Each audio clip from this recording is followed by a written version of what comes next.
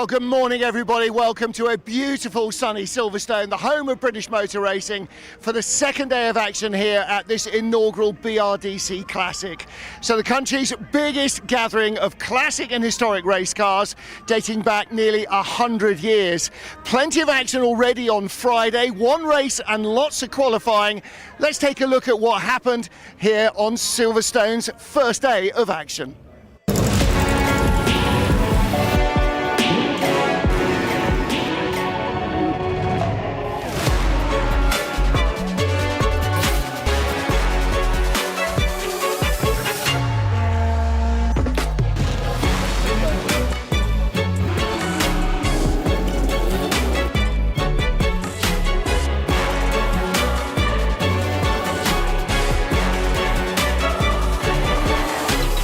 Silverstone's an unbelievable track.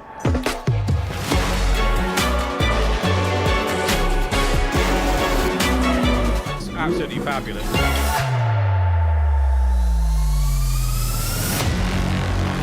Well, take a look at the name on this car and then actually take a look at the driver as well, because that's more relevant here today. Alex Ames, tell us a little bit about the history of this Formula Junior car that you're racing this morning. So it's a Brabham BT6. It was first driven by Mike Hailwood in '63. It was his first car that he bought after the bikes, which was then run later on in '63 by Reg Parnell Racing, which he then went into Formula One from then. So tell us, what is the attraction of these cars? As a commentator, it's like a shot of adrenaline first thing in the morning. Yes, just a little bit of that. They're such a, the grid's packed, that it's very, very close at the front. Any one of us probably at the front could probably win this one. Toes are important down the straight, so we'll see what we can do really from here. I didn't make a very good qualifying, even though I had a few fast sectors. Unfortunately, we got held up in a few places yesterday, so we'll just see how today pans out. Well, qualifying's one thing, racing is another. Take a quick scoot over here as well. On the other side of the second row of the grid, Lucas Halusa. Lucas, we were just having a little conversation actually about Lotus 22s. The family have got a number of these, haven't they? We do. We have 3 of them, or 4 of them. Yeah. Yeah, 4 of them here. And I was just wondering exactly what percentage of Lotus's total output for 1963 that might have been. You probably got about a quarter of all their cars. That could be. So tell us a little about this car, because this has got great history as well. Yeah, so this is, I think, the most successful Lotus car in the Formula Junior category that they ever had. In the 1962 season, Peter Arundel won the championship in it, with, of course, having won Monaco as well. I think he won something like 20 of the 27 races. I don't know exactly what the amount was, and so it's a really special car. And these cars are all about momentum, keeping your speed up. Do you use the brake pedal at all? You do have to use them, unfortunately, no. But it is, as you say, you try to use it as little as possible. You try not to smash on it, but use it, just balance it. It's a lot of fun. Not much horsepower, very little weight. These are a real jeweler's delight, aren't they? They are. No, exactly. And I mean, from a lap timing perspective, right, we're doing 20s, where you've got huge things with slicks, the HTC doing similar timings, and we've got 1.1 litres and thin treaded tyres. So it gives you an idea of what you can do with a small engine, little weight. It's a racing category for the thinking driver. All right, best of luck to Lucas Halusa. Let's just have a little quick whiz round. Cars in the assembly area getting ready to go out for the very first race of the day here. The historic Formula Juniors, massive field of more modern rear engine cars, front engine cars that started this category back in the very late 50s. All action all the way. Can't wait to get started.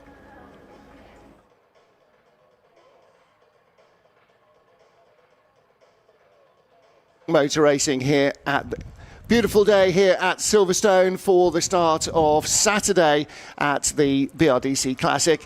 Bruce Jones, a mouth-watering prospect, essentially sports cars and single-seater cars and GT racing cars from the last century. I mean, we're now really deep into some of the history of this when we get to some of our older pre-war sports cars and the Woodcote Trophy and the Stirling Moss cars as well. Yeah, I mean, it's the 20s through to the 20s, isn't it, effectively? But the worst thing for me, well, in fact, I'll tell you, the best thing for me is actually starting the day with Formula Juniors. They are exquisite. Even their qualifying session was magnificent, looking at how they had to work their toe down the Hanger Straight.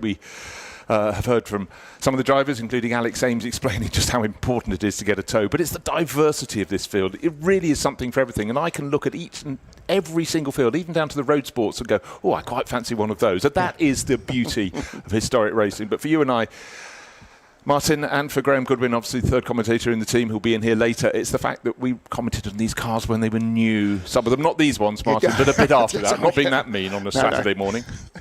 No, exactly. And I mean, I think that's part of the joy from 9 to 90, or younger than 9. My grandson's been coming here since he was 3. It's a chance to see very different cars from modern machinery, and also a chance to see cars that you would never have been alive to see racing in period. And for me, certainly, you know, these cars were long before I was of an age where I could ever discover motor racing. And they just have this sort of elegant simplicity and almost the innocence of the sort of late pre-war years, the late 50s, early 60s, as motor racing was starting to really find its international feet. And the other great thing about this Formula Junior category is that we have the entire history of it, starting with front-engine cars in the late 1950s with drum brakes, and then the rear-engine revolution being represented here as well. So the cars are in the assembly area, ready to go out for the very first race of the day. What else is on our smorgasbord of motoring delights? Well, after this, we go way back to the pre-war sports car racing from the 1930s. Road sports, very much more up to date. Cars from the 70s and 80s that were probably on your dad's drive or your neighbour's. 2-litre sports cars, proper endurance racing machines, and the Derek Bell Trophy, Formula 5000 versus Formula 2. The Woodcote Trophy and Stirling Moss Trophy, that is 2 races in one after our lunch break, and then some fabulous Formula 1 cars in the GP Icons presented by Goodyear. MRL's Historic Touring Car Challenge is a mouth-watering delight, and the GT3 Legends, again, if you were watching Le Mans or any other sports car race in the last 20 years, most of those will be very familiar to you. The Pre-66 GTs, once more you've got Austin Healey's and E-Types and Lotus Elans and a whole host more. And then to round out the afternoon, 30 minutes of the endurance icons, cars that raced at Le Mans and elsewhere in the late 90s and early 2000s. So something for everybody. If you love your single-seaters, if you love wings and slicks, if you love the early stuff, if you love the recent stuff, we've got plenty here.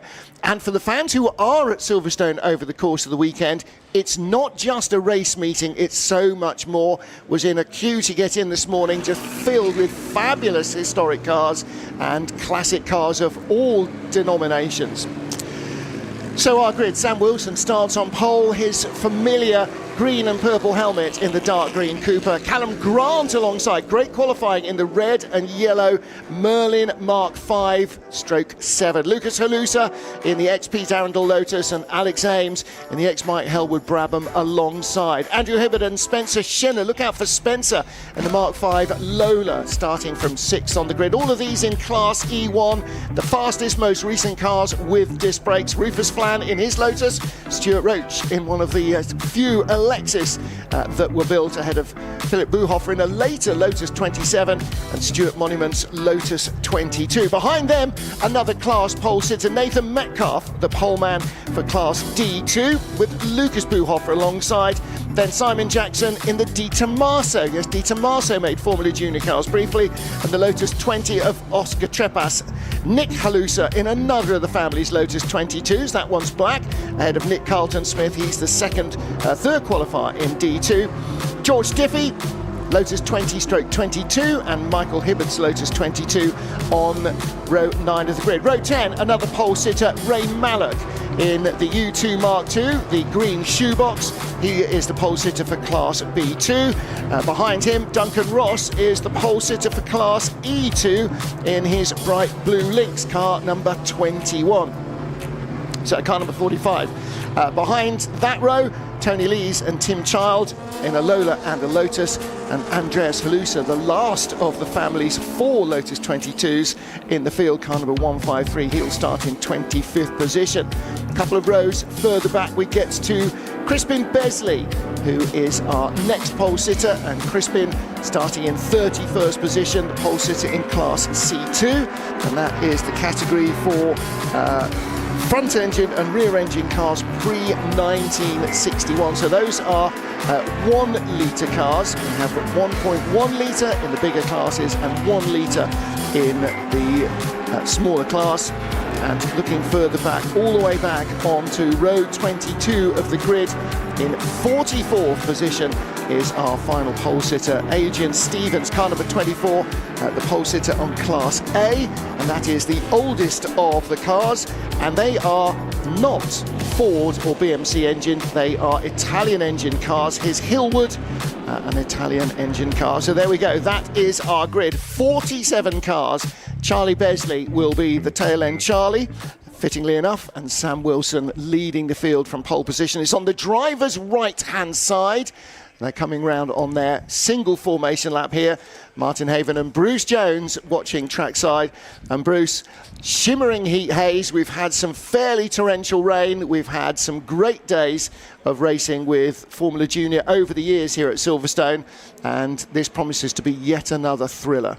The weather makes absolutely no difference to the quality of racing in Formula Junior. It's like no one ever tells the drivers. They're out there to have fun. And walking up and down the paddock this morning, looking at the drivers, they are really, truly of all ages, from the young guns right at the front to, as you were saying, some polished hands down around midfield. But there is something for everyone in this field. A lot of the cars look very similar until you get up close. We've got the Lotuses, we've got the Coopers, but the real outlier is Callum Grant, the red and yellow striped Merlin, the outside the front row, the ex-Dennis Welsh car.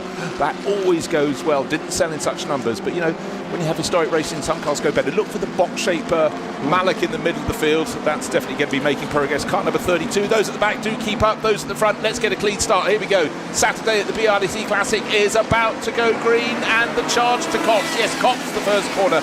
Will Sam Wilson still be in front of the Gerard Racing Cooper? Looks though on the outside, Callum Grant's trying to go around the longer line. Will he get his nose in front? Good, tidy battling around the middle order. Cox still just one of the most fantastic corners of the Merlin, has to tuck in behind. And it's Sam Wilson down to going sideways. The Coopers are really having to be worked very, very hard indeed. Is everyone getting through Beckett? So far, so good. But look how many cars you can cram into next to no space at all. Really sideways through the first couple of corners, out of the Beckett's S's and onto the Hanger Straight. The classic-ish Silverstone Grand Prix layout. Sam Wilson with the lead. Checks the mirrors. There's going to be a lot of that. So too does Callum Grant in second place in the red and yellow Merlin. Lucas Alusa and Alex Ames. Alex Ames is right there, car number 21, the first of the Brabhams. Alex Ames in that dark red car with a blue noseband, and the lead quartet breaking away already, and a non-starter, unfortunately, car number 51. So that is one of our older machines. Well, that's Michael Hibbard. So he's no, it's not. That is Michael Hibbard, yeah. But what's so beautiful, on the grid, we've had a Cooper from a Merlin, from a Lotus, from a Brabham. So it is as it was in period, but pole doesn't always lead to getting into the lead of the race at Copse, but certainly a brave attempt to hold that inside line from Sam Wilson so far has paid off. He's really, you can see he's pushing those tyres right to the edge. It's skittering, it's sliding around. I'm not complaining. I love seeing racing cars do that.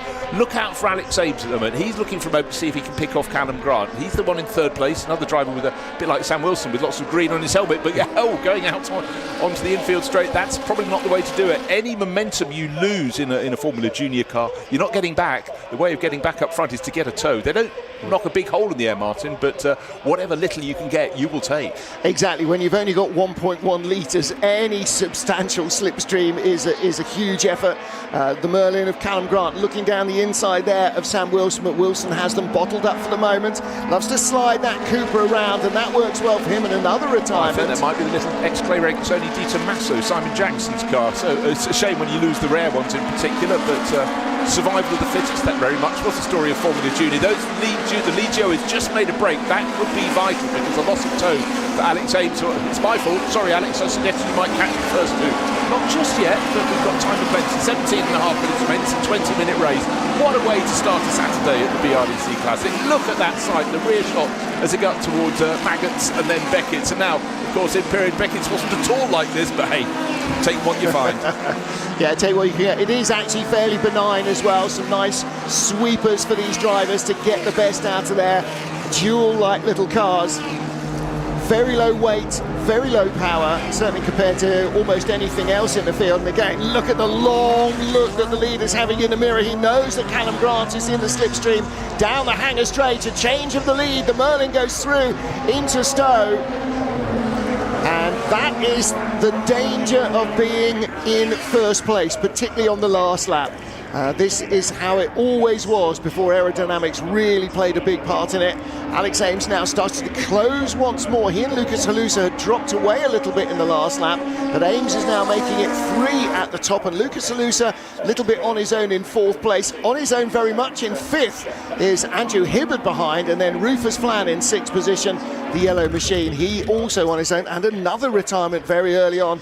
That's a shame. Oh, it's the koalas. We were joking yesterday he's coming for some eucalyptus leaves, but that's not really required in a 20-minute race. But what is beautiful, think about these racing here in period, the epic flow you get around Silverstone. Think of these racing at, I don't know, Monza before the chicanes. And I remember talking to a driver, of course, Formula 3 came out of the back end of this, and talking to the inimitable man with the best moustache. No, actually, maybe that was Olaf Mantai, but Pico Troberg, and he was saying the last thing he wanted to do in a Formula 3 streamer was lead it at Monza until that final lap, until he got to Parabolica on the last lap. And then, of course, famously, the 1971 Italian Grand Prix proved exactly that with that 5-car sort of thunderburst that. Well, I'm still not sure they worked out who won that race, but BRM will put up their hand for that one. But look how Sam Wilson is he's now back in front. It's here the ebb and flow between the pair of them, and it's just these cars are on the edge of adhesion. What the driver's trying not to do, Martin, trying not to touch the brake. A little kiss to balance the car, but no more than that. Yeah, and that's why the cars are getting so sideways. They're trying desperately to keep the revs up, keep the momentum up. 1098 engine needs to be in the power band. If you drop out of the rev range, then it's absolutely flat as a pancake. Not that it's exactly lively up to then. Alex Ames dropping away again a little in 3rd place into the clutches of Lucas Halusa. And actually, as Halusa starts to get a toe off him, it slows Ames down. So he's dropped away from the leaders there. He is in the Brabham. But Sam Wilson, Callum Grant now through the Beckett's S's, out to the Chapel Curve, onto the hanger straight. And again, Sam Wilson giving away the toe. Long look in the mirror, and another long look in the mirror. He knows that Callum Grant is coming. These cars are so tiny, there's no chance of being able to shut the door down the hanger straight. You could get 6 of these abreast and there'd still be room for plenty more. So a new leader again, Callum Grant back in front. Alex Ames with the fastest lap of the race last time round, closed up on these guys. This time though, just dropping away a fraction, not quite as quick this lap round as he was last time. It's about carrying momentum. I can't quite work out where they're super clipping around the lap here. No, it's just flat out, and it's just the fact the hole they punch in the air is so small. So it isn't a big toe you're getting, but it's a fairly clean toe because you don't have wings that will disrupt the air and make the airflow behind the car really difficult. Alex Ames, I can't quite work out just yet why he's not managing to catch the first 2, because they're fighting so hard. And at the moment, Lucas Halusa has fallen back a little bit in 4th place. So this is his moment to start making move. He has set the fastest lap of the race, but we're talking a difference of a 1/10 of a second at the very most. All the top 4 cars under 2 minutes 20. Nobody else yet managed that. Andrew Hibbard, he's about 3.5 seconds further back. Should be coming to the background of the shot any moment now. There he is. That's the gap back to 5th place. So he's not likely to claw that back in 13 minutes. But the lead order, well, who knows where that's going to be in the next 2 laps. Nathan Metcalf down in 9th place, the Class D2 pole sitter, still leading from his closest rivals Nick Carlton-Smith and Oscar Trapez. Little change there, Trapez out-qualified Carlton-Smith, but Carlton-Smith has got by him in the race. And further down in the top 20, Ray Mallock in the U2 Mark II, and he was the pole sitter in Class B2, leading that one. He's been a serial winner in Class B2, and the cars that were designed by his father. Lucas Halusa, Andrew Hibbard dropping away in 5th place. The bright yellow machine of Rufus Flan in 6th spot. Rufus in his Lotus 22. So another very similar car to the one of Lucas Halusa. I just love looking how small these cars are. I mean, anybody who is a fan of the packet of biscuits or the bag of chips is not likely to race in Formula Junior because frankly, I mean, taller drivers don't fit generally, but if you're carrying any excess baggage, it's just not going to work in these. But Sam Wilson, well, he was passed before into Stowe, but he's about to return the compliment. Up the inside, tried to test it, classic move, classic corner. Yeah, great move by Sam Wilson, and again Callum Grant, having set the fastest lap last time round with Wilson in the tow, knew that he was going to be a sitting duck. So now it's almost after you, Claude. Callum Grant has worked out that if he sits close enough to Sam Wilson, he'll be able to tow past him down the Hanger Straight and then keep in front.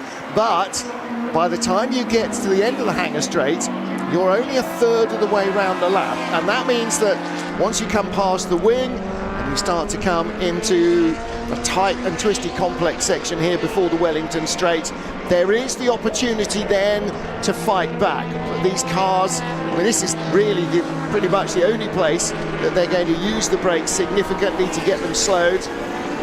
Is there an opportunity to pass other than the Hanger Straight? Certainly nobody has shown the inclination to do so yet. Coming down the Wellington Straight, Sam Wilson leading from Callum Grant, Alex Ames in third place, Lucas Halusa in fourth, and Callum Grant looking for a first win here at Silverstone for a Merlin. Sam Wilson's been a serial winner in this Cooper, Alex Ames has won in the Brabham, but for the Merlin Mark 5/7 to take victory here would be definitely a big feather in Callum Grant's cap. Oh, it really would. And I mean, what I love is the fact he's prepared to attack everywhere. And obviously, Sam comes with a large reputation. You do get that if you keep on winning in events and being in the top three. But, you know, they'll be loving this moment. You know, who's the hunted, who's the hunter? It's chopping and changing. Fastest lap of the race last time around, Callum Grant. But now they've just moved on to 4 laps completed. Of course, the order has flipped over again, so Sam Wilson back in front in his Cooper. Right, they're about to have lapping. There's Duncan Rabagliati, the man who's probably done about 3,000 Formula Junior races, give or take, plus or minus VAT. But he's up front. He's the man who he's up in front of these guys. These are the front runners. Sam Wilson, Cooper, still ahead of the Merlin of Callum Grant. There is the orange Alexis. He'll stay out of the driver's way. And of course, Martin, at Silverstone, you've got space to play here. At certain other circuits, it's harder for the back markers to keep out of the way. But their job is to stay on their line, and they're doing that absolutely perfectly. So Duncan out to one side, the Wimbledon solicitor, and in behind. It's chopping, it's changing. After you, not after you, Claude. After you, Callum. No, after you, Sam. So another of the front engine cars right in front of them here as they sweep round through the Vale, and you can see the dramatic difference in these cars. This championship only really lasted for 4 years, from 1959 to 1963, and it saw such a changing of the guard. The old front engine cars much more upright because you've got to put the drive shaft somewhere, and predominantly that's under the driver, so you have to sit up a lot higher. And then once the engine was behind, the cars suddenly got a lot lower and a lot more modern looking. In all honesty, I can't think of a single championship which had such a short span, yet had such a quantum leap from the cars that started with the engines up front to the ones at the back. And it wasn't just sticking the engine at the back, it was when you started to look at the engineering, bearing in mind that Cooper and Lotus, they were the people pushing the envelope in Formula 1 at that stage. They really put the engine behind the drivers. Of course, Ferrari famously didn't get around to that till some while later. Aston Martin came in and just timed it rather badly, putting their engines up front. But anyhow, for those out there on the circuit, it's where is the next move going to come? But of course, the changing cast of the slower cars, the back markers, is what's going to tip it. Whoever's out front is surely going to have an advantage through traffic, and that has been the case for the Merlin. Callum Grant, well, often the leader gets held up, but Callum Grant has made good inroads in traffic there, and he's gone out from 0.4 of a second to 1.4 a second over Sam Wilson, and has broken the tow, and that might be significant here because these cars are so even. No, exactly so. Going past Graham Barron's Gemini, so again the front engine cars not in the match. But I think the reason I said the front runner has an advantage through traffic is the cars are so small. If you're on one of these taller front engine cars, you see one, but you can't see cars 2 and 3 and 4. And I think they think, oh, let him through. Oh, sorry, Sam, I may have just slightly moved over on you there. But Sam, well, that's going to put him off. In fact, he might put himself off there. Yeah, Alex Ames is now, he's come closer in traffic, so second and third, going either side. Just think Ricardo's onto Spa many moons ago in Formula 1. Mika Hakkinen one side, brackets on the grass, Schumacher up the other side up. Why do people say going down the Kemmel Straight? Well, have they ever walked up the track at Spa? You get down the King's Road, so it's the same sort of thing, it isn't, isn't for a penny like me. Lucas Halusa coming through traffic as well, but the definitive break, or is it for Callum Grant? 7.5 minutes. They've got another 3.5 laps to go, and I think really if Callum Grant can stay clear, then he's got this one won. But that's not guaranteed. Again, you only need to catch a slower car in the wrong corner and not be able to get by him, and suddenly you've lost a second. I think Alex Ames is going to remember the moment that he just saved there, just got his braking all wrong, was braking deep into the corner as he could. The front end of the car started to wash away. You can imagine it was just like on board. Sam Wilson still, he's just got this ability to just put that, he's so smooth, isn't he? He goes out wide, he's very happy on that wider line. He seems to think it's faster, but he just is consistent. There we are, okay. Tighter corners, you've got to swing the tail around. But again, look at the difference of the lines there. The chasing Alex Ames going far, far wider, and it's pitch in, pitch out. Then, of course, it all evens out. Would Mike Hailwood have driven like this? Bear in mind, when Mike Hailwood was driving this Brabham, he'd just come down from motorbikes, being a global superstar. But of course, your balance is entirely different, isn't it? But I'm sure, John Surtees came ahead of him into motor racing, car racing from bikes, and he had his own style on bikes. He sort of changed the way the riders leant and so on and so forth. But it must be extraordinary to suddenly have 4 bits of rubber keeping you to the track. But the record shows that they did a pretty good job. They did a good job in conversion, didn't they? And maybe one of the big what-ifs of the modern era is, what if Valentino Rossi had gone racing in single-seaters when he tested for Ferrari? Well, further back, lots of arms and elbows, plenty of action in the midfield between some of our lapped cars. And again, wherever you are in the field, that's Nathan Metcalf, car number 171. So he is the leader still. Or was that Nick Carlton-Smith just going by him there? Is that what we missed in traffic? I think it might have been. Metcalf has lost a couple of positions. He started, I think, in 11th and went up to 9th. He's down in 11th at the moment. I think he's had a little moment in traffic. I think that was may have been Nick Carlton-Smith going by him. Nathan Metcalf still shown as the race leader. Callum Grant out front by 1.5 seconds now. What's interesting to me, yes, they're having to be slightly delayed as they pick their way through traffic. Looking at Andrew Hibbard there, who's really had a very lonely race in 5th place. He's 11 seconds down with those ahead, but nearly 5 seconds up on Rufus Flan, who's making quite a name for himself in this championship. He's in the yellow Lotus, you can see in the background of the shot there. But our race leader, Callum Grant, well, he was busy. In fact, every corner he's busy now. Think about it. Look how wide they go. It's an absolutely wondrous lesson in physics, but their last few laps have been a bit slower because of traffic, but now they're clear. And I'm just looking. Callum's hasn't. He just set a 2:18.8. The only man in the 2:18 that was a couple of laps ago. Lap. That was a couple of laps ago. That was best, not last. But I'm saying their pace, because of the traffic, has dropped by about 1.5 seconds. But now they're clear of the traffic. We'll see how it settles down again. Of course, their tyres will be a little less sweet than they were at the start of the race, but tyres were never the biggest of issues in Formula Junior. Well, watch the front of Alex Ames's car, particularly in the tight section here. Those cars get quite a lot of understeer, and that's why they have to drive the car around with the rear to try and get the car turned. Coming down towards us, Justin Fleming's Lola Mark II, one of the very earliest Lolas. Eric Broadley, the engineer designer, and they're being caught by our chasing pack. Alex Ames in car number 21, dropping away from Sam Wilson again, and that gaps out nearly to 2 seconds again. Ames just seems to have a little bit more understeer than the 2 cars in front of him, probably a little less than those behind. So he's having to, again, slide the car around, the classic 4-wheel drift before radial tyres, which don't respond well to going sideways, whereas crossbars used to, and before wings and slicks, which also don't like going sideways. Drifting the car was the best way to keep up that momentum. And Callum Grant, the traffic is falling really well for him, isn't it? They go by Justin Fleming's Lola, that pale blue car. Behind them, 131. Oh dear, we've had a bit of a clash, unfortunately. This was around the middle order. That's Lucas Buchhofer, car number 77. Yeah. And the Lotus, I think 39. that's in traffic. So that's Nick Carlton-Smith. So he is the man who was second in Class D2, Nick Carlton-Smith. Yeah, they were just on the tail end of the top 10, 11th, about 10th, 11th places, so not enough space for the circuit one. Hand up there, acknowledgement, red flag. Race leader immediately stuck his hand up there because those 2 cars are stricken at the side of the circuit. And, what did we have?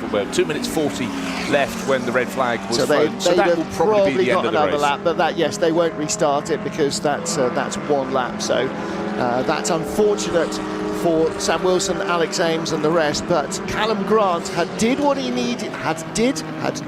what he needed to do. Conjugation lessons on a Saturday morning. And this, Bruce and I both reverting to Autosport sub-editing mode there and editing ourselves as we talk. Many years ago. So yeah, unfortunate clash there, and actually with the red flag on this lap, it will be a count back to the last completed lap. So Nick Carlton-Smith will still end up in second in Class D2.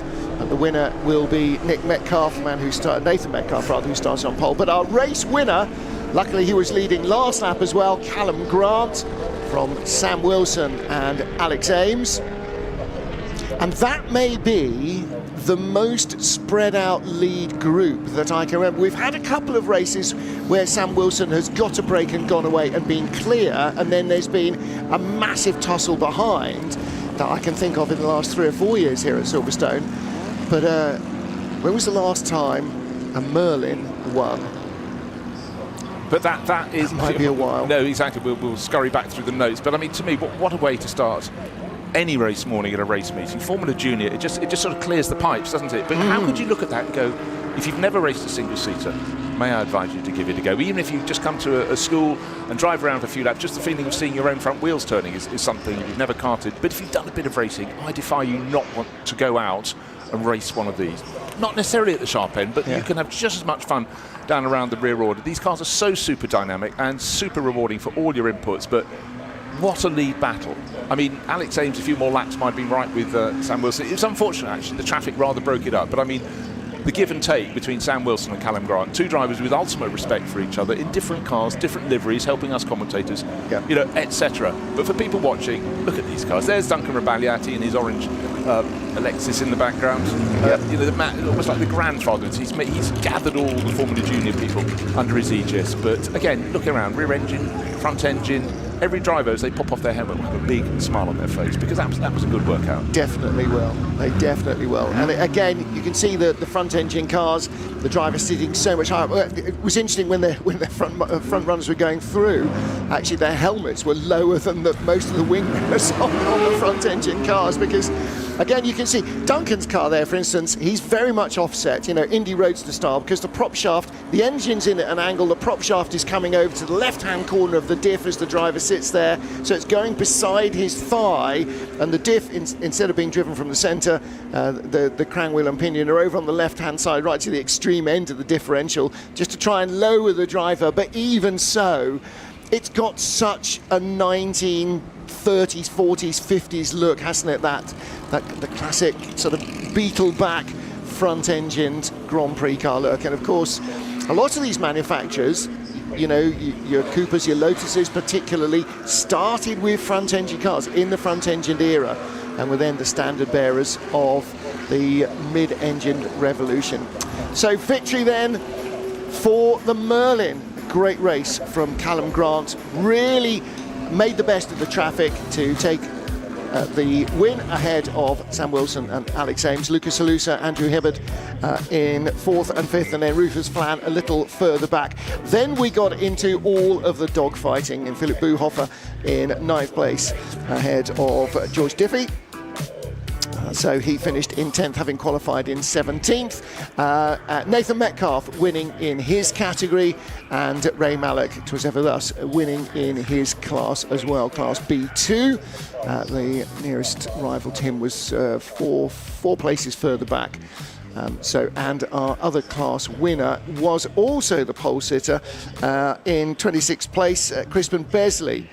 Crispin Besley in his Lotus Cooper T56, claiming Class C2.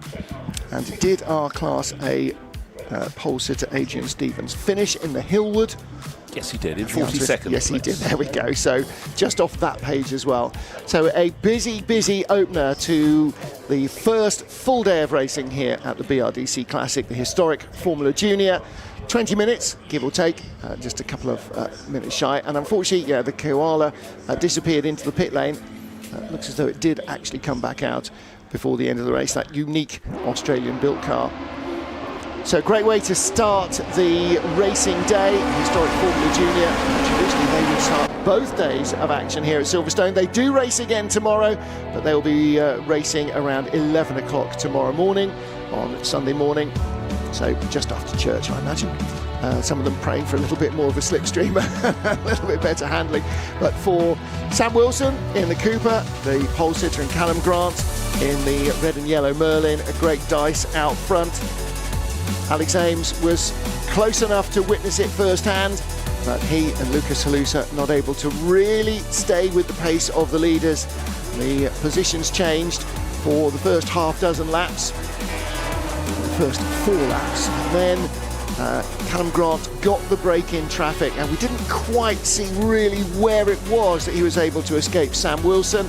They sort of went into the back markers like this, and then a lap later he was the better part of 2 seconds clear as everybody else had to jockey for position. That is a moment or two in traffic.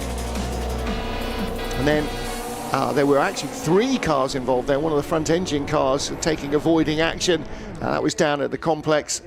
Contact between 2 cars and an immediate red flag to bring an end to proceedings for the historic Formula Junior Championship.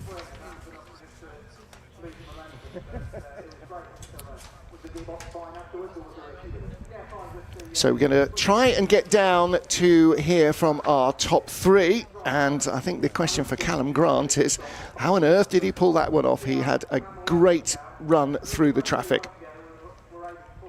We've got our top 3 to chat to. Callum Grant is alongside me. Callum, a brilliant victory from you. Yourself and Sam seem to be having a great battle early on.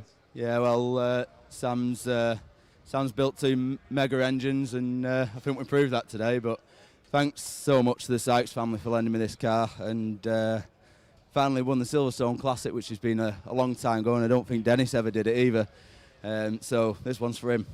Absolutely, yeah, we miss him dearly. 2 of you seem to be working together in the early stages. Was that to try and break Alex? Yeah, we don't want 3 people in the party, it's a crowd. But no, it was good fun, we enjoyed it, and hopefully more for tomorrow. Couple of changes of position, just talk us through them. Working together really, get the slipstream, pull away, and try not to impede each other. But I think Sam missed a gear and gave me a break, and I wasn't gonna wait for a second choice. That took the pressure off of it, didn't it? Sam's smiling. So Sam, I think it was just as you were coming out of the loop and through Aintree, wasn't it, where you missed the gear? Yeah, coming onto the Wellington straight, it's the gearbox in this, the Ursa gearbox. First gear is right next to top, and there's a spring in it, and I just went for 4th, and it just caught the spring, and that was enough to just lose the momentum. But it was great up until then. Was the gearbox fine afterwards, or was there an issue with it? Yeah, fine. Just the squishy bit in the middle that was causing the trouble. So no, it's fine. It's driver error. Callum's done you today, but you'll start from pole for the second race tomorrow. Yeah, I'm going to have my work cut out. I mean, we worked really well together. We were able to pull away, and there wasn't a lot in it. But I think he's slightly quicker in clean air. So yeah, it's going to be hard work. It is, because this man here, Alex Ames, will want to join the party tomorrow as well. Alex, you stuck with them in the early stages, but they just got away. Yeah, I don't think I had quite had the pace today. We're suffering with a bit of understeer, making some excuses really probably. But no, I just didn't quite have the pace to keep with them. Caught back with them for a little bit on the back markers, but I just think I had too much understeer today, so we need a little bit of a play for tomorrow. But the weather might play a part tomorrow. I don't know whether it still looks like it's got drizzle in the morning or not. It looks as though there might be a bit of drizzle tomorrow. Make it interesting, mightn't it? So we'll see what we've got then. What were the grip levels like out there? Because obviously it was very warm yesterday, cooler ambient this morning, but a bit more breeze. It's got a reasonable grip level. You know, compared to driving the E-Type like yesterday, this has got lots of grip compared to the E-Type. But actually, the grip levels are quite good now. So because we're on the historic Vale, that has taken a long time to come the grip. So first time round there on testing, I was like, whoa, there's no grip there at all. So that's actually now getting a bit better. So I think the lap times today will probably be a bit quicker than they were yesterday. Well done. Thanks for keeping us entertained. So there we go. We've spoken to our top 3 in the Silverline Formula Juniors. So let's go back upstairs to the commentary box.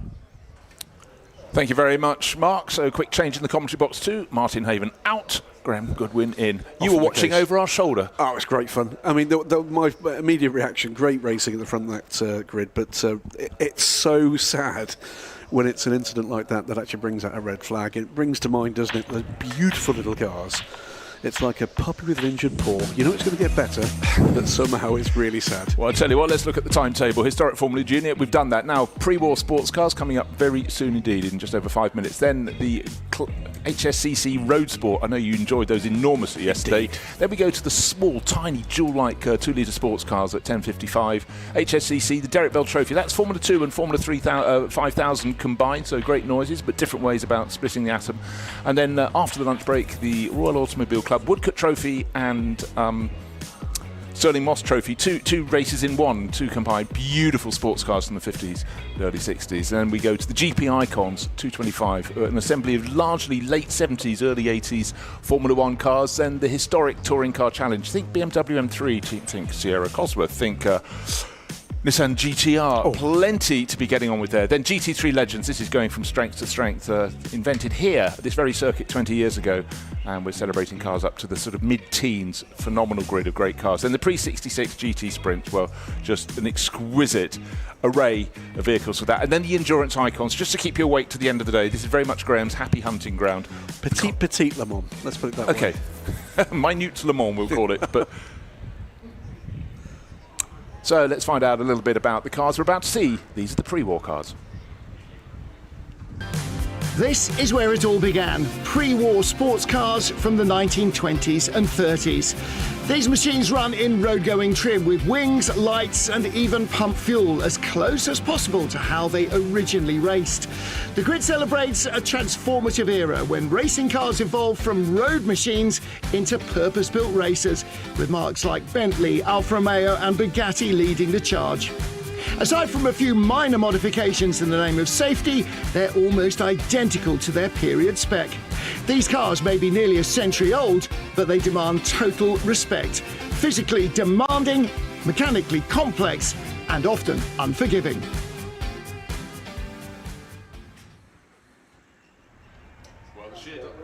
Well, the sheer diversity of what we're about to see, you'll only see it when you see it, but they're coming out very, very soon indeed. But just to give you a little taster, here's the grid. I'm just going to talk through the top few cars. We start with an Alvis Firefly Special, which Rudy Friedrichs put on pole, and he was just in commanding form.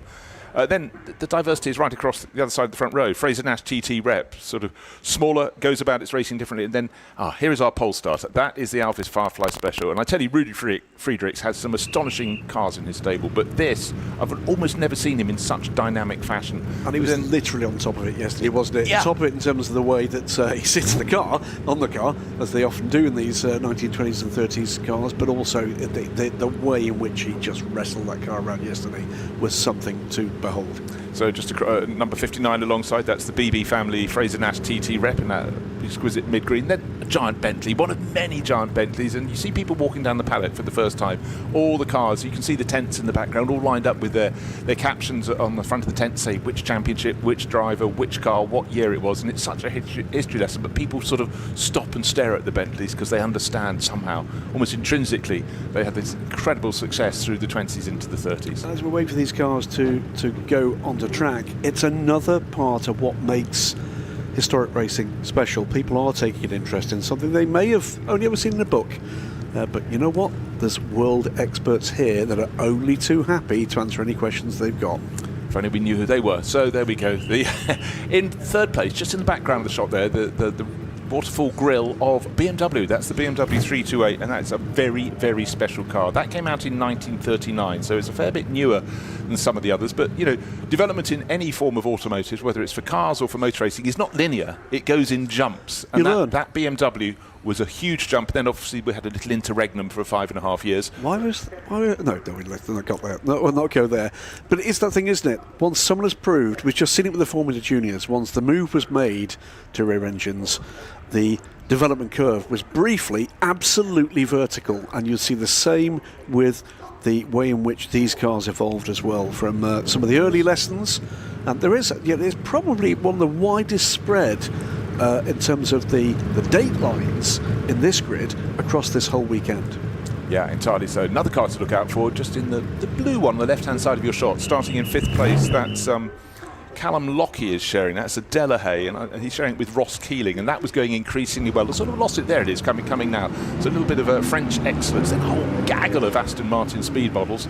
I think there are 3 of them in 4 positions on the grid. Then Bentley seems to almost take the light out. The Talbot, that's such an exquisite car with its very successful in period with its sort of pea green and dark green livery. And just look at the shapes and hold on, eventually may have gone just out of shot will be Sue Derbyshire in her 3-wheeled Morgan. That I defy anybody to watch that racing and not come away with a big smile on their face. Yeah, remember we've got another aspect to this race, which is we've got very often the owners of these cars, and they are, highly skilled at the wheel of their prize possessions, but also some proper pros in this as well. And we're going to see some of these cars with dramatically different pace, sometimes deeper into this race. There is the little Morgan just going through shot there.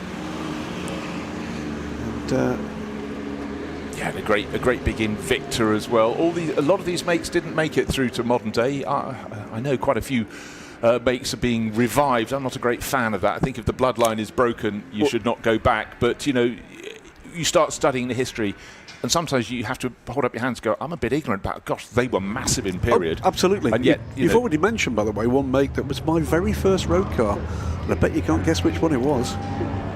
I'm trying to think, was it a Morgan? It was a Talbot. Was it a Talbot? Not quite the same bloodline, Not though. quite. This, by the time PSA got hold of Talbot, the little Talbot Samba, a rather different proposition to what we're seeing here. Let's take down on the front row of the grid. It's Rudy Friedrichs, who was super impressive in his Alvis Firefly. Look out for that. Car number 18, and then alongside the Fraser-Nash TT rep of the BBs, Josh and Rob, that's car number 59. Vijay Mallya and Patrick Blake-New-Edwards, who really got very close to pole position, that BMW 328 at the end. But again, 2 drivers going out in qualifying. And the Getley Fox, Bentley is the best of its bunch in 4th on the grid. Then comes Keeling and Callum Lockie, mentioned the Delahaye, and alongside the Jaguar SS10 of Burton and Finbo. That will definitely go well. And then this is the car, the Bradley family, Aston Martin, been racing consistently every year since 1946. Think about that for a moment, 80 years. There's something that's had a huge return. And Darren Turner, it just says Turner there, but we know it's Darren. Aston Martin, somewhere, racing, he'll be in it. So look for him. So he talked about a few pros dotted up and down the order.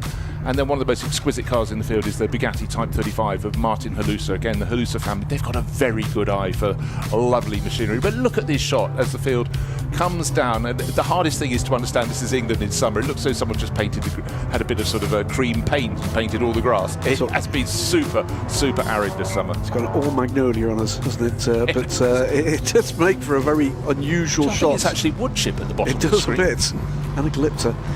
But great grid. Real variations here, and you're going to see some variations again, as in the Formula Juniors, in pace amongst these cars, but trust me, there are going to be proper battles. Oh, there will, and also, of course, the order will be shuffled during the course of the half-hour race because there is a pit stop somewhere in and around the middle. Not everybody will be having a driver change, but they have the mandatory minimum pit stop time. But I think before then, we're going to see, I reckon, on the form we saw Rudy Friedrichs display in qualifying. He qualified nearly 3 seconds, if I do the maths. In fact, 3.5 seconds clear of the rest of the field. So again, the fact the grid is still running through. The Wiltshire family cars, a lovely little story of that after it had its competition career, it was used as to tow a plough, as you do. Wow. And that brings us on to a feature of these pre-war cars. They weren't enormous in terms of horsepower, they were absolutely socking in terms of torque, so you can imagine that would have no problem at all with a bit of agricultural labour. But for all these cars, it's the fact that some of them are nearly a century old, they're still racing in many ways. Imagine if, at the time, if you said, as people having these cars and they have become outdated, these will still be racing in 90 years' time. You'd have laughed, because of course you look at the next car that's coming down the line. But here is the Alvis Firefly Special. And what is it, out clear already, but so the rest of the field needs to pull closer together on this formation lap. But here we are, Silverstone, the second race of the second day of the BRDC Festival Classic. It's a new festival here at Silverstone, and I must say, you did the numbers. I think it was 250 plus racing cars, plus the car clubs, plus the fun fairs, plus the everything. Oh, plus the good weather. So absolutely, I think we're set right. fair. You know, this grid brings us to the point where it's something like 90 years of racing history covered across the variety of grids here this weekend. The earliest car we've got on track is a couple of 1924 cars in this order. Two of the Bentleys are from 1924. and something like 2015 for the latest of the GT3s that we'll see later. Astonishing. It's not going to be that much longer before we're going to be celebrating a century of history at these racing festivals, and leading the van are going to be these cars. Yeah, 100%. So just bear in mind this circuit here opened in 1948. So these may have raced here, but they already would have been rather second-hand. The war would have been in between. But, you race what you can, where you can, and that's always been the essence. And look at the diversity. Alvis from Fraser-Nash, from BMW, from Bentley, from De La Haye, from Jaguar, from Aston Martin. 7 mates in the top 7 positions. But I think it's going to be a real struggle for everybody to keep up with Rudy Friedrichs, that number 18, the black Alvis Firefly Special. But it's not just about the winning. Oh, there's that gorgeous cream Invicta coming through. Everyone has a car that draws their eye, but there's certain elegance that seeps out of an Invicta. Well, we go from elegance to raw performance now, about to go green. So the pre-war sports car race kicks off with Rudy Friedrichs in front of the BB family car, which is the Fraser-Nash, and Vijay Mallya will be sharing Pat Blakey enters in that BMW. We'll have to work out who is starting what, but a nice clear run down to Cox for the first time.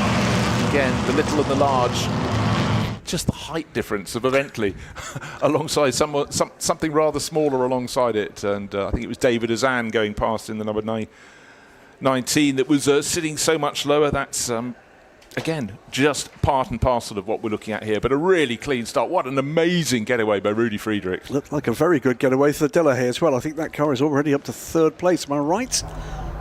Certainly looking as though it's going that way. And that would probably mean it's Callum Lockie on board. I'll have to wait and see the helmet, but certainly Ross Keeling's been getting that De La Haye going well. But again, the gap's opening out very early on on qualifying form, Rudy Friedrichs was in a class of his own. The BB's pushed hard, and the car that's gone slightly backwards there is, I think it's probably Vijay Mallya driving the BMW at the moment. Bottom right-hand side of your screen, you can see we've got a stage here at the BRDC Classic, and our finishers from that first race, the historic Formula Junior race, being grilled down there. It's just on the inside of Cops by Toby Moody, who's manning the microphone today. Indeed. Worthy podium sitters, all 3 of them. Wow. That's interesting. Look at that gap. The BB car is right there. It's doing well. It's doing incredibly well. We've got some others starting to make a move. I expected that gap to go out and out, but I must say, around the twistier parts towards the end of the lap, once you going past the contemporary pits, so it's halfway around the lap, but basically through the twisty bits, once they got to Stowe, the BB car was getting closer. The Fraser-Nash was definitely closing in behind. Let's take a look. This is the battle for 3rd and 4th positions, just waiting for the De La Haye to be in shot. It's rather further back, I beg your pardon. No, it is the De La Haye, that's right. It is. We've got no timing, I think, is the problem. Yeah. So timing, I'm afraid, is frozen for us, so we're relying on pictures only. Anyhow, the first 2, it's almost then a 2-car race. Wait for the rest to come into view in the background. Giant grandstands casting a little bit of shade. Yeah, I needed both hands to time that gap. It's significantly more than 5 seconds. Okay, but behind there's quite the gap, and then quite the group, and lots of battling away. The lowest car in that group is in the middle of the shot. It's only got 3 wheels. It's the Morgan, just coming to the bottom of your screen now, and that's certainly gained a few positions. That was starting down in about 16th. It was 16th. Warwick has come rather higher. So it does look as though it's actually Ross Keeling who's in that battle for 3rd place. But the first 2, they are not home and hose, but they're way out front. Timing is kicking in, nearly a 3-second margin. But this man, the race leader in his Alvis, that's Rudy Friedrichs, and the BB car, Fraser-Nash, 3 seconds down or a whisker there under, and then best of the rest, it's the Keeling, Lockie, De La Haye, there it is, and the Getley Fox Bentley again going nicely. And the car that's made very decent moves from 8th up to 5th is Alex Hewitson, and he's Riley. He's the one who's joined that battle, the dark blue car just in the background of that shot. This is the battle for 3rd place at the moment. It's chopping, it's changing, but for now, after a good start, the De La Haye is still in 3rd. Bill Morgan, by the way, minutes way up from 16th to 8th in that first couple of laps. So in the early running, is making fantastic progress up the field. So the 35 car. Next target is the number 8. That is John Burton's Jaguar SS100. SS for Swallow sidecars. 100 for its top speed in the day. You can see the little Morgan in the background there. sometimes I have to pinch myself. If you get a Morgan racing against a Bentley, you think, who put this rule package together? They're separated at the moment by one car, the Burton Finborough Jaguar you just mentioned with the nomenclature explanation. But there, look, leaning out of the car. And it's often when you see the rear shot of it, a car in historic racing, you really get to understand how they're working their tyres. But the whole body on the Morgan just seems to move It's around. the double rear wheel setup on the Jaguar as well. Number 8. Well, that was hugely popular in hill climbing to get the extra traction off the start. It's barely fair, isn't it? Just 3 wheels on the Morgan. It's got double that of the Jaguar. And if ever you can find the Duncan Hamilton's autobiography, Touchwood, I've read it. Buy it. It's astonishing. You laugh yourself stupid, but I mean the fact that the first time he fitted double rear wheels on his car in his Muse garage, he accelerated out, but it was wider than the garage door. It was such a shame he did the same thing again later. So Delahaye just fended off at the moment the, I think, rather rude approaches of the 2 cars behind, the 99 Bentley. And what is that? Well, we've had a place change because Alex Hewitt has just moved up in the Riley. There it is, the dark blue Riley. But as he goes wide, he loses the place again. This is chopping and changing. Wait for it, waiting for the Morgan to come into the background of the shot. It's lost the position, I think, the Morgan there, actually having gone up to 8th. I think it's down to 9th now because this is 3rd, 4th, 5th, 6th. Yeah, it's gone down 1 position. But our race leader is sort of sitting comfortably. He was nearly 3 seconds to the good at the front of the race. The Delahaye in 3rd place, just seeing it there. Ross Keeling is making that move around and seems to have escaped in 3rd. Because as the Bentley fights behind with the Riley, and the Riley too, in turn, has a little bit of a push from the Morley family Bentley in the background.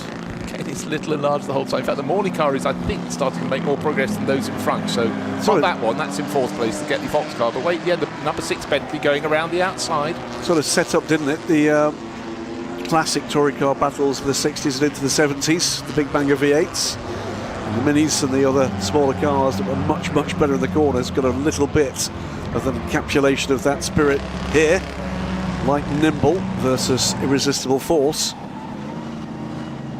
You were saying earlier, Bruce, the torque of these big Bentleys, astonishing, even by modern standards, astonishing. Yeah, I was quite right about the number 6 Bentley. It's just picked off another car working its way forward. By the way, the gap Rudy Friedrichs is built after 2 laps. Remember, it was just under 3 seconds. It's now 8.6 seconds, only going out. So I think, and here is the Derbyshire Wood Morgan, but 3rd, 4th, 5th and 6th all in shot. In fact, one almost out of shot because behind the second, the Bentley is very hard to see Alex Hewitt's and Riley, but it's just sitting in there. And now a challenge, the Delahaye, can it block off? It could if it chose to, but decided not. Again, sweeping through.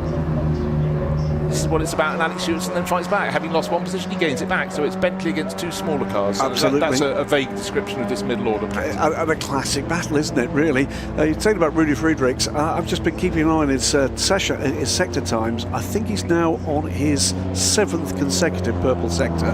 The 247 plus previous lap, 245 dead on the lap he's just completed, and he's just cleared. He's in the middle of the 2nd sector with another purple sector in sector 1. Now it's the 2 smaller cars battling, and the Delahaye loses out again. The 32 car, the Riley, moves on through.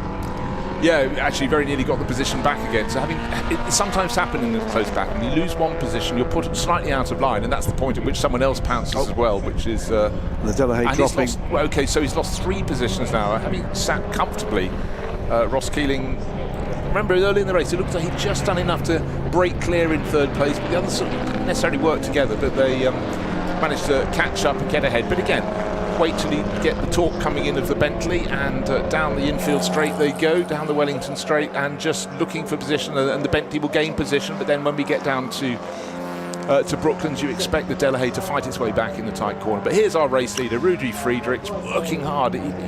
No one's there to play with him, but he's as he was in qualifying. He's really pushing that. Well, here you go. To the limit. Well, here's the pace. It's 2:43.3 this time, 2:45 dead last time, 2:47.8 I think it was the lap before. He gained 8 seconds on that. That is, really astonishing pace from him at this stage of the race. 17 seconds to good now. Well, we were commenting when in qualifying that a lot of these drivers, it's like going for a session in the gym, but just seeing you know, the sort of smoother driving style of the drivers in the Bentleys. The Getty Fox car now up into third place overall, but Rudy Friedrichs, you can see his arms and elbows, he's out, the tonneau cover sort of makes him look, so he's sitting even higher, but whereas look at the Morleys know their car forwards, backwards and sideways, just choosing the moment, but it's about using the flow. You've got an awful lot of weight in a Bentley, but you know, weight and torque, it can be a good formula. I think this is the thing, isn't it? Same with the Formula Junior cars we've just been watching.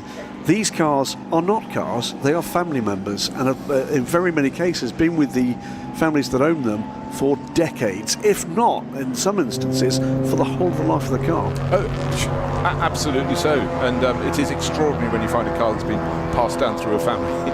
You know, often they've been rebuilt so many times, often put away for a generation, but they're still there. Bit of a trigger's brew. 100%. But, you know, again, I'm just going to cast my mind back as we look at the battle for third, fourth, fifth and sixth, is the fact that these cars, all cars have a racing period, and then they get to the end of the racing period. What happens next? And the explosion of historic racing, it's been a sort of slow burn, but recently it's been on a huge expansion, probably because we have events like this where they can come out and showcase themselves. And you look at the grids that most racing legends have assembled, and the other championships around Europe as well, the more classic series and so on and so forth, and it gives a reason for these cars to be prepared. But don't forget, it's not just about displaying the cars, it's about racing them, and so many people get so much joy out of watching these, preparing these, racing these. And for a young mechanic to get into historic racing, they could have a huge career, work at some brilliant circuits, and I really think a lot of people should consider it. Just bumped into actually an older mechanic, someone I've known for a long time in contemporary sports car racing, made the move a couple of years ago to come to a paddock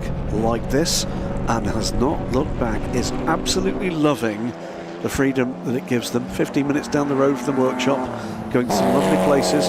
The other thing I was going to mention here, and it's a good moment to say to anybody watching, and I'm watching the stream on a laptop here, and a couple of questions coming in. No, this is not a closed event. It is a very public event, very accessible in terms of ticket prices, lots to do, and this is a true family event. I think this is the beauty of historic motor racing is there's plenty of things to do on the infield. The grandstands may not be full, that's because the infield is busy. It's a little bit like the difference between the Daytona 500 and the Rolex 24 at Daytona. Fundamentally different in terms of the way that the crowd behaves. Yeah, it is. You know, you can be fairly sure that people coming here, they won't watch every race in the day because they're engrossed in a car cup display, they're at the fun fair, they're looking at the giant stage, which is down, we've just seen at the bottom of our shot a short while ago, at COPS, where there are talks from, Toby's interviewing quite a host of people, you know, the great and the good, about trouble. That's the 66 car on the Bentleys. That's the McFadden car. Was just taken a place up into 26th, but that car has, I hope not ground, trundled to a halt. But again, you sort of talk about the diversity. Niall McFadden is racing, I think, in 3 different categories here over the course of the weekend, jumping from not sublime to the ridiculous, but various ends of the scale of racing. So sad his Bentley has pulled to the side. We've got a couple of cars going to the pits, and I tell you what, the pit window is open, and the number 99 Bentley has been the first of the front runners to avail itself of swapping drivers, and that will be coming out. Yeah, exactly. So, meantime, by the way, Rudy Friedrichs is still pouring on the pace. Another fastest lap, a lap ago, but with a bit of traffic now, just taking the edge off his pace. But he's 26 seconds ahead. Well, that'd be astonishing if that was the end margin after 30 minutes of racing. I think it's only fair if next race he races with the GT3s. It's only fair. It should be a sort of booby price. If you go that fast, you go to the category where that is the median speed. A little bit like Rallycross, it's the B final. Never understood that. But yeah, I mean, absolutely hats off to Rudy Friedrichs. He's just been so consistently quick. And once he set his fastest lap, 2 minutes 43.3. The next lap, 2 minutes 44.1. That's not a big difference. Right, into the pits. We do have the pit visitors. This was car number 88, Tom Rawlings, in that lovely Talbot 105 team car, just like your very first road car. Very like it. If you squint. Yes, very like it if you squint, and it wasn't a terrible paint job in red. And door handle had apparently been fixed with part of a coat hanger, apparently. Of course it had. Multitasking But again, just savour this Delahaye versus Bentley moment. And again, both being driven differently according to the sort of strengths of the cars. And the Clive and James Morley, their Bentley, well, it is merely 100 years old, 1926. It just seems staggering. I mean, when I was a child and you subtracted 100 years, you were deep into... people only started wearing trousers, I think, about at that point. Only decent that they should, sir. But, got to put your car keys somewhere. But it is a bit of a wake-up call, isn't it? You know, we're talking later today about the GT3 cars, the newest of which are just over a decade old. These cars, what history they've seen, what changes they've seen in how the cars are raced and where the cars are raced. These cars from the Brooklands era, of course, and much of that circuit still survives. And if you are in a position to go and visit, please do go and visit their museum at Brooklands. It's an astonishing place. Yeah, well, more than that, they've got a huge celebration the first weekend in August, 7th and 8th. Or was it the 8th and 9th? I think it's, maybe Saturday is the 8th, but anyhow, it's an awful lot to celebrate. Yes, the museum, and just simply to go and look at that banking and go, okay. First permanent circuit. Now driver changes happening nice and quickly down the pits. Rather easier getting into these cars than a lot of the single seaters, of course. Callum Lockie hopping on board, closes the little door. It's not worth doing. Callum won the very first race I ever reported on, the GT car in the Corroys and Marcos back in the day. Yeah, and that car, by the way, is still racing. It is very, very quick. There are no belts, of course, and Callum given the signal, out you go. He's been given, well, they have just under half the race. And bear in mind, that car was in that battle from anywhere from 3rd down to 6th. It came in from 5th place overall, so former British GT champion, sort of eternal racer. And if he's not racing, he's organising track days, isn't he? Not just here in Spa-Francorchamps, other circuits. Often he's racing on the Sunday and has an assembled troop arriving on the Monday. So he works very hard, but again, he's in that sphere of being a very, very good hard hand in historic racing, because it's also about bringing on other drivers and teach them to get the most out of their exquisite machinery. It absolutely is, and oddly enough, I was having a chat with one of the drivers that was battling for that win in that first race I ever covered, who's here looking after a bunch of cars. His son is racing, and that's Mike Jordan. Yes, well, so what an empire they've built. So our race leader's just come in. Rudy Friedrichs doesn't have to look over his shoulder, I think, with his margin of, well, it was just under 34 seconds before the pit stops, waiting to see if the BB family Fraser Nash TT rep comes in. Probably will. Has already been in and is on its way out. Oh, sorry, you're right, quite right, yes. Yeah. So we're just waiting for the Alex Hewitson car to come in. That was the Riley that started 8th, but was running in 5th place, going very nicely. And there, driver change has happened. You can see the change from Sue Derbyshire in that little 3-wheel Morgan, and it is now in the hands of a Duncan Wood. Changed from black overalls to red. They didn't, they just changed drivers, or is it the other way around? Let's have a look. I'm fairly sure Sue races in the black overalls, but again, just need to know the balance, and you see driver leaning in, leaning out. Car came in, by the way, it's running a fine 7th place now, the little Morgan. And, a bit of a gap to the cars ahead, just one car ahead that still needs to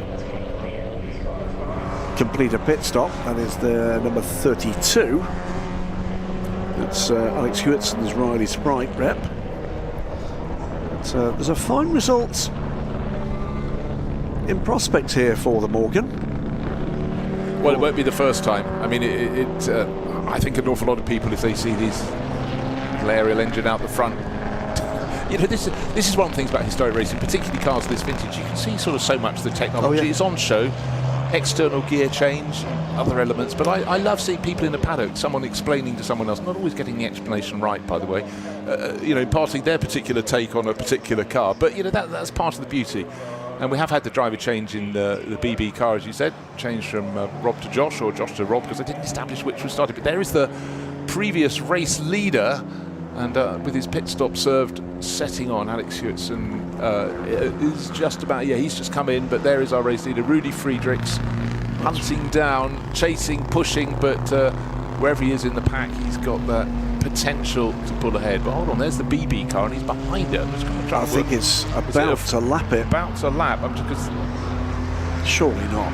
unless he had a very slow pit stop. Hold on, we have to work this one out. I haven't got anything on my board explaining the pit stop time. Well, that is our leader. That's definitely Rudy Friedrich. So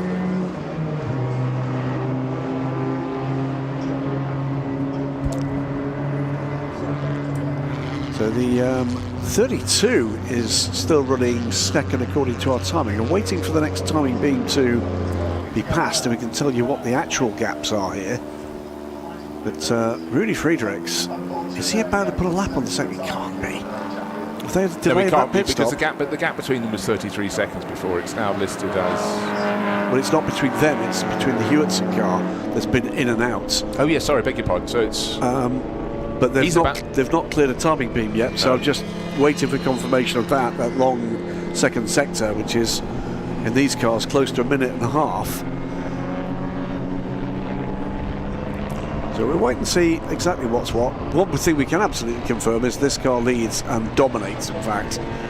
But every lap is driven as though it's a qualifying lap. He's got the sort of Michael Schumacher mentality. Something to see. To make sure you win this race, you've got to do a qualifying lap every lap. Okay. Looking pumped up, he's going to kind of calm down by about Thursday, I think.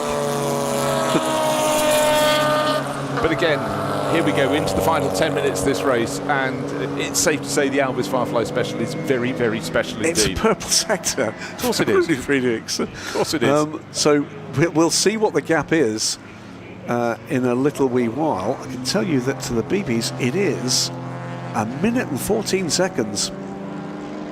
Now, was that a slow pit stop for them? Is that what's caused the problem?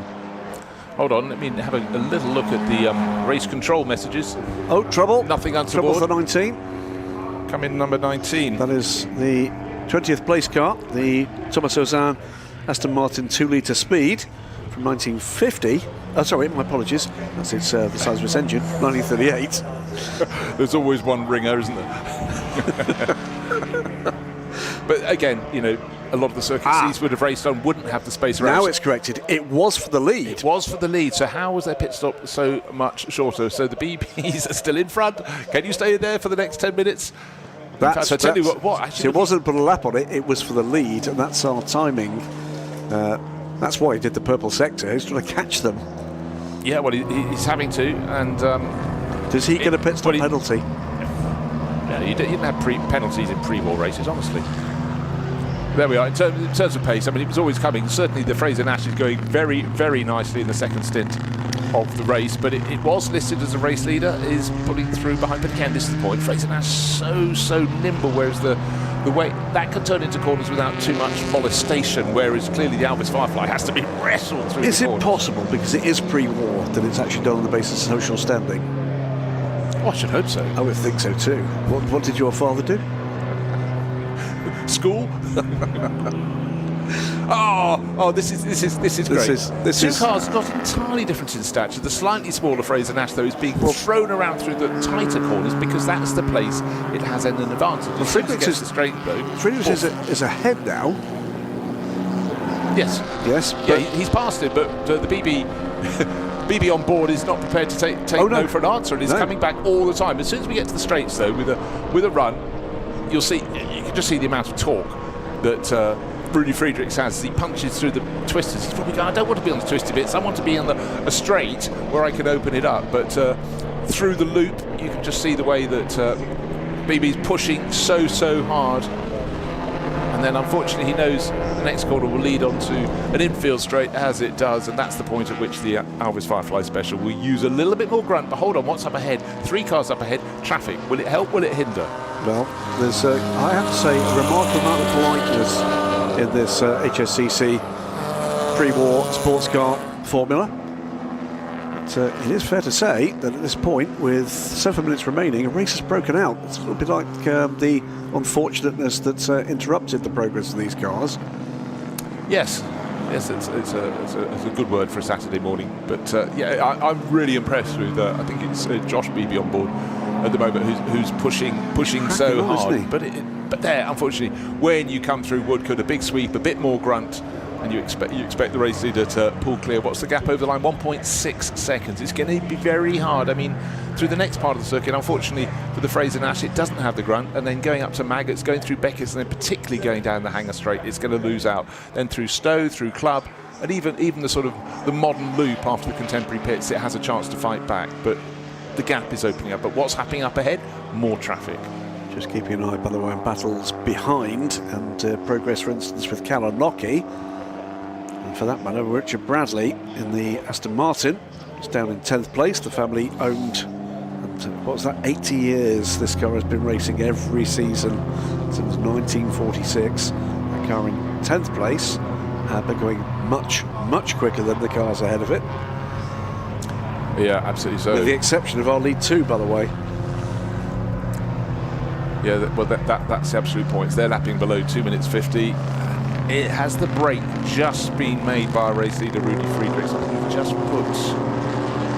No, he hasn't got past the back markers. He is doing so now. No, he isn't. Yes, he is. Is he going to get both of them? He's going to pick off the Bentley as well, looking to see how he can find his way past Hugh Apthorpe's 1927 Bentley, the mere 99 years. We've actually got another battle involving a Bentley, and that is you can get the Lewis Fox car, the 99 car, which is catching Callum Lockie. So it is, yeah, also below 2 minutes 50, so that's flying. And, well, BB, it's just never say die, isn't it? Every time as it looks our race leader has found a bit of an advantage. Traffic doesn't always help, but certainly in the mix now. There it is, that's Two the cars change in has one been made. shot. That is the 99 car having passed Callum Lockie and the Delahaye. So the Get Me Fox car is up now into 4th place. There is Callum coming through in the stunning blue Delahaye. Of course, you wonder why most of the cars are racing in particular colours. National racing colours were required rather than just lining up according to your father's job title. Nice little quip there, but this was French racing blue, this mid-blue. Think Bugatti, Yes. Talbot, think Delahaye, Delage, et al. I rather loved it, actually. Yeah, it's a fabulous part of motoring history, isn't it? From which begat British Racing Green. Entirely so, and silver or white for Germany, but it was mainly white. It was their initial racing colour. White and blue stripes for the States, red for Italy, of course, and I believe lilac for Egypt. Really? Yes, I did look it up only last weekend. I used to have a little chart in my bag when I worked on Autosport with all the national racing colours, even though people had long stopped using them. It was just a point of amusement, and it would be a way of trying to catch Marcus Pye out, which was something very hard That's to do, good sport. trust me. So look, the headlights turn backwards to make them a little bit more aerodynamic. Every bit counts. Every bit of traction counts. That's Wow. Well, when you're chasing and you don't have the grunt, you've got to use your momentum as much as you can. So you just don't want to scrub. And a little bit of a wide run there. But the difference between first and second on last lap only went out by 0.2 of a second. Yeah, so they're both pushing extremely hard. We've got 3 minutes to go. So it'll be this lap and one more for the lead cars. Let's watch again. from that angle it looks good, but on board he goes, no, yes. Phew. He did a marvellous job there. He did. Also, the key there, it wasn't a very large correction, it was a minor correction just to stop the car being a little too nimble. A Bugatti between them now, and I fear the clock is counting away from the BB charge. But the Fraser Nash just making light of the challenge at the moment, looking up the road. Of course, you can see Rudy Friedrichs. He's got to see who is between them, and Friedrichs has also put another car between them. That has to be negotiated as smoothly as possible. Again, you've got pretty good line of sight from these cars, so it is easy to see people fore and aft if you're using mirrors as well, or simply turning your head a little bit. Right, third place is 40 seconds back, 41 seconds back. Alex Hewitson, who's done well. He started down in 8th position in his Riley. He's worked his way forward, and the Getney Fox Bentley has now absolutely dropped Callum Lockie in the Delahaye. But behind that, we've got quite the battle. The Lucia number 10 car, that is the Martin Lucia pedalled Bugatti Type 35B, being caught by Richard Bradley, who's already moved up from 10th to 8th on that last lap, by the way. His last target was, and successfully negotiated, was the Morgan. But this pair, I think, are going to have quite the battle towards the end of this race. I think, it's probably going to come literally down to the run from Woodcote to the line, because I think doing the maths, Richard Bradley may just come up short, but just don't tell him that. Right, Rudy Friedrichs leading the race, number 18, the Alvis Firefly Special. There it is, still being chased. He's still muscling that car around, and again steering on the throttle, which as the cars became lighter became sort of something that was ever more of a skill, but it's about keeping the momentum. But just remember, unlike the Formula Juniors that set today off here Saturday at the BRDC Classic, these cars do have some poke. Indeed. For other cars making progress, and one of them, by the way, is that VJ the Blake Edwards car, up into 14th place now, and pretty much on race leading pace that car has been. Well, we saw this in qualifying, because Pat Blakeney-Edwards got in very late in the qualifying session. He gave Vijay Mallya plenty of time and then got in and qualified third. In another lap, we reckon he could have potentially challenged, but certainly got into second position. But Rudy Friedrichs was 3 and a bit seconds clear in qualifying. Give you an idea, he was 13 seconds quicker than the next closest car on that last lap. The timing screen gives up the ghost. It'll be back, but the margins, the gap's gone out to 4.6 seconds, as you can see on the graphic on the left-hand side of your screen as I round it up a little bit. And the story there is our race leader is with just 15 seconds to go until the flag could be unfurled, the checkered flag. The marshal on the start line, just looking out of our commentary position, has got it ready, and he'll be waiting to greet this driver, car number 18, and it's the driver on board, Rudy Friedrichs. A wonderful rear shot. You can see the sort of movement of that car around the corners as the tyres are trying to find some grip. Well, it's note as to the pace of that lead pair. The gap to third is 51 seconds. Yeah, that is a remarkable pace from Rudy Friedrichs and from the BB family pedalled 59 car. Keeping an eye still on what's going on behind. Richard Bradley, by the way, has passed Martin Lucia and is up now to 7th place and chasing, with the clock having counted down, a potential 6th place finish. And his next target is the number 6 car, that is the Clive Morley, James Morley Bentley. Well, there's our 2nd place runner. You know, Josh Beebe gave it a massive shot. We did have that moment we caught on screen. He's still within striking distance, but the checker flag is going to be unfurled very, very soon indeed. They've got about a third of a lap to go as they run down the infield straight down to Brooklands. They have to go round that and then round Luffields and then through Woodcote, and there will be the checkered flag. But the Fraser Nash is still in the mix at the moment, and at the start of the lap it was 4.5 seconds. It's sort of rather come down below that. And here's our race leader, and it is the Alvis Firefly Special, driven brilliantly by Rudy Friedrichs, but you really have to take your hat off to the chasing Fraser Nash. It was started by Rob Beebe, handed over to Josh, and the fact is that even in the mix, remember this, the Alvis had got so far clear, 20 seconds clear before the pit stops thereabouts. There is the checkered flag, there is the victory in the pre-war race, and the margin as they cross the line at the end, just under 2 seconds. So hand up from Rudy Friedrichs. He worked for that, and I think a big round of applause should go to the chasing Fraser Nash as well. And well, there's something about a victory. A victory is great, but a victory when you've had to work for it is even better. Well, he's already, isn't he, a contender for driver of the day with that. That was spectacular stuff. Great stuff, by the way, from the BB pedalled car behind to make a race of that. Didn't look as if they might be able to do that for quite some time, but that was a race to the flag, and Rudy Friedrichs dug deep and showed the quality he's absolutely undoubtedly got. Well, he'll have enjoyed that too. And Alex Stewartson ended up in a race on his own. Remember, he was in that battle for in and around 3rd through to 6th place. That battle rather dissipated around the time of the pit stops, but he broke clear. He's coming round to take the checkered flag. There it is on the right-hand side of the screen, just going past our commentary position. 3rd place for him. And then the big question, well, it was a hunt, but number 99 Bentley, Ewan Getley and Lewis Fox will be taking that, and Callum Lockie lost out in the De La Haye. It's behind that, by the way. There's still a battle underway for the lower places here. Well, where's Richard Bradley going to end up? He's 7th at the moment, but if he can get 5 seconds, which seems ridiculous, but he can. I think he's already passed for 6th. Can he get to Callum Lockie is the question, and that was not looking as if it was out of the question. So So wait to see when that group cross the line. Callum. Something blue is coming. That's Callum Lockie in the But I can see Delahaye. something There's red. the Morgan, and that is falling down. That's in ninth place, being caught by an Aston Martin. Caught. But I don't think it's going to be past number 77. He's probably going to end up just a little bit short. That's the Blakemore and Boreham car. So Richard Bradley did get to 6th place, didn't get to 5th. He ended up 3.5 seconds down on Callum Lockie, but what a charge. He was down in about, 20th place when he took over from his father Edward. But a contemporary racer with a feel for historic racing, plus the speed, that's Richard Bradley. So he drove an absolute beauty there in the pre-war sports car race. But in the end, you wouldn't have thought before the pit stops we'd end up with 2 seconds, not quite, covering the top 2 cars. So fantastic charge by Josh Beebe in the second half of the race in the Fraser Nash GT Special rep. But Rudy Friedrichs, just for sheer style, I think, It was great stuff. Takes the applause. Well, I hope everybody enjoyed watching that online, because I certainly enjoyed watching it here from the booth. A really good, fun race with real depth to it.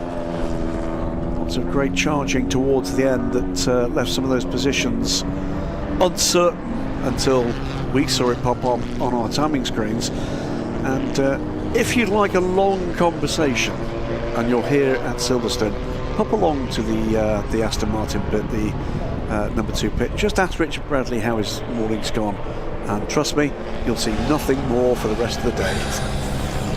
It will be informative, it will be fun, be full of knowledge as well. It will. Because Richard's one of those people who drives cars from across the decades almost on a weekly basis, and so his experience and his comparison, the touchstones are all there. Well, he's still a contemporary sports car racer. Entirely. And beyond that, has got a role with BBM Sport in shaking down the cars that they look after, which, by the way, now include contemporary hypercars. Stop it. For the Asian Le Mans series, the Peugeots, the 9X8 cars, with a couple of batches heading towards the company that bears the initials of Bob Berridge, Steve Briggs, and the M4 Nick Minassian. Yeah, there you have it. So actually, if you want to see lots of onboard footage, just follow Richard Bradley on social media. He's in something pretty much every week, and onboard footage always gives you a visual on a circuit you don't know, and even if just a different perspective, even if it's just constantly driving around a circuit like this, the Silverstone Grand Prix circuit, seen from different heights, different cockpits, different engine notes. And I think here, as we enjoy Rudy Friedrichs, He's enjoying I his thought he was going to moment, be isn't tired he? from driving the car, but he must be tired from the waving, sitting up high in that Alvis Firefly Special. But he'll be really chuffed, and his best lap of the race, 2 minutes 43. That was pretty rapid. Great stuff. Great to watch. So the last few cars coming in, and here are the results. Rudy Friedrichs taking victory by, in the end, it was just 1.9 seconds ahead of the Fraser Nash of the BB family, Robert and Josh. Then Alex Hewitson drove very nicely, but had a lonely 3rd place in his Riley. 4th was a good little battle with the Getley, Fox, Bentley, moving ahead to the Keeling and Lockie Delahaye. Aston Martin Ulster on the move, another lap. He could have gained another place. That was Richard Bradley on the charge. Aston Martin in 6th place. And looking down, all sorts of class victories, and notable one there, number 10, which was Martin Halusa in that glorious Bugatti, winning his class's 8th place overall. That was an invitation category. And for Sue Derbyshire and Duncan Wood in the 3-wheel Morgan, 9th place, impressive performance there. Class winner. And winning their own class. But in the end, after half an hour of racing, separated 1st and 2nd by under 2 seconds overall. Rudy Friedrichs just out front. Leon McFadden didn't get to finish the race. Unfortunately, we saw his Bentley pulled off to one side. But it really was very clear, and a huge amount of fun in the pre-war sports car race. So let's take a look back at the highlights. Clean start, and from pole position, Rudy Friedrichs kept ahead of Rob Beebe's green Fraser Nash. Everyone else in behind, Bentley's, Invictus, Morgan, Aston Martin's galore. It was a fabulous sight, and in the early part of the race, Rob Beebe stuck as close as he could the race leader, but the Alvis just kept pulling clear. The Bentleys started to move up the order. Ewan Getley having a good run early on with the Delahaye in the mix with Ross Keeling at that point, and Sue Derbyshire leaning out and making that Morgan work forward up the order on its 3 wheels. And again, such a visual car to see. This was the battle, 3rd, 4th, 5th and 6th. It chopped its change. Alex Hewitson in the dark blue Riley just having a little look and making a place, but at certain parts on the circuit, more nimble cars had the advantage, and then the Bentleys came rumbling through. The glorious Invicta in that middle order, this was the battle. As I said, the third, fourth, fifth battle just kept chopping and changing. Ewan Getley making a move ahead of Ross Keeling there. Aston Martin's galore down the mid-order, just looking exquisite here at Silverstone. We knew the pit stops were coming and still the places were changing left, right and centre. Arid grass in the background making it not feel as though it's Silverstone, but the great racing acres. Alas for Niall McFadden didn't get to use all of them because he had to stop early. Then came the pit stops, was the Callum Lockie takeover from Ross Keeling and jumping into the low Delahaye. Out it went back to the sharp end of the race, but we had a little rotation, nothing untoward for the Aston Martin there, and that got going again at Copse. But Rudy Friedrichs, after the pit stops, came out in second place. Don't know why the pit stop was longer, but that meant instead of having a 20-second margin up front, he was going to have to fight Josh Beebe in this green Fraser Nash fight. He did. He got in front again. We thought that would be that, but it wasn't, because the Fraser Nash just kept staying there. The traffic made the battle move backwards and forwards, and at the end the margin was just under 2 seconds. So hand raised victory there for Rudy Friedrichs in his Alvis Firefly special. Job very well done in the pre-war sports car race. Whereas the Elvis with the 4.3 straight 6 Elvis engine, it's got a lot of torque, it's good on the angle straight, on the start finish lines and stuff, so yeah, it's kind of a good balance between the two cars. Well done on the win. Rudy, many congratulations. You're the winner here at the BRDC Classic. What an achievement, yeah. No, it was great fun, really. A hard battle with the Fraser Nash here, especially Josh in the second part after the pit stop. I had to do my utmost, really, to keep him at bay. He's quick, very quick, so it was a great battle, which I enjoyed. He was very quick, particularly on that last lap. He halved the gap to you. Amazing, huh? Yeah, really. I tried to chill down to control that, but yeah, he really went for it. I suppose, your Alvis has some better capabilities at some parts of the circuits compared to the Nash, and the pendulum swings at other parts. Yeah, I mean, the Fraser Nash is a proper race car. Small engine, very light car, good in handling, especially in the tricky parts. Whereas the Elvis with the 4.3 straight 6 Elvis engine, it's got a lot of torque, it's good on the hanger straight, on the start-finish lines and stuff. So yeah, it's kind of a good balance between the two cars. Well done on the win. Many congratulations. Thank you very much, and thanks to all the marshals around here who are working hard for our pleasure. Thank you. Very well said as well. And let's see if we can bring Joshua in. Joshua, can we grab a quick word? If you come this way, we get a better signal on our microphone. Second place, but wow, you were pushing hard at the end there. Yeah, I mean, the Nash is always great fun when you're trying to chase and go through back markers, and then you've got someone who's considerably quicker down the straights, but you're a little bit quicker in the corners. So it's great fun, really good fun. Rudy, I think, maybe was toying with us a little bit, but no, it was a great race, really good fun. We better bring Rob in as well and have a quick word with him, because you started the car. I did start the car, and he clearly needs a quicker co-driver. But it was great fun to start with, but in fairness, Rudy's car down the straight, you just can't hold it, and very tricky. But great atmosphere, and we've had a lovely time, and yeah, the car handles really well. A bit slower today. I think we were definitely a bit slower today, a couple of seconds a lap slower, but great fun. What a field as well. It's always nice to see a Fraser Nash being driven properly, nice and sideways. Yeah, I mean, I think it's definitely not the quickest way around. It looks good. But when I watch them being driven sideways, I'm like, yeah, that's the fun. I've got to do that. That's the only way around. Well done, guys. Well done, gentlemen. And we'll see if we can grab a quick word with our third place driver, Alex Hewitson, who is just going to come over and join us now. Alex, come on over. Let's grab a quick word. A third place, a distance third, but you had to make some good progress on the grid there to get there. A third's a third in my book. No way I can keep up with these guys with the power they've got, but that little 1500cc Riley just keeps going.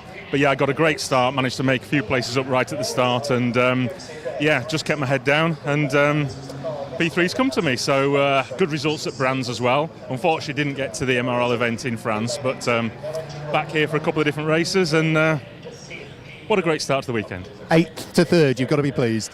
Very pleased. I've had worse weekends. Well done, well done. So there we go, there's our top 3 drivers in the pre-war sports cars. Let's go back upstairs to the commentary box. Thanks very much, Mark Werrell. And cars are ready on the formation lap for our next race. This is proper get cars out on track, and a very busy weekend here at the BRDC Classic. So this is the Historic Sports Car Club, one of the oldest clubs in motor racing in the UK, and this is the road sports category. Rudy Friedrichs not on pole position in the Alvis Firefly Special. That would appear to be the grid for the previous race. On pole position is Gary Lapidou in the thundering 7-litre Corvette C3 Stingray, with Richard Plant's Morgan +8 starting alongside him. So there we go, that is the grid. There is no Corvette out there. Ah, okay, that's very bad news indeed, particularly for the man in the big block Corvette that I followed in this morning. I love the smell of unburned hydrocarbons in the morning. So Fraser Gibney starts third in his Lotus Elan. Neil McFadden, Invitational class Jaguar E-Type alongside him. Then Russell Patterson and Samuele Narcisco in a Morgan +8 and a Lotus Eclat. They are on row 3 of the grid. Row 4, Tony Reilly's Lotus Elan and John Williams in the Porsche 911, that blue car. Chris Compton Goddard qualified well, car number 44. He starts in 9th place in his Ferrari 308 GTB. Shades of Thomas Magnum and Nick Strong alongside him. And then the Alfa Romeo, Sam Fish and George Osborne alongside each other. Lots of 105 series Alfas, Alfettas, 105s, TVRs, plenty of those as well. There's 5 TVRs, I think, in the field. And the best of those, as you saw, was Tony Ross. So looking further down, our enormous grid of cars. 43 cars on the grid. After 44 went out to qualify. Unfortunately, Luke Wass's Reliant Sabre 6 at one of only, how many, 77. Graham? 77 of those cars built. 77 built, and one of only one on the entry list, and it failed, I'm afraid, to do more than an outlap qualifying. So the Reliant Sabre 6 may well have been a Sabre 5 or a Sabre 4 by the end of qualifying. It did not start, and as you rightly point out, there is no Corvette at the front of the field. So Gary Lapidou, who we'll see a little later in the Derek Bell Trophy in a Formula 5000 car, will not take the start in that Corvette. And that's a real shame, because it's such a hulking behemoth. It looks absolutely wonderful along some of the smaller, nimbler British and European sports cars. This is 70s and 80s cars that would have been on one of your posh neighbours or family friends' driveways. Some of them are a little humbler than the others. Yeah, 60s, 70s, 80s. Oldest car in the entries, 1964. We come into the 80s with one or two of these cars. And we are going racing here. So rolling start, and it will be Richard Plant's Morgan +8 then, who gets ready to take the start. Away we go, and leaders into the first corner. So Richard Plant, car number 111, he's been racing that Morgan +8 for a number of years, just behind in the middle of the pack. A couple of our Alfa Romeo contenders. And up into second place immediately has gone the Lotus Eclat. So really strong start from Lotus driver Samuele Narcisco from 4th place on the grid. There is the Corvette. And actually Gary Lapidou seems to be in the car now. That seems to be a little bit of a failure to proceed, and if he doesn't proceed quickly enough, then he's going to be stuck. Little Lotus is right behind, and that's Niall McFadden. Again, you can see, well, the Little Lotus, the littler Lotus, the Elan Series 2, and the Lotus Eclat, Colin Chapman's 4-seater family car argument, still with the same 2.2 litre engine that went on into the Lotus Esprit family, then in turbocharged form. Yeah, cracking looking thing, and some very different approaches to the styling of British sports cars of this era. The Morgan in front, of course, then the Lotus Eclat, then the Elan, another Morgan, and then the first of the, well, what can we say, continental interlopers, the Porsche. Yep. So this is the battle for second place then. The Corvette has joined the field. Right, okay. Now that could be interesting, because it was very quick in qualifying. And actually, Niall McFadden also was not on the grid, so that's not his Lotus, Niall McFadden. So that is Fraser Gibney's car from 3rd on the grid. But here is our race leader, Richard Plant. So slightly confused start.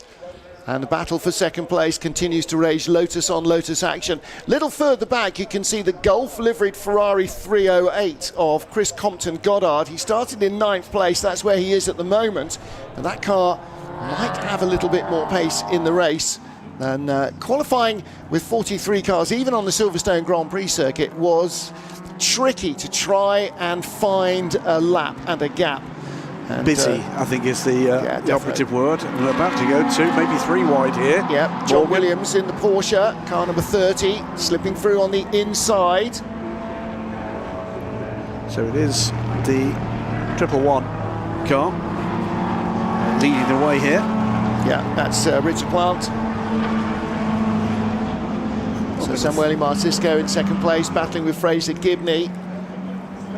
Again, timing screen all over the place. Yeah, that is Fraser Gibney in that leading Elan. And Russell Patterson in 4th place. Patterson started in 5th on the grid, but of course everybody sort of inherited a spot because the pole sitter did not get away from the pit lane until the race was underway. And Patterson in his Morgan Plus 8. There is the Corvette that should have started on pole. Somebody locking up in front of him. Oh no, it's not. That's an Alpha GT, isn't it? Busy dropping its guts all over the circuit. That's a lot of smoke coming out the bottom of that white car. And as the windows rattle out their frames, that's I the think Corvette the Corvette's going by. just gone past us. Either that, or it was a fly past by the US Air Force. Now the other car that has not gone out is the pretty little bright blue or pale blue Ginetta G4 that we saw yesterday, which was driven by Patrick Ward-Booth, and that car has not left the pit lane either. In fact, there's 3 or 4 cars, and the Honda S800 was at the tail of the field, but I think that Alfa Romeo shedding its guts has definitely gone to the tail. Looking here at the battle again for 5th place. Lotus, yeah, just hanging on. That's Ant Reilly's Lotus Elan. He's making that the widest Lotus Elan on the planet right now.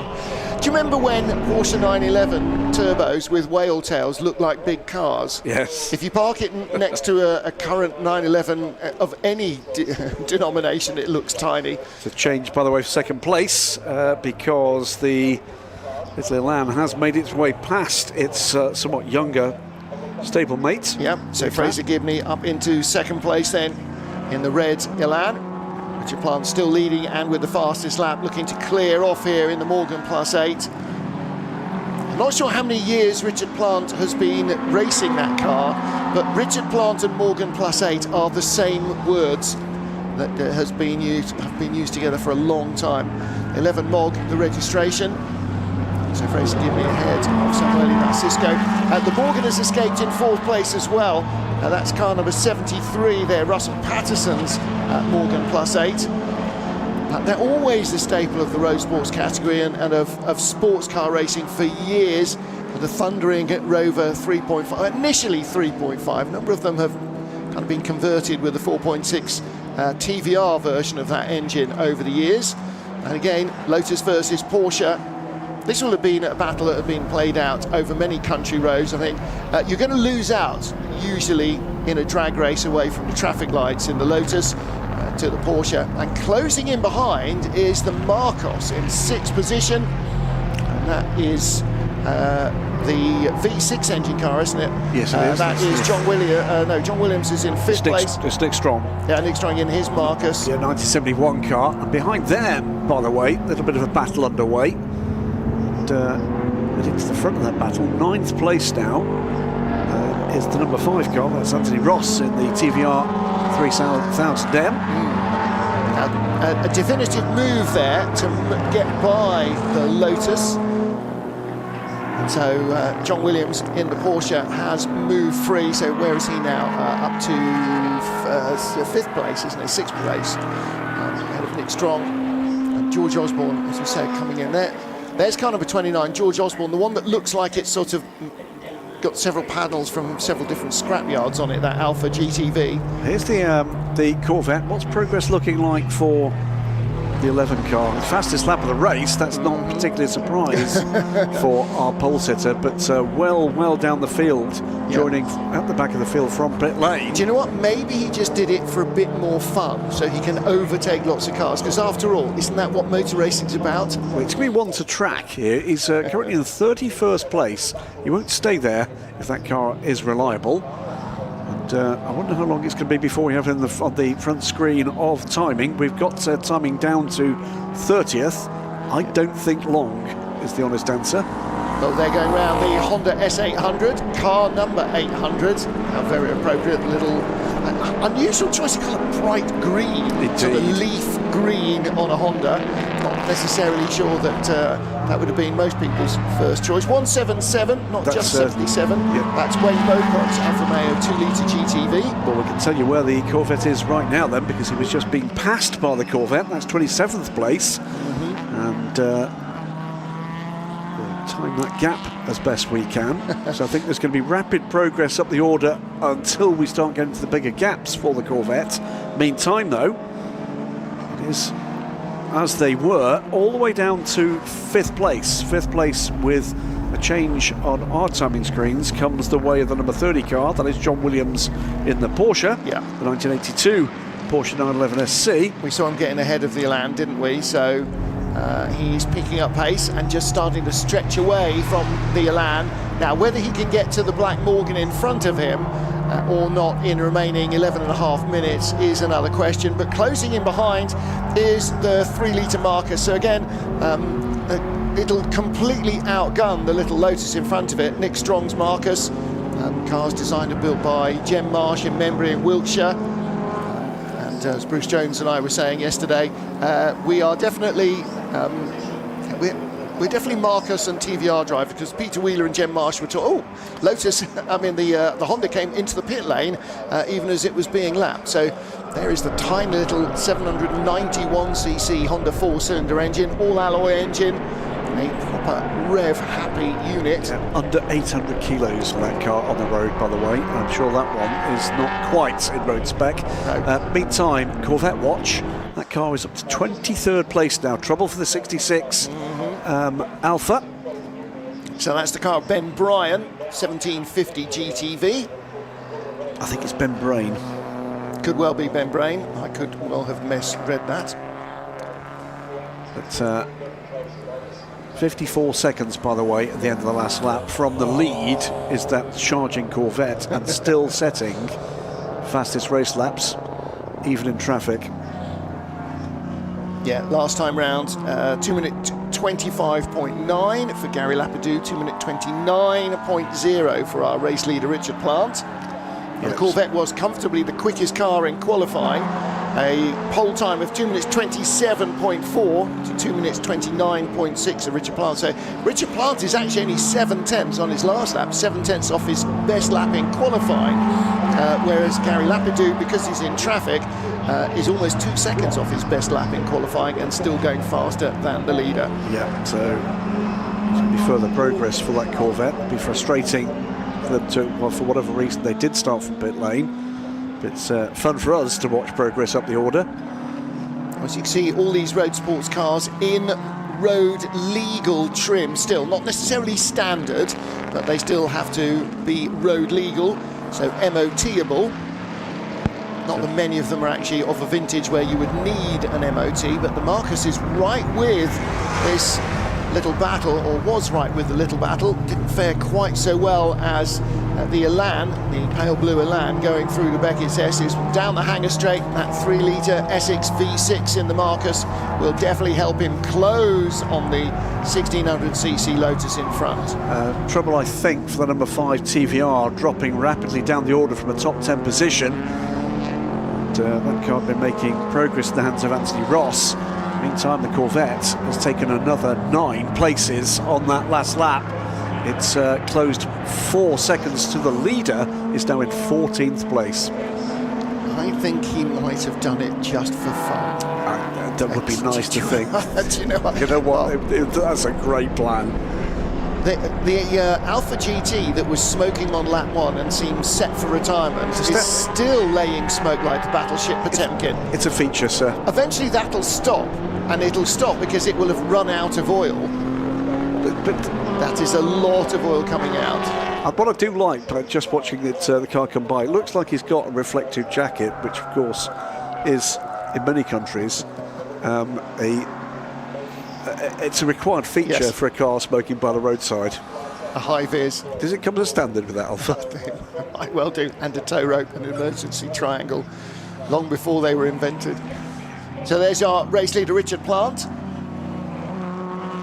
Gorgeous looking and sounding Morgan +8. He's carving his way away through traffic, but that has closed the gap down to Fraser Gibney in second place. The little red Elan with a silver roof is just a couple of seconds back. Here comes the thundering Corvette. Gary Lapidou last time round was in 11th place, up from 14th on the previous lap. So fewer cars now because they're more strung out at the front of the field. And he's still lapping extremely quickly. To give you an idea, last lap for him was a 2:27. Now that is at least 4 seconds quicker than anybody that's ahead of him. In fact, here's one he's just completed, 2:25.9. Fastest sector one of anybody. Oh, and another 105 Alpha finds itself facing in the wrong direction. That's Harrison Compton Goddard in his Julia Super TI. So car 144 is Harrison Compton Goddard. Car 44, I'm assuming his dad, Christopher Compton Goddard. That's the Ferrari 308 GTB that currently resides in 10th place. So we've got cars from 5 different classes in the top 10. And Gary Lapidou is about to join them. Here's our second place car, Fraser Gibney, again leading his particular subclass of this historic road sports category. Yeah, Richard Plant still, he's holding that gap, or is it being closed down slightly by Fraser Gibney? I think he is. It closed in traffic, but I think it's gone out by a couple of tenths actually on the last lap or so. Last time round, Plant 2:29.0, Gibney 2:30.7, so it's gone out sort of from just about a second to getting on for 2 seconds. Samuele Narcisco in the Lotus Plat just being dropped back a little bit. And then in 4th place, Russell Patterson in his Morgan, and he is now 3.5 seconds ahead of John Williams in the 5th place Porsche, and Anthony Reilly in 6th position in his little Lotus Elan. This is the Corvette ongoing versus Ferrari. Yep, so two of the Corvette most sensual looking cars of the 70s and 80s. in very, very different ways. One of them, how can you put it, exquisite, the other one just brutal. 3-litre V8 versus 7-litre V8. Ooh, I wonder who's going to come out on top in this particular battle of the tyre. Beauty and the Beast, I think we can safely call that one. This is now the battle, by the way, for 9th place. Yep. From the back for Gary Lapidou. Yep. And we've got under 5 minutes to go. How much further can he make his way up the order, I hear you asking? Well, 5 minutes should be at least 2 laps. And another pit corner. That is the 5. That was, the TVR 3000M. That car was well up in the top 10 and has hit trouble. Well, TVR, of course, you expect it really to be going to the garage fairly regularly. Now, Richard Plant pulling away, definitely pulling away from Fraser Gibney. That's the gap first to second in the Beckett's S's. Of course, the Lotus will have the advantage there a little, start to close things down. And the Morgan, there's no ill handling bucket. It's a very well sorted car, this. So too it would appear is the Corvette, although its starting demeanour may not necessarily. It might have been warmed up and then switched off. I'm not sure that starting a big block Chevy is the easiest thing if it's hot, particularly when it's running on race cams and stuff like that. So Lapidou now up into 9th place, but it's an almost 12-second gap now. So that's all over, you think. Well, actually, last time around he was 9 seconds quicker than the car ahead of him. It's another slow-running Alfa Romeo here. What's happened here? I think, is that rotation? That's indeed the rotation. That is the second time round, I think. That looks like a different spin for Harrison Compton Goddard. This car in second place, Fraser Gibney. And And if we hold this shot, how long will it be before the Corvette comes? Or will the director go, no, I can't hold that any longer? It's 41 seconds. All right, no, I definitely can't hold that any longer. Yeah, but it was 54 seconds. Lotus goes round TVR. So car number 3B, goodness me. That's Pete Connell's early TVR 3000M. All-rounded version of that with the headlights ablaze. Richard Plant coming down towards us. And he is now closing in on the Alphas, who are battling for 28th place, 27th place. So into the top 30. Richard Plant's got this under control, hasn't he? If this Morgan stays out of trouble, there's nothing to suggest that it won't. He's been a very safe pair of hands all weekend thus far. 2.4 seconds the gap across the line last time. So 76 and 96, Alfa Romeo 2-litre GTV and Sprint GT. And through goes Richard Plant. 2.9 seconds is the gap. He's safely ahead of Fraser Gibney with Samuele Narcisco in third place. Their fourth place is the Morgan of Russell Patterson. In fifth place, John Williams in a Porsche. This should, by the way, be the final lap for our race leader. And the Marcus's challenge has faded, hasn't it? The Marcus not going to catch. You may have heard on the mics there as the Corvette went by, the Marcus not going to catch the little Lotus ahead of it for 6th position. This, though, is a battle for position, and it's a battle for 8th position, catching the pretty Alfa GTV. All right, we've got enough alcoholics in the normal Silverstone commentary box. We don't need any more. No, I'm not an alcoholic. It's just pretty. I don't want one. I can appreciate the form. Oh yes, absolutely. But it's another fastest lap of the race, by the way, in pursuit from the Corvettes. 2:24.6. That is 0.8 of a second quicker than he went in qualifying. Gary Lapidou. There he goes. That is the position changed. And I think will be all she wrote. Or will it? The next target, 4.8 seconds ahead, or was at the start of that lap. 22 car. Yep, another looping TVR. That's Tom Owens, Series 2 TVR Vixen. Yeah, inside the top 30, or was the time of that incident. So Richard Plant heading round the final lap here at Silverstone. Probably. Hang on a minute. 29 seconds. He might just get to the checkered flag as time runs out. Yeah, I think so. I don't think he's going to be quite quick enough. So Fraser Gibney in second place, Samuele Narcisco in third in the blue Lotus Eclat, and then in fourth place is Russell Patterson. Here's Morgan +8, just off the podium. Russell started in 5th position. There you go, time elapsed, and this will be the checkered flag. Yep, so heading out of Luffield around the Armco to take the checkered flag. Lights to flag victory for Richard Plant in his Morgan +8. Fraser Gibney second in the Lotus, and in third place the Lotus Eclat of Samuele Narcisco.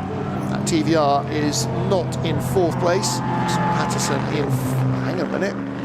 Yes, Patterson has come through in 4th. Did we see him? Yeah, we did. I didn't see him, but I saw John Williams in the Porsche. I couldn't spot the Morgan, and the Corvette did not get to the Marcus. So there is the Marcus. That is in 9th place. Took 6 seconds out of him in that final lap, though. In 7th place, rather, and Gary Lapidou finishing in 8th place, having started from the pit lane, several seconds behind everybody else. In fact, it'd be interesting actually to see when the car did get away, because he wasn't to pit exit, was he, waiting to go? So there was a significant lag before he actually got out on circuit. I think the leaders probably have completed half a lap by the time he got out on track. So whatever ails the car, it would be great to hear from him when we catch up with our top 3 with Mark Werrell. But Richard Plant, there's Fraser Gibney and Samuele Narcisco. So Morgan, Lotus Elan, Morgan Plus 8, Lotus Elan and Lotus Eclat. Yeah, well raced by all three. There's a battle between the two Lotuses of very different vintages and very different shapes and sizes. There's about 10 years between them, isn't there? Between the Elan and the Eclat. This is 1964 version of the Elan. That is an S1. And the number 12 car, the Eclat, 1977. There's a 13 years difference. Well, there you are. It stopped smoking now, so it's burned all the oil. Now all it's got to do is... no, it hasn't burned all the oil. That's on left-handers, so something is... he may well get the bonnet up later, because it probably stinks to high heaven, and find out actually that the oil filler cap wasn't properly connected or done up, and it's just been leaking down onto the exhaust in right-handers. So that's 76 car, and that's another one. A look familiar to any Alfa Romeo owner, the glaring look of "what have you done to me this time?" But you know he's going to forgive it, you know. Yeah, David Irwin. It's an abusive relationship, but there we go. David Irwin with his 2-litre GTV, another 1974 car. So yeah, at the end of the 60s and in through the 70s. This is not our only saloon car action, of course, during the course of the weekend. After lunch, we've got the Historic Touring Car Challenge. Pre-66 GT Sprint is, well, lots more Lotuses and Jaguar E-types and all sorts of stuff. But also on Sunday, the HRDC's Top Hat 1960s Classic Saloon Racing Series will be on track as well. They'll qualify first thing in the morning and race in the afternoon tomorrow. So lots more saloon car action. So, well, let's take a look at the results. Fairly much against the run of play. Gary Lapadou finishing in 8th place from the pit lane in the C3 Corvette Stingray, but Richard Plant from the outside the front row dominating proceedings to take it from Fraser Gibney's Lotus Elan, and Samuele Narcisco finishing in 3rd place in his Lotus Eclat.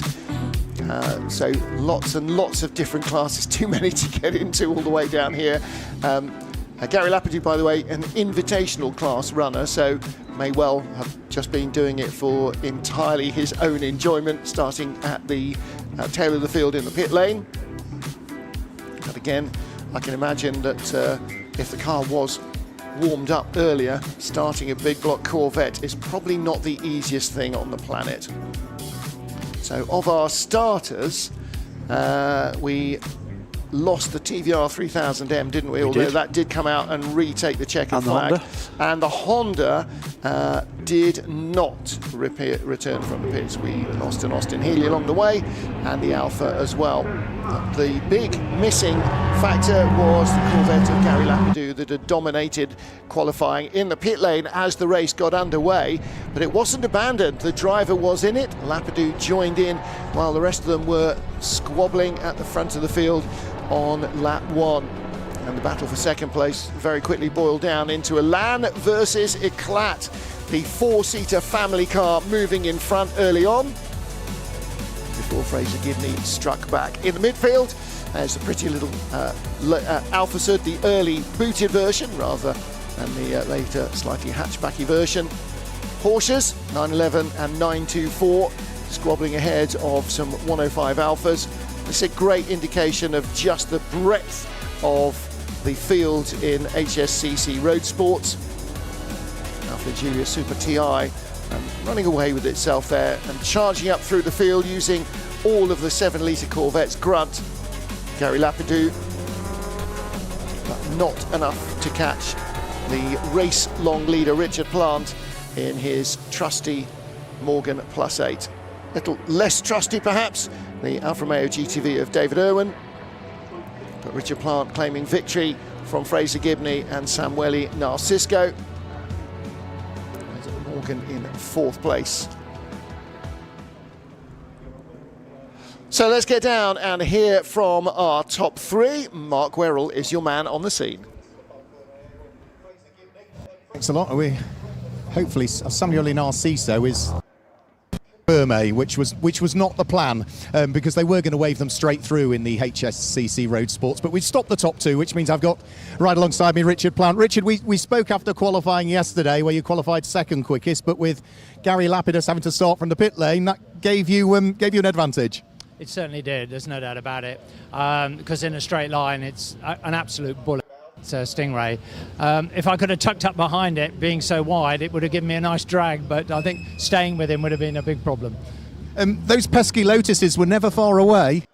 It was incredibly slippery. I don't know whether it was a pre-war group beforehand, but who knows, and the heat as well. But no, it was good. So I could see him all the time. I was just making sure I knew where he was. Always under control then, by the sounds of things. I tried my best, yeah. The amazing thing is, the way that your car delivers the lap time couldn't be any more different to the Lotus, really. No, I'm sure. Where I'm quicker in certain parts, he'll be quicker in other parts. But the good thing about these it's a power circuit, and these have got power. So, but they're still good through the corners. But they're probably on certain circuits they're quicker than we are. So that's why it's good fun. You're a winner at the BRDC Classic. Well done. That's great. Thanks very much. Let's grab a quick word with the second place driver as well, who comes to join us in the Parc Ferme area, Fraser Gibney. Fraser, you were having a great little battle with the lack of Narciso behind. Couldn't get rid of him. I couldn't get past him. He got me on the start, and the rolling start, lots of power, and yeah, he's quick and he's a good driver. But I felt sort of, the standards of driving in road sports are superb. So I felt confident going alongside him, and so we had a proper tussle, backwards and forwards. It was breathtaking but enjoyable. Heart in your mouth a little bit of the time, but yeah, it was fantastic. It's just annoying because I need a tow to get near him, and I couldn't reel him in. I was trying everything. I was literally probably on the border of some of the track limits, but I hope Andy's not listening. Good race. You got that tow maybe on a couple of occasions, but the difficult thing at Silverstone, there's always a blooming great big straight that's coming up, and if you haven't got that tow, he's going to pull away, Richard. Yeah, Richard's a great driver. He's got plenty of horses, and the Elan's nimble, probably better under braking, but when I close him up, he just pulls away again. So, a great car, well driven, well prepared. So, hats off to him. Try again tomorrow. A great variety of cars in historic road sports. What's next up after Silverstone, after the BRDC Classic this weekend? We've got the Gold Cup coming up, and then we've got our 60th anniversary at Castle Combe, which is going to be an amazing event. The road sports has a brilliant calendar. We go to all the marquee events, Brands Hatch Grand Prix circuit we've just been at. So it's a great sort of entry-level motor racing, for historic motor racing, because the cars are not expensive to buy, and it's not ludicrous. They're basically road cars which have just been worked on, and so in that regard, anybody can get in and have a go. And we welcome new members all the time. So. Thanks for keeping us entertained. Well done. So there we go. There's at least two of the top three in the HSCC Road Sports. So let's go back to the commentary box. Thanks very much, Mark. Well, always interesting.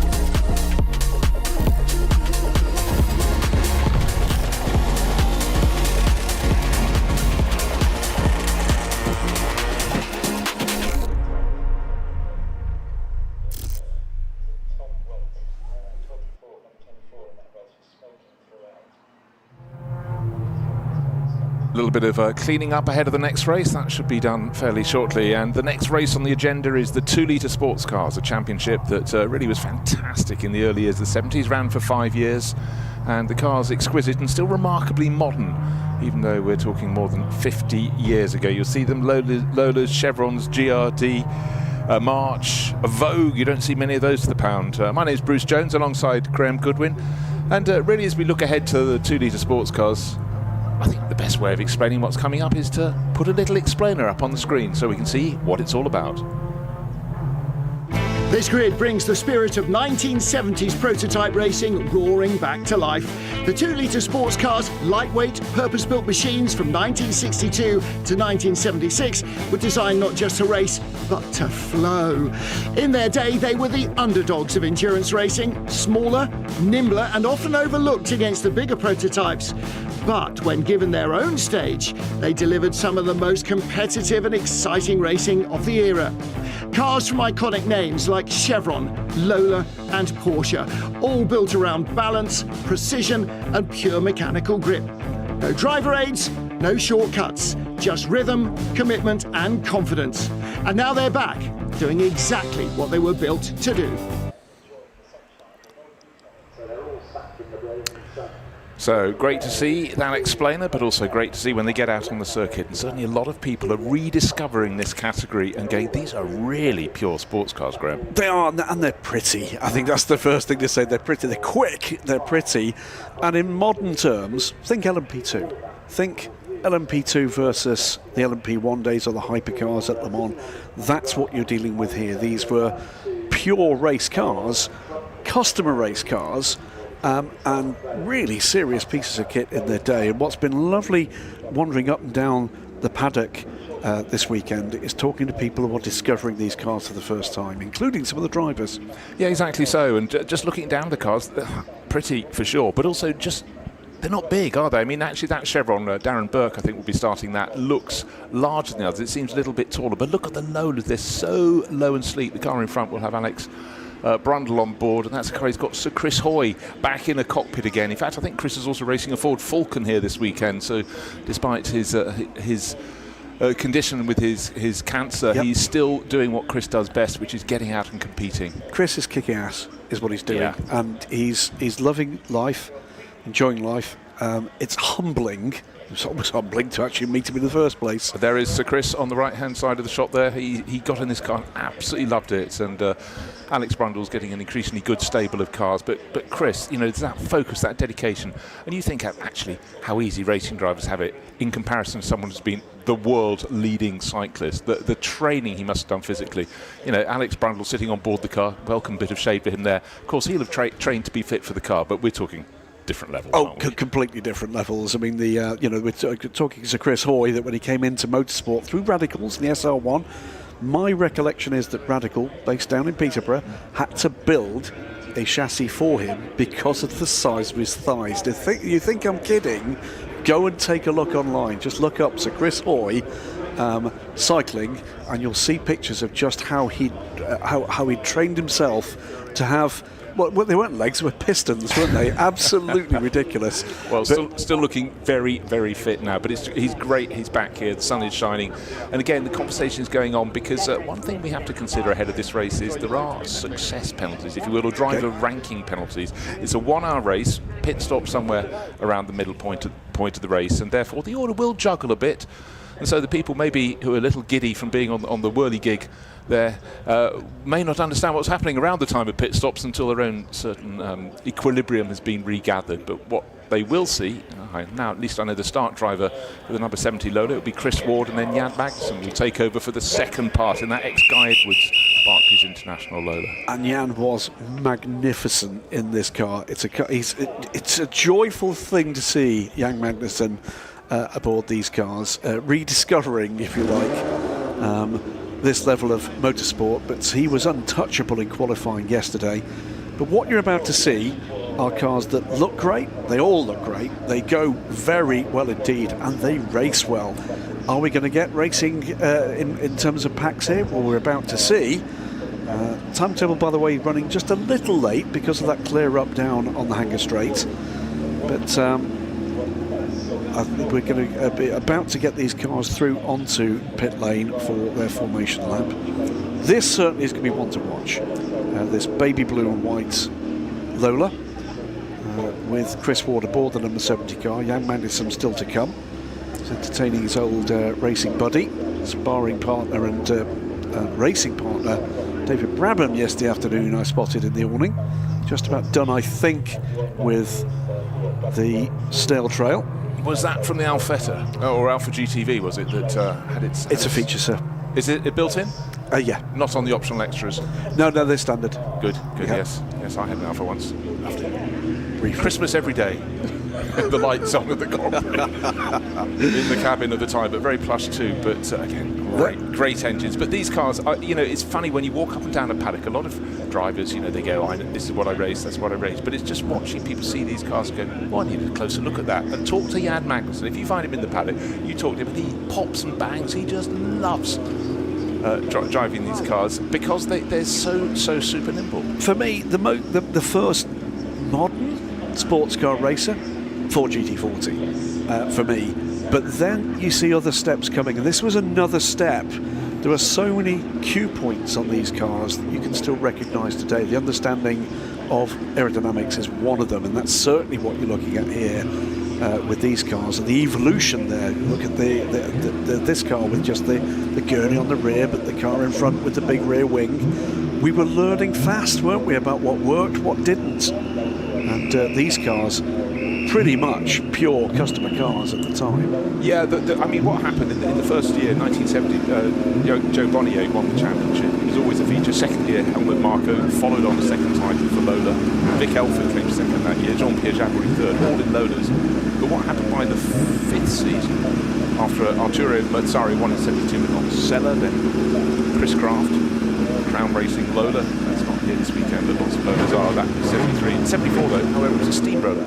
Alpine threw their money at it, filled the top 3 positions with their works cars. That sort of was it. It was too much money. No one else could compete, so it trickled out. But okay, well, I'll tell you what. Why don't we, while we have this break, take a look at the timetable of what lies ahead. We'll have it projected on the image of the BRDC Clubhouse. So 2-litre sports cars, we're running about 10-15 minutes late at the moment, but it sounds as though the engines are fired up behind, so that'll be coming next. Then the HSCC Derek Bell Trophy, for that's Formula 2 and Formula 5000 cars, good grumble and rumble there. And then the Royal Automobile Club Woodcote Trophy and Stirling Moss Trophy event. It's 2 races in one from different age groups of sports cars, 50s into the 60s, fabulous machinery. Then if you love your Formula 1 cars on big fat slicks, that's the 1970s into the early 80s. Oh yes, the GP Icons presented by Goodyear just after lunchtime, so 2:25 in the afternoon. And the historic Touring Car Challenge, the BMW M3 against just glorious RS500s with some rather older BMWs, the 3-litre CSLs, and Nissan's doing things in Skyline GTR terms as well.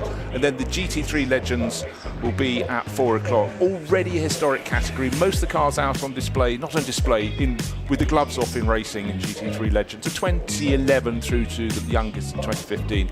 Then the pre-66 GT Sprint. That should be a super race for the penultimate event of Saturday here at the BRDC Classic. And then the endurance icons, cars that 2 blinks of an eye ago were competing the Le Mans 24 Hours. And some properly beautiful cars there. We almost had to pause for thought when the Cadillac LMP1 car from 2001 came out. First time one of those has been seen in historic racing action.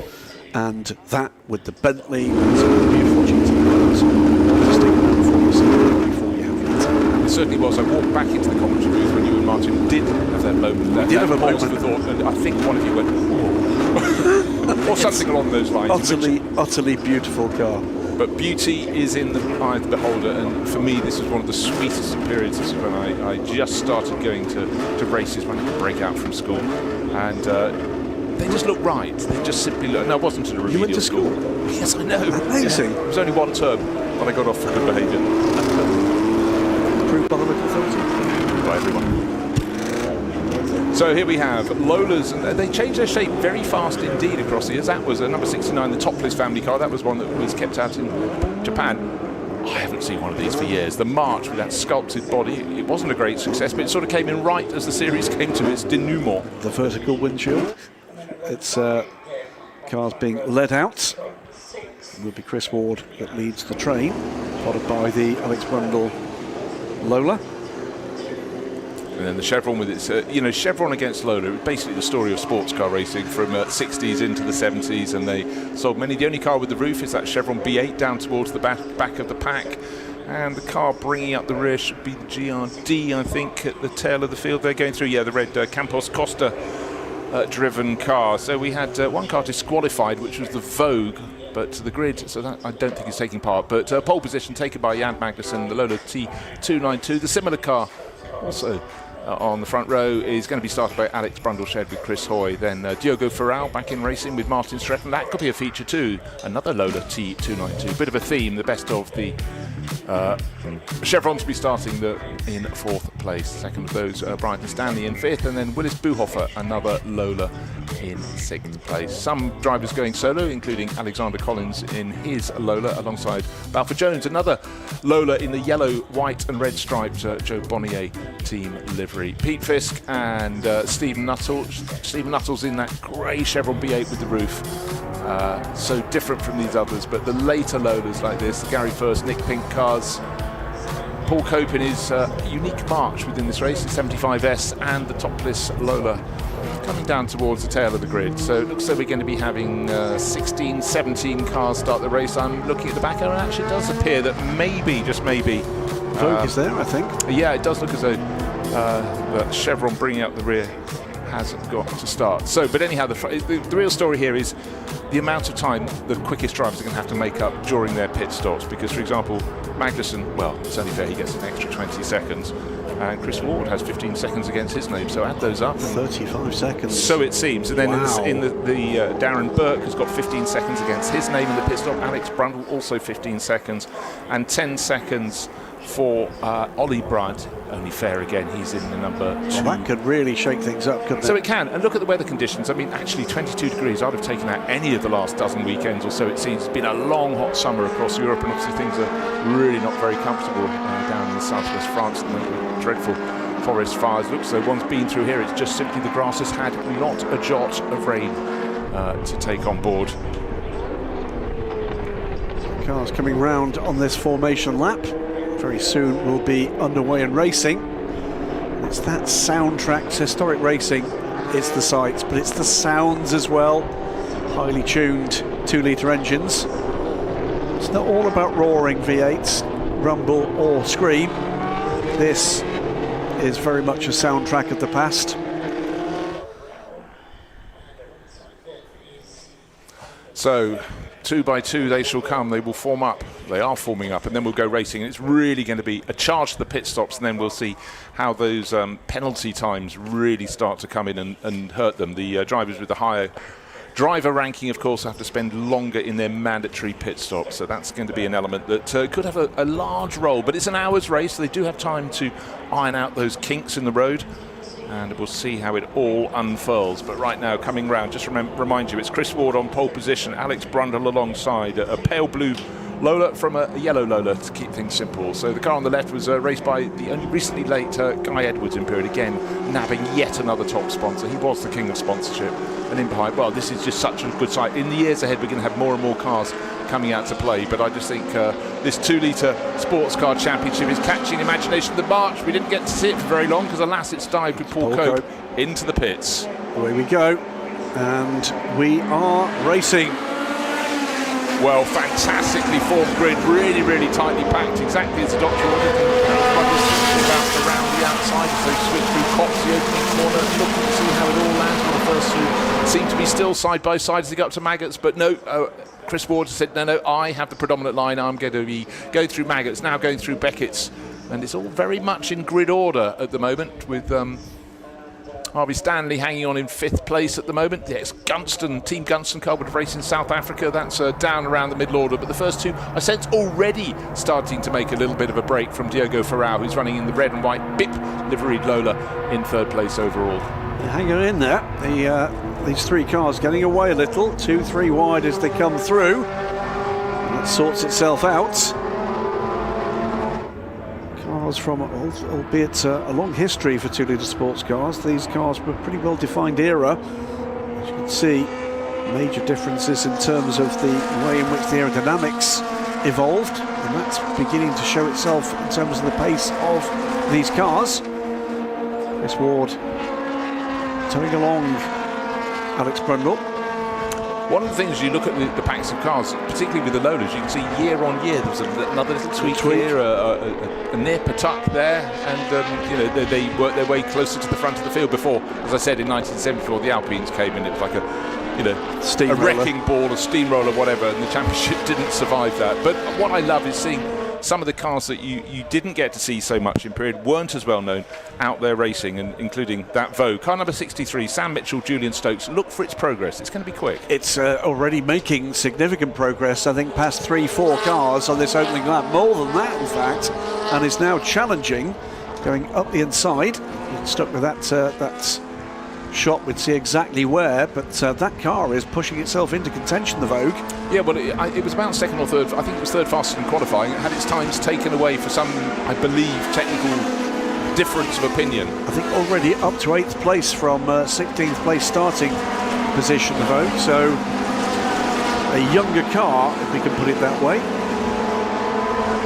And 8th place it is as they cross the line at the first racing lap. Chris Ward leading by 1.3 seconds from Alex Brundle. Pretty equidistant then to the third place number 65 car.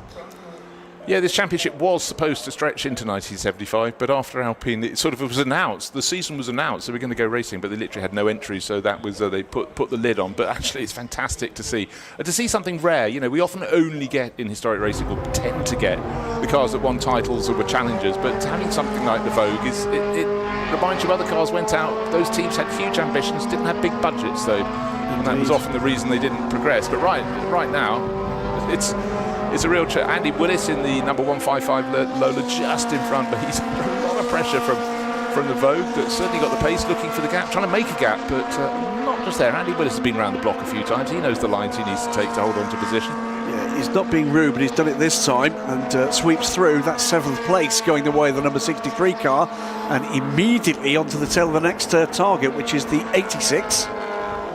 Sits second. We've got trouble for the 21 car here.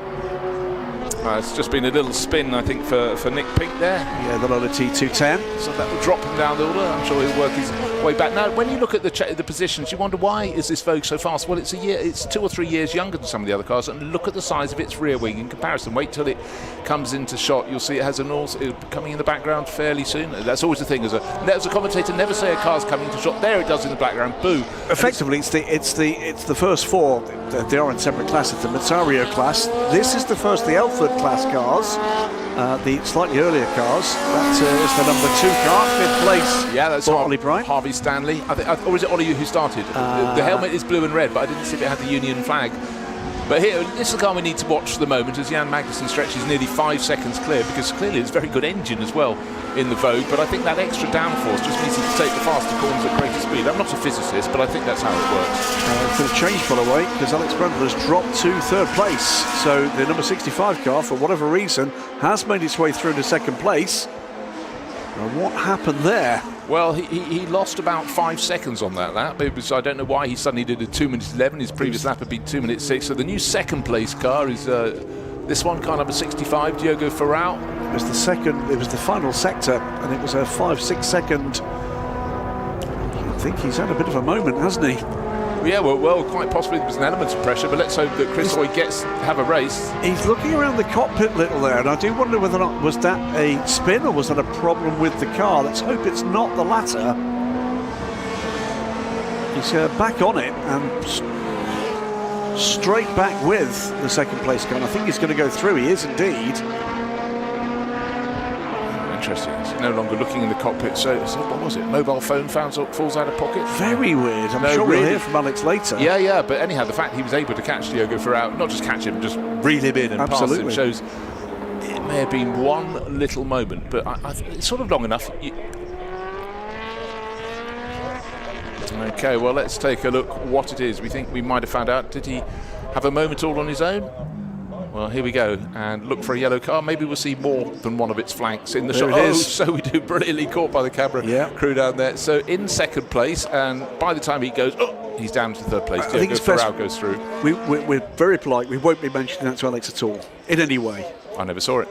There we are. He started second. He's still in second place. Nothing can have happened. What can have happened, though, of course, is the race leading margin is going to have stretched enormously. The end of the previous lap, it was only 1 and a bit seconds, but unfortunately with that spin, it went out to 4.5. It looks like it's rather more than that, because obviously that won't have helped the tyres enormously, but we've still got the pace, as we saw, swept by the 65 car.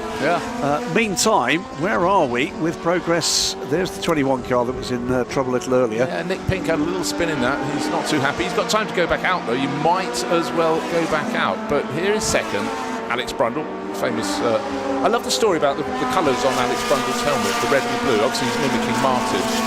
And Martin being Martin, apparently he'd chosen the 2 cheapest colours in the paint shop. They've kept on. Look at there's Harvey Stanley leaving his class. That or is it Ollie Bryan? That is there's a change. 63 car now ahead. The Vogue has moved up to 5th place. Trouble for the Chevron as well. The 146 car. This is disappointing. An hour race to have a couple of people already in the pits, but Magnussen, Chris Ward, well, they all did slightly slower laps that time around. So obviously there was a yellow flag at some point around the circuit, and look for the blue Vogue making its move, and it's all over. I think it's actually, I don't know if it's Darren Burke or Burke. I think it's probably Chris Pittard. I think it's Chris Pittard on board, because the owner driver has to start. So the Vogue looking to get up to 4th place. There's quite some run here, and from does the back, from 16th. But again, when you look, actually, the Brewing maybe isn't a great deal bigger than the Chevrolet, but certainly way bigger than the Lolas, by and large, in this point, in this category of cars. But 2-litre sports cars really capturing the imagination. And people watching this, and the queue of people wanting to drive them is going to be a long one, because just conversations around the paddock. I'm always rude enough to ask people, okay, so you've got your BMW CS, so what do you fancy? What else? What else do you want to try? Absolutely. And that's the thing. You know, with motor racing legends, they run lots of different categories, and in time, a lot of people go, well, I don't want to sit around in the motorhome or whatever all day. I might as well go racing. So they find something else in another category, and why not? It's a funny old thing, isn't it? And been to a couple of historic race meetings recently, chatting away to people I've known through various bits and pieces of racing. They might be out there in a small single-seater car, a touring car, and then something like a Peugeot 908 goes around. And whilst they may not get to a Peugeot 908, what it does is focus them on what else is racing in that race. And sure enough, 6 months later, they're out there in an LMP2 car. You know, that's the point. It's it's not just in terms of performance and aerodynamics that things have marched forward. It's safety as well. That is a big selling point moving forwards. Yeah, no, definitely. As you look across the years, you accept what is current. You'll accept something that's not quite current, but when you look back a very long way, sometimes you have to suck it through your teeth and go. But these cars look great, but obviously they will not be as strong as a contemporary LMP2 car. Look at the gap already between the Vogue and the chasing now 51 car, and it's all now about the 63. And what can they do about the 3rd place car, the 65? That gap, 5.4 seconds that time around. About a second difference in lap time, but that included the overtake. The Alpha class behind, by the way, it is about the 2 of the 86. This is the battle, however, for 2nd place. The 86 car under pressure for the 155. Yeah. Dan Balfour just hanging on. Andy Willis, black and white helmet in the background. Again, running in that different class, the Elford class, for the slightly older cars. But again, first car entered by Joe Bonnier. He became effectively the Lola agent around, particularly to North America. And of course, Carl Haas became that later on. But this was a scene around Europe only. It shone brightly. The World Sports Car Championship, it was at the time, was going through its travails, I think it's safe to say. To get to where we've got to now with the World Endurance Championship, with manufacturers queuing up to come in, a lot of it, your basis comes from a long way back. Oh, Andy Willis is having a look, having a challenge, but he's only being offered the outside line at the moment. Dan Balfour's going, not making it easy for you. This is a 60-minute race, we should remind you. We're 11 minutes into it. And looking at that gap from Chris Ward back to Alex Brundle after that spin for Alex, 11.5 seconds. And the gap in terms of the pit stop penalty was 20 seconds. Is that right? 35 seconds against 15. Yeah, that's correct. So we're looking at to equalise this, and it's not going to be quite equal, of course, because that's going to then put Chris Hoy in against Czech's notes Jan Magnussen. So Chris Ward is doing a great job here. You know, they raced together an awful lot around Europe in the Le Mans Classic Series, and Dan Balfour, and that was the 1970 title-winning car for Joe Bonnier. He's still a little bit wide. He's trying to fight his way back, but that was just, again, that was the pressure Andy Willis we saw was exerting, putting more and more. And at that point, Dan Balfour cracked. But you know what? He's not too interested in staying behind. He said, "I will have the inside line, but will you go around the outside?" Well, Andy Willis done enough, just about enough. Absolutely does. But again, and then.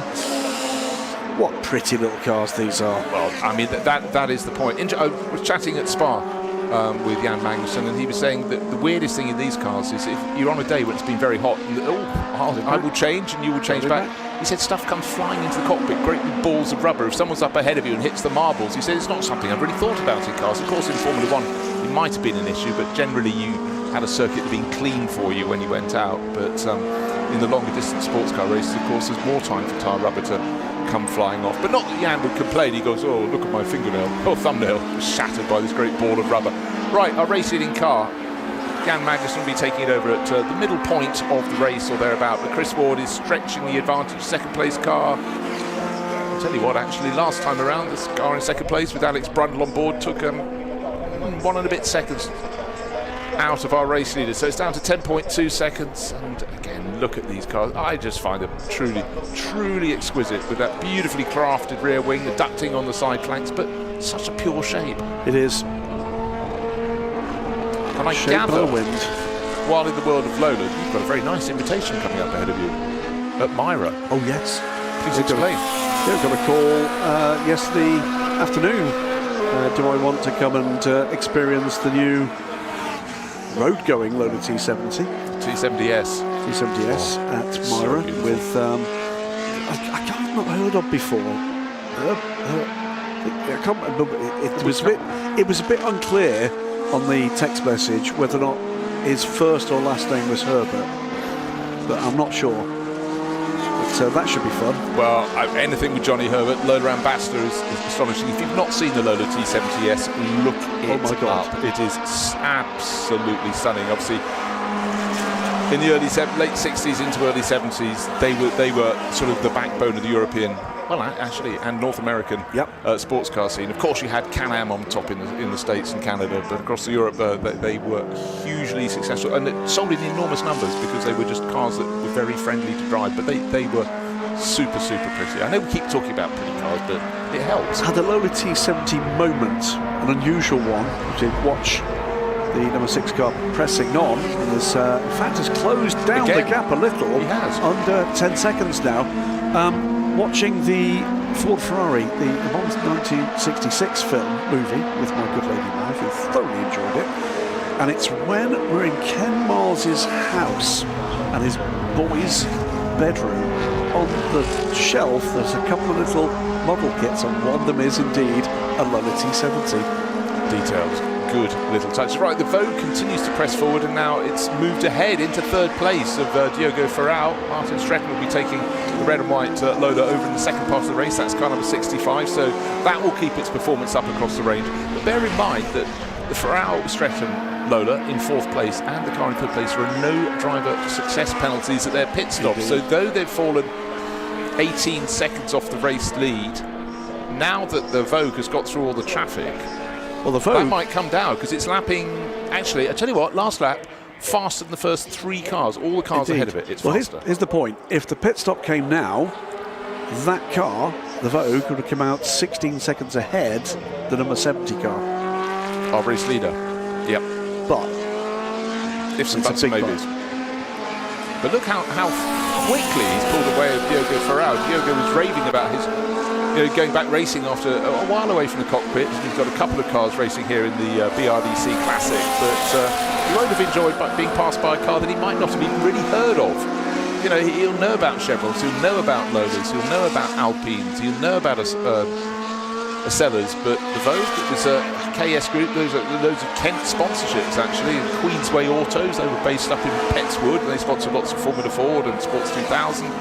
It's those that we were talking yesterday, weren't we, during Zyclones about Mole Valley Racing and their long-term backing. Molly of blessed memory left us, I'm afraid, that long ago, and the long-term backing of World Centre Racing, but it's those names that you saw on the front and on the sides, on the rear wings of race cars, not just for a season, not just for years, but for decades, fueling enthusiasm. It was financing a lot of young drivers, and if the drivers handled them well, and some sponsorship deals went on forever. I remember Richard Dean used to hang on there. I think it was a Panasonic batteries deal he kept for years and a day. And you know what? It works two ways. Whatever happened to him, I think he's still playing full back for Leeds United, isn't he? So he needs to. But, of course, his business partner Zach Brown is here today, not tomorrow I gather, but Zach racing later in both the GT3 Legends and the Endurance Icons. Well, when you're away from work, you might as well absolutely maximise your time. I don't know what he's doing for a day job now. He's the other fullback for Leeds United, is he? Apparently, yeah. Unusual for an American, but you know, it's interesting to see the transatlantic ship. But our race leader, Chris Ward, he's ticking off the laps. Pace has suddenly picked up again. They're down to the 2-minute 9s. I think a little bit of traffic here and there, but Chris knows this guy's been racing across Europe, and Legacy Outlaws, fairly new name in this game, but just doing a great job leading the race. So I tell you what, while Chris Ward is leading, it might be an idea to find out about what his teammate is thinking. That's Jan Banks. Just going to grab another quick interview, because if I don't chat to Jan Magnussen now, he'll be hopping in the car and then we won't see him again, so we need to chat to Jan. Jan, welcome along to the BRDC Classic. It's great to have you.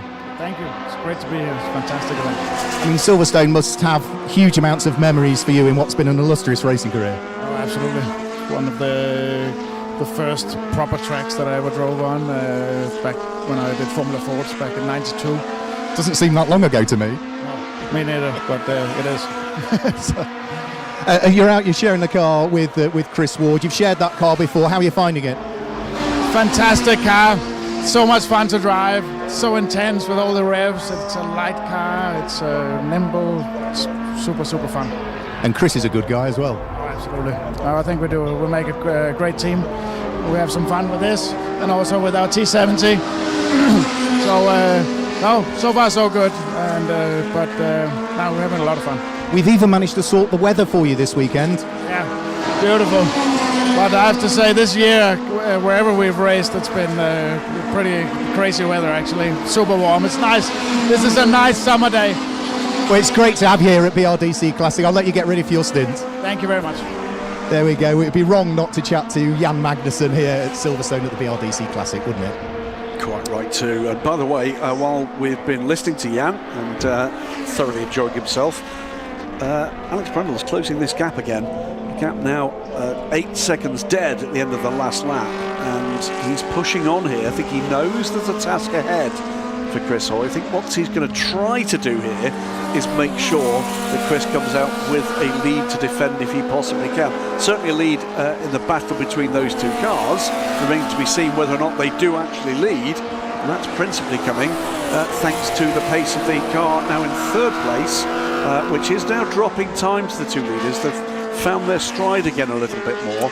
21 seconds is the gap, but no pit stop penalty for that car. Well, that is the massive element within this. They've got to stay there or thereabouts, and quite a story. The Vogue was actually designed by Lester Ray, who made the Ray Formula 4 cars, or he had the concept, he had the ambition to have it, and you know they sort of worked it together, but unfortunately money was tight. Have you ever heard that before in motor racing? No, that's a new concept to me. Yeah. He says, looking ruefully at his bank account. So Alex Brundle, you can see how hard he's working. Every corner has to be shaped to the tightest angle. He's trying to get every half second he can offer to Chris Hoy when so Chris takes over in the second half of this race, because Chris ought to come out in this car in the lead of the race. Driver ranking penalties will weigh heavily on the shoulders of Jan Magnussen and Chris Ward, so they will have an extra 35 seconds in the pit stop. This car, Alex Brundle on board, will have an extra 15, so there's a 20-second chunk for Sir Chris Hoy to play with when he comes out in the second half of this race. And that could be a real helping hand. It does mean that Jan Magnussen has a moving target ahead of him, and he will be the hunter, and the hunted will be Chris Hoy. Or will it be the Mitchell Stokes less? It's going to be tight. Vogue getting to the front. It's going to be very tight indeed, as it is. In fact, if they all came in, had standard pit stop plus or minus the driver success times, the Vogue ought to come out with its nose just in front of the Brundle-Hoy Lola. This one, car number 6. So yeah, Mr. Ray, of course, also involved with the sports car world, notably with a line of Harriers that raced around the world, raced at Le Mans, just the once, the Harrier. Tried to qualify, I think, a little later, but notably in the British GT Championship through to the late 90s. Now the Saria class is the top class, car number 2, and it is Ollie Bryant's now got a closer shot, who started the race in this. Harvey Stanley will be taking the second part, but then doesn't that livery just look absolutely exquisite there? The red with the dark stripe up the middle, bit of gold in for good measure. For Chevron fans, tended to fall in one camp or the other. I'm too fickle, I like both, but Chevron, had a very distinctive tile. Always went for that sort of wider nose on their cars, and the Lola tended to be a little bit swoopy. There's an absolute ripping apart of the design theory of both of those cars. That's an achingly pretty looking car, isn't it? And it's that, and you're right, it's that attention to detail with the livery that sometimes has been forgotten, I think. It's been moved into the modern era. We're getting back to it. Bumped into Sam Hignett from Cadillac Hertz Team Jota in the paddock with the family around, and certainly there's a team that have made great strides towards bringing back iconic liveries into contemporary sports car racing. Of course, you and I both commentate on the World Endurance Championship, and a handful of years ago, the 3 works teams, their cars were all red, white and black. Yes. It really was a massive helping hand. Great, thanks guys. But I mean, I'm lucky enough to commentate that course with Martin Haven, and the nice thing about it, Martin does have some well-formed views on those liveries, but you never hear it. Oh, thank goodness. If you want to write in, he'll send them to you on a postcard, I'm sure. So our race leader Chris Ward moving around the circuit, trying again, like Alex Brundle is trying to cut back in, but the last 2 laps, the gap from first to second went down to 8 seconds, and it's almost as though someone got on the radio and went, Chris, could you? Yeah. Okay. It's now 10.5 seconds. Yep. So, ebb and flow here. Alex Brundle finding pace and dropping away just a little, but I think he's the more consistent of the two, at this phase. It's just that Chris Ward, I think when he's finding clear air, is finding more than tenths. Yeah, well, for a long time he was the chief instructor here at Silverstone, whichever racing school was at Silverstone at the time, so he knows the circuit like the back of a hand, he knows this car like the back of a hand. This is such a good battle for the Elfrid class. Because Dan Balfour getting close again in the ex-Joe Bonnier 1970. This is the car that won the first European 2-litre series, 1917. It's still out here racing. Just think about that for a moment. Properly historic car. But it's been given it's a properly historic car. There'll be lots of other Lolas or Chevrons that were taking part in the early 2-litre series races of no particular merit, or no particular merit in terms of their success, but to have a title-winning car out here is very, very special indeed. One of the wonderful things I think about this emerging marketplace for historic racing, and finding all the time new and interesting classes side by side. By the way, here we go. This is a wheel-to-wheel battle briefly for position and for the class lead, and just drifting it through the corner, and I think he's got it. 86 is through. Dan Balfour. Yeah, and obviously for these drivers, they'll be knowing there's a pit window coming up very soon indeed. I think someone's about to reach for the latch and open it in the next handful of seconds. And let's just look at the numbers. The last 2 laps have been very good for Chris Ward, or maybe not so good for Alex Brundle, because the lead was 8 seconds, down to 8 seconds, up to 10.5, now 12.5 seconds between first and second. So Chris Ward has got to squeak every part of a second he can get to sort of work away against the time penalties they'll have when they come to serve their pit stop. But the Vogue started life as a Ray effectively, but money was tight, so the name became something else. Car number 63 back in the battle, going on through. The gap back to Diogo Ferrao is 10 seconds. Pit stops beginning to come now. The first onto pit lane of the lead order is the 51 car. Christian Pittard will hand that car over to Darren Burke. Darren will be capable of good speed in that 51 car. Darren is one of the drivers with the driver ranking. That means he has an extra 15 seconds at the pit stop. Not quite enough time to inhale a bag of crisps. Not that I'd recommend that before going in a racing car, but certainly. So the order will change for a bit, and what we'll have is like a handicap race. Well, it is a handicap race. As you work to the end, it's not calculated so everyone should finish equally, but it's just you're going to be pegged back, and then we've got to see if you can make your way forward. Meantime, the Vogue still making its way through traffic before we inevitably see this car on pit lane. It's been quite the chase for them. Not quite got the bite, the pace that we've seen from the two leading cars. You can see the pit board handing over there, pit window open. 69 car on pit lane. Topless family car. Cracking thing. And with a registration plate on that car. Well, it's a bit. I always love the Italian cars that raced on the Mille Miglia, who'd have the the testing plate, yes, written fore and aft on their cars. I was going to ask the question about that. Is it actually road registered, or is that just a blessed memory of a family car?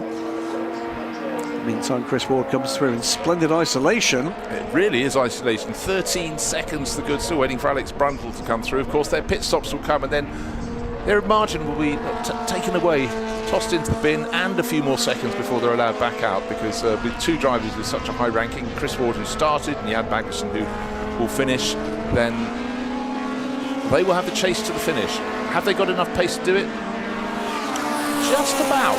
Yeah, I'm not entirely confident, actually. You not think? I think they will. I think the pace we saw from Jan in qualifying bodes well for them, I think. Yeah, that is true, because Chris Hoy isn't as conversant with the car in second place, so you'd expect Jan to be faster than Chris anyhow. The margin, there is an extra 20 seconds for Jan Magnussen's car to be in the pits when Chris Ward arrives. So he'll come out behind Chris Hoy, as we've sort of worked out. 7 seconds. And there is Jan ready. Yep. Gosh, there he was 34 years ago. I can't believe it. That was when he was racing Formula Ford. Is it really? And of course, 1992, very quickly, he went into Formula 3 with Paul Stewart Racing. He sort of took a number of win records from Ayrton Senna, was, again, crumpled up and put into the bin, but then of course he got to Formula 1 very quickly and regrets it now. He reckons he wasn't mature enough to do it. He had the pace but not the nous to make it work. However, what a career he's had since then. You know what, and this is what's defined Jan in his career, is joyful.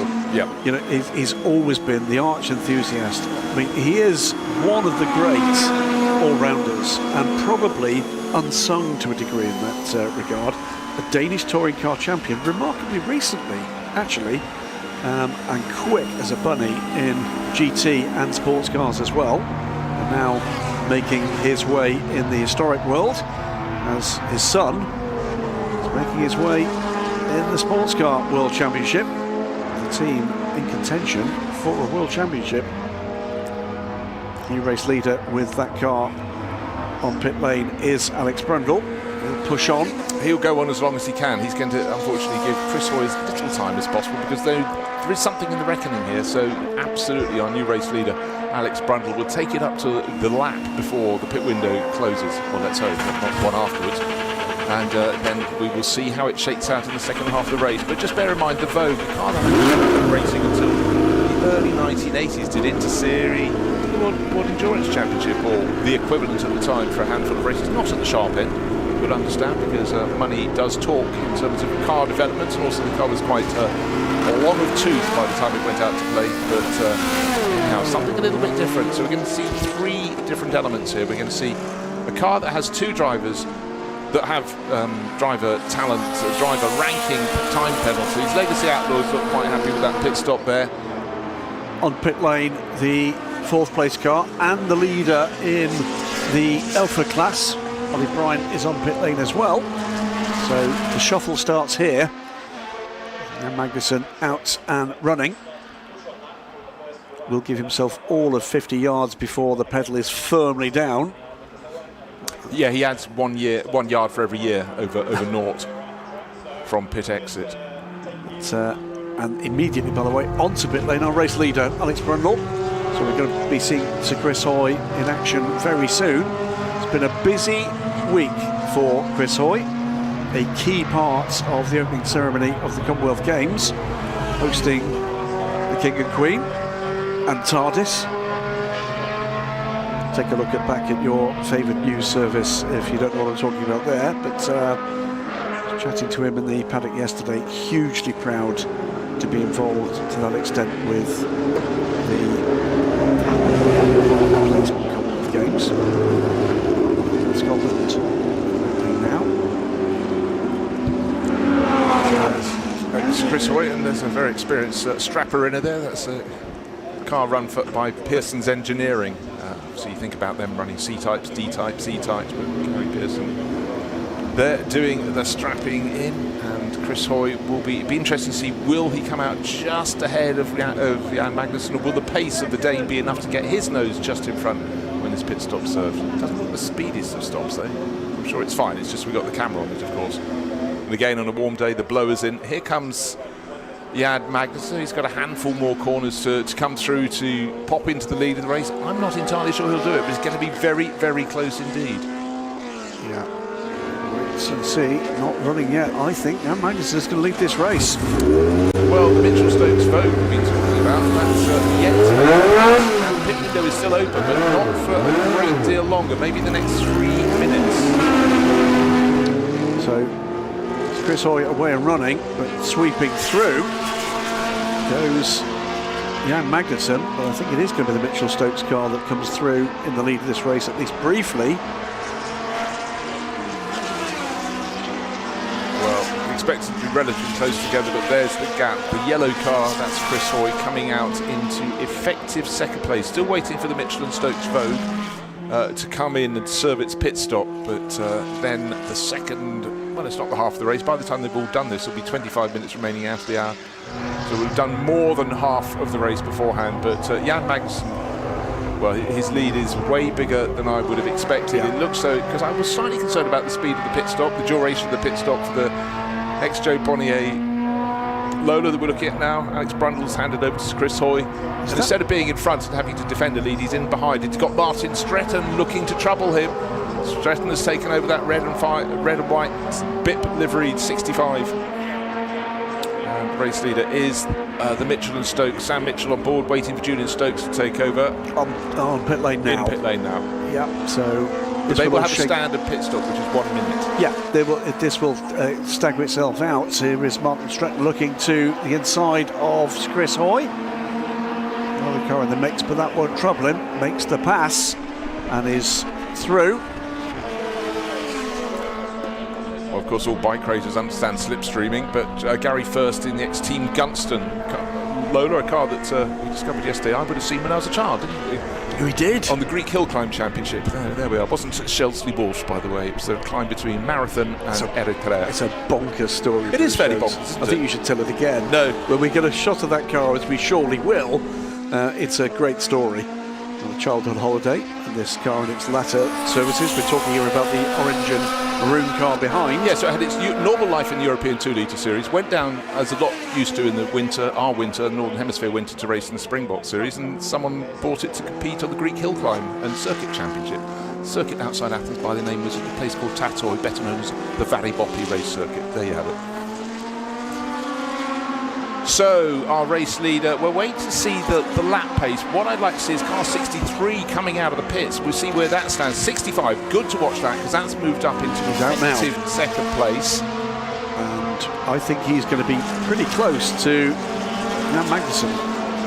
So, there he goes. That is the Vogue. So, the Vogue has come up behind Chris Hoy. Okay, so out into fourth place, because this car is now in second place, effectively, because having passed Chris Hoy just after he'd started his run the second half of the race. Martin Stretton, you expect him to be quick. There is Sir Chris Hoy.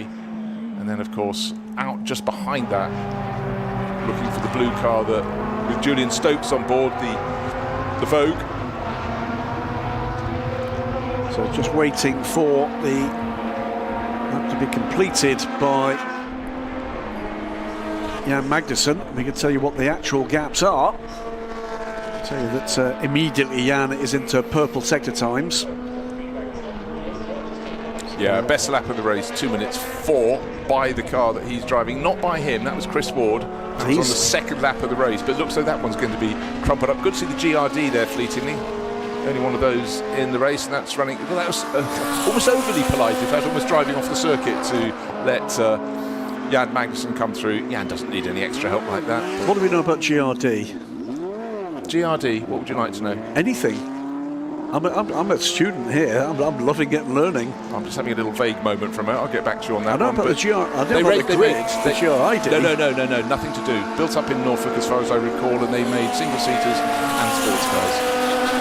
And I will be embarrassed that I haven't managed to produce a rich history for you there and then. I think we've got a single-seater GRD here this weekend, I think, as well. Yeah, we do. I think it might be in the Derek Bell. I think you're right. Trophy. So they sort of again were thereabouts. Pit window is now closed. Ka-ching. And slam. Now confirmed on our timing screens, the Jan Magnussen, Chris Ward, number 70 car. Well, I tell you what, a driver who went very well in the first half of the race had maybe a little bit of a moment. His name is Alex Brundle. Down with Mark in the pits. We've got Alex Brundle alongside me. Alex, it sort of seemed to go to plan, and then there was a bit of oil down, which meant that plan unravelled a bit. I'm glad I've been absolved of responsibility, and whoever's in charge of track mix this weekend has caught the oil, which is good. I've not dropped one for a bit, but yeah, down at Brooklands it's auto-rotated on the brakes, but luckily kept the engine going and carried on. And then it was just a case of finding our way through the oil, which was on the line everywhere. I made quite a good job of that. But then when it sort of dried up and went away, I think Chris just had a bit of a better car than me today. I gather also, listening to what Alistair Douglas was saying, there was another little moment at Village that you gathered up. Oh, we were gathering up all over the place. We were just trying to find the way around the oil while continuing to push on. We've not got enough efficiency in the car at the moment that I don't have to be on the chip all the time, and I'm obviously trying to give Chris the biggest buffer I can. The guys behind, I'm never going to catch Chris Ward. I can see him not even sliding ahead of me, so it's slightly disheartening. They've had that car for a very long time now, and they're well on top of it. We're just sort of in the early stages with ours, but I'm trying to give Chris a bit of a buffer to the cars behind, and I'm sure he'll go out now and do famously, luckily with an almost dry track. Yeah, it's all cleared up now. That's it, you're done for the weekend now as well. You've not got the E-Type out or anything? No, we're in the HRDC race tomorrow, so we're gonna run our Mustang in that, which will be good fun. Me and Jimmy Broadbent, who's been playing with a GTR, which is around here somewhere. So yeah, one more to do, but yeah, let's see how we end up in this. I need to go and find out how much time Chris has got to play with. I'll let you go and find out. Thanks a lot to Alex Brundle there. He leaves us and heads towards the pit wall. We'll go back upstairs to the commentary box. Thanks very much. Lovely interview there. And well, Chris has got something to play with, because in the background he's got not one but two people closing in. He's got the blue Vogue, there it is, and that suddenly that Chevron is back in the mix by looks things, or is that I think that may be a little way down. Yes, I think it is actually, looking at that. But right, yeah, GRD. Go for it. I couldn't remember what it was short for. Group Racing Developments, and Lotus. A lot of Lotus people went there. They built cars in 72, 73, 74 for Formula 2, Formula 3, Formula Atlantic, Sports 2000, and so no ambition then? No ambition, and of course the most famous driver for them was Roger Williamson, won the British Formula 3 title in the Forward Trust Series and Shell Sport back in 1972. But a short history. By 75 it was over and out, unfortunately, for them. What a shame. Jan Magnussen, by the way, 2:04.688, just a couple of tenths off the fastest lap of the race, and he is now 27 seconds clear of Martin Stretton, who's pulled out 12 seconds onto Chris Hoy. So Chris now dealing with traffic. That traffic almost was too polite, but Chris is being closed down right now by that Vogue, the Mitchell Stokes pedal number 63. Right, it's not surprising that white Chevron's gone past. It's had to unlap itself because it's had a second pit stop. So Darren Burke, we know, is quick. In fact, his last lap, 2 minutes 5.5, is one of the, I think it's the second fastest lap of the race. So the white Chevron is a lap down, car number 51. So what maybe could have been has been a problem, set them back. He's got to find 20 seconds even to go up a position into the top 10, but the pace is there. And in fact, for Chris Hoy, we're looking at Chris now, that yellow Lola, he's being caught by the blue car, yellow being caught by blue, or more to the point, Lola being caught by the Vogue. So that's his particular battle. So he didn't want Darren Burke behind him. In fact, in terms of pace, I think they're about 7 or 8 seconds a lap apart. Yeah, so even pace, by the way, between Chris Hoy and the 63 car chasing. Last time around, both in the 211s, a few tenths between them. Oh, trouble for Martin Stretton. Second place is just going to change. So Chris Hoy goes into second, the Vogue goes into third. So don't know what's happened for for Martin. So just as the fastest lap was raced, pulled off by Jan Magnussen, pulling off itself is another Lola. So big disappointment there, and that's a very sensible thing to do, just to get yourself out of the way there. But disappointment for Martin Stretton and for Diogo Ferrao, who drove very nicely in the first part of the race. That looked really good for them for a podium finish, didn't it? But it's all over. And now this the significance of this little battle with, what have we got, 19 minutes left, becomes very much more significant. It's not for the final podium, it's for second.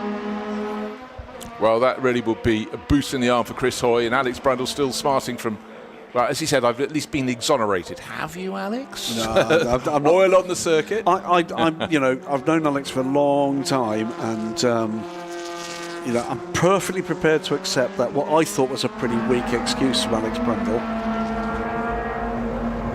Leaves that one to just dwell there.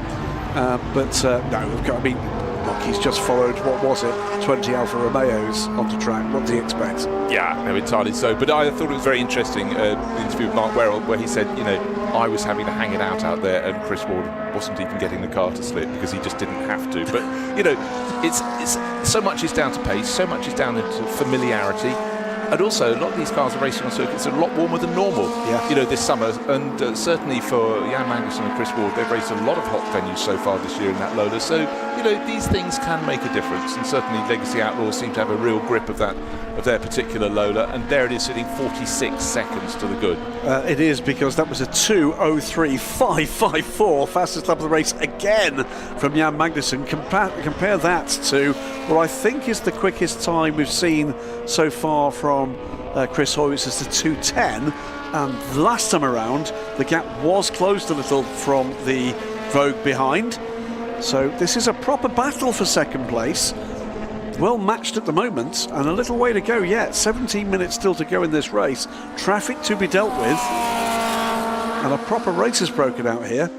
Yeah, it really has. This battle was for third, is for second, and it's fast and furious. And Chris Hoy is going to have to use those mirrors, and certainly say Julian Stokes in the blue Vogue is getting really quite loose on some of the corners. Chris Hoy is much smoother, but the body language is, you know, if I'm in your mirrors and I'm showing you a lot of my car, you know, you're going to know I'm here, and I'm definitely coming for you. And that's the message from Julian Stokes as he chases Chris Hoy. The gap between them is 3/4 of a second. The gap to the race lead is 53 seconds. So, barring disaster, okay, bit of traffic, how do they work it? Well, very tidily indeed for Chris Hoy. Not quite so well for Julian Stokes. He gets cut off behind the GRD there. So advantage Chris Hoy. A little half second, maybe a second gain there. That could be a lifeline. Yeah, massive cycling fan aboard the red car, without shadow of a doubt. But that did work in his favour. Just gives him a little bit of an edge there this time around. So what was 3/4 of a second will stretch out by a few tenths as a result of just being able to get by the traffic in the right place for him. But you're absolutely right, the 63 car, Stokes, is hustling along now. 16 minutes to go. And meanwhile, Darren Burke has got into the top 10. I mean, had it not had that extra pit stop for whatever reason it was, that's a car that should have been in and around fourth place. As it is, fourth place leading the Alpha class is car number 86, which is Dan Balfour started, Morgan Jones on board at the moment, lapping at a certain pace, but 10 seconds a lap faster is Burke down in 10th. His next target, well, a country mile up the lap. Well, it's going to be ninth because Martin Stretton has just pulled off. So he's, it remains to be seen exactly what the gap is going to be, but he is, you're right, around 10 seconds quicker a lap than pretty much everybody ahead of him, with the exception of the race leader.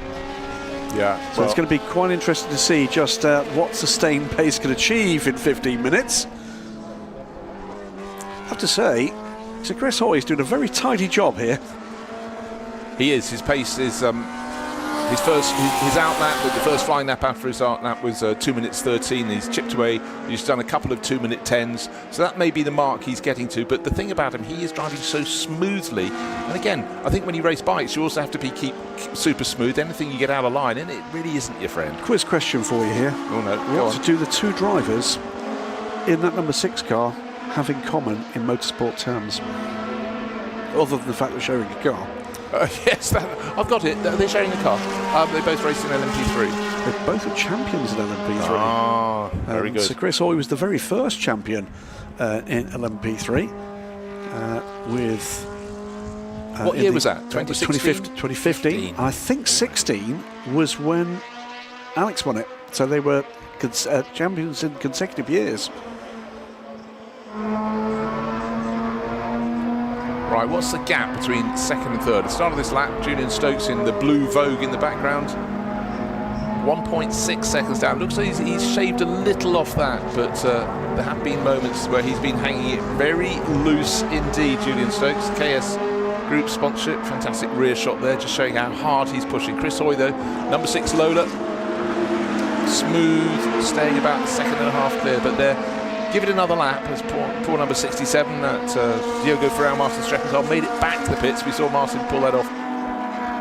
Just looking at the pace again, another lap coming on the board, another 2-minute 10-second lap for Sir Chris Hoy, 2-minute 11-second lap for Julian Stokes. I would suggest at this point that Julian Stokes' tyres might not be enjoying life quite as much as Sir Chris Hoy's. And don't forget, Alex Brundle, though he said he was pushing the car around, he is, you know, the craft of a top prototype driver is to keep your tyres sweet. So Alex would have done a decent job, bar that little rotation, which we're not mentioning again. Well, Chris is certainly showing he is absolutely no sitting duck here, and with very little time aboard this car. Jinx out to that's a trouble for what the car started Barley Bryant behind. Yeah, the lovely Chevron. Harvey Stanley should be on board that at the moment, and that was running third in class. It was. In fact, it might have been, yeah, no, it was third behind, third in class, 6th overall. So a warm day, maybe picking off a few of the cars. 1 hour race here at the BRDC Classic, only 12.5 minutes to go. There could be a 12.5 long minutes to drive for this number 6 Lola. That's Sir Chris Hoy, cycling superstar, but with more than a few years of racing experience. I think he's been caught again here. I think he's been caught again. It is under a second, so half the gap this time. So again, second place is in some doubt. Oh, and by the way, the minute mark between first and second has been passed, and how? 1 minute 4 seconds now, because Jan Magnussen, well, he's just got into the 2-minute 3s. He's done about 4 laps in the 2-minute 3 category. Again, he's found the limit, and he can produce it again and again, and that is the whole point of a top driver, isn't it? It is absolutely. It's not just speed, it's consistency. And consistency in traffic in sports car racing makes that art all the more difficult and all the more impressive. Yeah, and in a car that you have hardly sat in. He's had, I think, maybe just the one test in this car. Loved it, but that's a different thing to knowing it. But again, it's not entirely different. Much older than other things he's raced, but not entirely different in terms of the way that it behaves relative to a contemporary sports car. And that is the remarkable thing. 50 plus years ago, and the car still looks sweet. Oh! Darren Burke, no, I'm not staying on 2 minutes and 4. I'll do a 2 minutes 3.9. So he's lapping only half a second. He's actually 0.4 of a second slower than the best lap by Jan Magnussen. Yeah, so a round of applause to Darren Burke in his Chevron. Yeah, last time around quicker than the leader, because just slipping into the 204s, which ranks as failure for Jan Magnussen at this stage. 204 pretty much dead. Now this is an interesting moment, and that's why. And it actually, the 63 goes around. That was Chris Hoy making the wrong decision as to where to pass the traffic. Chose very late, pinched the line from the 63. Don't think there was contact. I think that was... It was guesswork on both cases. The little orange Lola in front, just not really knowing where to be. That was Philip Buhofer, the wheel of that. Andy Willis had started it, but he was a little bit hesitant, and then those behind were guessing and second guessing, and Chris Hoy suddenly has been given a margin with that spin with 10 minutes to go. Well, he was defending, and let's have a look how it happened. So this is orange the traffic Lola coming. about to turn in, but Chris Hoy thought, there isn't an outside line, I'll go for the inside line, and already the decision being made by Julian Stokes to go for the inside. The door opened and then it slammed. Julian was on the curbs as well to the inside, looking to do the very best he could to avoid a problem, and the late grabbing of the line, there was no contact, the late grabbing of the line from Chris Hoy meant that he had to duck out of that at a point where there was no grip left. Yeah, and it's put a 5-second margin between them, and bear in mind a 10th or 2 tenths here and there between the pair of them in that battle for second place, and it does look as though the Vogue will still get a podium result, but it doesn't look as though it's going to be second at this point. So Chris Hoy, well, he'll be delighted with second, but he knew before the start of the race there wasn't going to be really much he could do about Jan Magnussen and Chris Ward, but he's raced really well. Not the way he would have wanted to earn that gap, and I'm sure, knowing Chris reasonably well in terms of his attitude, his outlook in answering the questions. He would say he made a mistake there in terms of his choice of line, but perfectly entitled to grab the space that was there, and unfortunately it did not go the way of the 63. Well, Jan Magnussen, let's see if he'll come through. Oh, his last lap was also 2 minutes 3. It's just extraordinary metronomic form in the Barclays International Lola, the car that raced in 1973 very successfully in the hands of the late Guy Edwards. Now, I just want to see how... Another spin. Oh, same corner, same outcome, and the same car. It just in the background of the shot. This time it was the orange Lola coming through. So Julian Stokes, having got back ahead of the car that sort of helped him to spin in avoidance a lap ago, gets the same corner, having overtaken it. What a shame. Randy goes, let's have a look at how and why. So this time the Vogue is in front, turns in, and maybe just bad memories still in his mind. And the Lola that had been on the outside the previous lap now in front. So I think about rhythm, isn't there? There is. Once you've lost that rhythm, and is this further trouble? That's again the car that we saw Ollie Bryant starts. Yeah, Harvey Stanley on board, and it's just losing. Well, it seemed last time it seemed to have no pace at all. Maybe they decided it fired back up and they'd go out again, but it's going absolutely nowhere fast at the moment. The glorious little Chevron, number 2. Yeah, so Jan Magnussen, 1 minute and 17 seconds to the good. Another 2:03. He was obviously pained by my comment about the 2:04 dead last time around, so he's up the ante again, 2:03.8. What I'm looking at here, though, is Darren Burke. He's attacking what was an almost 1 minute gap to 8th place, and he's got it down under 29 seconds. We've got 7 minutes to go. He is 11 seconds quicker a lap than the car ahead of him, and I think that position is within his grasp. Well, certainly if the crew can let him know and just keep telling him you're gaining 10, 12 seconds a lap, so keep on chasing. But that's what he was going to do, fired up by having to have that extra pit stop for whatever reason it was. Ended up 2 laps down, and leading the Elford class, that's a slightly older class for the older cars, is 87.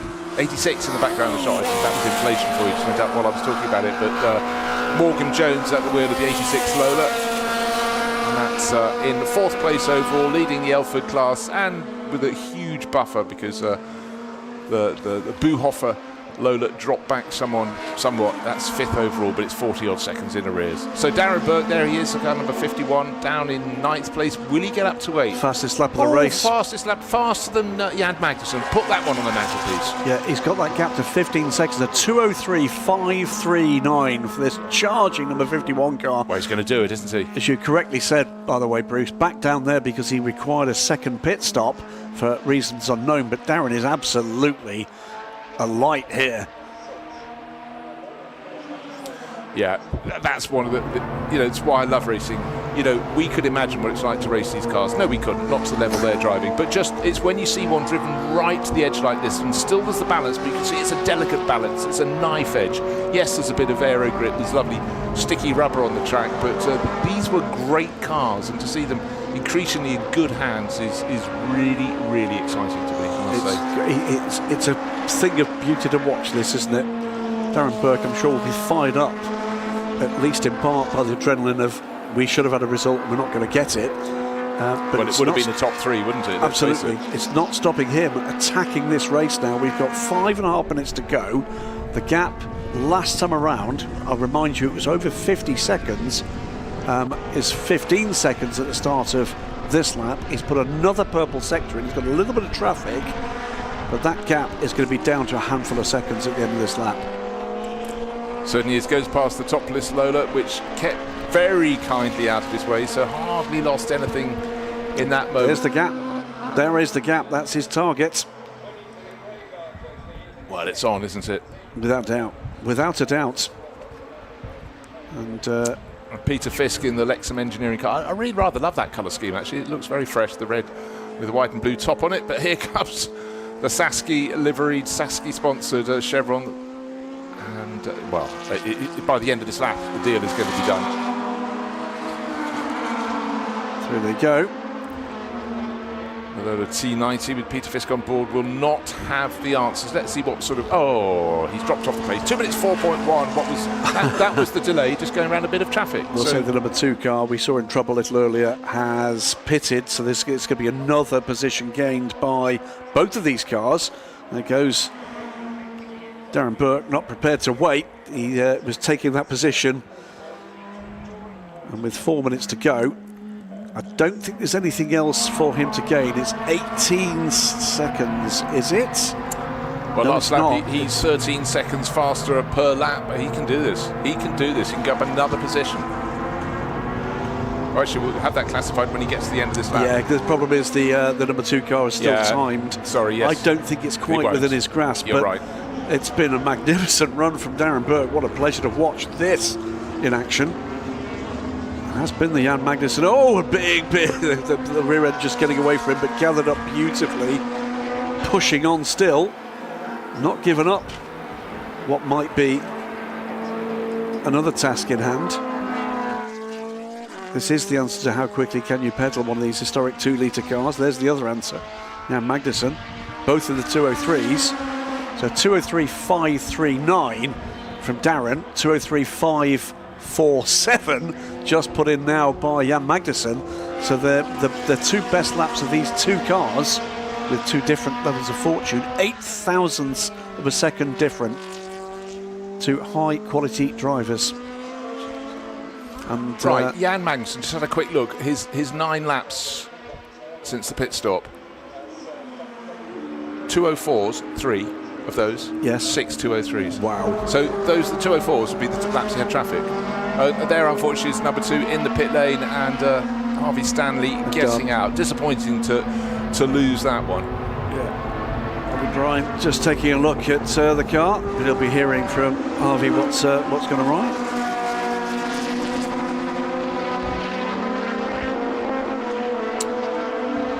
So Jan Magnussen pressing on, and his last lap was his best lap. That's interesting. So he's done another 203. So the 6th place car, 3rd in the Alpha class, at the end of the last lap was 16 seconds ahead of Darren Burke, but Darren was 13 seconds quicker. He can do this. He can. That's remarkable. So 6th place within his remit. When he came out after the pit stop, he was outside the top 10. And over a minute off. Right, let's have another look at this masterclass. The Chevron driver is putting on board Darren Burke lap after lap, almost identical lines. He's using all the circuit, but this isn't coming through luck. This is coming through absolutely pressing on. Jan Magnussen leads by 100 seconds, 1 minute and 40 seconds, but he hasn't got far to go, just over a minute to go. Fastest driver on the track is the driver of this car, who's done consecutive laps in the 2 minute 3 second category. Darren Burke in the Chevron. Fastest lap of the the challenge has been laid down. Suddenly Jan Magnussen goes, oh, what are you doing? I'll do a 2 minutes, almost 2 minutes 2, but 2 minutes 3.081, fastest lap of the race. So by the end of the race, when the checkered flag comes out, perhaps at the end of this lap, may just squeak onto one more lap. By the way, we can see his target now. It is that Team Gunston livery car. Yeah, Gary First is trying to do his best in his Lola, but the numbers are counting against him. The clock has half a minute left to go. It's this lap and one more for that pair.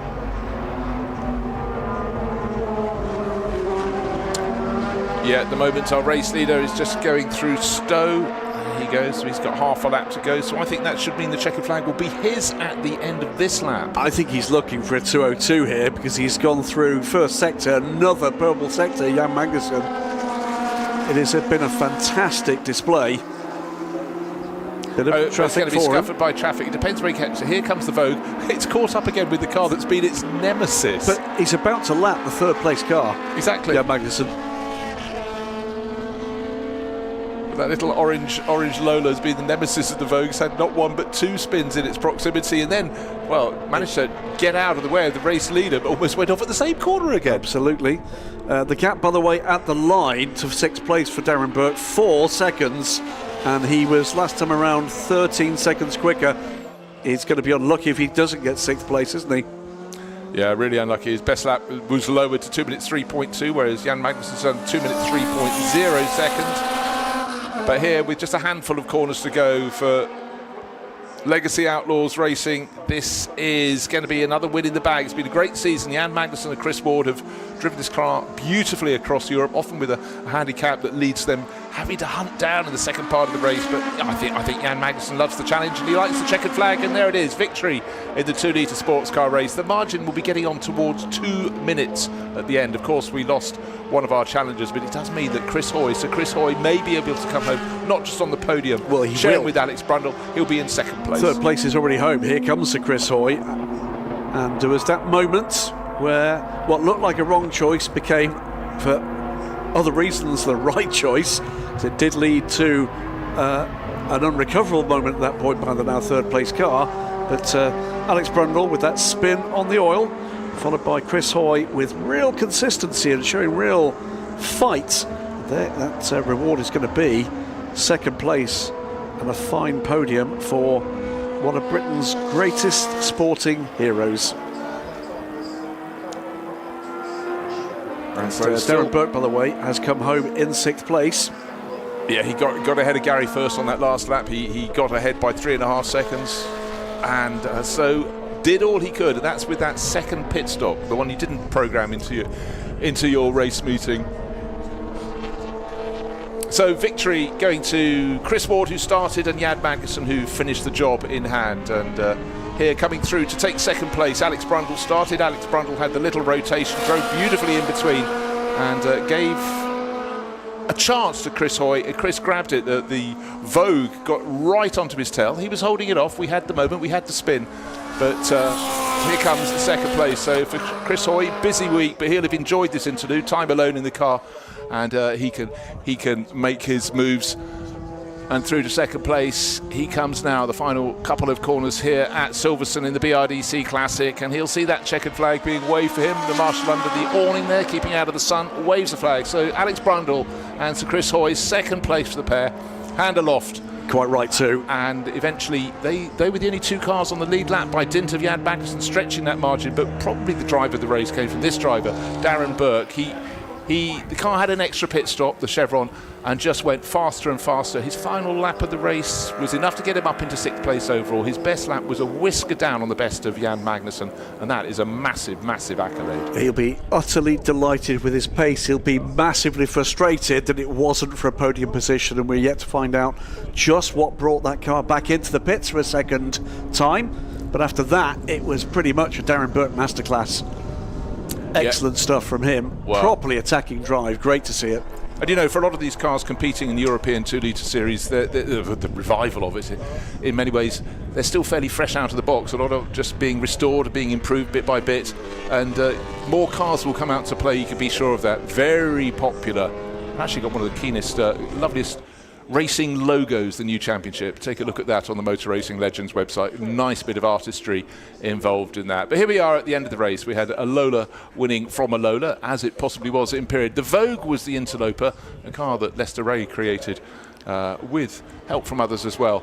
And it didn't have the money to play, but unfortunately the spin towards the end, and then another moment, a second spin, really affected it. I think tyres had gone away by that stage, perhaps. Yeah, I mean, they pressed very hard, and as you could see when Chris Hoy was being smooth, Julian Stokes was being quite ragged, but he was doing his utmost to see what he could do to tip him out of the way. And there we have the driver coming in who will have satisfaction of his pace, but unfortunately not a top 3 finish that could have been their job, but for that unfortunate extra second pit stop. 16 cars it may have been, and you're quite right. I think we're going to see far more cars back into this form of racing soon. But that was a properly entertaining 60-minute race. Had plenty to give all the way through for every lap, whether or not there was raw pace, whether or not it was battling. And there, Bruce Jones, is the final result.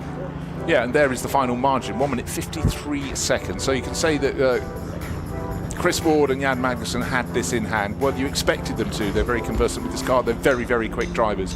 But for a spin, it would have been slightly less of a margin it would have been no. So Alex Brundle, Chris Hoy into second place, and the Vogue, a surprise 3rd place from the back of the grid, remember, from 16th place for for Mitchell and Stokes. Balfour and Jones won the Elford class in 4th overall, and then Willis and Buhofer 2nd in that category. 6th overall, Christian Pittard and Darren Burke, and Darren set the 2nd fastest lap of the race on a massive charge, but that was that for the 2-litre cars. But it was a race from start to finish, an hour of fun that started with very, very close indeed. Chris Ward leading away from Alex Brundle. There were a few sort-outs, and one car making move very early on was the Vogue. Blue number 63, didn't see that much in period. It sort of came in after a lot of these cars and then had a checkered history, but it's still part of motor racing history. It's not just the winners that get to play. Alex Brundle still close. Diogo Ferrao in 3rd place in the early laps. The Vogue number 63 kept on coming and working its way up the order, giving chase there. And then a rare sight, a spin from Alex Brundle. He gathered it up together but had fallen from 2nd to 3rd. He set off again and then started taking chunks out of the race leader, Chris Ward. But though he closed in, there's Andy Willis gaining a position. This is the battle a little further down the order, and Ollie Bryant, number 2 Chevron, was going very nicely at that point. That was trying to fight for the Elford class cars, the slightly earlier runners in the 2-litre sports car championship. And again, these cars, small, nimble, great to race, pedigree racing engines. Then of course it was the time of the pit stops, longer time at a stop for Jan Magnussen as he got in because of driver ranking penalties, and yet he pressed on, and then Sir Chris Hoy came under real pressure. This was the battle for 3rd place, and then we had a few little bits to sort out. Chris Hoy tried to guess which way Philip Buhofer was going to go, came to the inside. Unfortunately, already going there was the Vogue, and that had a little rotation, and the race pressed on towards the end. Nobody was going to be able to do anything at all about the ultimate race. It just 2nd spin in 2 laps at the same corner for the Vogue. That was a wee bit unfortunate there.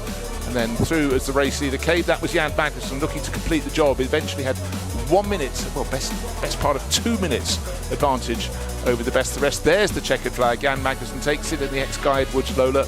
Job well and truly done. Chris Hoy into 2nd place. And let's go down and find out from Mark Werrell how it all happened.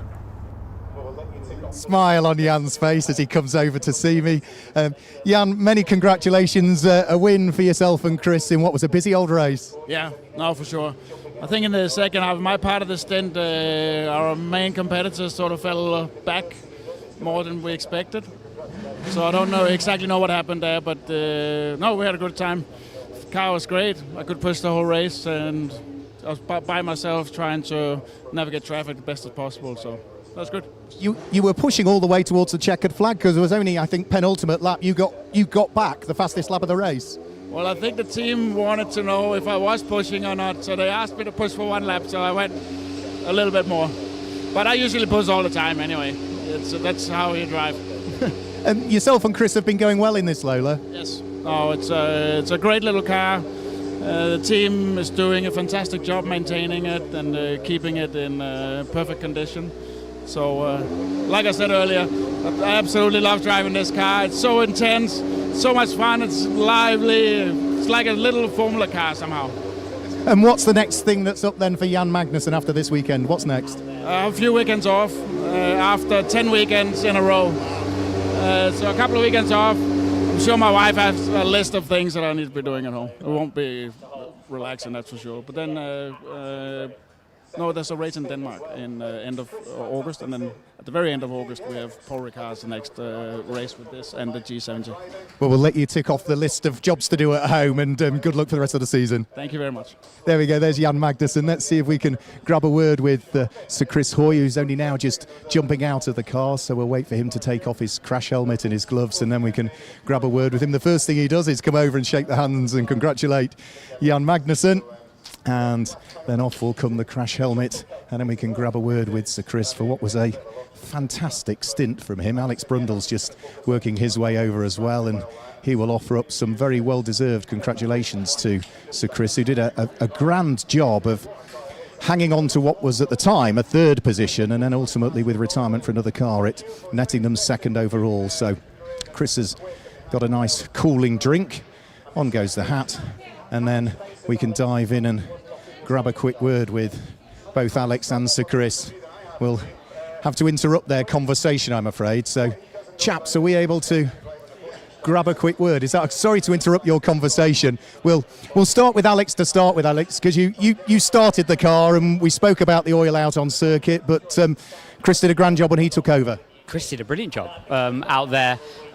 For a guy I basically threw in the car this weekend with a little bit of testing in preparation, he's done fantastically well. So to hold second position to the end, absolutely brilliant. Second with a spin as well. So Chris, fantastic stint. Thank you. Yeah, I didn't really know what was going on. I was just trying to focus on my driving. Problem with the gear shift, my own fault. But slowly kind of got to grips with it, and by the end I felt like I was pushing on a bit, and it was so exciting. And there was a couple of moments, I think it was at this blue car here, that was closing in on me, right up behind me, and then as we're passing a lap in a car, I think he had a little spin. So yeah, glad to hang on to P2. The traffic helped a bit as well. It did. I mean, it's a bit of a lottery, isn't it, with the traffic? But I was just trying to focus on not getting distracted by all that, and just clean gear shifts, hit my braking points, and just try and be smooth with the car. But what a car it is! I mean, I love the whole grid. I think it looks fantastic. It's a very aesthetic looking grid, and they're quick and they handle well. They're fun to drive, and they sound great too. How much pace does Alex help you unlock in yourself on the weekend? I think Alex has got a lot more belief in me than I have in me. But it's what he doesn't know about this sort of stuff. You could write on a post stamp. So I just listen to him, and I don't try and tip as much information as possible, and try and get within about 10 seconds of his lap times. The commentator's joy is to sound like you know a lot more than you do, and I think I've been playing that role all weekend. I've been playing it for years, Alex, as well. Well done, guys. Many congratulations. And let's see if we can grab a quick word with the third place. All right, well, great to hear from Alex Brundle, Sir Chris Hoy, and the ever-brilliant Jan Magnussen after a fantastic 2-litre sports car race. Cars now already out, ready for the Derek Bell Trophy, this historic sports car club competition for Formula 2 and Formula 5000 cars. So these cars racing in period in the mid to late 1970s, some of the earliest cars from early 1970s, and we have got a couple of 1600cc cars in there as well. So Formula 2, Formula 5000, the 5-litre cars behind the 2-litre front runners, and also some Formula Atlantic, Formula A, Formula B cars, essentially the same machinery, just given different names in the USA. And it has been so far the best of the 2-litre Formula 2 cars that have out-qualified the 5-litre Formula 5000 cars.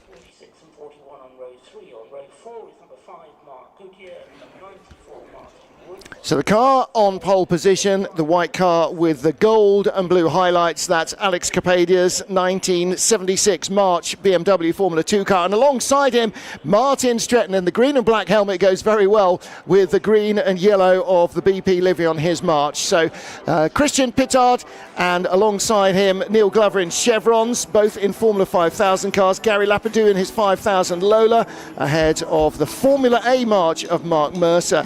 And right down towards the tail of the field, Neil Harrison's March 772. Now that's an ex-hill climb and sprint championship winning chassis. The red and white car at the back of the field in its period Wendy Wool's livery. We get ready to get the Derek Bell Trophy race underway here on Saturday lunchtime at Silverstone. Alex Capadia leads them across the line. 20 minutes to thrash it out in these Formula 2 and Formula 5000 cars. The two big high airbox Formula 5000 cars, easy to spot. One's a Chevron, one's a Lola. But in third place, the red car with the blue and white stripes, that's Gary Lapidou, and that's another Formula 5000 Lola just without the high airbox. The pale blue car, that's car number 7, Neil Glover, his Chevron B37, and the red, white and blue is Christian Pittard, another Chevron, a B28, a slightly later version, but it is Alex Capadia who leads the field from Martin Stretton with the BP livery on his car. And then up to third place has gone Christian Pittard in his low line Formula 5000 car. So with a 5-litre V8 engine, essentially what would have been a Formula 1 chassis in period, but with a 5-litre stock block Chevy engine. The 5000, again, a brief-lived flirtation with power at what was often a national racing class level, whereas Formula 2 was more of an international category. The cars racing not just in their own European Championship, but also frequently supporting Grand Prix races, as they do these days, Formula 2 and Formula 3, of course, supporting F1 this weekend at the Hungaroring.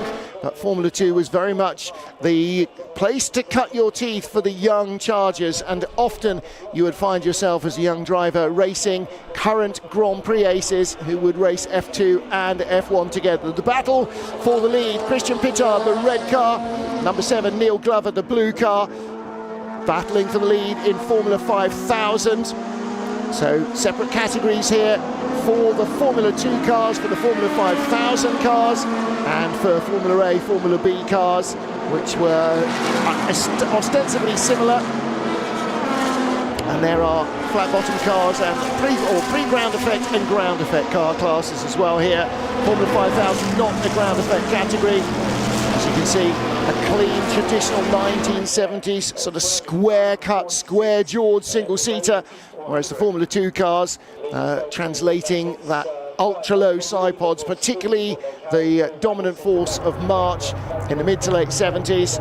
And we've got a couple of Marches out front. The 762 of Alex Kapadia, car number 88, the race leader, and Martin Stretton in a slightly older car, a 742. March's numbering was very straightforward. A 712 would be a 71 Formula 2 car, a 742, a 74 Formula 2 car, and so on. A little further back, you can see coming down on the inside, Neil Harrison, the white car with the red highlights, car number 194. That is fresh from restoration by his dad Nick, his brother Mark, and the team. And that car has never raced on a circuit in its entire life before. It's a March 772, so a 1977 March Formula 2 BMW chassis. What's it doing on the tracks? It spent all its life as a hill climb car. It was the 1978 British Hill Climb and Sprint Leaders Championship winning car, driven by David Franklin in period, and it still has its period Wendy Wolves livery. So it's first ever circuit race in the hands of Neil Harrison. He was gentle with it in qualifying, but he seems to be getting his teeth into the car now. Clearly a car that was built originally for the hills, got very little in terms of race circuit setup knowledge on that car, so that is very much a work in progress. So as Alex Kapadia and Martin Stretton streak away in the Formula 2 cars, then the Formula 5000 cars, and then we've got Martin Wood in the orange machine, Alex Collins in the pale blue car, slips down the inside. So Alex Collins moves up to 7th position ahead of Martin Wood. Wood in his March 73B. So that's another Formula A, Formula Atlantic car. And Alex Kapadia, as you might expect, the race leader, fastest of all out front, 1:59.708. And he's just 2.1 seconds away from his pole lap time. And this battle behind, Neil Harrison clinging on in 9th place. I'm sure he's finding this car an interesting prospect. A very different not car, but a very different discipline from what it originally did. So all the setup sheets they will have had for places like Lowton Park and Wiscombe and all the others, Shelsley Walsh and so on, will definitely not relate to the Silverstone Grand Prix circuit. But for Alex Kapadia, the race leader, he's raced this car with success over the last 3 or 4 seasons here in the Derek Bell Trophy at Silverstone and across the rest of the Derek Bell Trophy Championship season. Kapadia has been on the podium, I think, almost every time out in the Silverstone Classic with that car. Martin Stretton giving chase. Stretton has raced all sorts of sports cars, of course, in period and in historic sports car racing, but not a stranger to a single-seater either. He's responsible for bringing, for instance, the Tyrrell six-wheelers back to Formula 1 action after many years away. And so Alex Kapadia now really racing away. Even Stretton can't stay with him. Alex, a 1:59.708 on his previous lap and a 2:01.46 for Martin Stretton. So Alex Kapadia just under 2 seconds quicker. And then in 3rd place, easing away, Christian Pittard from Neil Glover. This is Gary Lapidou. Lapidou has had plenty of time in big banger cars today, earlier on racing a 7-litre big block Corvette in the road sports category. started from the pit lane about half a lap after everybody else had left and still finished firmly in the top 10, nearly in the top 6. But much more at home, I think, in this big Lola, the Lola T400. And big trouble there, and that was the battle, and the red flag immediately. That was the battle with Neil Harrison.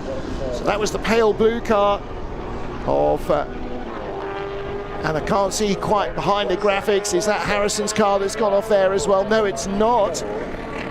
That's the orange March of Martin Wood, I think. So what happened here? There's Martin Wood's car. Now, does he spin and get collected? No. So what on earth happened there? Not quite sure how Alex Collins ended up there, losing the nose. Maybe he lost the nose as the orange machine Martin Wood went by him, and maybe the rear wheel just clipped the nose of that car. But with cars stranded right in the middle of the complex here, a race director with no chance but to throw, and no choice but to throw an instant red flag. Well, both drivers seem to be okay. Alex Collins climbing out of the car. Everybody heading into the pit lane. So number 49 just coming through there. That is the Mike Lane Chevron in the colours of Flying Tigers.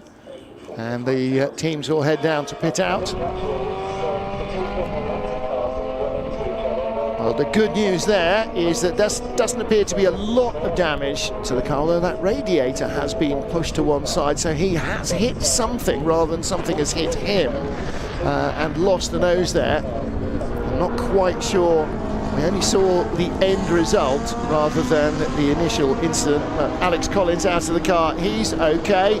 That's good news because, as we are very well aware, in the 1970s, driver protection was quite a long way down the list of priorities for engineers and car designers. It's damage, isn't it, to the front wing assembly on the driver's right. Yeah. So if there's been an impact, or there's been a failure, that's where it appears to have happened. Yeah, well, the whole of that wide nose has been wiped away. There's Neil Harrison's car, rather. The Wendy Wools March 772. Another long-time motorsport backer of renown. Yes, indeed. More typically involved, of course, with the Special Saloons. Yeah, Wendy Wools were the title sponsors of Special Saloons for many years, and of course that championship itself has undergone a massive resurgence. Lots and lots of cars were sort of parked in the early 80s, mid 80s, when it just sort of withered on the vine, and there were other things that were a little more straightforward to engineer and race, and they have all come out. And actually the time is long overdue for the revival of the TVR Tuscan Challenge as well. Almost all of the cars that raced are still in private hands and still in garages, and some of them come out occasionally. They did have a revival of it, didn't they? I'm trying to think which race meeting where they did do a memorial to it. Well, let's catch up with Bruce Jones, who spoke to a few of our drivers and team bosses earlier on. He was chatting to David Reed. Cars of all ages at the BRDC Festival, but not all manufacturers are welcome in the world of David Reed. It has to be an Aston Martin, doesn't it? Has to be an Aston Martin, yeah, there's nothing else really. They're beautiful cars, and I've been playing with them since I was 18 years old, so or even before that. So yeah, it's just, I just love them, you know. It's just nothing else quite like them, and the history they have and everything else. It's just a great thing, and also it's a fantastic club to be in as well. Yeah, exactly that. You've already had your race, the Royal Automobile Club. It's the two-part race in many ways, Stirling Moss Trophy, but also the Woodcut Trophy. You're in the Woodcut Trophy, which is cars from 1956 forwards. End of up to 55. Okay. Now, of course, it's a battle within a battle in that race, because you know you're not going to be up with the Stirling Moss Trophy cars, the big Listers and the nimble Lotuses, but you always have someone to play with.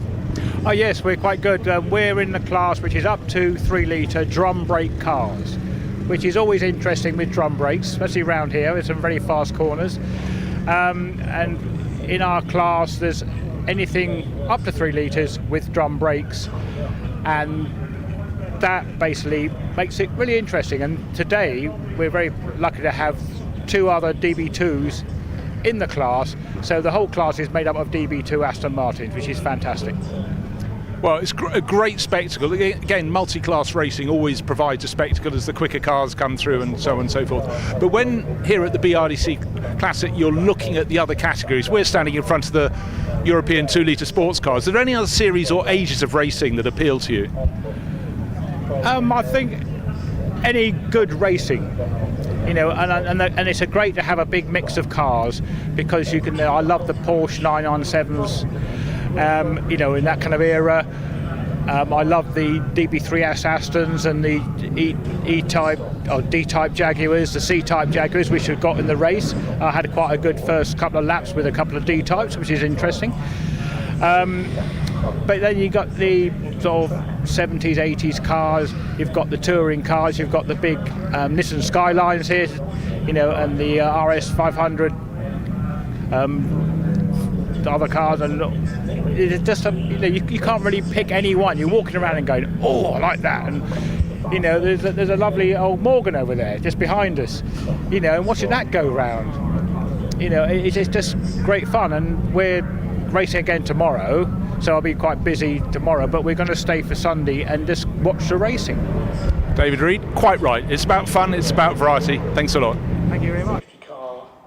Great chat with David Reed there with Bruce Jones, and again summing up what this is all about. It's not just about, oh, I only love this particular niche. Everybody loves all these good races, and the teams and drivers are watching everything that's going on here as well. Now, it's not the only race meeting in town, because at Kart Silverstone, the track's brand new Grand Prix standard circuit, there is racing going on this weekend as well. You can go and rent karts and enjoy kart sessions from a very young age to a more acceptable age, but Kart Silverstone this weekend with a pro race season going on, pro race session going on. And I was told, by the way, they're operating 2 circuits this weekend, one of which has got historic karts racing on it as well. Excellent. And first time I've actually seen this circuit in operation. It is very, very impressive indeed. And by the way, if you are hungry, not only are there plenty of opportunities to eat and drink around the main part of the circuit, but a new pizza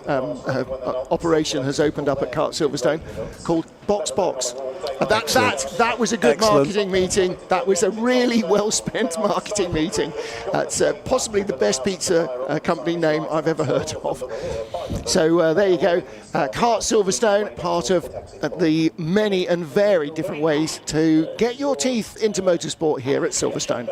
Ever the politician.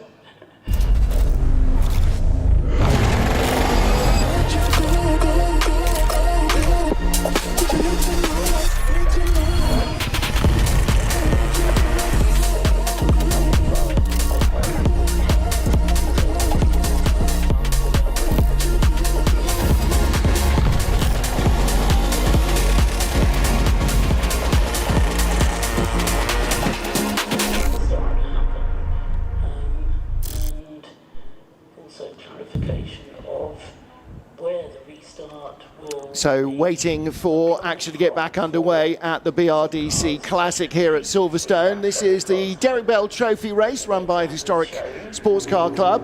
And this is for Formula 2 cars, Formula 5000 cars, Formula Atlantic, Formula A, Formula B. There's Alex Capadia, the man who started on pole and led the race from... Martin Stretton was alongside him, car number 18, but that is not Stretton, that is Mark Goodyear. The man who runs the tyre company. Yeah, this will get sorted out. I'm sure it'll be a 10-minute race when we restart. They are lining everybody up in race order. There is Stretton in second place.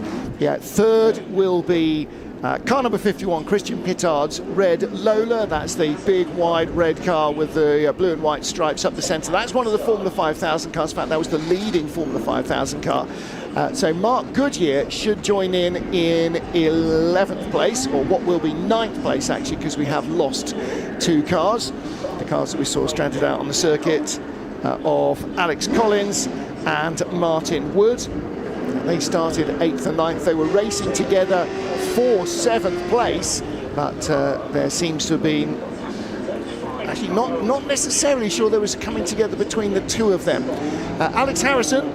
Neil Harrison, well, I keep calling out, it's Neil Harrison heading out there in the Wendy Wolves March in its first ever circuit race. And what's making life even tougher for him is that he didn't complete a lap in qualifying either. So the car was a little bit recalcitrant in qualifying yesterday.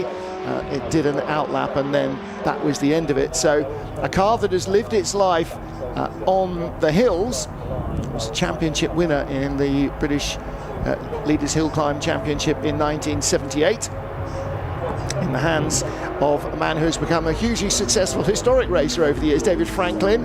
He's had many big days here at Silverstone, as well as being a multiple British Hill Climb champion.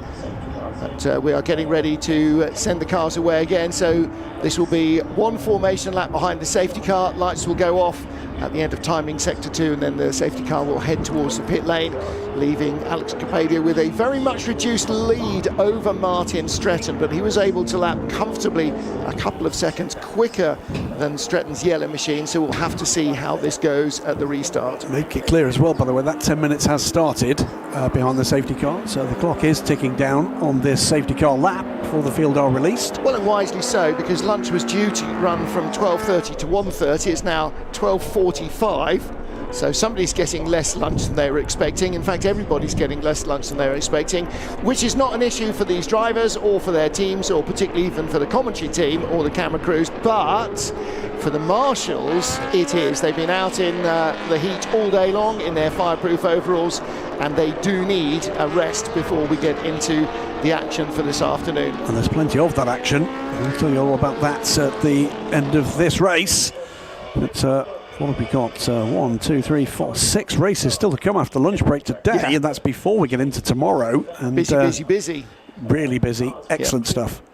So Alex Capadia, Martin Short weaving their tyres. The big Formula 5000 cars a little less prone to do so.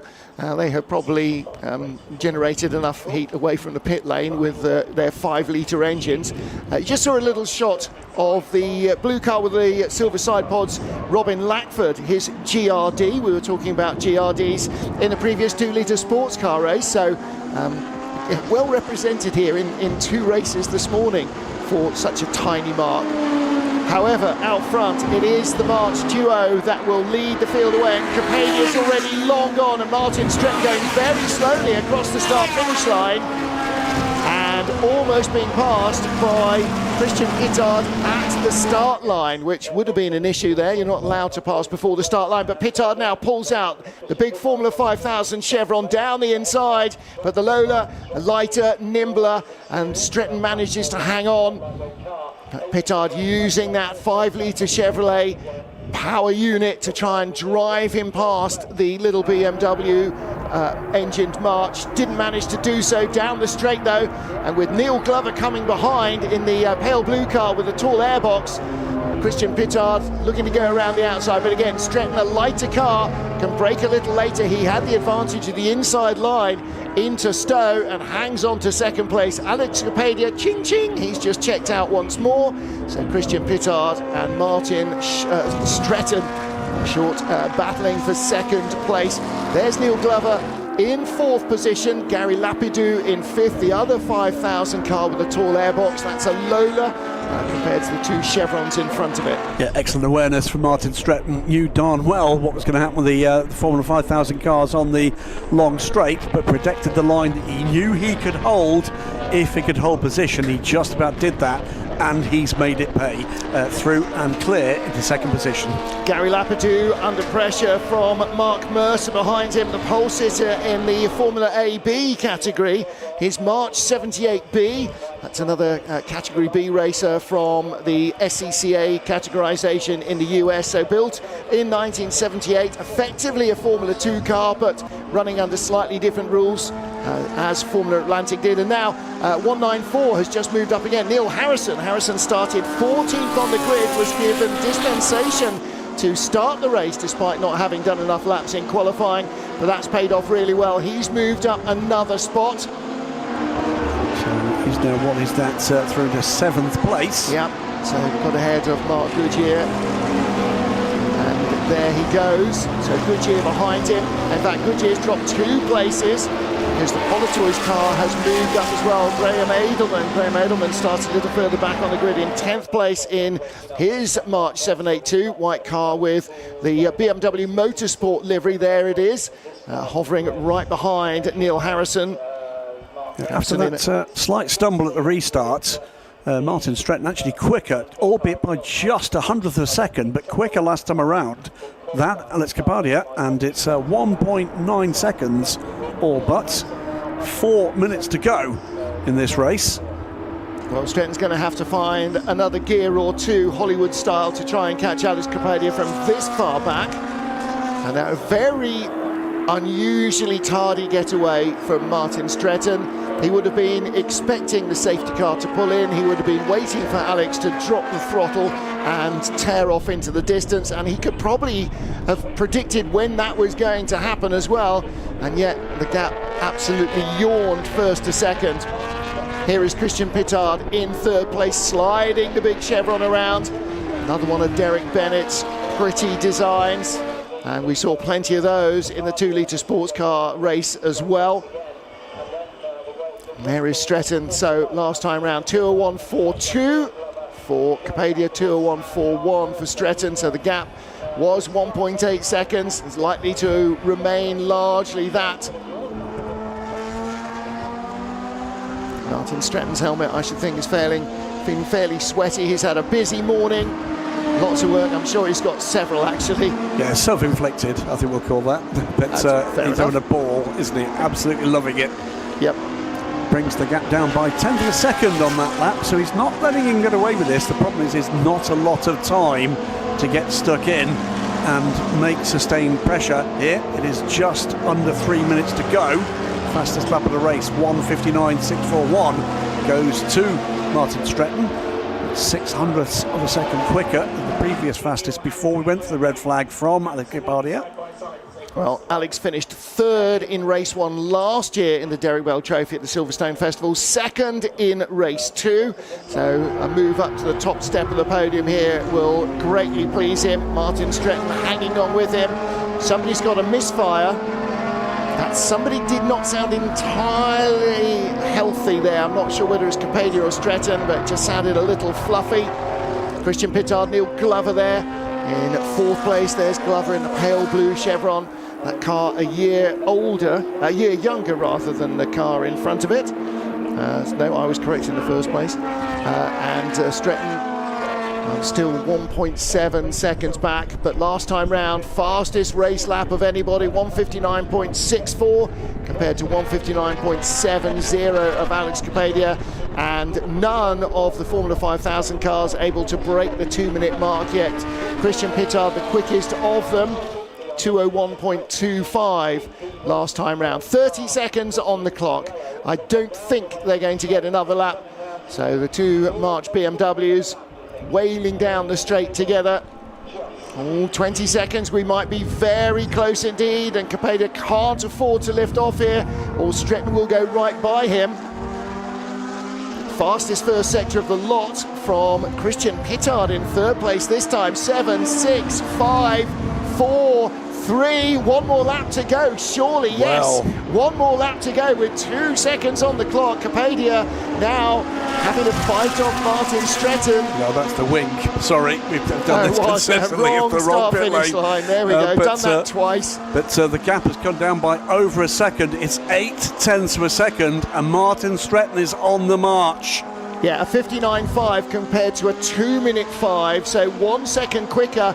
Maybe it is Alex Kapadia's car.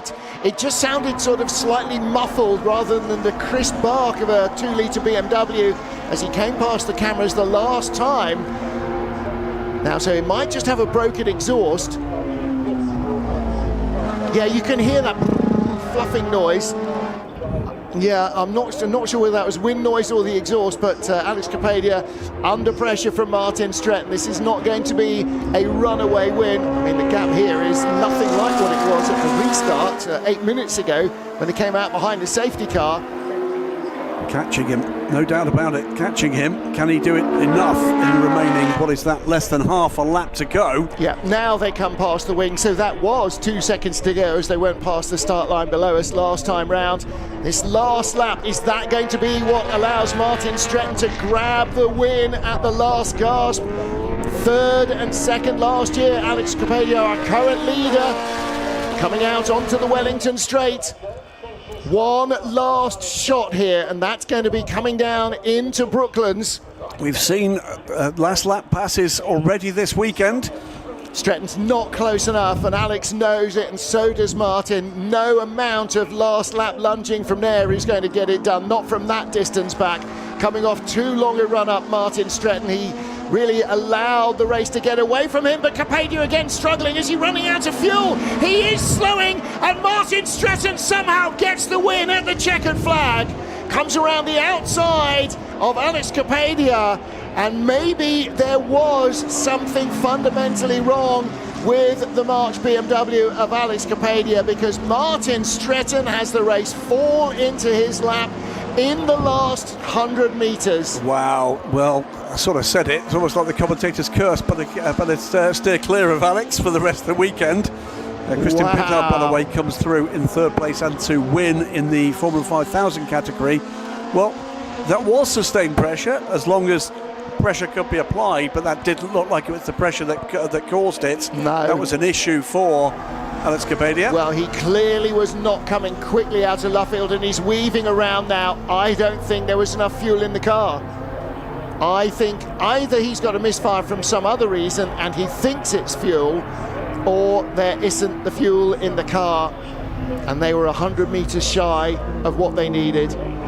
Either way, he's going to be properly gutted about that. Sounds horrible, doesn't it? It's really not sounding great. So the final corner, Stretton on full throttle. You just saw Capadia look down in the cockpit and then checking the mirrors. He knew what was going to happen. He just wanted to know which side Martin Stretton was coming so that he didn't cause an accident of any kind. That is a tough break for Alex. Third and second here last year in that car, and it's a last gasp win for Martin Stretton in the BP liveried March 742, the older of the pair of cars. Wow. That's last lap drama. That's last corner. In fact, it wasn't even last corner drama. They were almost out of the final corner. In fairness, Luffield does seem to go on for about a third of a lap as you come out of it. From the apex, it's a long way to the pit wall on the right-hand side, but yeah. Well, Stretton's car had what it needed. Capadia's, for whatever reason, did not, and I'm sure we'll hear from Alex when he gets to Mark Werrell down in the collecting area. I'm not sure that was fuel. I think it was the way that he was weaving down the back straight. I mean, it doesn't sound great, and I thought maybe a broken exhaust or a slight misfire. If it was a misfire, maybe it dropped off 3 onto 2 there briefly, but you don't tend to weave if it's a misfire. However, there we go. Well, that is our closest race finish so far, and our biggest turnover of what looked like an unassailable lead when they were released from behind the safety car. Martin Stretton, the victor from Alex Capadia, winning in Formula 5000. Christian Pittard in his Chevron ahead of Neil Glover and Gary Lapidou. And then Mark Mercer started in 6th place, finished in 6th place in his Formula B March. So that also winning from pole in Class FAB. Our other class winners, who did we have? No, that was it, F2A. And actually Robin Lackford was a class winner as well. By the way, in 7th place, the 194 Neil Harrison will be a podium finisher in F2A. Yep. That recovery up the field to 7th pays some dividends there for him. That's a very valid point, actually. So started last and was given permission to qualify because of his results rather than the car's single lap of qualifying, and has come through to finish 3rd in the Formula 2 cars. The Formula 5000 cars were outrun by the lighter 2-litre Formula 2 cars, and as Alex Capadia and Martin Stretton raced away, a tangle in the midfield that took out Alex Collins and Martin Wood. Still not quite sure how that happened. Brought out the red flag, they restarted, and the running restart saw Martin Stretton only just holding off Christian Pittard in the Formula 5000 Lola, but out of the Chevron, out of the final corner, Alex Capadia definitely struggling there for motive power, and Martin Stretton was just close enough to be able to get by him by a third of a second at the checkered flag to claim the win. Well, that is it. We'll have to catch up with Alex Capadia later and find out exactly what went on with that. That is it, though, for this morning's action. Derek Bell Trophy will be back in action at 9:40 tomorrow morning, by which time he might have calmed down. It is time for lunch. We will be back at 13:30 local, and that is 12:30 Greenwich Mean Time. Wherever you are joining us, that is just over 30 minutes from now. Bye for now from Silverstone.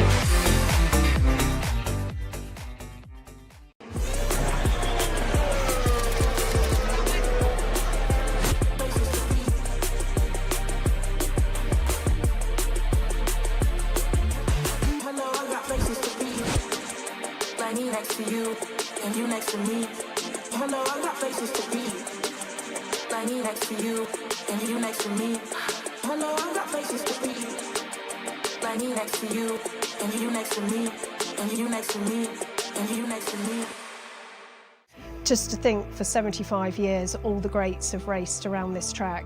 Having the track right outside of your office, it's such an amazing place to work.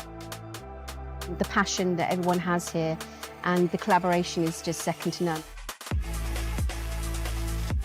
You're part of a team that delivers some of the biggest sporting events in the country. I would describe Team Silverstone in one word as incredible. I would have to say unstoppable. Family.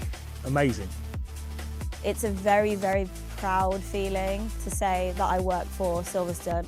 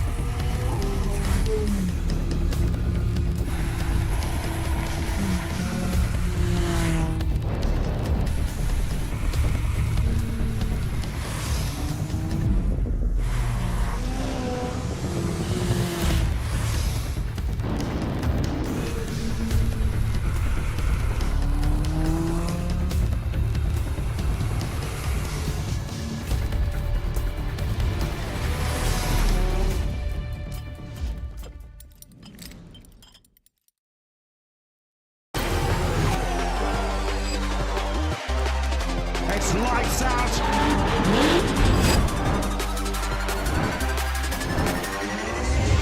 It's going to take something truly heroic for them to win from there. Can you believe what you are seeing here at Silverstone?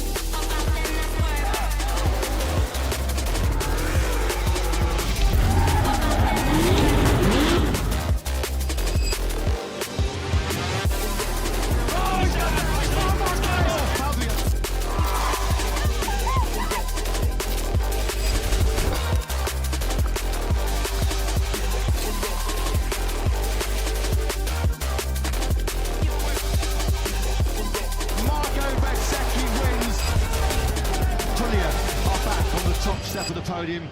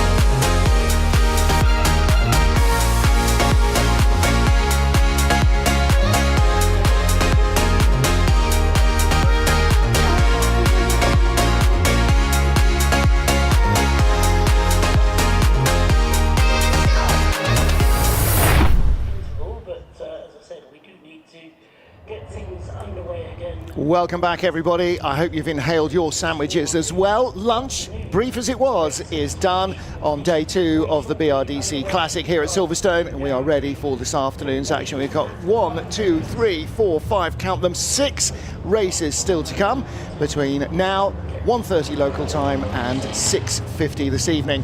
Welcome back. I'm Martin Haven. Bruce Jones alongside me for the next couple of races. Graham Goodwin, Bruce and I will be shuffling in and out of the pit lane. And what a busy morning it's been. We started with the traditional opener of action, historic Formula Junior, before venturing back nearly a century to a race for pre-war sports cars. A long endurance race for those.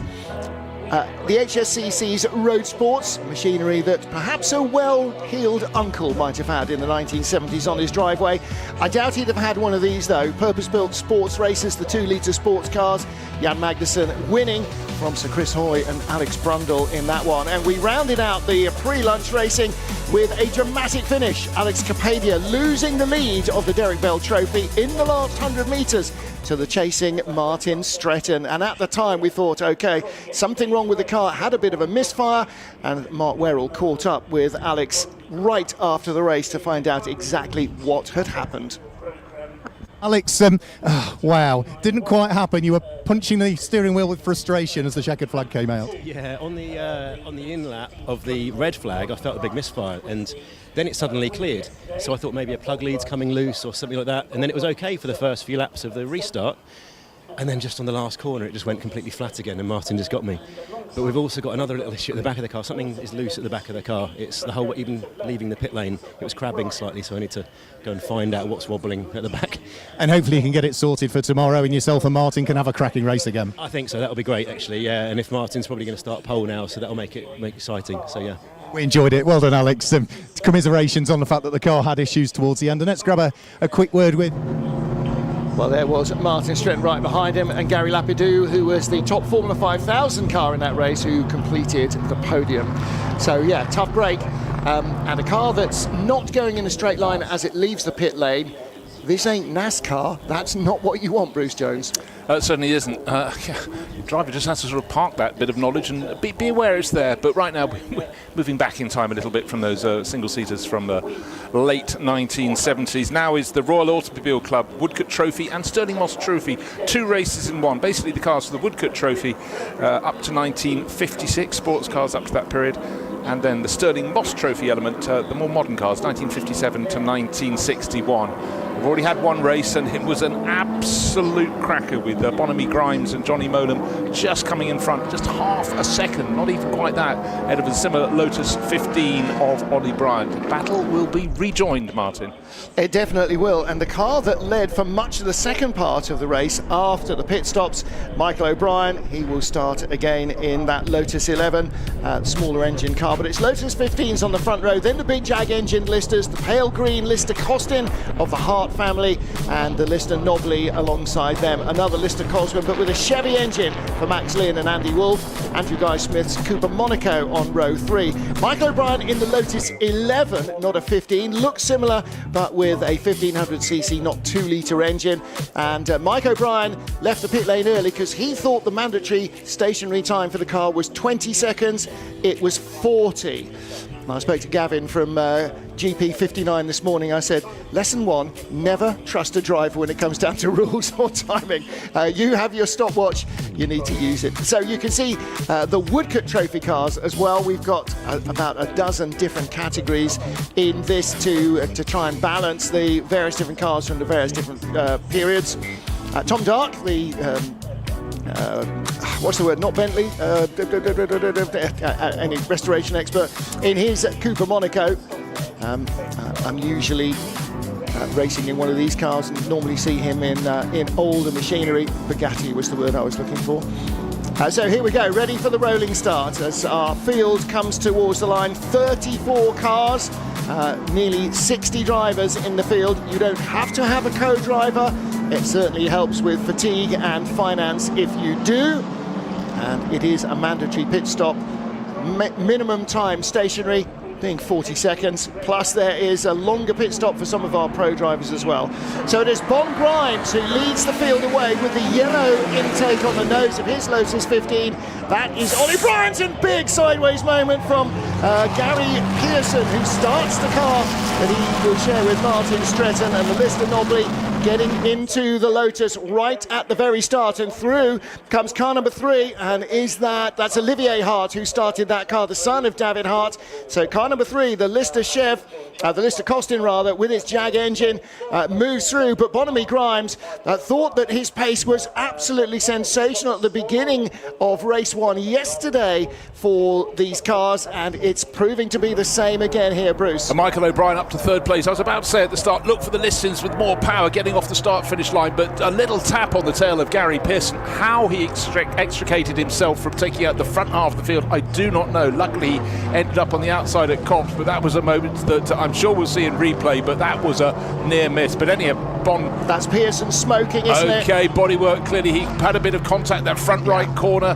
He's probably going to have to bring that one in, but how he got away with that and everyone else, I do not know. But Bon Grimes is made of stern stuff, but he can't resist the power of the Listers at the moment. One has got past, that's Olivier Hart, but he's hanging in there. I had it wrong there, and I've sent you down the wrong stream. The pale green one, as we know from qualifying yesterday, is the Chevrolet engine car, and there's another car out, and that might be a red flag, and that might be salvation for Bon Grimes. It might also help Gary Pearson as well. So who was in the gravel? Car number 84, I think that was. Yeah, and of course the pale green car was Max Lynn on board that, sharing with Andy Wolf, and unfortunately... That's the Jaguar GOM Special. We didn't see it yesterday because it retired after lap 1, and we're not seeing it again today. So Gary Pearson right in the centre of the shot. He gets tagged from behind. He got hit by David Hart, I think, who spun him round. So that costing on costing action, but luckily there was half a gap, and he managed to head out through the side. Well, yeah, high drama there. Safety car being scrambled. And so our race leader in the Lister Costin with the Chevy V8, and that is that Max Lynn or Andy Wolf? I'm not sure, but made a clean start, got through the kerfuffle, and I'm afraid that Jaguar GOM Special has gone for a Burton. Here all week, folks.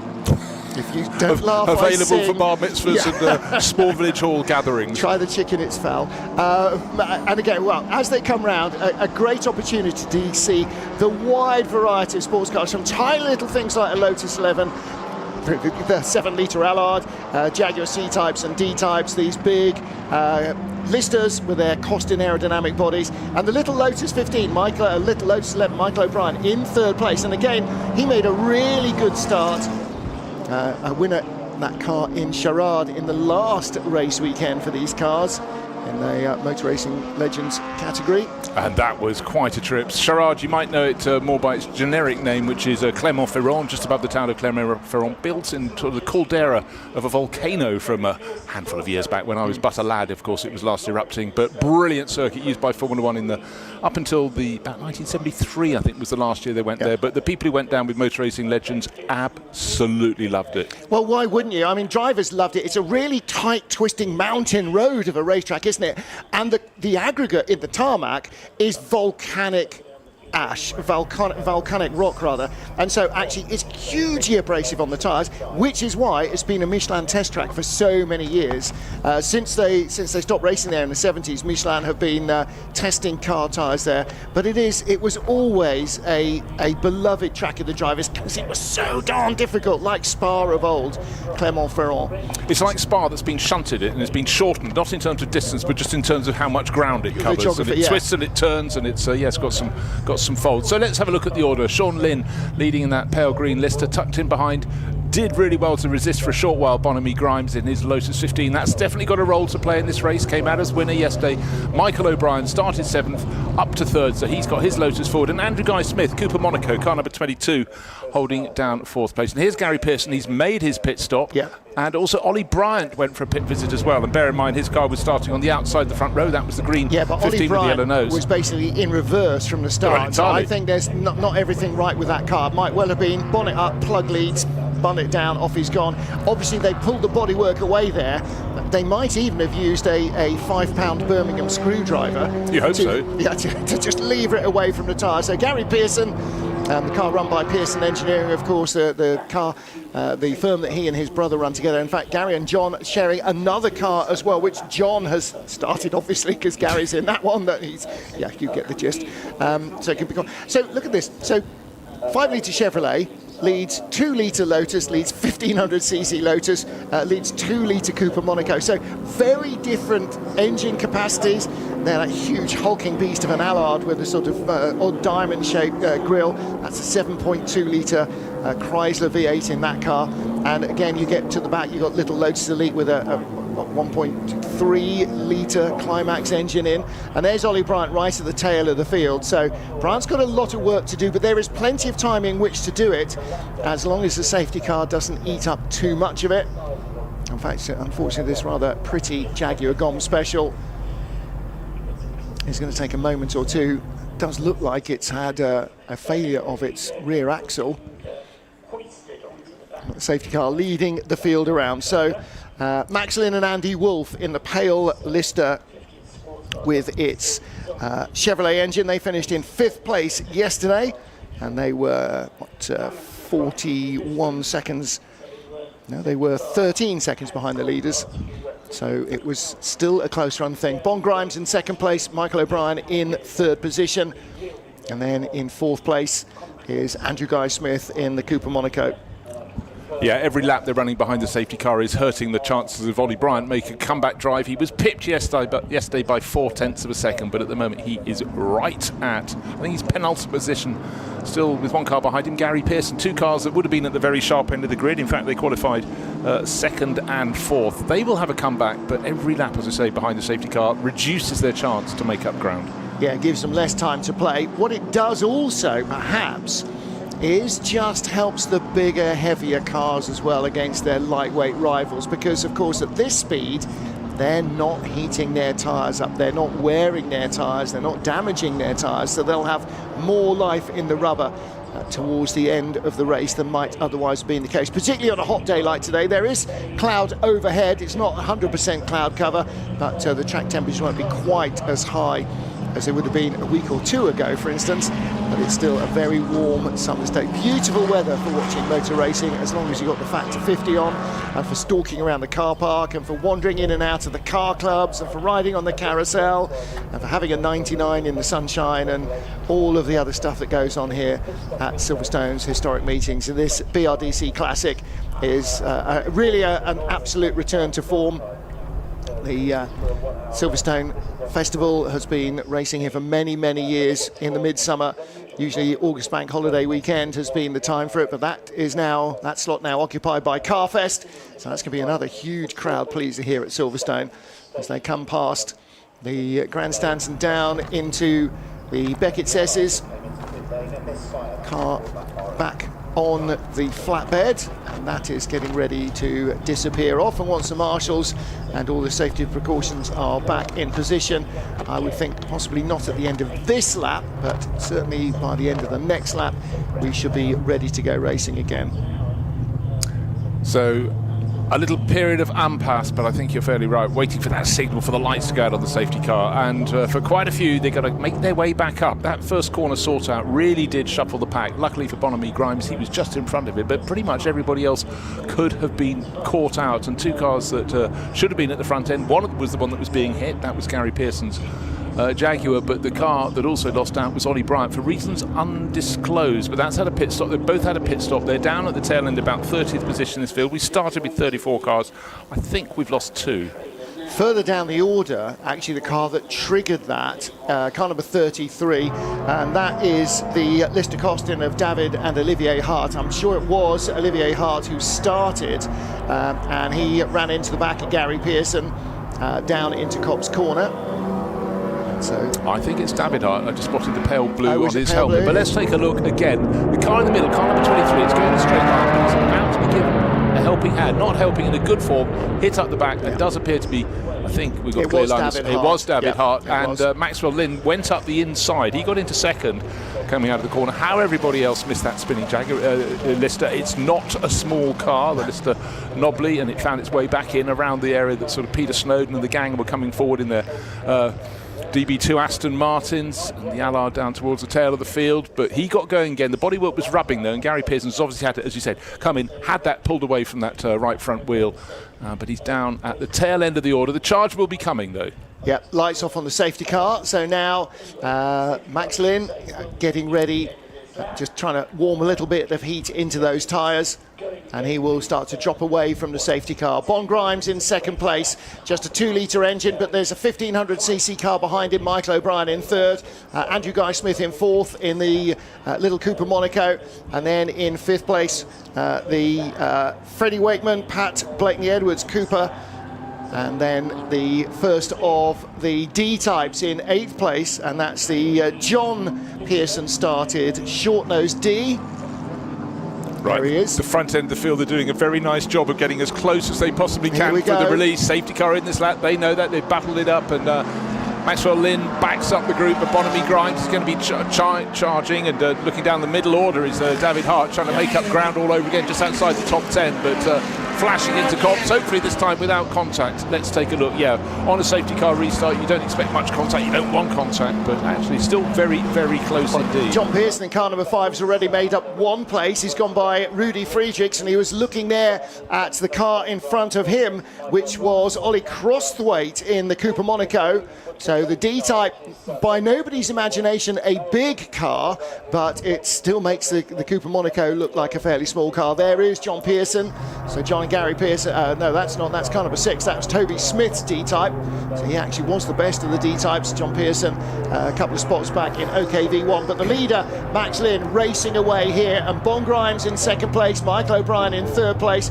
If they get their pit stop right, that car could yet finish on the podium, with Ollie Bryant missing, with the Harts having to come through the field. There's David Hart picking up a spot as well as he moves up ahead of Ollie Crosthwaite. But it is Max Lynn trying to make the break here in the Lister Costin with its Chevy engine, and you can see how the smaller cars are throwing themselves into these quick corners, coming out of Club Corner and onto the Sir Lewis Hamilton straight. Yeah, and they just really, really have to work so hard to squeak their tyres, to slide out to the edge of the corner. They don't want to lose momentum, but they do need to break traction just to get around the corners as fast as they can. But certainly Max Lynn in the lead of the race, well, we're told he's 7/10 of a second clear, but the grunt he has in that Lister Costin just very much his friend. And the field stringing out behind, just looking down through the classes, by the way, the Woodcut Trophy for the older cars are being led by Fred Wakeman at the moment in 5th place overall. There he is in the Cooper, number 11 in 5th. Just saw Ollie Bryant moving up into 27th place, and behind him Gary Pearson in car number 23, also recovering lost ground. But our leader in the Stirling Moss Trophy, our race leader overall, Max Lynn, has now been caught by Bon Grimes. And Bon Grimes, the Welsh driver, gentleman driver, who spent years with Johnny Molam, racing in modern machinery and contemporary machinery, races like the Daytona 24 Hours, races like Le Mans, and also a 2-litre engine in the Lotus 15. But in the tight and twisty stuff, Bon Grimes showed yesterday and has shown again today that this car is a match of almost anything out there. Third place, losing out in the horsepower stakes, Michael O'Brien, but has still not been caught by Andrew Guy Smith. So it is Lister Costin Chev out front, Lotus 15 in second, Lotus 11 there in third place, and the Cooper Monaco in fourth, and everybody else is a long way back already. Yeah, and again, you just don't expect Michael O'Brien to be able to keep up with the other Lotus. When I say the other Lotus, I mean the one he's looking at, the one that's second in this shot, Bon Grimes. His is Lotus 15, and as Martin has pointed out, he's got more horsepower, he's got more cubic capacity, but Michael O'Brien was nothing if not dogged, and then yesterday, when all was looking shiny in the race, unfortunately, undercut his minimum pit stop time, got the smack across the knuckles, taken it, and now is trying to atone, but he just lacks the grunt at the moment. Yep, but again, it's about racecraft, it's about when you make your pit stop as well. They did a superb job yesterday. Yes, they accidentally or unintentionally gained 20 seconds on the opposition in the pit stop. They won't be making that mistake again today. But well, I hope not. It threw us off course entirely, didn't it? Completely did. Couldn't figure out quite how they'd managed to out-fumble everybody, and frankly, nor could they either. So the guys from GP59 will be all over that. Gavin's got his stopwatch today, so hopefully that'll be fine. 33, you can see there, David Hart already up to 5th position. He's just got ahead of Freddie Wakeman. And what are we seeing here? That's in the background, I think, probably just about to happen. Well, Bon Grimes continues to attack the race leader. Max Lynn in the pale green list, though, hanging on, but the pressure is really coming. Oh, a little move. Oh, Michael O'Brien. Michael Well, O'Brien. he doesn't have the cubic capacity, but you do, yes, the long cut, but you've got to maximise. If you're short on power, you've got to maximise at every corner. And, you know, you're not racing if you're not trying. No, absolutely. He is definitely trying. Michael O'Brien has raced all sorts of different historic cars, and yeah, he has found a very fun plaything in this Lotus 11. Undergunned in terms of power. It wasn't a successful car at Le Mans for no reason. Bon Grimes dives into the pit lane, so pit window is open. At the first opportunity, he ducks out of the slipstream of race leader Max Lynn. He's going to hand over to Johnny Molam. And Johnny told us in the interview after the race yesterday, said after finishing on the podium in second place here for the last 2 years, he said, I couldn't let Bond down. I had to go out and win it. And so he managed to do so. There's the fourth place car, Andrew Guy Smith, the Cooper Monaco. It's a tiny little sports racer based on their Formula 1, Formula 2 chassis, but with an all-encompassing two-seat bodywork, although you'd have to be even smaller than the driver to sit in the passenger seat. Right, and a lot braver. Oh, absolutely so. Right, the car that Bon Grimes and Johnny Molam beat yesterday was Ollie Bryant by just 0.4 of a second. He's, of course, at the end of the opening lap, was right at the tail of the field, had a pit visit. End of that lap, he's moved up to 11th place overall, so he's making greater progress up the field than Gary Pearson, who's got up to 15th in the Lister that had that spin at the opening corner of the race. A little bit of contact. So just watch out. And Ollie Bryant's lap pace, by the way, he lapped just 0.3 of a second slower than our race-leading car last time around. And Gary Pearson would dive into the pit lane. Martin Stretton hasn't started anything in this race, has he? So Martin Stretton will be ready. So I imagine that he might well hand over to Martin Stretton, fresh out of winning in the Derek Bell Trophy just over half an hour ago. There is Ollie Bryant, so damage there and a bit of gaffer. If it's not gaffer, it's not a race car, is it really? Although it didn't even exist in period with these cars. Coming up behind the D-type of Toby Smith. So this is the later aerodynamic evolution of the D-type, the longer nose and that distinctive tail fin. Right in front you can see a short nose D-type, so the original D-type, no tail fin and a much bluffer front end. The long nose car developed with Le Mans very much in mind after failures of the D-type early in its progress. Going by one of the Bristols, Cooper Bristol. So not only a Formula 2 car, the Cooper Bristol, but the same car, also a sports racer, that you just added mudguards and lights. Yeah, there was a huge interchangeability in sports car racing, of course. After, I think it was 1952, you had to have proper wings. You couldn't have cycle wings anymore, and that was a sort of changeover. But the fact you could have a single-seater and effectively put a sports car body on it, well, it wasn't just ingenuity, it was a financial imperative in many ways. Well, that's exactly what the Cooper Monaco is, isn't it? They've just made a wider frame for basically all their Formula 1 car bits, and the same with the Lotus, the 15, the 11. They would have been essentially a two-seat version of the period, Lotus 18, Lotus 20, Lotus 22. So their Formula Junior, Formula 1 cars and the sports cars would have shared much of the same componentry. I mean, you know, in later road car years, earlier road car years, Colin Chapman was always a great raider of the parts bin, but with his race cars, he had racing car parts bin raids as well. O'Brien in the pit lane. So Michael O'Brien has also pitted. Hopefully this time from second place, hopefully this time slightly more accurately. Ollie Bryant into the pit lane to do his non-driver change but mandatory pit stop, because that early stop doesn't count as a driver stop. I think he's also brought that forward as much as he can, because the bodywork was a little bit loose, a bit more fresh gaffer tape to hold that down. Doesn't want that rear engine cover to flap up. It's hinged at the rear, so that would not be your friend in a straight line. No, really wouldn't be, would it? That'd be like the Mercedes Le Mans air brakes. A little bit of something flying off car number 3, Max Lynn. So Max sharing his car with Andy Wolff. Max Lynn, son of Sean Lynn, of course, who is the driving force behind motor racing legends, who have brought so many of the cars here to Silverstone, really nailing their colours very firmly and very flamboyantly to the flag MRL, with 2 races coming up during the course of the weekend, a pair of categories, GP icons and endurance icons, which are going to be brand new championships for 2027. It's a very ambitious group of people, and they really seem to have struck a great note with the drivers and the teams who are entering here this weekend. So, yeah, part of rebuilding this BRDC Classic into a cornerstone of the historic racing market.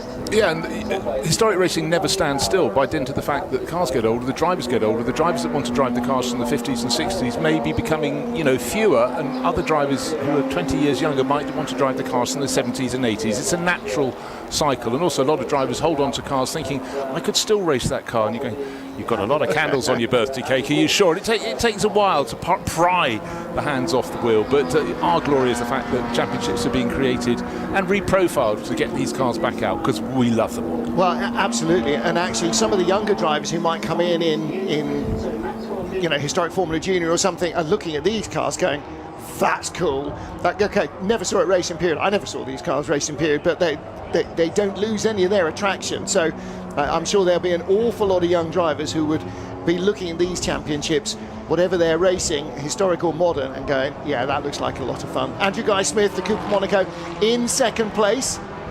And still Max Lynn and Andy Wolf, well, they were the leaders. They've now pitted. So, in fact, it is Andrew Guy Smith who is the race leader. Freddie Wakeman will hand over to Pat Blakeney-Edwards. Michael O'Brien has stopped and has come out in front of David and Olivier Hart's car, it would seem, because they have pitted as well. Yep, they're on an outlap. And so too is... So too is Martin Stretton in the car that he shares with Gary Pearson. So that car back on track. It is down in 14th place at the moment, but a lot of the cars in front will still have to stop. So Andrew Guy Smith leading. And in this period of the race, with fewer than 20 minutes to go, pit window remains open. It will slam shut though, and so you have to make sure that your driver does not go past the pit lane and not leave you enough time to come in while the pit window is open. So there is a little bit of strategy at work here to try and make sure that you don't muff the only thing that you can affect as a team, and that's the pit window. Well, entirely so. Another element I'm just going to throw into the mix here for the Royal Automobile Club Woodcote Trophy and Stirling Moss Trophy races is driver ranking extra time in pits. Let's throw some numbers at people. Ollie Bryant, he's made that second pit stop. The first one he went as a standard pit stop. He's got an extra 10 seconds as a standstill. He's served that. Max Lynn, he's our race leader, yet to come in. No, he's been in and now gone out in the hands of Andy Wolf. That was an extra 10 seconds. So those behind will have sort of caught up a bit, but I think actually the Lynn Wolf car had enough of a margin to stay in the lead of the race, but he's not that far ahead of some of the others who are tucking in behind. Just going to quickly go through Chris Ward. He's got 15 seconds at a pit stop. Olivier Hart 10 seconds. So the Hart family car will be pegged back a little bit. 20 seconds for Carl Tilley. Darren Turner, well, it's only fair. 30 seconds for him. Time to have his cake and eat it, blow the candles out, eat it, etc. And Johnny Molam, that's an important car, yesterday's race-winning car, because of his driver ranking, an extra 15 seconds. So the likes of the person we look at here, Andrew Guy Smith, stayed pretty much in the mix. He doesn't have, as he comes in to serve his pit stop, any extra time at a standstill. And most of the cars won't either, so it'll be fairly even, Steve. And of course, if you've got a Max Verstappen or a Lewis Hamilton in the car, you sort of say, well, actually they should probably be handicapped a little bit against a 55-year-old businessman, for argument's sake, and that makes no end of sense, because otherwise nobody shows up, basically. Oh, Max is coming? Right, well, I'm not. Yes. So Andrew Guy Smith pits from the lead, and that should cycle this car back to the front. Now, I did notice when we were watching him in the Beckett's S's, what's right behind Olivier Hart, not in the DB2 Aston. Oh, what's trailing off the back of the car? Something flapping around, the strap. Hopefully it's not holding anything important in, like the axle or the fuel tank, but it is still the Lister Costin Chevy that will cycle back to the front. But look right behind that dark green Lister with its Jag engine. That is Olivier Hart looking down into the cockpit, not quite sure why. Maybe just adjusting the roll bar or the turbo boost or something, but he is now chasing down the car that was in the lead before we had the safety car period that led us into the slew of pit stops. And this for the de facto lead of the race. Young Olivier Hart, what is he now, 22, 23 years of age, maybe not even that old, chasing for what will be the lead. I think once the remaining cars have all stopped, unless Johnny Molam and Bon Grimes have managed to eat their way out on top. Olivier Hart, though, fastest race lap of everybody, 2:23.0, and here's the pass, goes by Andy Wolf, and in fact there is Johnny Molam. He is out front in car number 92, so they did manage to shuffle out even. Oh, and Olivier Hart overcooks it comprehensively. 2 wheels on the grass, maggots into Beckett's, through goes the Cooper Monaco. Yeah, Guy Smith finds the circuit eventually in the recovery, so that we know that Maggots is a fearsome corner, but a lot of the drivers already are thinking about what follows. Maggots goes straight into Beckett's, looking for a move. I can't think the last time I saw Olivier Hart spin a car. He's normally so precise. So there's Johnny Molam, enjoying him leading the race. He'll have been seen in the distance from the next 2 cars, and Andy Wolf comes in just about to be passed from Olivier Hart. At that point, I think that was bail out. I think he was going for the inside line, realised there was no inside line, and took the course of action. But we got time. We got a quarter of an hour left in this race. But suddenly for Johnny Molam, could it be 2 wins in 2 days? Bon Grimes will be now, getting his helmet off and going, right, where's my car? I brought it in from the lead. Is it still in the lead? Yes, it is. Yes, no challenge there. Your gentleman driver brings the car in from the lead. Actually, I did an injustice. Of course, it was Max Lynn who came in from the lead, but they dived in earlier. Now, again, what have GP59 done? Now, Johnny Molam had a pit stop penalty. Andrew Guy Smith didn't. The Harts did, and obviously Olivier, having just set fastest lap, tried to set an even faster lap and went off, and he's now recovered. But GP59, car number 59, that Lotus 11, Michael O'Brien, is in front after the pit stops again. I hope this time that they've stopped their start watch in the right place. Well, there is the lead battle, and we saw this yesterday, didn't we? The little Lotus 11 being chased by Johnny Molam, and at that stage also by Ollie Bryant. But what they didn't know, and what Michael O'Brien didn't know, was that he had been handed a penalty, a drive-through, a stop-and-go penalty, in fact, for too short a pit stop. We're not seeing that. Pit window has closed. Everybody has stopped. So we've now got a race to the flag. So Michael O'Brien, 4.2 seconds in front, 13 minutes. They're going to get him. They are definitely going to get him. It's a smaller gap and more time than Johnny Molam needed to catch him yesterday. Johnny Molam's car with a little bit of damage on that left front corner as well. Right, and left rear corner. Yeah. Andy Wolf, though, is down in 3rd place in that pea green. Oh, there's Michael O'Brien, getting past the Cooper Bristol. That's where things can come unstuck, but luckily for him they didn't. He's 3.8 seconds to the good. But the car in 3rd place, Andy Wolf's pea green Lister, is 10 and a bit seconds down. We've only got 12 minutes remaining. Now, the reason that the gap is closing, Johnny Molam's last lap was the quickest for the car, 2:24.1, 2:27.4 for Michael O'Brien, the race leader, car number 59. So again, they know in the pit lane that Michael O'Brien has not got the oomph. He only lacks 500cc to the Lotus, but effectively, the 11 and the 15 are basically the same car in terms of overall weight. It's just the 15 has got a 2-litre engine and the 11 has got a 1500cc engine, so he's going to be outgunned here. Michael O'Brien will do what he can, but this isn't Cadwell Park.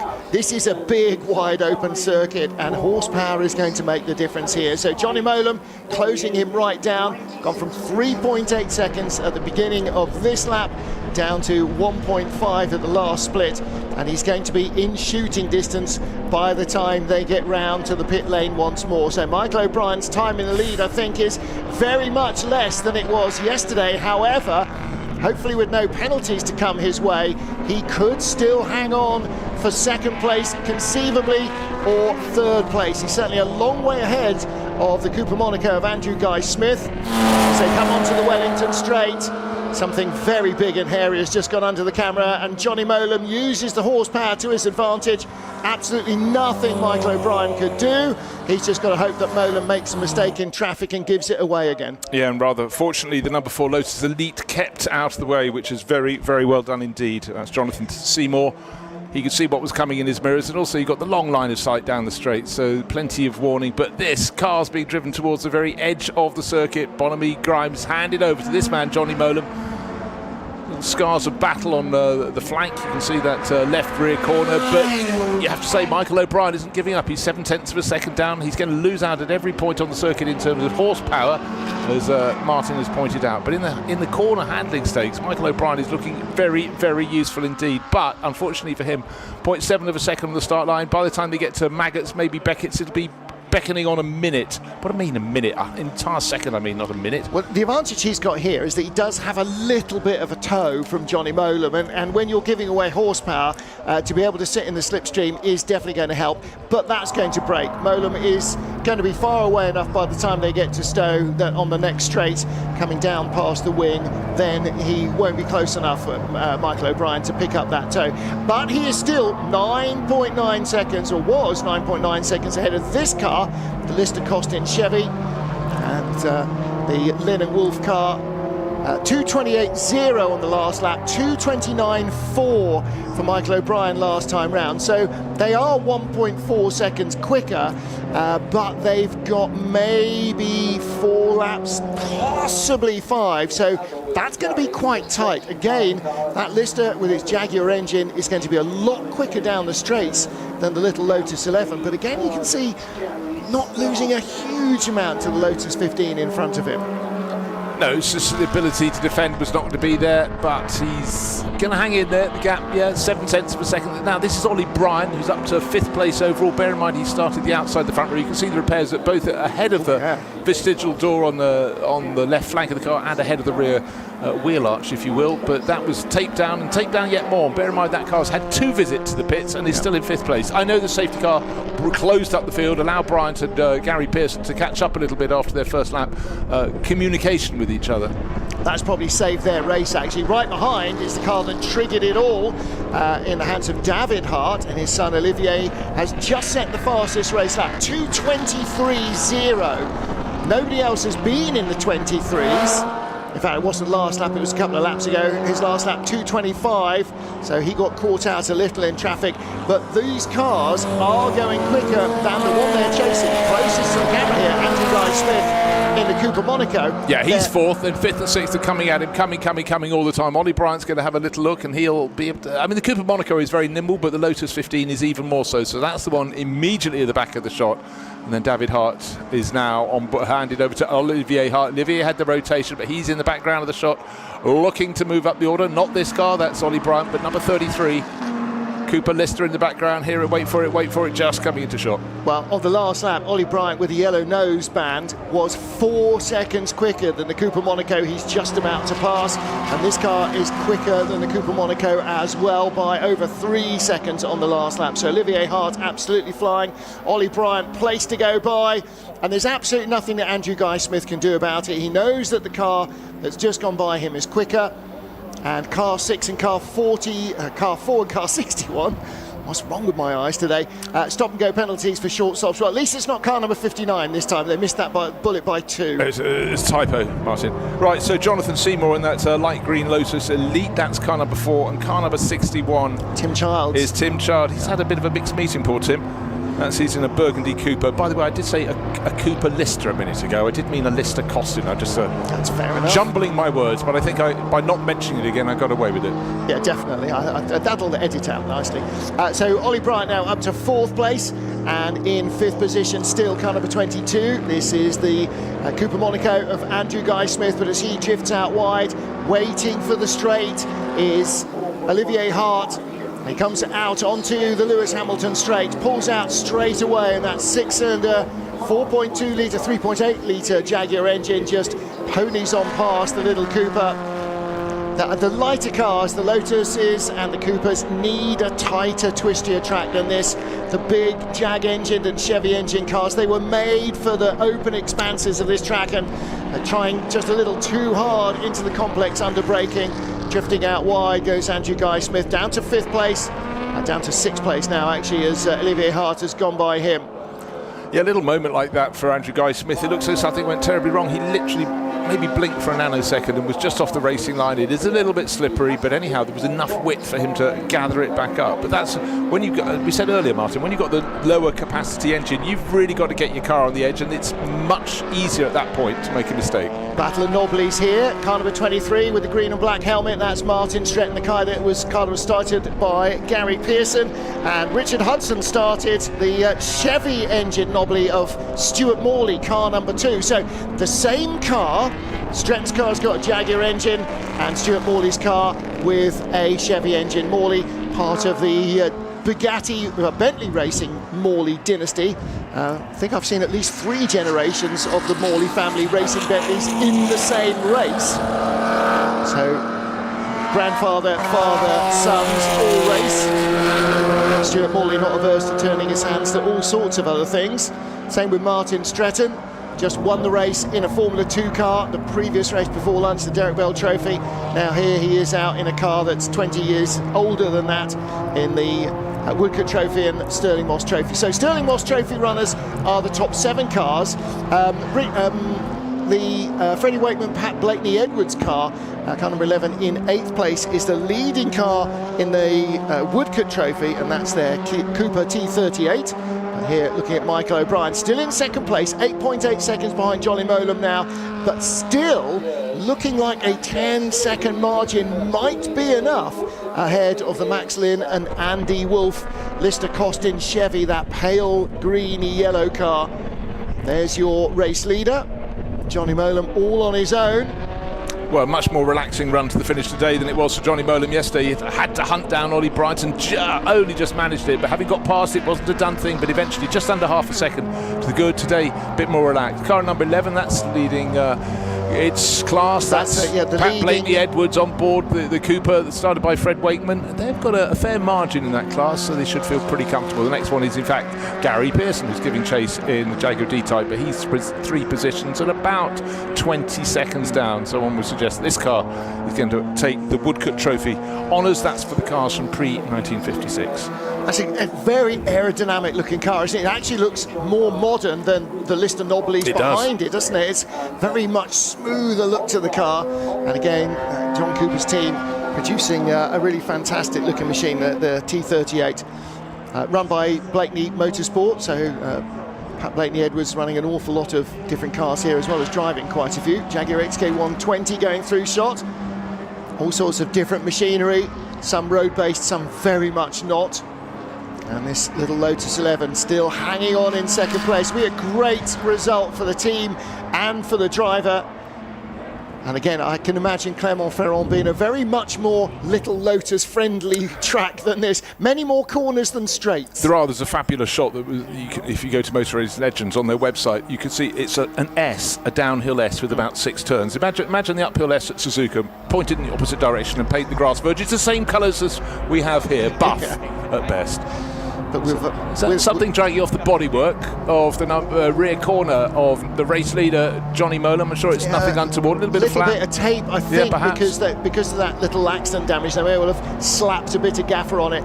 Now then, the reason that Andy Wolf is not closing on Michael O'Brien and Ollie Bryant, who is now up to 3rd, by the way, is the presence of Olivier Hart, car number 33. So that Lister Costin chasing the Lister Costin ahead of it, and again the difference between the 2 cars, I mean, you can see how similar they are.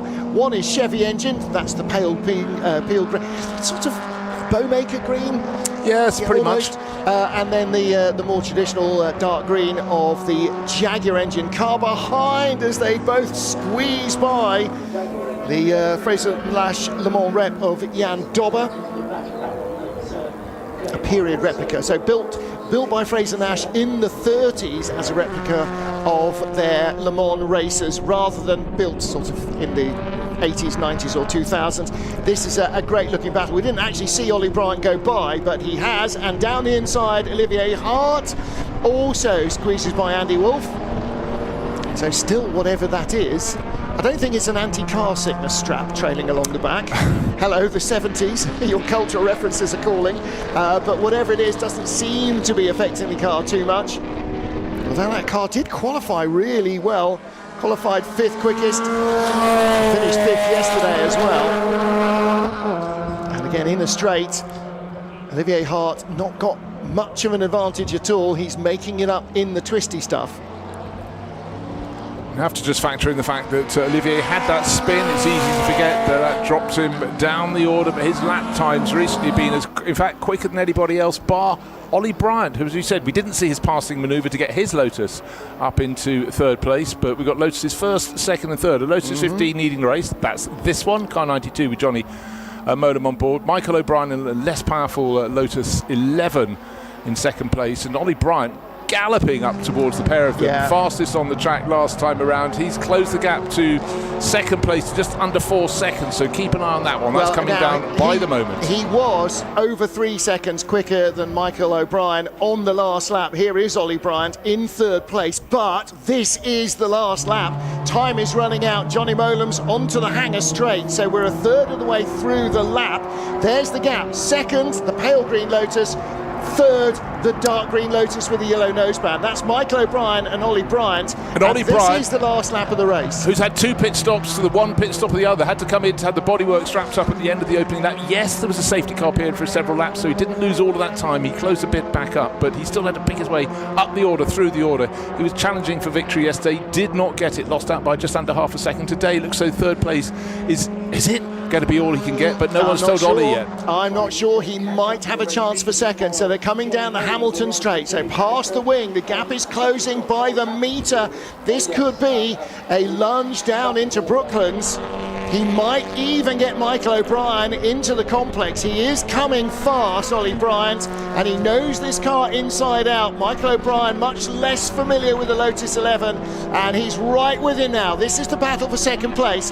Bon Grimes and Johnny Molam going to take a second consecutive win after 2 second place finishes in the last 2 years. There is the race leader coming into Brooklands for the final time, but here is that's not the battle for second. There is the race leader. Here is the battle for second, down the Wellington Straight, and the power of the 15 tells, and Ollie Bryant has driven out of his skin in this race to come from last with an extra pit stop to second place. He was closer yesterday, but it is win number 2 for Bon Grimes and Johnny Molam. Again, they win both races here in the Stirling Moss Trophy, and in second place for the second time, but for very different reasons, will be Ollie Bryant. Michael O'Brien in third place, and today with no penalty to serve, so that is an on the road and on the podium result for the Lotus 11. Great racing by that small engine car. Olivier Hart taking fourth place. Another lap, he would have been right in amongst the Loti, and then the Max Lynn, Andy Wolf, Lister Costin in fifth place. Here is our winner in the other part of our 2 races, the Royal Automobile Club Woodcote Trophy, and it will be car number 11, started by Frederick Wakeman. Patrick Blakeney-Edwards taking over to drive the car through the second part of the race, and this Cooper T38 leading all the way. It was the pole sitter in its class, started in 9th place, and as some of the faster cars have managed to get by in the race, they finish in 10th spot, but win the Woodcote Trophy. And just a little check back, who won the Woodcote Trophy yesterday? It was them as well. They were in 10th place. They were in 9th place yesterday, 10th place today, but winners of the Woodcote Trophy from the Pearsons in the Jag. And in second place in the Woodcote Trophy again today are the Pearsons in the Jag. Not this Jag, this is Ben Eastick ahead of Johnny Molam on the slowing down lap. Johnny Molam is, but Ben Eastick is a lap ahead of him, yet to finish the race actually in that D-type. So I hope Johnny knows that the race has finished. Yeah, you just have to remember a couple of spins within that really did sort out the order, but the pace of the Lotuses around here, you might have thought this would be the sort of circus that would suit the more powerful listers, but clearly there are enough now twists and turns in the infield for the likes of Johnny Molam, Bon Grimes in their Lotus team, definitely Ollie Bryant on his way up, and Michael O'Brien to use all the nimbleness, the feel they had in their cars. But here's our race winner, yeah, slightly tattered, and you can see the marks of war there. That was on pole position, got that rub when it wasn't the fault of Gary Pearson. He was trying to drive in a straight line, but a chip into the back And that tipped his Lister Nobly sideways and clattered into our pole starter. But all came good in the end. Stories to tell, spins to be recorded, and charges up from the back of the field, most notably Ollie Bryant from Stone last. And the winner coming into the pit lane as others finish their race. Yes, I know. Shades of Michael Schumacher, isn't it, in that sort of domination. But there you see our various different class winners all the way through the Royal Automobile Club Woodcote Trophy and Stirling Moss Trophy. But our overall winners, Bon Grimes and Johnny Molam, from this man, Ollie Bryant, driving solo again. And yeah, a little bit of tape after the first pit stop, a lot more tape going to hold the thing together after the second pit stop. Was it Colin Chapman who once said that the ideal Formula One car should basically fall apart the moment it crosses the finish line, because then everything's done just enough and no more? Because then you can present the privateer team with the bill for rebuilding it. Of course it was. Builders of race cars never mind selling spares, do they? Let's face it. And just following him through, Michael O'Brien, one of the marshals there going, I think I was going to say he was going to pick up some debris. There was a bit of debris. I think there was also a pit board that had been dropped over the pit wall, probably in the celebration and jubilation. So Bon Grimes, Johnny Molan, the winners from Ollie Bryant and Michael O'Brien. Then David and Olivier Hart finishing in fourth, ahead of Max Lynn and Andy Wolf, with Andrew Guy Smith rounding out the top half dozen. It was Nick Fimbra who started the Cooper Monaco, and Ollie Crossthwaite who finished it. They ended up in 7th place, but it was the Wakeman and Blakeney Edwards Cooper which won Class 4A in the Woodcote Trophy. So take the Woodcote Trophy honours here ahead of the Pearson's Jag. And the third Woodcote Trophy car actually was in Class 1, so a slightly different category. John Clark in the Cooper T39 Bobtail, so another version of the sports car that started life as the Cooper Monaco. Well, right from the very first corner, contact with David Hart running into the back of Gary Pearson. And Pearson having to make a pit stop. Ollie Bryant also having to make pit stop after damage. And Bon Grimes battling hard right from the start of the race with the Chevy engine Lister Costin, started by Max Lynn. Safety car to recover car number 84, the luckless this weekend, Jaguar XK140 GOM Special. Away from the restart, it was a Lotus duo chasing the Lister Costin Chevy, and Bon Grimes diving into the pit lane rather than having to try and make a pass on the leader. Michael O'Brien having used a little bit of runoff area earlier on in the race, using a little bit more to try and get through traffic in the Lotus 11. And then Lister Costin with its Chevy engine, luckily avoiding being speared by a slightly out of control Olivier Hart. And Andrew Guy Smith's Cooper Monaco taking avoiding action in traffic from Michael O'Brien, squeezing by the Cooper Bristol as he raced through into second place, into the early lead actually after the pit stops. Then after a slightly longer pit stop because of the pro driver status of Johnny Molam, the 92 Lotus 15 got by the Lotus 11, and so Molam moving into a lead that he was not to surrender. He took victory at the checkered flag on the final lap. Ollie Bryant also got by Michael O'Brien. It was a Lotus 1, 2, 3 with 2 15s, and then the 11 in third place. Well, let's hear from the drivers after what was another breathless Woodcote Trophy and Stirling Moss Trophy race. 2 out of 2 this weekend. It's a dream weekend, isn't it? A real dream, yeah. The pace of the two of you together, the pace of the car, it's just been perfect. Yeah, we're working well together. Between us, we've kind of got a good average pace, which is what you need in events like this. And it was just a little bit of shame that Ollie wasn't there for the grand finale again. You know, I think he would have had it today, to be honest. And he drove brilliantly, didn't he? To come through the field from the back there, absolutely fantastic. So I think the credit goes to Ollie for this race. He should have been at the top, but we'll take the luck. Well done you. Great stint. Johnny, 2 out of 2. Yeah, it was a lot easier than yesterday. I knew that obviously because Ollie had the contact. We actually had contact in exactly the same place as well, but it didn't seem to be quite as hard. It didn't push a thing onto the wheel, fender onto the wheel. So as soon as I went out there, I said to Tom, my data guy, just tell me the gap to Ollie. I don't want to know the gap to anyone else. I don't care if he's 20th. Just tell me the gap to Ollie. And he was showing it to me, and I thought, right, I'm just going to pace it, just pace it. And it was fine. I think if he'd caught me, it would have been a good ding-dong, but same to him yesterday. I had a bit in reserve, so But it was a shame we didn't have the battle and see who ended up, in a straight fight like yesterday. But Bon, again, awesome job at the start to not go off when he got hit. I don't know how he managed to not spin there. Handed it over to me, and today was a lot easier than yesterday.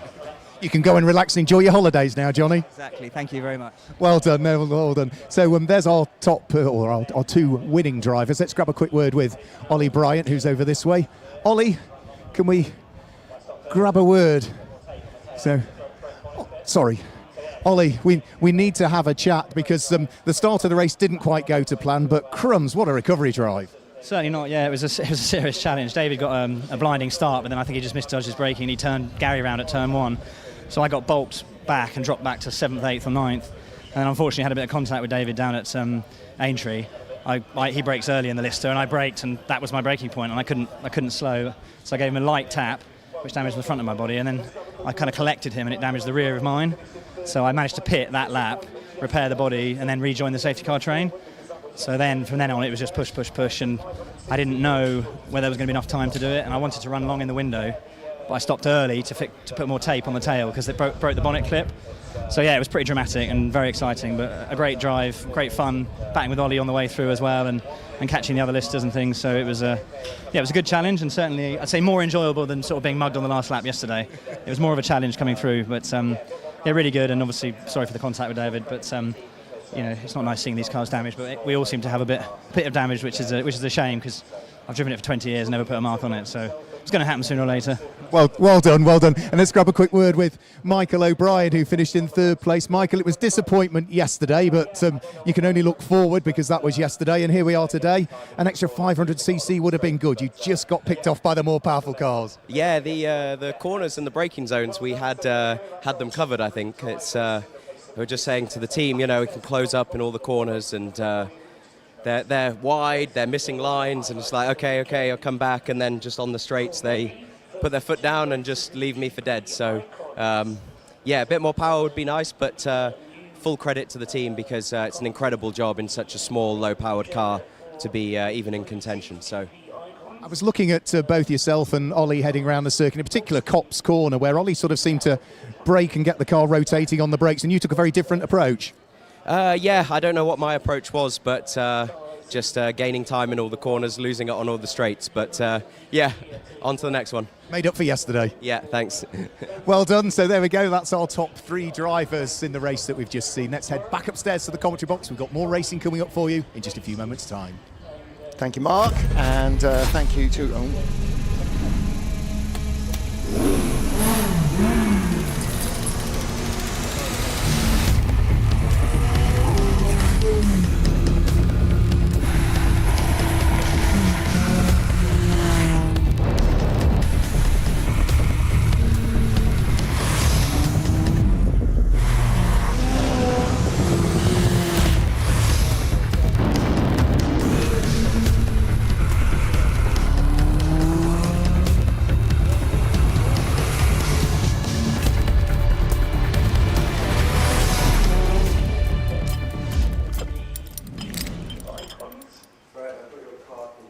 Just to think, for 75 years, all the greats have raced around this track. Having the track right outside of your office, it's such an amazing place to work. The passion that everyone has here and the collaboration is just second to none. You're part of a team that delivers some of the biggest sporting event in the country. I would describe Team Silverstone in one word as incredible. I would have to say unstoppable. Family. Amazing. It's a very, very proud feeling to say that I work for Silverstone.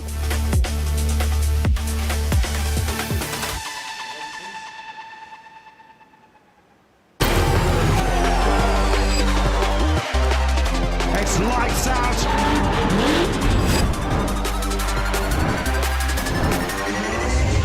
It's going to take something truly heroic for them to win from there. Can you believe what you are seeing here at Silverstone?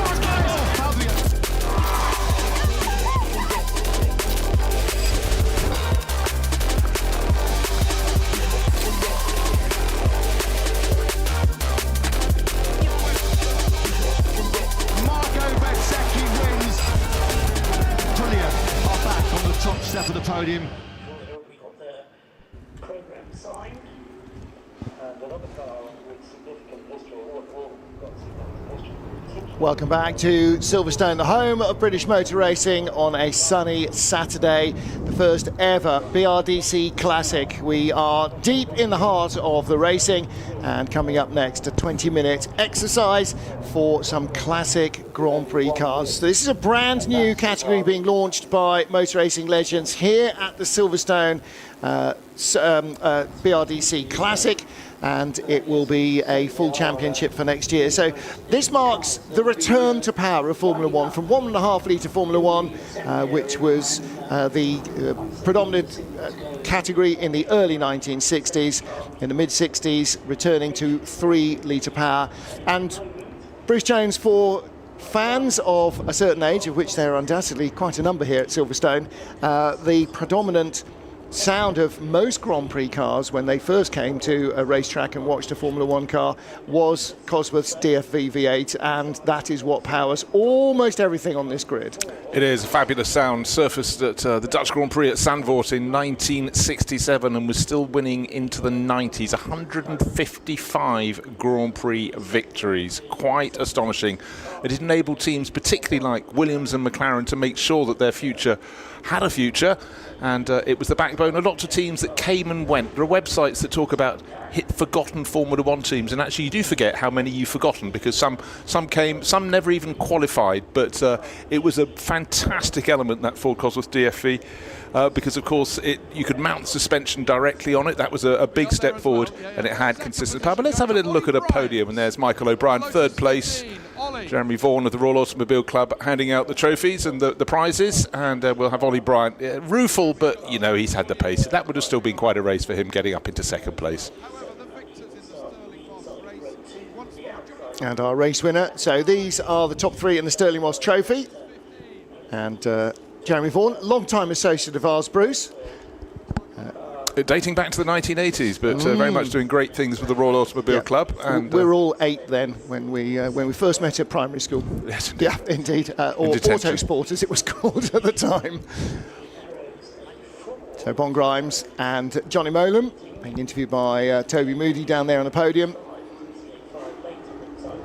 And our drivers in this race will not get championship points, because the championship doesn't exist until this. And it would be great to have a head start, wouldn't it? I'd start the season with 2 race wins under my belt. I'm already the championship leader. Well, let's just go down what we've got in this field in no particular order. I'll just look at my grid sheet. I have a Hesketh, that's pre-ground effect. A lot of the cars you're seeing right now are definitely pre-ground effect, but then you've got a Brabham BT49. That is very much ground effect. Patrese, PK did great things with those in 1981 into 82. McLaren MP41, look, Surtees going out, Arrows, Tyrrell, Brabham, that's the oldest car field. McLaren M23, oh my word, Minardi, another Williams, and a Surtees. I think we're maybe missing the BRM of Graham Edelman, alas. Great looking car with its Yardley livery. But let's take a look at the grid. Take us through, Martin. Yeah, Michael Lyons starts on pole in that ex-Rupert Keegan Hesketh, not in the familiar red, white and blue of the colours seen with James Hunt, but in the blue of Penthouse, and Lucas Halusa alongside in the Brabham. Steve Hartley's McLaren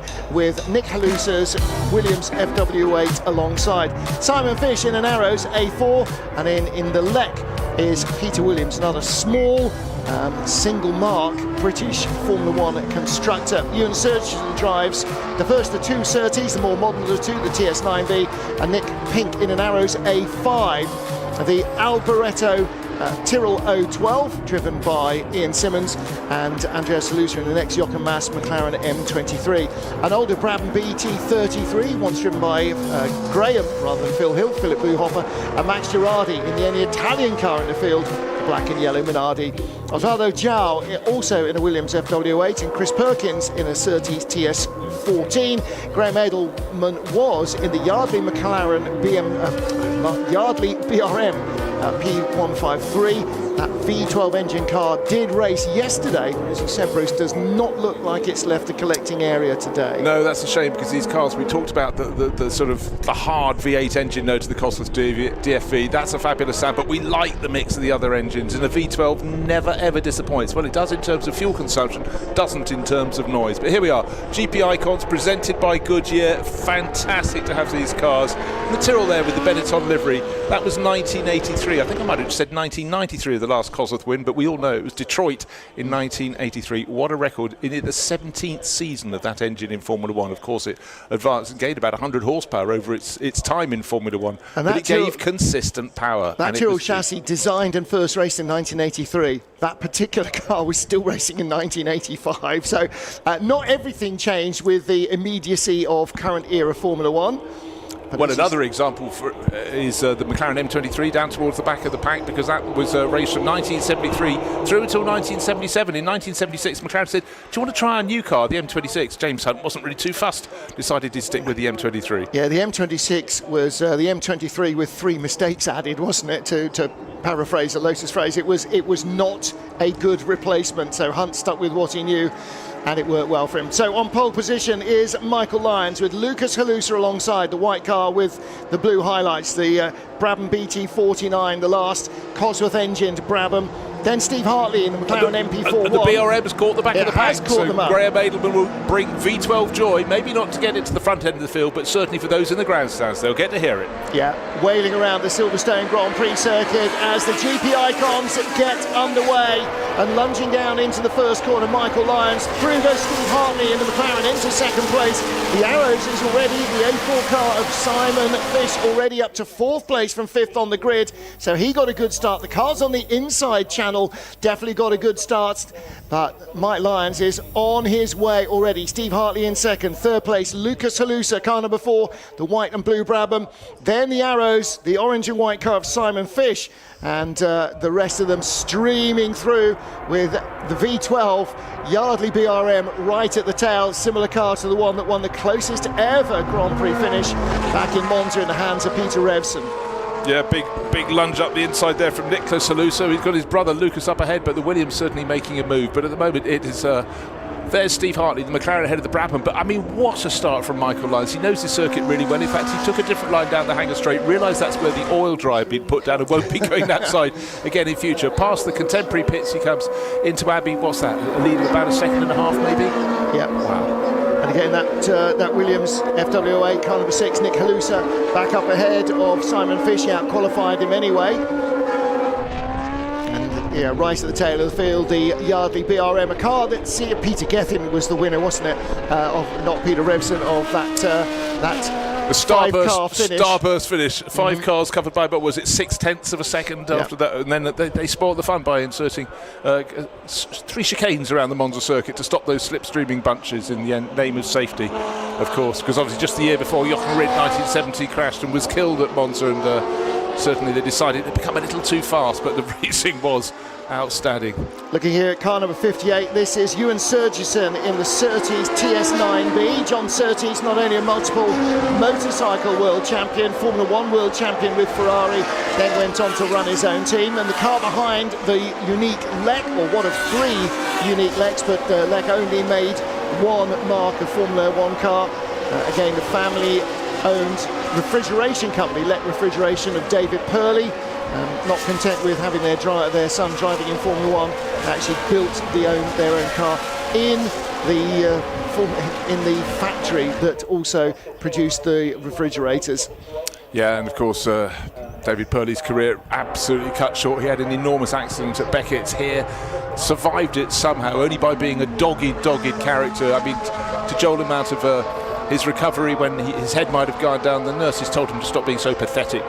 He's had one of the biggest accidents the world has seen in terms of G-force, and they pulled him through. But he was a tough ex-Marine, and he needed that sort of push and drive to get him going. But here we are. It's just fantastic to see the Lek out racing all over again. And also the Williamses, 1982, these FW08s, great looking cars. In the background of the shot, one in 4th place overall.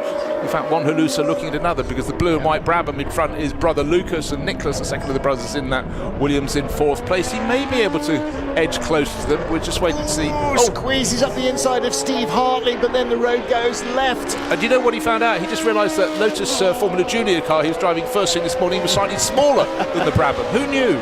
Only just, though. These Formula One cars, you think they're such big things. When you stand next to them, they are absolutely tiny by any modern standard. In the same way that an old Mini is not quite the same size as a modern Mini. Not even if you squint very, very hard indeed. Right, this is looking interesting, because I thought the way that Michael Lyons was getting away, I mean, he absolutely was like a scalded cat at the start, but he's only 2.5 seconds clear. I might say only, but I expected that to stretch on. Actually, here we go. Here's the Hesketh. That was the last year before Ground Effects reached Formula 1. Not that people knew about it at the time, but by the end of the following year, everyone absolutely knew. But these cars no longer have the skirts that go all the way down the track. That was banned. So the deficit he'd have had of race leader, this was a non-Ground Effects car, Michael Lyons in the Hesketh, but the cars that are chasing him would have raced with Ground Effects that sucked the car by a Venturi effect undercar, low pressure zone, sucked the car down, gave them all the ground, you know, the downforce they needed to just corner as if on rails, but then those skirts were banned, they were taken away. So these, with their wider side pods, will still have a better low pressure area, just not as dramatically so. You want drama? Let's talk Lucas Alusa. Great move from the Brabham, and that way, Steve Hartley isn't a multiple historic Formula 1 championship winner for nothing. He can see that move coming, didn't make it too difficult. Yeah, no, he knows when the jig is up, and you often lose far more than you gain by trying to fight a corner that isn't going to go your way. So Hartley tucks in behind the Brabham, and the McLaren ex-John Watson car will follow. I'm not actually sure who drove this Brabham in period. It was the 49 was the last of the pre-turbo era Brabham, so that Cosworth engine car. Yeah, it was the time when Brabham was just thinking, right, we better try a bit of turbocharging. That was the way to go to get power. They were going for the BMW route, but it was a time of sort of chopping and changing, and the man at the top, Bernie Ecclestone, was trying to guide the team, do the business deals. One of the best deals he ever did was his sponsorship deal with the Parmalat Dairy. Is that really sexy enough to be on a Formula 1 car? But what he did, it gave him primacy with that sponsorship deal to keep his cars looking clean. Bernie liked clean. Yes. That white and dark blue livery, well, it's still exquisite even now. And again, very classic Surtees with the red car and the white arrow down the centre. That's Ewan Surtees, currently running in 6th position ahead of Peter Williams then. But look at the battling further back. The arrows from McLaren, then you got the only car with a radiator at the front, the 1970 Brabham. That was before they tucked the radiators down at the rear. So that was giving away in terms of aerodynamics, but in terms of the dynamics of the car, it was actually very, very, very good indeed. That's Philip Buhoff, car prepared by Hall and Hall, those long-standing experts. And so this is what it's about, getting these cars on the circuit so we can see them. That's step one. Step two is getting them to race, and they're absolutely doing that.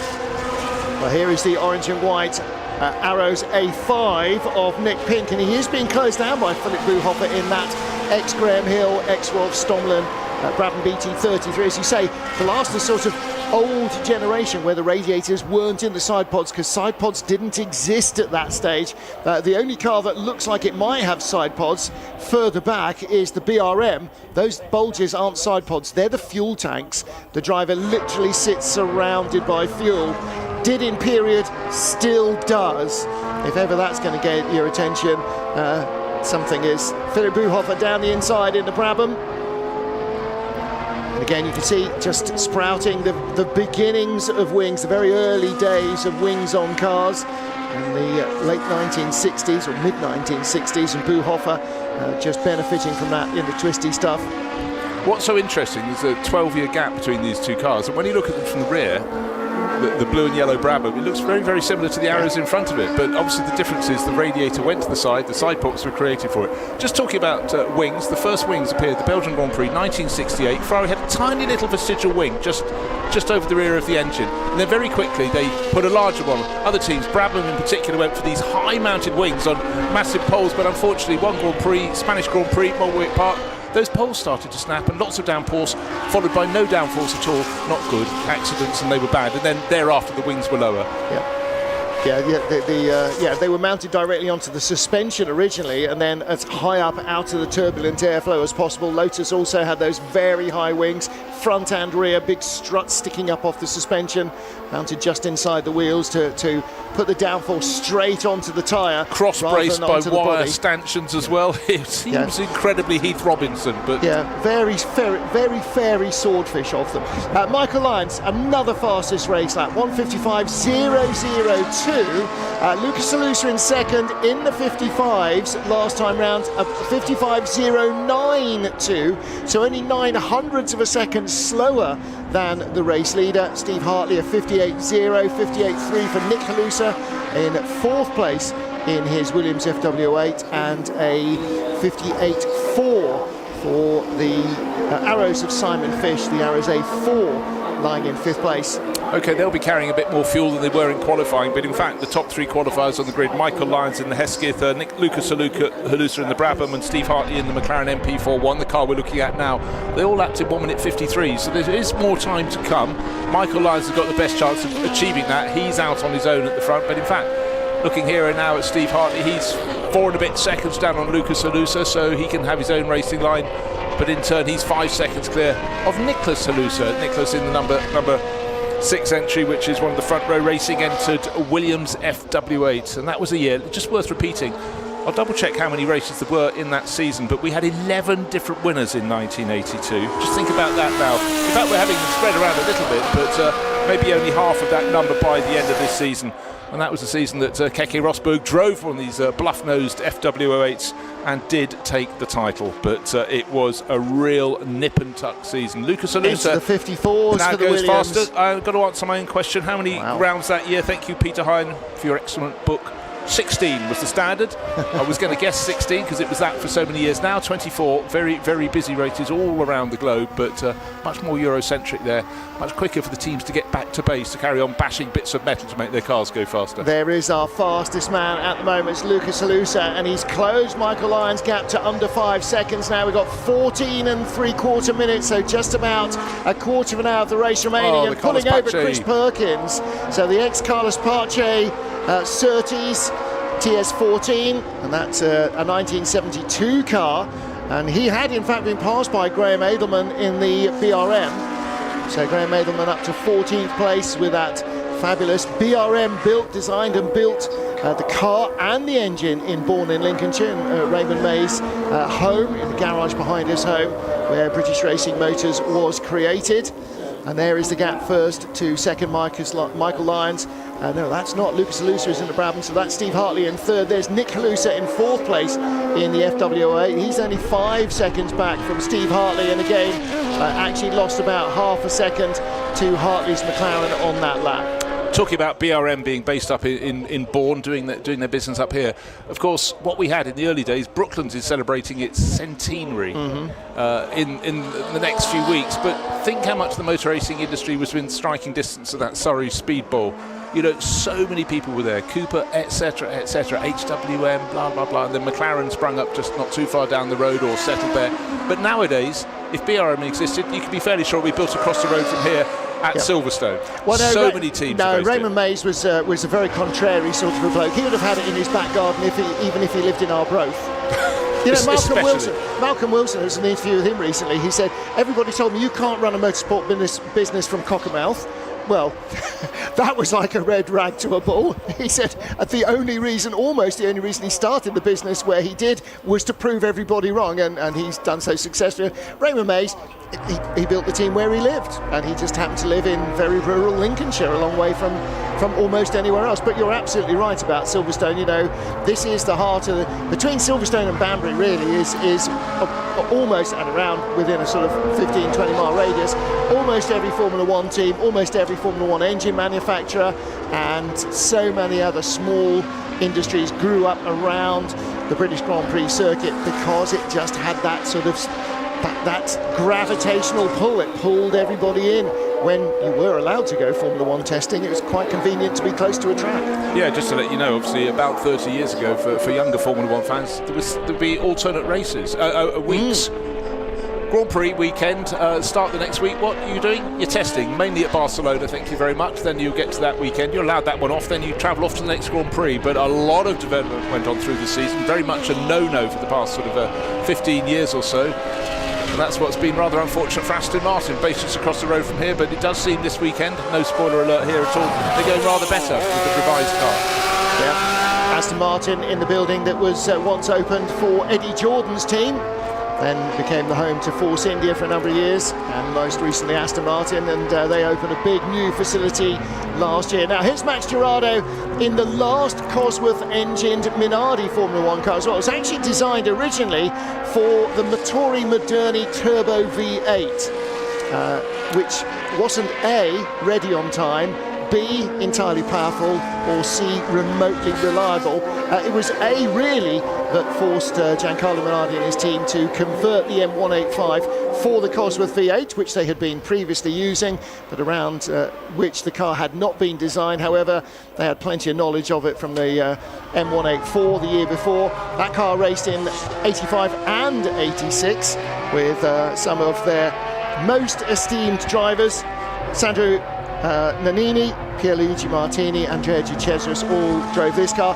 Those cars, Rupert Keegan, the driver and the sponsor getter for this team. Yeah, just go back to Motori Moderni. There were two issues with that engine, maybe three. Underpower, not good. Overweight, not at all good. V6 turbo was the way potentially to go. It didn't work in that circumstance, but you're lumbered with it for a season. Yeah, it was Motori Moderni was Carlo Chiti, wasn't it? Who actually conceived the engine and put the team together, who had plenty of history in Formula One and had been, I think, been responsible for part of the Auto Delta Alfa Romeo running. But here is the Brabham in second place, gap now down to 3.2 seconds, 10 minutes remaining. So he's taken a couple of seconds out in 5 minutes. He's not catching Michael Lyons fast, but he is still catching Michael Lyons. What we're seeing here is Lucas Halusa getting more and more accustomed to this Brabham. It's still relatively new to him, and he's doing a very, very tidy job. But again, it's a car that's 5 years younger or 4 years younger than the Hesketh in front of it, with those wider side pods. It's got more downforce. It's not in ground effects format, because there's no. You'd have under the bottom of those side pods with the Parmalat writing, you'd have had a line of very fine brushes that would seal off the air that goes from the front to the back, not let it seep out of the side. That would make low pressure. That would force it down. So would the wings, but the combined effect would give him incredible handling. So that deficit isn't as much as it would have been if these cars raced together in period. But there's Michael Lyons coming across Graham Edelman. Catching the fabulous Yardley BRM. Can we listen to hear that V12 engine? Not in this car, but the one that's just passed. Let's listen. Well, Graham Edelman staying out of the way, and Lucas Halusa wisely trying to pick up the slipstream, a la Max Verstappen in qualifying in Spa. Gets a little bit of a toe down the straight. Every little helps when you're trying to find a few hundreds. Absolutely. Just cut away there from the camera as the V12 came through. But I'm sure the fans trackside are thoroughly enjoying that. It is. It's not just a diversity of sound between the various engines. It's also just what a pure sound they made in periods. So Michael Lyons is pushing very hard indeed. But I think the last few laps have been a lot slower. No, entirely. Oh, Michael Lyons with a big slide there. Really driving the car sideways off the corner, and Lucas Halusa is right with him. We're talking about 4 seconds being the margin. That's not 4/10 of a second being the margin. Now, these Brabhams did race very occasionally without the nose wings. He nearly had to find out what that was like there. Got so close to Lyons Hesketh. And now he is right in the tow. Well, that slipstream from the BRM wasn't what did it. I think there must have been a mistake, maybe a missed gear for Michael Lyons. Now, I tell you what, the big difference is to me in the straight line, the speed traps at the end of the first and the second sectors. The Brabham is way quicker. In the first sector, it's nearly 2.5 miles an hour faster. That is a lot. Trust me, you would close big time on that. Now he's got the toe. He's got to find the moment. But Michael Lyons is just looking a little bit loose, waiting to hear it come past us and hear if there's a misfire. Sounds good as it went by. Michael Lyons still the lead, and Gordon Murray's Brabham BT49, the king of small frontal areas, Gordon Murray. Look at the tiny nose on that car compared to the big spade nose just from 3 or 4 years earlier of the Tony Southgate designed Hesketh 308. Now this is the E-evolution, isn't it? The kind of last of the line of the car that won its first Grand Prix, its only Grand Prix victory with James Hunt. And Michael Lyons checks the mirrors. He knows that Halusa's there. He knows that he's coming. So Lyons sits on the inside and says to Lucas Halusa, okay, if you want the lead, you've got to go around the outside into Stowe. And Lucas is going, okay, I got you. Lunging on the inside. No, goes the outside as they come out of the Vale. Trying to get a good run through Club Corner. And he's looking left, right and centre. This is what it's all about. This is a way you could be racing in Formula Ford. Whatever you're racing in, you've got to work out how to make the overtake. And Michael Lyons is wise, but the tyres have gone. Yeah. And he's almost gone. He's off the side of the track. He's rejoined. He's hung on as long as he can. Valiant effort. Remember, he got 5 seconds clear in this car at the start of the race, but Lucas Halusa just looks more comfortable with every lap. The pressure was going to toll, and it absolutely did. But Michael Lyons, he'll see what he can do to come back. But already, you could just see he wasn't as quick out of the corners. The tyres were going. Yeah, again, you wonder whether track temperature and tyre pressure were entirely well matched in that Hesketh. It's not quite as sophisticated a chassis as the Brabham BT49 of our new race leader, Lucas Halusa, but it shouldn't really have had that much tyre degradation. But certainly when he got to the end of the Hamilton straight and turned in, the rear tyres or the rear end of the car was definitely much more intent on going straight on than Michael Lyons was entirely happy with. So everything has to be balanced perfectly with these cars. Okay, well, let's take a look at what went on. So slipstreaming down the straight, all fair and square, into the corner. Right, the Brabham is close, but unfortunately you can see the Hesketh is just not turning in at this point. Not. The move is done, and the game is up. Yeah, he couldn't turn in because if he kept the nose in any tighter, the back already was coming out. Oh, that's a great camera angle. You can see that tail coming round at Stowe, and then it's bunny hopping and then moving around. At that point, it's over. That kick in the backside from the curbs as he goes bouncing up in the air. Yeah, he couldn't have turned in any more because he knew the car was going to spin under him, and that would have been really catastrophic for him and Lucas Halusa entirely, possibly. I mean, we heard from Ollie Bryant at the end of the previous race, the Woodcote Trophy and Sir Stirling Moss Trophy, that he said, I've raced this car for, 10 years, 15 years, never put a mark on it. It was going to happen at some stage, and that's what these drivers are trying to avoid. Not avoid tight races, but trying to avoid expensive damage to the car. Steve Hartley here in third place, and he too is about to catch Adam Edelman in that Yardley BRM. Yardley, for those of you of a younger disposition, a perfume company. Or at rugby club dinners, it was an after-dinner drink. Don't try that at home. No, again, this is the responsible voice of the BRDC Classic. Do not try that at home. So Steve Hartley in third. Nick Halusa's not really been able to get onto terms with Steve Hartley's McLaren. So Halusa in the Williams FW08, not quite there. Track limits warning. Hello, Modern Formula One calling. And again, really? Track limits warning from Michael Lyons. He went off because the car got away from him. That was not gaining advantage or a lasting advantage by using on off-track areas. I'm not going to get onto the Formula One track limits when there's something wrong with the car, and indeed in World Endurance. You can't be giving people track limit penalties when there's a problem with the car. Anyway, here's the leg. Let's have a look at the leg. Well, that's great to see. Short-lived career, but another thing I'd love to look back to that BRM again, because here's a little fact I want to throw you away. 1970 Belgian Grand Prix victory to BRM. That was rare enough. The car, would be famously fragile. But Pedro Rodriguez, the fantastic Mexican driver, this was the full-fat Spa-Francorchamps circuit that went into the neighbouring valley. And bear in mind, he won that with an average speed, not a fastest lap speed, an average speed of, let's call it, bang on 150 miles an hour. And if anyone's been to Spa and knows where the old circuit went, instead of getting up to the top of the hill, top of the Camel Straight, and turning to the right through the chicane at Les Combes, you went straight on, over the crest of the hill, arced down to the left, into the neighbouring valley, past Malbury in a flash, through the Master Kink, weaving away between some houses, and then you got to Stavelot, the lightly banked corner, and all the way up the hill, and this BRM, just exquisite. And there was literally nothing between you and the trees. Another fun fact, Pedro Rodriguez would have been faster in the Porsche 917, because at that stage the Formula One lap record was not as fast as the sports car lap record. Now, this particular BRM was raced in 1970, 71 and 72. George Eaton raced it in 1970 and qualified for a couple of Grand Prix. Ozzy Howden Ganley raced it in 1971. Rainer Wissel, the Swede, and Alex Soler-Roig, the Spanish driver. And the very final race for this car in 1972 was Helmut Marko.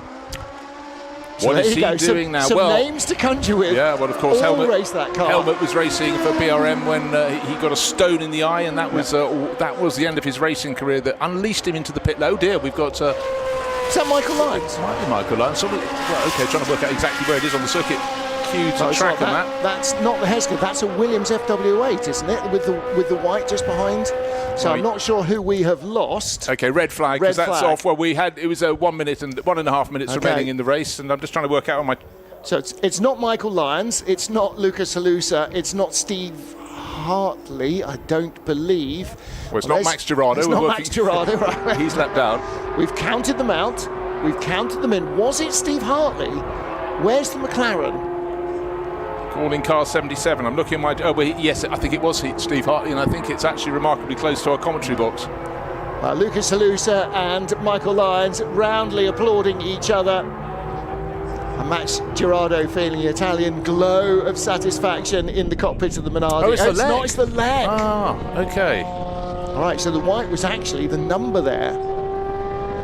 Oh, well, that's unfortunate. So we got to the penultimate lap of the race. Peter Williams off, but it looks like it's just been sort of slid into the back of the gravel trap. And with the red flag, of course, the race result will be counted back a lap. The message has come, no restart. We had just a 1 minute and 37 seconds remaining on the clock. And anyhow, it wouldn't change the lead battle because Lucas Halusa had already had several laps in the lead. I must say Michael Lyons was trying his best to get back into the mix again, but that little one slip-up was all it took for the lead to take place. But there was the change. People coming in, and there's Owen Surgerson indicating he knows where he's heading. Yep, I'm heading into the pit lane. Well, he was the winner in Class A. So the winner in Class C was Lucas Halusa. Michael Lyons also a winner. You get a trophy, you get a trophy, you get a trophy, because he was the winner in Class B.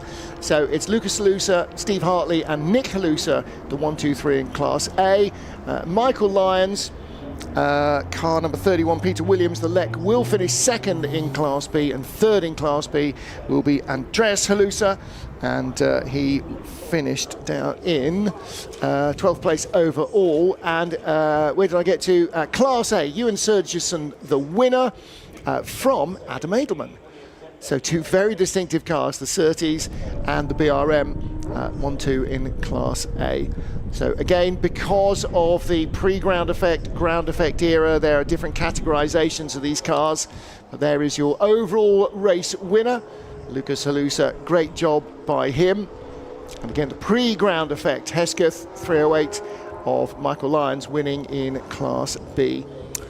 Yeah, the results have now been wound back a lap, as you would do officially after a red flag, and the gap 1.7 seconds eventually. But it must be noted, actually, the last lap that Michael Lyons did after that track moment where he went off the track was his fastest, so he was picking up the pace again. So maybe he just found a slippery bit of the track, but that gap had come down very quickly, hadn't it? I mean, Lucas Halusa in the number 4 Brabham doing a great job to catch him, but then suddenly the pace seemed to go away from Michael Lyons. Maybe there was a slight issue. Maybe it was the wind over the BRDC, but it is slightly cooler today, for which we say thank you. But it's still a sunny day here at the BRDC Classic.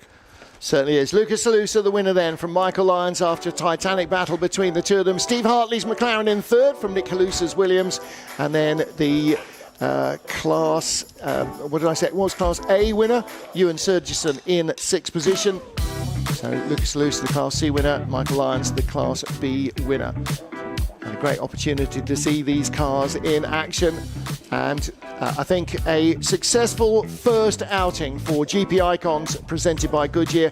Goodyear and motor racing legends combining with a very major commitment to support historic racing over the forthcoming years, because without tyres, it doesn't matter how simple your car is to work on, it's still going nowhere. From pole position, Michael Lyons taking the lead early on, and then Lucas Halusa in the Brabham, who'd been jumped by Steve Hartley early on.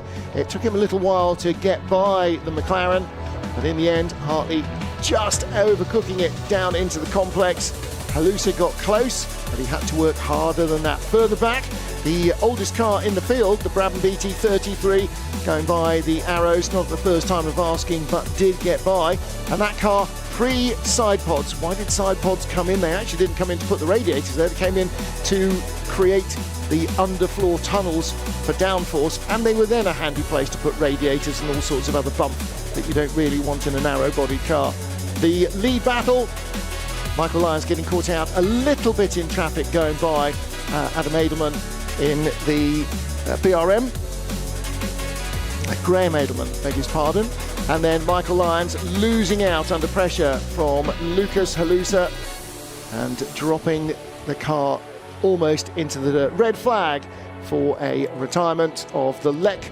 But Lucas Halusa was the winner at that stage and on countback. So he is our race winner.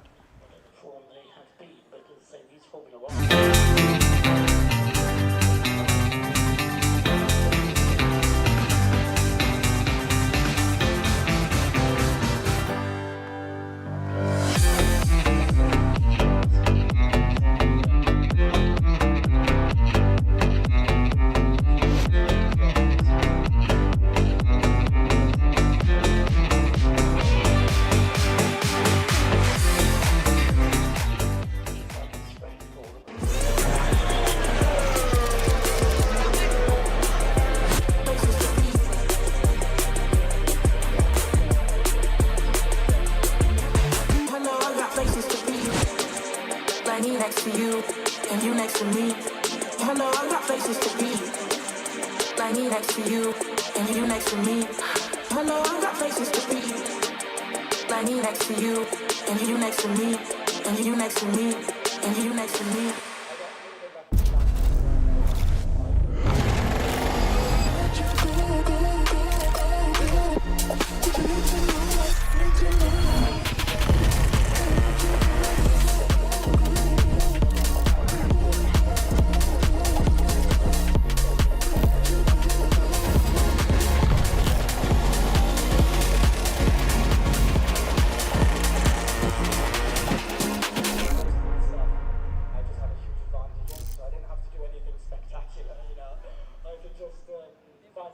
Managed to find our way down in towards Parc Ferme and stood right alongside the glorious Brabham. We've got our race winner, Lucas Halusa. Lucas, at the start of the race, Michael sort of seemed to get away and then you had to push to catch him. Yeah, I was a little bit asleep at the start and Steve got past me as well. And so obviously in these big cars, it's not really easy to overtake, especially if you've got a good driver like Steve. So I just had to be a bit mature and find a moment to get past Steve. And then I got a little bit lucky with the back marker. I know that Michael caught him just in the wrong place and I caught him perfectly. That saved me a few seconds, but no, it was a lot of fun. As you went down towards Stowe, Alistair Douglas and Paul Jerd, who were on the commentary, were chatting about how you were hunting down Michael and it almost looked like you were going to do a Nelson Piquet move down there, a bit like he did to Nigel Mansell did to him back in the day. Oh, that would have been nice. I mean, I obviously... I got a lot more ground effect and downforce than Michael, so the high speed stuff I just have a huge advantage in, so I didn't have to do anything spectacular, I could just find a moment to get past in the high speed stuff. Tell us a little bit about the history of this particular car, because there aren't many Brabhams that are in private ownership. No, exactly. So this car was driven by Nelson Piquet in the 82 season, and yeah, I'm very lucky to own it. It's beautiful to drive, well done. It is beautiful to drive, thank you very much. Let's grab a quick word with Michael Lyons, who is alongside the Hesketh, so we'll just walk around this way and grab a quick word with Michael. Michael, you got away at the start, and I'm not sure whether maybe the tyres went off a little bit on you? Look, we're having some fun out there, aren't we? I got a good jump at the start, I was quite happy about that, and then I saw Steve was in second for a minute, and I thought, oh, mega, they're going to fight, and I might have half a chance here, but fair play Lucas, he was mega. I caught the back marker in an unfortunate place. He didn't do anything wrong. It was just the wrong place, wrong time, and it sort of got me a little bit just in the worst place. And so I saw Lucas started run at me and started trying to defend for a couple of laps, which I know seemed to make it worse. He snuck by at Abbey, did he? Yeah, I just went in deep. I started playing around, started playing games a little bit and stuff, and I thought I'd got a good enough run, but I could see him in the mirror, so I was in the middle of the road, and I just went in a bit deep and sort of run out of road. In the middle of the apex, I was like, I need more steering than this, and I could feel the rear tyre was right up on the edge. I was like, if I have more steering than this, it's going to go around in a circle. So I opened it a little bit, and I just see him appear, and I was like, there it goes. But hey, they're a mega fun round here. I was quite happy with my consistency in the beginning, and I was just trying to chip the laps away and open for the clock to count down a bit quicker, I think.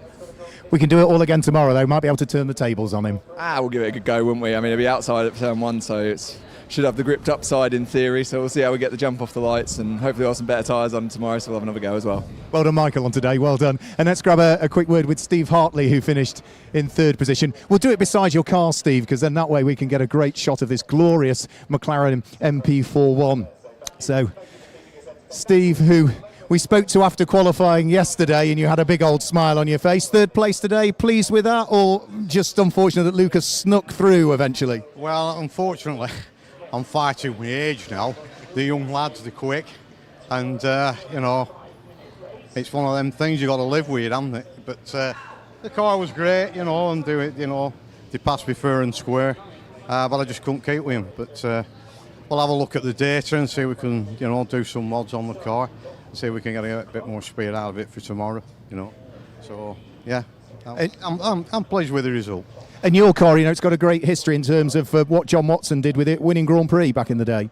Yeah, he won a few Grand Prix, and unfortunately, he didn't win the championship because Keke Rosberg, Nicky Lauda and John Watson kept taking points off each other, and Keke went on to win the championship. But they were all good cars, the Williams, the Brabham, the top cars, And it's still great to see them out there, so thank you for keeping us entertained. That's it for the moments from GP Icons. We'll have more from them coming up tomorrow here at Silverstone, so let's go back to the commentary box. Well, coming up next, a very different kind of racing action from our historic touring car challenge. 40 minutes for this particular race, the first of their two for the weekend. So what can we expect to see? The historic touring car challenge. If you grew up watching touring cars in the 70s and the 80s, this is the grid for you. From screaming BMW M3s to turbocharged Sierra RS Cosworths and even the mighty Skyline GTR, this is a proper touring car time machine. These cars move, they lean, they fight. This is touring car racing as it used to be.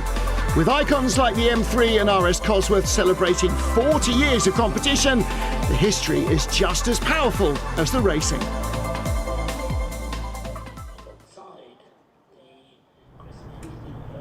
That was very convincing, wasn't it? I'm not entirely sure that any of that was true, but we'll go with that nevertheless. I'm going to stay for this now. Yes, contractually obliged, I think, to stay for this now. Out go our grid. Fabulous grid, by the way, of historic touring cars here. Some real icons of this part of the sport. BMWs, Nissans, Rovers, Capris, and of course the mighty Sierra Cosworth. Yeah, so all sorts of Group 5, Group 6 cars, Group 1 cars, and then the Group A cars as well. And speaking of which, the Middlehursts, father and son, start on pole position in their flame-breathing Nissan Skyline, equally flame-breathing alongside the Caliber-liveried RS500 Sierra Cosworth of Julian Thomas. Simo Arthur, the Aussie, in another Nissan Skyline starts third. Darren Fielding, the fastest of a fleet of E30 M3s, ahead of David Tomlin's familiar Ford Sierra RS500. And the Pearson family in their broad-speed Capri. Michael Cullen's BMW and Lewis Fox's similar car alongside, although very different in terms of livery. The Graham's BMW and the 3-litre CSL of Edwards and Grant Peterkin start on row 5. Steve Soper drives a Bastos BMW. Frank Partridge, Frank Guest alongside in the first of the Ford Escorts. Andrew Cahill follows him. And Fred Shepherd in the Chevy Camaro alongside.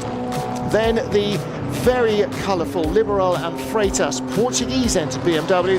Harry Whale driving on his own, it seems, in the Ford Escort that he normally shares with Dad Nick. So Nick not driving today, may drive in tomorrow's race. Some of these will be 2-driver cars, some will be 1 driver on their own. And that will be a case in quite a lot of our races where there is a mandatory pit stop in the middle as well.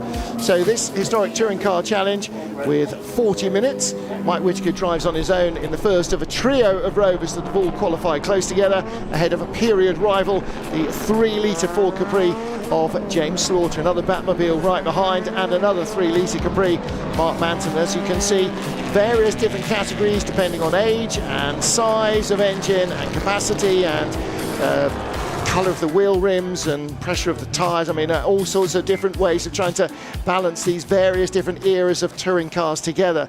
Because essentially, and wisely, I think, motor racing legends have decided that if somebody's got a particularly attractive touring car, why would you not want them on your grid, even if there's not necessarily, like the Camaro, anything that's naturally a rival. But on the front row of the grid, the Middlehursts, Andy Middlehurst and his son Chris Middlehurst, not sure which is starting the car.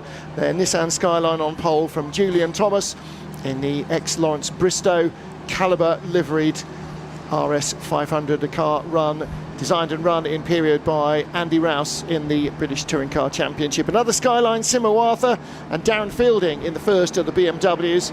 And then behind them, row 3 of the grid, David Tomlin, Sierra Cosworth, and a broad-speed Capri of the Pearsons. We are rolling and ready to go green. The race is underway. 40 minutes of the historic Touring Car Challenge here at Silverstone, and the flame-breathing monsters at the front of the field barrel into turn 1. And right behind, you could see the Toby Partridge, Steve Soper Bastos livery BMW M3 trying to make a move through on the inside. But the first of the M3s is Darren Fielding in an ex-DTM car, lying in 4th place. Yeah, one of 8 E30 M3s of 2 different vintages, the Evo version with the taller rear wing in full display here as well. But what a grid of fantastic touring cars they've built for this event. Pretty much every icon displayed here, Martin. Yeah. 2 of them in 1-2 at the moment. But again, from the Group A period, Nissan Skyline weren't actually racing in British touring cars. They were banned because they were four-wheel drive, and four-wheel drive was banned at that stage.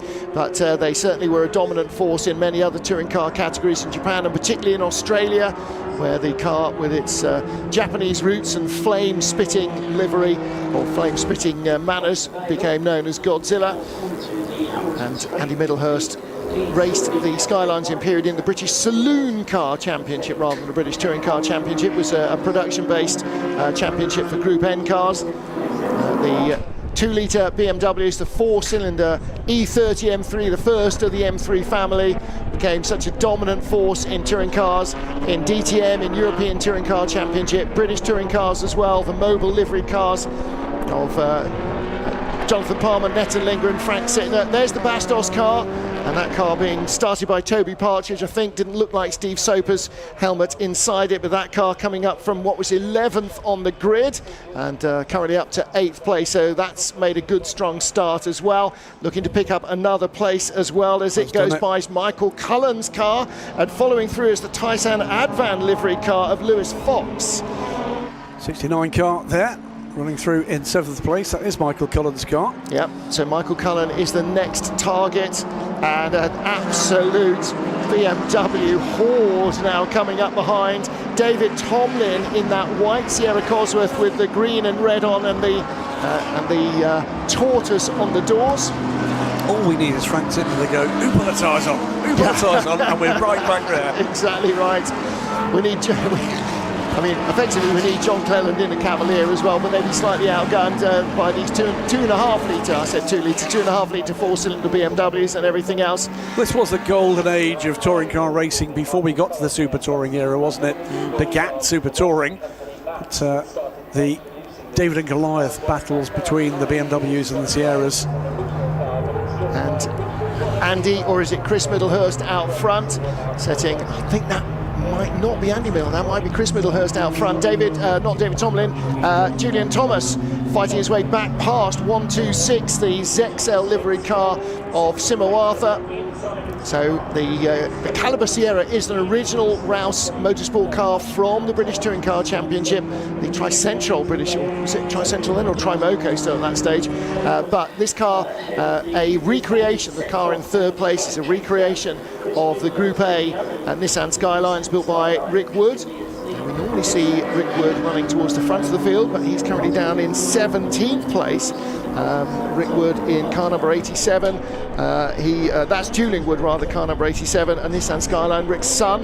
But, Rick has had plenty of success in Skylines, building them and racing them here at Silverstone. Yeah, 2 Sierra Cosworths, 2 Skylines and a solo BMW in the top 5 at the moment, separated by just under 6 seconds after 9 minutes of racing. For the moment, but behind David Tomlin in that white Sierra Cosworth, Michael Cullen, Lewis Fox, Tony Partridge and the Graham family BMW all coming up together as a train of fast-moving M3s. So our race-leading Skyline still just in front of Julian Thomas in that Ford Sierra Cosworth. Yes, having dropped back briefly behind the second Skyline, he's got back through into second, pulling away, and I think is closing the gap just a little on that lap to the race leader.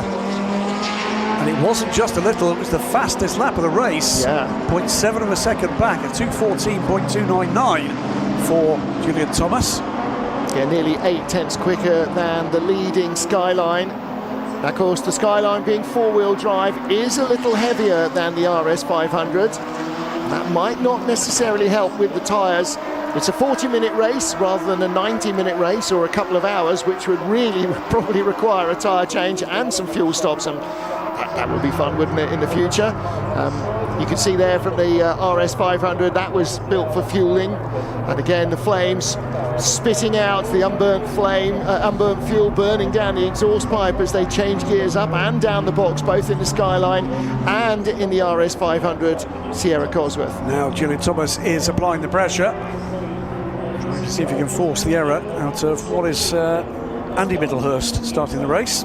That is okay, that's fine. So Andy starting, give Dad a go first, and then he can hand it over early in the pit window. And this trio have got away from what is now a new 4th place car. Yeah, Darren Fielding has got ahead of David Tomlin. And so Tomlin down to 5th place and Darren Fielding the first of the M3s. And still going to be another few seconds before Michael Cullen, Lewis Fox and the rest of the M3 Armada close in on Tomlin's RS500.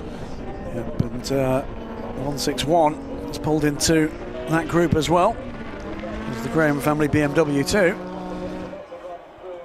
So 15.5 seconds separate the top 9 at the moment. Another look up the inside here from Julian Thomas, but I think he's just showing him he's there. Not really a lunge, just showing what he can do. Trying to set up, I suspect, something in a following lap. Here's my line, here's my line, here's my... Oh no, it wasn't.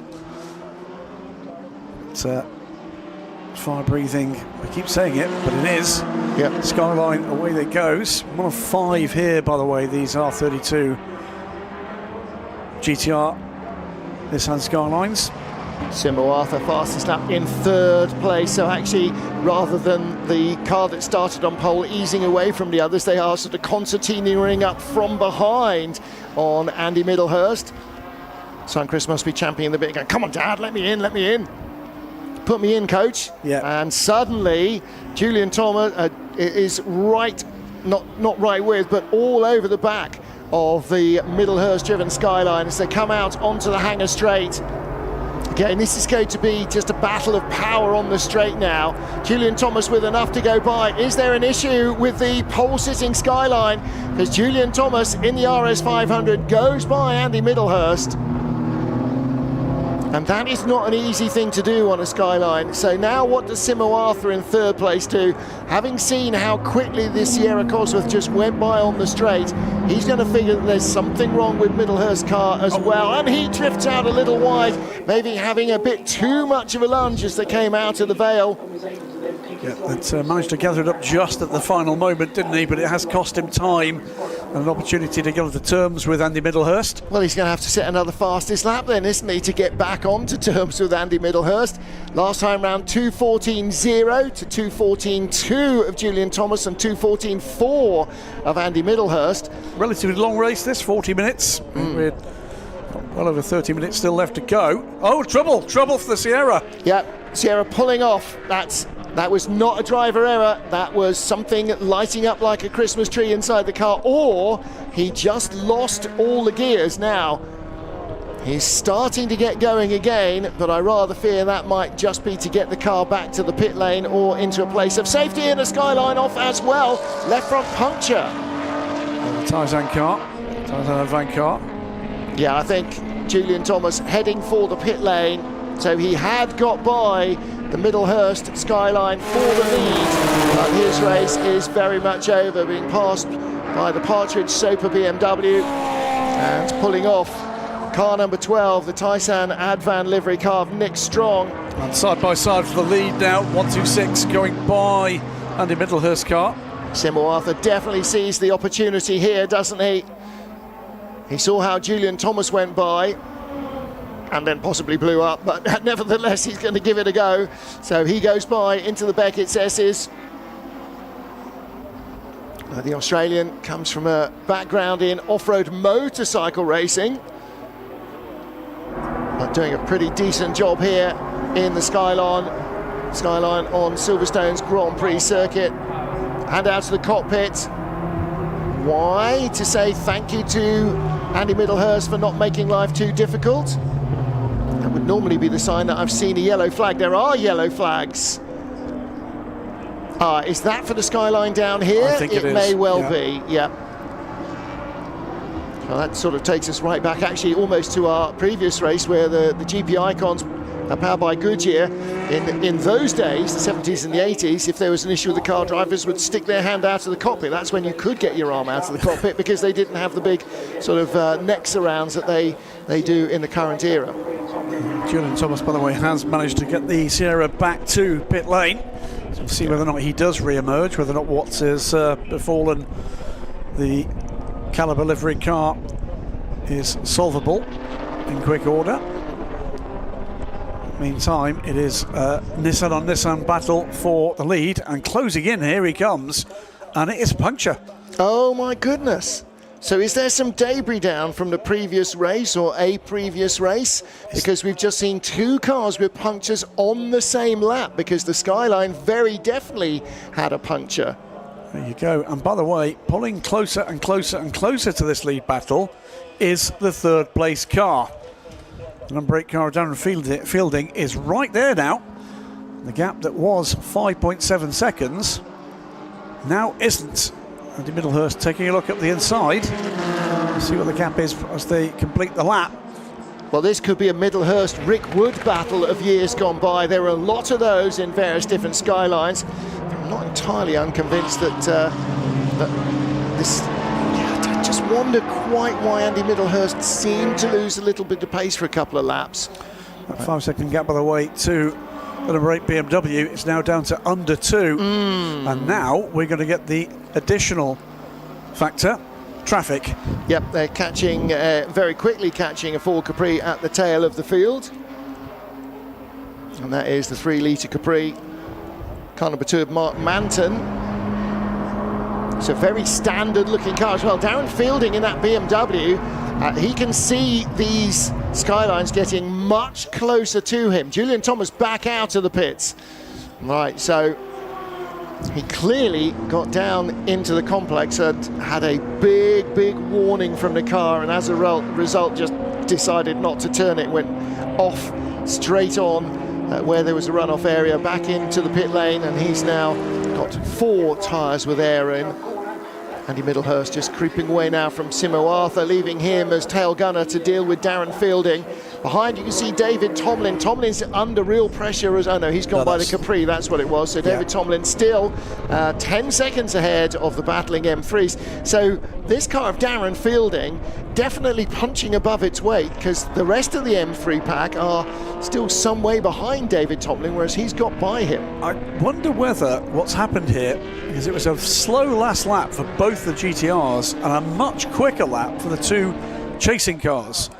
And I wonder whether or not those yellows withdrawn just between those 2 duos. Might well have been. And Simo Arthur was very concerned not to speed past the yellow flag, wasn't he? They go by the BMW CSL, car number 14, driven by Gérald Lasso.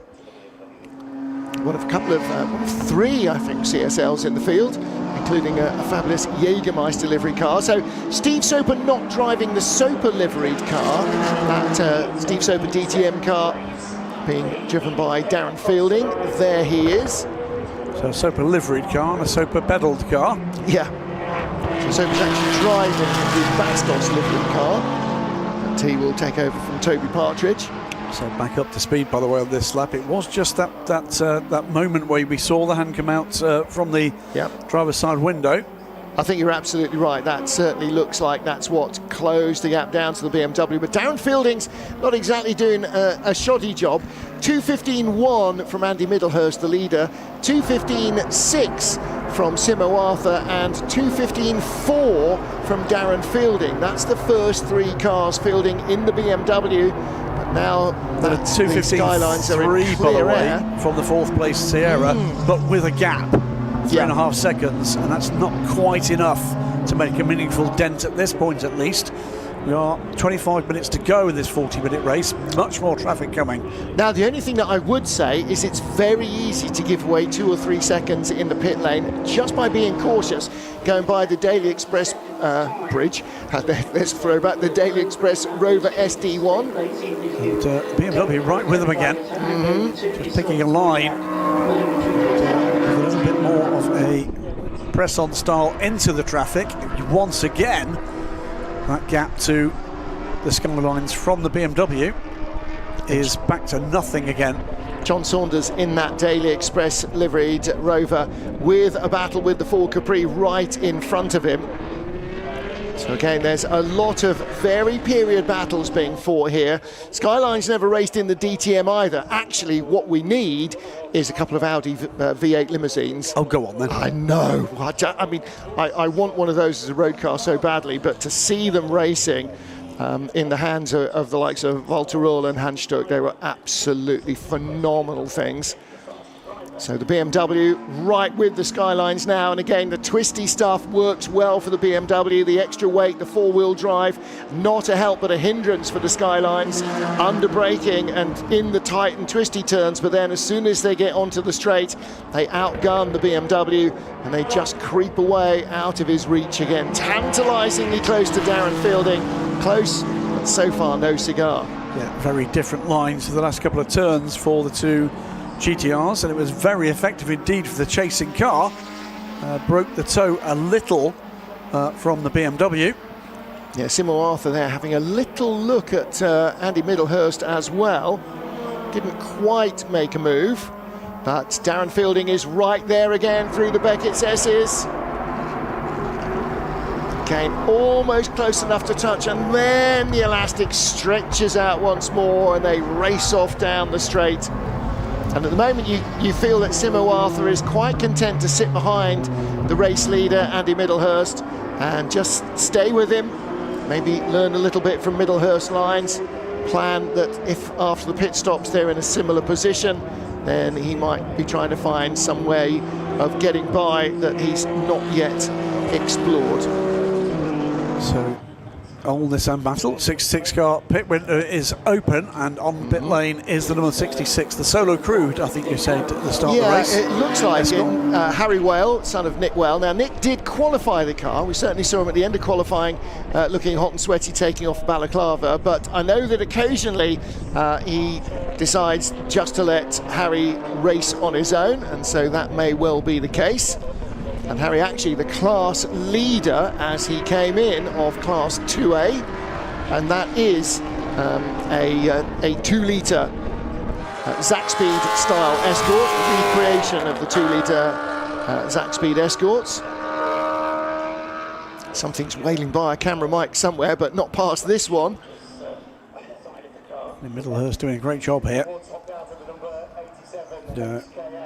22 minutes to go now. With the pit window open, when will we see? Middlehurst Senior comes for pit lane now. Both the Nissans come for pit lane, and does the BMW go through? It does to complete the laps. A new race leader will be the number 8 BMW.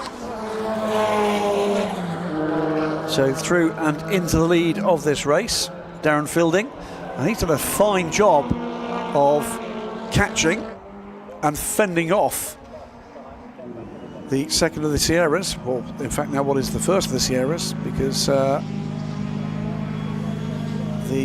refettled car of Julian Thomas is back out and running, but down in 26th place and 2 laps off the lead. Yeah. But attention now being paid as Middlehurst hands over the car to son Chris. Either that or Chris has had a very good grey rinse. So Darren Fielding leads in the ex-Steve Soper at DTM BMW. Done a great job. Calm down, Toby Moody. Calm down, man. David Tomlin in second place, 6.4 seconds back. And the other Zack Speed Escort is just in front, actually, I think. Just about to put a lap on that. See the blowers there. Blowing air through the radiator. Ooh, don't unsafe release in front of somebody else. No, that's okay. Managed to get out of the pit lane before the Portuguese crewed BMW came in. Now, looks like a quick lap here for the BMW. Out comes Chris Middlehurst into the fray. Liberal and Freitas, the Portuguese crew in that art car BMW, actually just outside the top 10. They're in 13th place at the moment, so they're having a really good run here. The car did come last year, but didn't race for whatever reason, but definitely is racing this time. So Harry Wales staying in the Escort, and just about to go a lap down to the race leader, Darren Fielding, but at some stage he is going to have to peel off into the pit lane, and actually it might well be now. He's had a relatively clean track in front of him as an in-lap. Whoa, there we go. That's what you like to see. Driven on the throttle in the style in which God intended. Well, one more lap at least. Or Bayerische Motorenwerker at least. So the BMW continues to lead. And that familiar 4-cylinder howl of the E30 M3, such a distinctive 1980s call. that against the...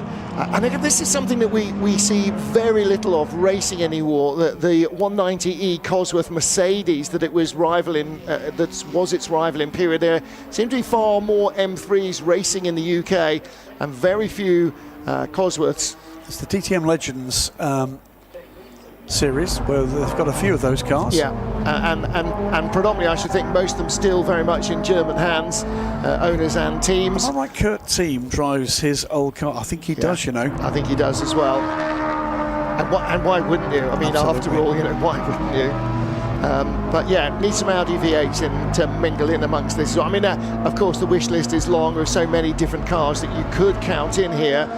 And we have seen over the years various different versions of the Sierra Cosworth, the Eggenberger Sierras, for instance, the Texaco livery cars that raced in Group A as European touring car racers. You can see some TWR Jags potentially out here, the TWR Rovers as well. We've seen the blue Rovers, but we haven't seen the yellow Hepalite Glacier Rovers that were racing in the British and European Touring Car Championship. Little lock up there from Darren Fielding as he goes around one of the Patrick Motor Group Rover SD1. No, it wasn't. It was the Daily Express car again. So the Daily Express car of John Saunders. As putting a lap on him. This might be an lap. So you have to say that again. There was car noise, very, very loud. I couldn't hear a word you said. I wonder if this is an in-lap. It's got the air of looking like he's pushing as hard as he possibly can. We're hearing M3s going by a microphone somewhere around the circuit, which is lovely, but not entirely related to the pictures we're seeing. So it could well be an in-lap. He's certainly pushing he's pushed very hard right from the start of this race, but in comes Darren Fielding, and that will cycle Fred Shepherd through to the lead of the race in the thundering Chevy Camaro. So does he... Harry Whale is back in, so that iconic Escort has stopped once already. We just caught a glimpse of it coming in. There is the team first, Capri, and that moves Lewis Fox into the lead, so Fred Shepherd not coming through as the race leader. I'll say out loud, that looked quite quick into pit lane from that BMW. Well, we'll wait and see what the stewards make of that. Well, there is Harry Whale with the Ford Escort. And so this then, I think, is our current race leader. White, blue and black car of Ernie and Will Graham. So at least that's the car they've picked out for us. So it's the 161, I believe. Yeah. Well, timing and scoring showing them down in 17th place. So no sign of Fred Shepherd in the Camaro. Haven't picked him up yet either. He's somewhere around the back of the circuit. But there is the Pearsons. The white and blue car is the Gary and John Pearson Broad Speed Capri. Started in the lead group, started 6th on the grid. Just that 146 car left to pit. And so here is David Tomlin. Has already pitted. He has, yeah. Back down to something like 7th spot. We'll see how that shakes out as they clear the timing beams. Harry Whale has not left the pits again in that class lead. There's the Camaro, just in case you wondered what it looked like. Raced in period by Frank Gardner, the legendary Aussie, as famous for his white cloth cap, hello Lordy, for his white cloth cap, a bucket hat, as for any of his, or all of his driving exploits. This car, a period car raced by Frank Gardner. Driver's side window has popped the frame on this car. Well, it's a frameless window. We talked about this on another car that was doing the same. When it's got a big sheet of glass in it and that glass drops down into the door, it stops it waving about. But the Perspex is a thinner, B lighter, C not fixed to anything. It's sort of barely tacked inside the door frame, so more for visual effect and to cut down on turbulence in the car. What it doesn't do is make an effective window seal. So here it comes, and it is the last of the remaining runners that has yet to pit, and the pit window has closed. Well, that will be an error then, yes, by the driver and or team. And that should leave... coming into the pits are the Pearsons as well. Now, that may be a second stop for them, yeah. So they should have been further up the order. They were only in 23rd after the pit stop. They should have been further up the order. Meanwhile, back with the Middlehursts and Darren Fielding. So it is now Chris Middlehurst in the pink and grey Skyline. Darren Fielding, as was before, in the Steve Soper DTM BMW. Fastest lap of the race for Chris Middlehurst. It's a 2:12.824. Now, did he come out behind the BMW, or did he come out? Yeah, he is in front now, but did he come out behind it? He's just set the fastest race lap. I'm afraid this is all too little, too late. There is a penalty coming at the way of this car, because if you stop outside the pit window, then you've stopped outside the pit. If you stop too early or too late, you're going to pick up a penalty there. Indeed you are. So, de facto leader, Chris Middlehurst, 1.5 seconds clear now of the number 8's BMW of Darren Fielding. But Simwell Arthur lost time in the pit lane. He's dropped back a long way behind these guys, 7 seconds behind the BMW. So, we haven't seen him yet. He'll be just coming out of the Beckett's S's, or in fact he's just coming down under the bridge on the Hanger Straight. Meantime, back in 7th place and one to watch. Steve Soper, we believe, now aboard the number 5 car. Well, it'll be 6th place because of the looming penalty for the Camaro. And just going by and putting a lap on Nick Bartlett in that Fina liveried BMW M3. Again, another livery with which E30 M3s are so regularly associated. In fact, Steve Soper as well probably raced cars of that livery and period. He spent a lot of time as a BMW factory driver before being poached by Ford. No, that wasn't in the 1970s, that was in the 1990s, because the same thing happened when Jochen Neerpasch left BMW's factory operation in European touring cars to go to run Fords, and took a lot of engineering talent and poached a lot of drivers to go with him. So has the BMW got anything close to ponies to get onto the back end of this Nissan? Well, it hasn't, because the Nissan is pulling away, hasn't it? It is indeed, and 2:13 the last time around for Chris Middlehurst. We're waiting for the lap time for the BMW behind. And Simmo Arthur still in 3rd place. David Tomlin in 4th in the white Sierra Cosworth, and then Michael Cullen ahead of Steve Soper by just about 1 3/4 seconds. And then Fred Shepherd in the Camaro. Well, he's come out somewhere. Timing screen's not entirely sure where, but he is going to have a penalty, so I think we can safely ignore him. Yeah, there's Simmo Arthur. It's another fastest lap of the race for Chris Middlehurst. It's a 2:12.8 dead. And there is the broad speed Cologne Capri, car number 54 again. That's the Matthews and Griffin, another of the RS. Oh, somebody's being off in a big way down here in the Beckett's S's. The helicopter has kicked up a lot of dust with the downdraft. That's not our TV helicopter, by the way.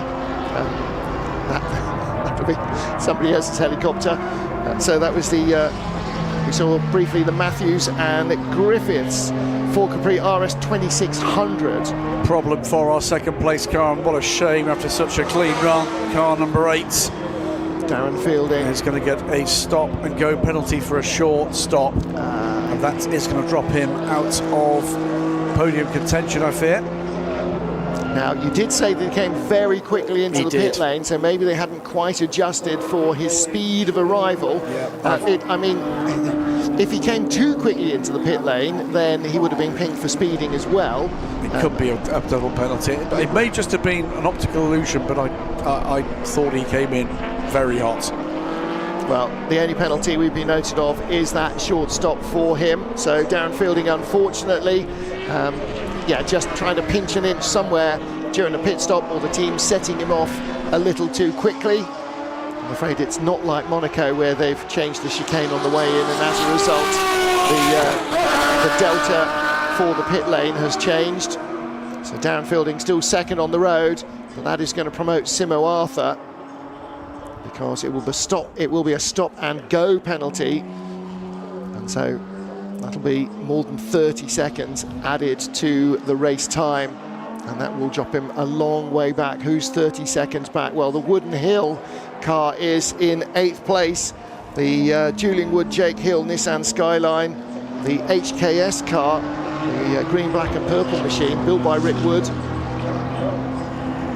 driven now I think by former British Touring Car champion Jake Hill. Yep, Jake proved to be a rapid peddler in whatever he puts his mind to. So he's the third of the cars with the yellow backing on the timing pylon, car number 87. And so that is class 5B, which is essentially for Nissan Skylines, turbocharged four-wheel drive. Again, all sorts of different categories of car here, covering a near 20-year span. So, understandably, I mean, look at the 3-litre Capri right behind, and look at the Skyline in front. The volumes of engineering difference between the two just can't be overstated, can it? David Tomlin now closing in a little. He's in 4th place. That will become 3rd, so it will be a place on the podium for at least one of our Sierra Cosworth RS 500s. News too that the inevitable has happened. The car 146, that is the Camaro, will get a stop-go penalty for stopping outside the window. Or in Stuart parlance, not being able to read. So haven't read the rules correctly, therefore don't stop in the correct period. So going past the RS 2600 Capri. We saw that car had problems yesterday, didn't we? It was in the pit lane during qualifying, bonnet up, and the Cosworth designed GA V6, essentially a very much modified version of the Cologne V6 used in the production cars. So we're still waiting for car number 8 to perform that stop and go. 7.5 minutes remain.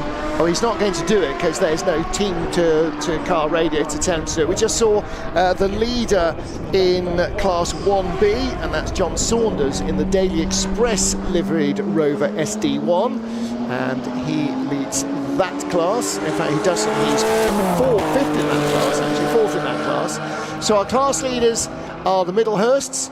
Darren Fielding currently leads Class 4A, but after his penalty, that will go to Michael Cullen. He will be the top BMW M3. It's another fastest lap of the race to the race leader, Chris Middlehurst. Wow. 2:12.735. That's almost another 10th shaved. Now he's just doing it for fun, isn't he? He's just showing off.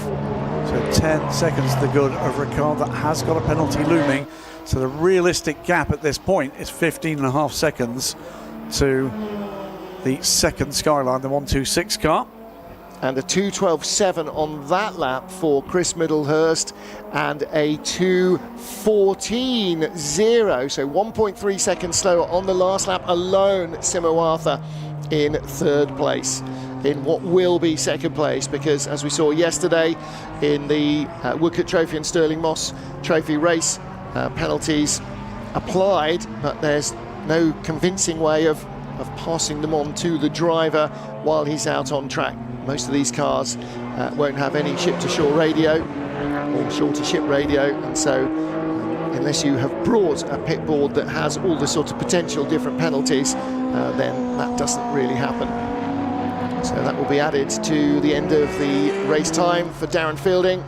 So Simo Arthur there, you saw 2nd place effectively. David Tomlin in this Sierra Cosworth RS 500, effectively our 3rd place man, though he's 4th on the road at the moment. Well, he'll be pushing on to ensure that the time penalty, if that's what we believe is going to happen for no stop-go penalty having been served, isn't too little. New fastest lap of the race, and that is for the car that is in 8th place, car number 87, the dark green, purple and black HKS liveried Nissan Skyline of Julian Wood, the starting driver, and I feel fairly convinced it is likely to be Jake Hill at the wheel of it now. You think? Yeah, it may well be. So Jake Hill in 8th place, but a 2-minute 12.690, so quicker than Chris Middlehurst in the race leading Skyline. Well, that 3rd, 4th quickest at the moment. Oh, heading into the pit lane, I am completely made to look a liar as Darren Fielding comes in to serve a stop-and-go penalty, and hopefully it will be of the correct timing for the penalty. So let's wait and see just exactly where. Well, there goes the 126 car. Yeah. Goes through into what is now the challenge second place. What about the Sierra? And in fact, Fred Shepherd has come into the pit lane to serve his penalty as well. Goodness me. Discipline. Well, they couldn't do it with the 1950s sports cars in the Woodcote Trophy and Stirling Moss Trophy, but maybe some of these actually have got radio, or the organisers have realised that they need to hang out a board saying stop and go with a car number on it, which didn't happen in yesterday's first race. So BMW straight back out of course. It's now a Nissan 1-2. Where is the number 17 Sierra? That's the next Graham's going to question. make the mistake of looking at the wrong timing screen, whereas the one on the TV screen looks to be an awful lot more accurate than the one that we've got beside our TV screen. I was just looking as to exactly where they're just behind the Sierra. And, well, there are our two penalised cars. The BMW actually came out behind the Camaro, so Camaro presumably just had stop go, whereas the BMW also had to serve the missing time.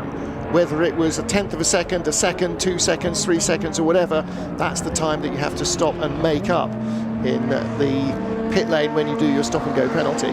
So the battle now is going to be for third place. Well, there is David Tomlin in the Sierra Cosworth, and he is in third place, and there is Darren Fielding in the BMW, and he ain't. Right. So you're absolutely right. 3 they are minutes. very close together. 3 minutes to go, and a second in it. Less than a second in it, and the BMW is closing fast on David Tomlin. I don't think he's going to need another lap to get by the Sierra to get clear of it in a straight, maybe. But in the tight and twisty stuff, the BMW has got what it takes, and he starts to pull out down the Wellington straight. Now, this is where the RS 500's horsepower, there you go, comes into effect. But again, as we come down into Brooklands and then turn right in Luffield, the BMW all over the Sierra of David Tomlin. And again, this is sort of British touring cars almost, isn't it? Sierra Cosworth fighting with BMWs. Oh, and a huge slide. You saw literally the moment that David Tomlin picked up the throttle there. How has he managed to keep that lead? That's ridiculous. There must have been a big lift from the BMW, thinking he was going to be swiped to the side. And stood the car on its nose there because he realised that David Tomlin was going to turn in there. So great reactions from Darren Fielding. He's looking for a way through. Maggots into Beckett's. It's not going to happen. He will be held up by the Ford in the Beckett's S's because the BMW will be lighter and nimbler. Now can he come outside, inside? Yes, he does. David Tomlin knows he's there. Now the road will go left, and you see the BMW sliding off the corner there, losing traction. Tomlin's still there. They come onto the straight side by side from the Chapel Curve, but again the Ford turbo engine in the Sierra Cosworth pulls him in front all the way down to Stowe, and once more Darren Fielding in the BMW is going to have to do it again. Now don't forget, the leaders are 40 seconds up the road ahead of them, so there will be one more lap for these guys. Again, more nimble through the corners, not quite enough speed. Cracking little battle this. By the way, Julian Thomas approaching from the rear here to unlap himself from both of these two, he would hope, but I don't think he's going to want to get involved in this. This is a corky little battle. It's under a minute on the clock. Yeah, it really is fantastic. Out front, it is a Skyline 1-2. Chris Middlehurst leading Simo Arthur by over 18 seconds, but all eyes on the battle for third place now. David Tomlin and Darren Fielding. And meanwhile, another fastest lap of the race to Jake Hill, and he is rapidly catching the 7th place number 26 car. There is the leader, and with 28 seconds on the clock, comes across the start-finish line to begin what will be the final lap of this 40-minute race. It's gone so fast, it doesn't feel like 40 minutes at all. And a very handy lead for Chris Middlehurst. Just broke the opposition with a string of really quick laps. Now he's in traffic, and here is the battle for third, and nothing to slow down David Tomlin. Darren Fielding's going to have to do this all himself. When they get to the start-finish line, there will be one more lap to go, and again out of Luffield, David Tomlin, the car fighting viciously under him as it scrabbles for traction. overpowering its rear tyres, and coming up from behind, Julian Thomas in the other Sierra Cosworth unlaps himself from the BMW after picking up that puncture and having to make an unscheduled pit stop. He's not in the battle here. He is a lap behind, but he is absolutely flying, driving the doors off the Caliber Sierra. That's helping though. The other Sierra ahead, not giving it up yet. Yeah, it really is, because he's holding up the BMW where the BMW is quickest as well. And again, the drama there for Darren Fielding is that Sierras will both pony away down the straight, and he's got no answer to that turbocharged horsepower. And that might be the break that David Tomlin needed. He won't worry too much about Julian Thomas going by him in a straight line, but Darren Fielding has now been separated from the man in third place in the white, green and red Sierra Cosworth. David Tomlin with the lapped Julian Thomas behind him. And Julian, I'm sure, will be looking for a way to go by, just because he wants to drive this car as quickly as possible. Now, does the BMW get a slipstream here down the straight? And even if he does, can he make any use of it? The 2.5 litre four-cylinder outgunned by the 2 litre turbo of the Sierra Cosworths, and outgunned by the Skylines as well. This is Chris Middlehurst heading towards the checkered flag at the end of the historic Touring Car Challenge. 40 minutes where the Skyline has been in front almost from start to finish, only separated from the lead by the pit stops. And it will be Simo Arthur coming across the line further back in second place in this white Skyline to make it a Nissan 1-2. They didn't need the rain, they've got the pace. Julian Thomas down the inside of David Tomlin now, just to even honours up. He needs to affect David Tomlin here the way that he affected the BMW, and Darren Fielding's right there. And still, Julian Thomas does not get through. David Tomlin will hang on for third place. Darren Fielding can't match the pace of the Sierra Cosworth in a drag race to the line. Julian Thomas unlaps himself, and in the white Sierra Cosworth, it's third place for David Tomlin. Darren Fielding wins his class, but does not get the overall podium position that he'd been striving for the last 3 or 4 laps. He will be the winner of Class 4A. And there is the car that was in second place. That's Michael Cullen's car. He was in second place ahead of the Toby Partridge, Steve Soper car. And I wonder whether something went wrong between the two of them in the Beckett's S's, because that's where he is. There was a big gap. He was 25 seconds clear. And Michael Cullen is going to lose out to both the number 26 BMW and Jake Hill. And I think Jake Hill he does indeed, gets to the line in 6th place. Takes 2 places, one on the track and one with the benefit of the BMW buried deep in the gravel. Yep, so he got by fellow BMW driver Lewis Fox in the Tysan Advan car. Another DTM racer. The car, not Lewis Fox. So that was spirited, wasn't it? It certainly was. Ends with the Nissan 1-2, and that great battle at the end with the Julian Thomas, Sierra Cosworth getting involved in that towards the end of the race. That was enough, I think, to count out a meaningful charge to the line for third by the number 8 car. Little further back, class winner Frank Guest in the Escort RS 1800. He was down in 11th place, class 2A, just ahead of Andrew Cahill's Mark II Escort. So a battle for position there. Class 2B, right behind the winners, or the sole winner, and that was Martin Grant Peterkins in his BMW Batmobile, car number 55, the Jägermeister livery car. There it is. And by the way, the gap at the flag in that class, under a second, 0.8 of a second between that number 55 car and the 31 Capri, this car. That was the lead team pair. First to BMW, first with a U, Ford rather, with a U rather than an I.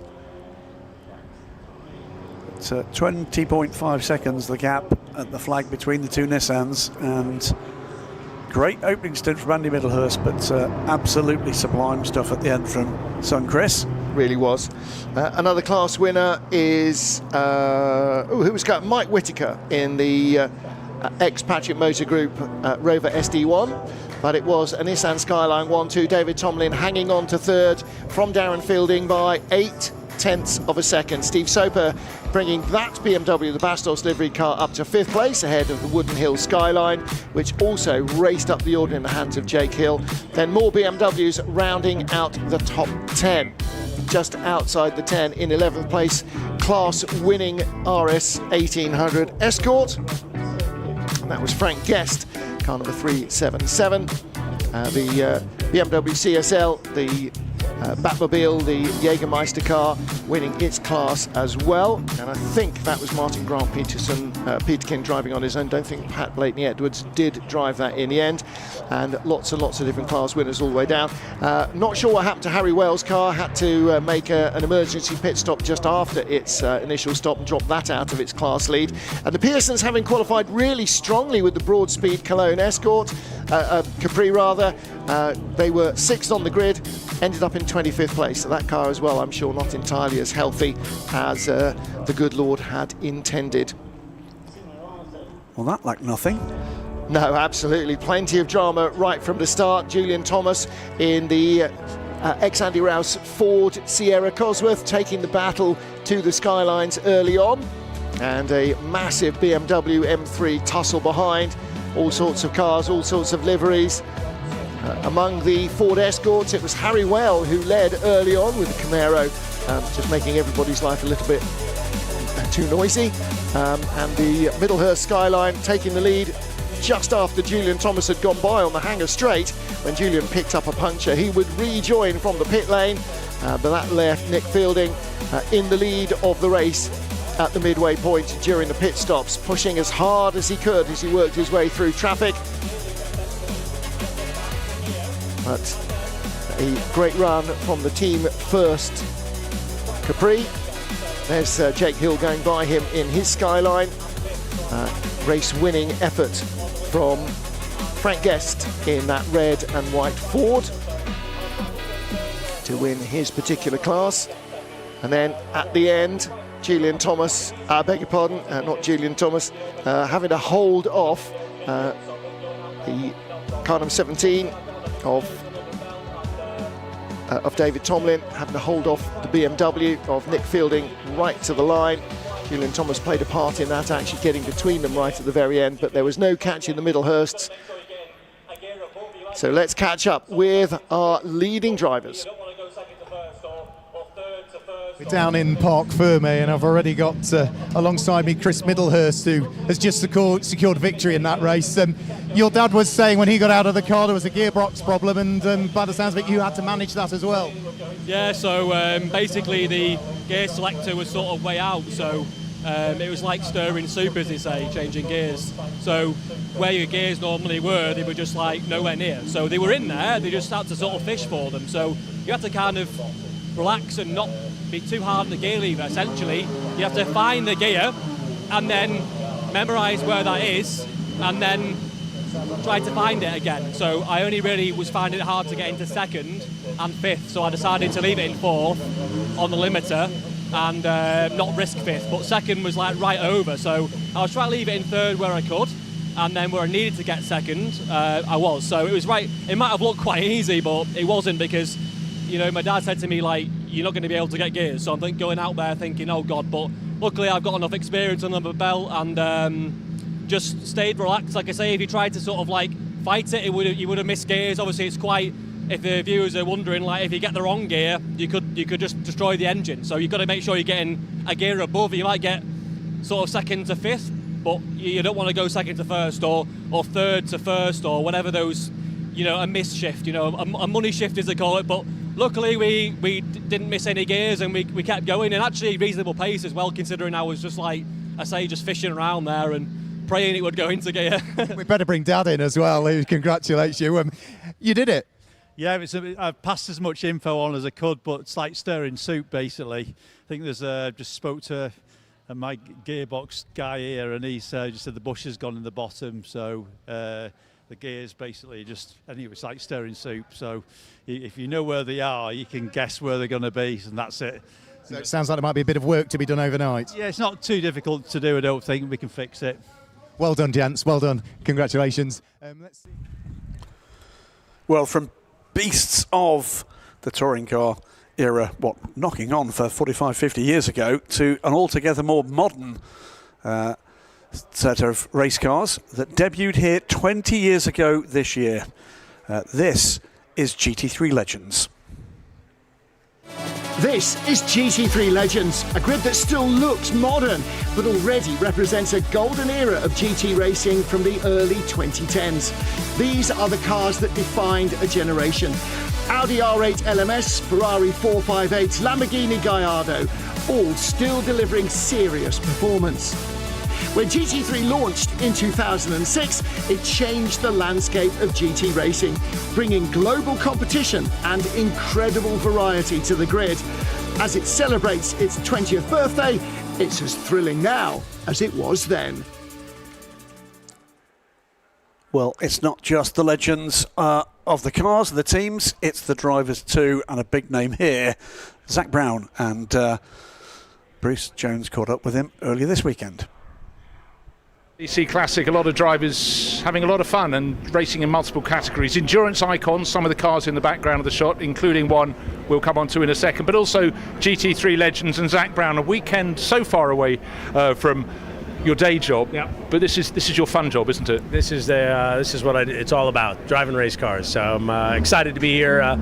Silverstone's an unbelievable track. I think the series that Sean Lynn's put together, Motor Racing Legends, is pretty awesome. So out having some fun.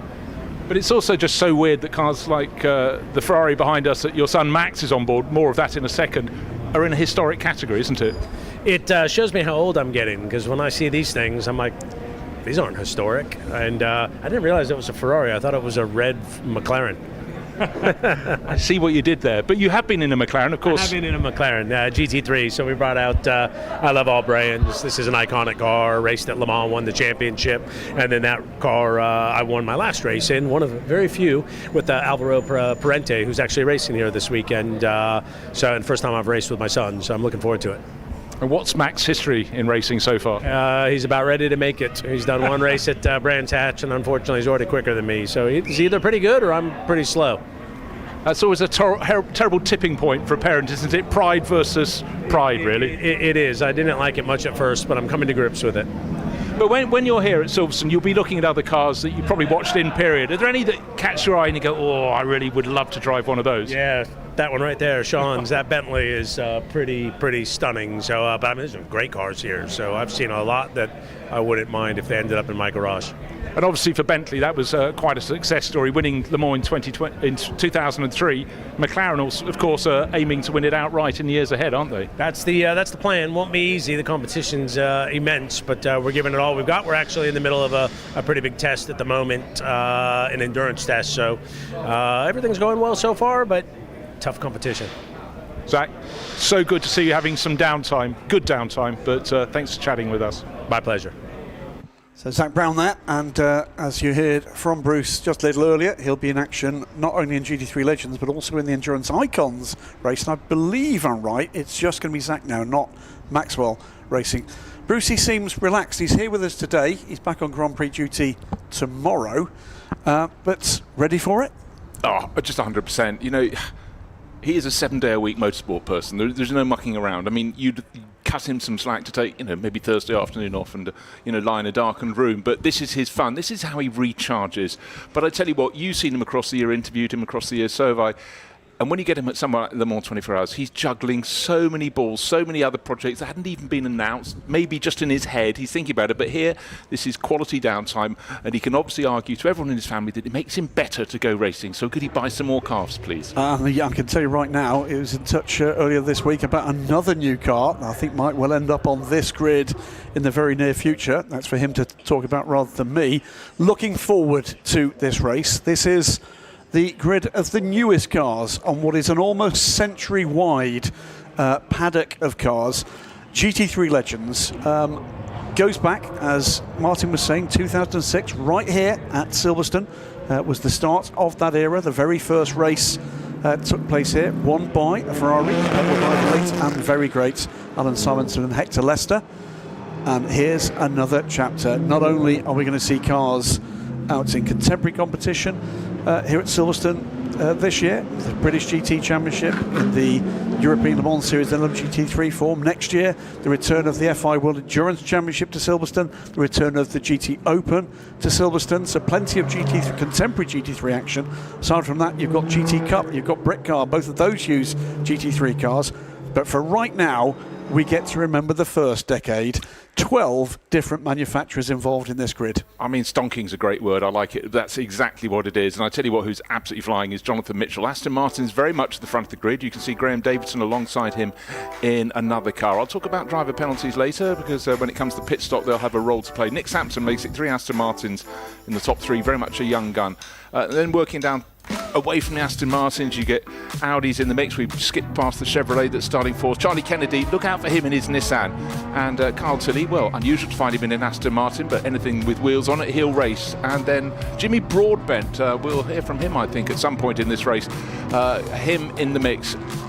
First car without a penalty, if my maths are right, was Sean Balfe, who'll be starting back with Julian Thomas in 12th place. Everybody else has at least a 10-second penalty in the pit stop, so some of the midfield runners without time penalties in the pit stop at this 50-minute race can make a move up the order for sure. But great to see the variety. You talked about the number of manufacturers. The Ford GT ran briefly, and that was a car that was put on pole position, just going out of shot actually, with Fred Shepherd on board. But for these cars, it seems staggering to me. They're already historic, and for some of the drivers, they were racing them in period, and they're not very old now. They're only in their mid-30s. The cars, though, you know, you don't have to squint much to go, are these historic? Well, they're sort of contemporary cars just from a few years back. I might see one of these next weekend in contemporary competition. It might well be another iteration of, we're at the end now of the cycle, this hugely successful cycle for the Audi R8, but at least 2 different iterations of those cars here. From they count them 310 Audi R8 GT3s in 4 different varieties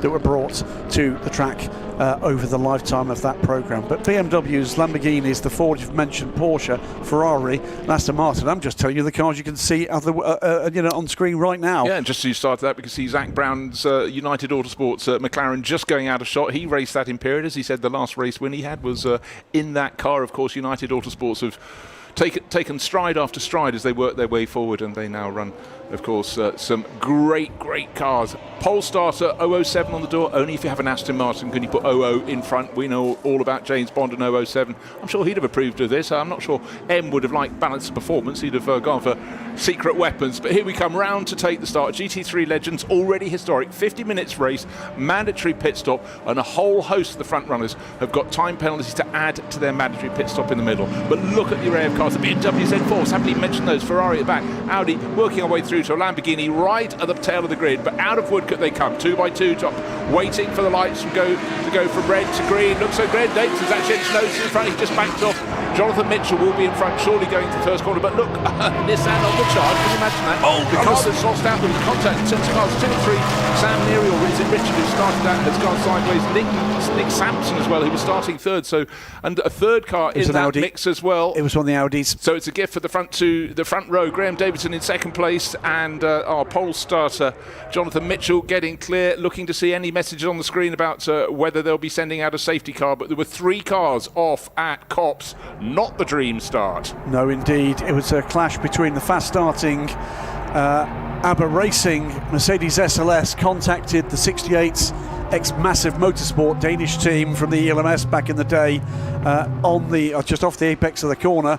But at least 2 of those cars do not look as if they're going to be able to get away from there, expecting some kind of intervention, and soon. And I think the one who was luckiest there was Phil Keane, who lost out a bit at the start. Look, he's up into 5th place. He fell to about 8th place going to the first corner, having started 4th. But as they go past the modern pit lane and the wing, there we have, it's Julian Thomas's car. This was the car that was the highest ranking car on the grid that didn't have a time penalty due to it at the pit stop. So they've lost any advantage they could possibly have gained over the front runners. But well, no surprise there. 2 cars in the gravel, and as you know, if you've been at Silverstone before, as you approach Copse, you can't see a great deal around the corner. Julian's had no luck over the last hour, has he?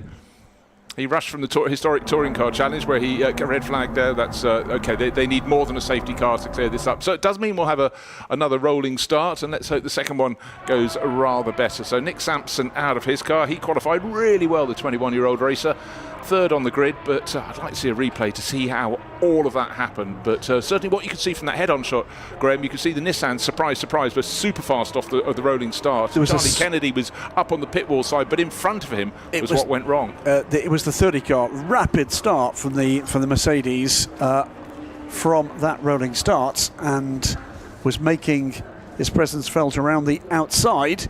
And whether or not that was him trying to tuck in, or whether or not that was him being surprised by a car coming across his bows, we'll wait and see. Here we go. Let's take a look. This is the head-on. There's 2 Aston Mercedes. Martins at the front. Look for the silver Mercedes on the right-hand side of the screen. That's going to come across. Oh, he's already clipped the nose of the Chevrolet, and then clipped the nose of the Aston Martin as he moved across. And how the Chevrolet managed to keep going with cars going to the left, to the right. Unfortunately, Nick Sampson's car was given a little love tap by someone coming through.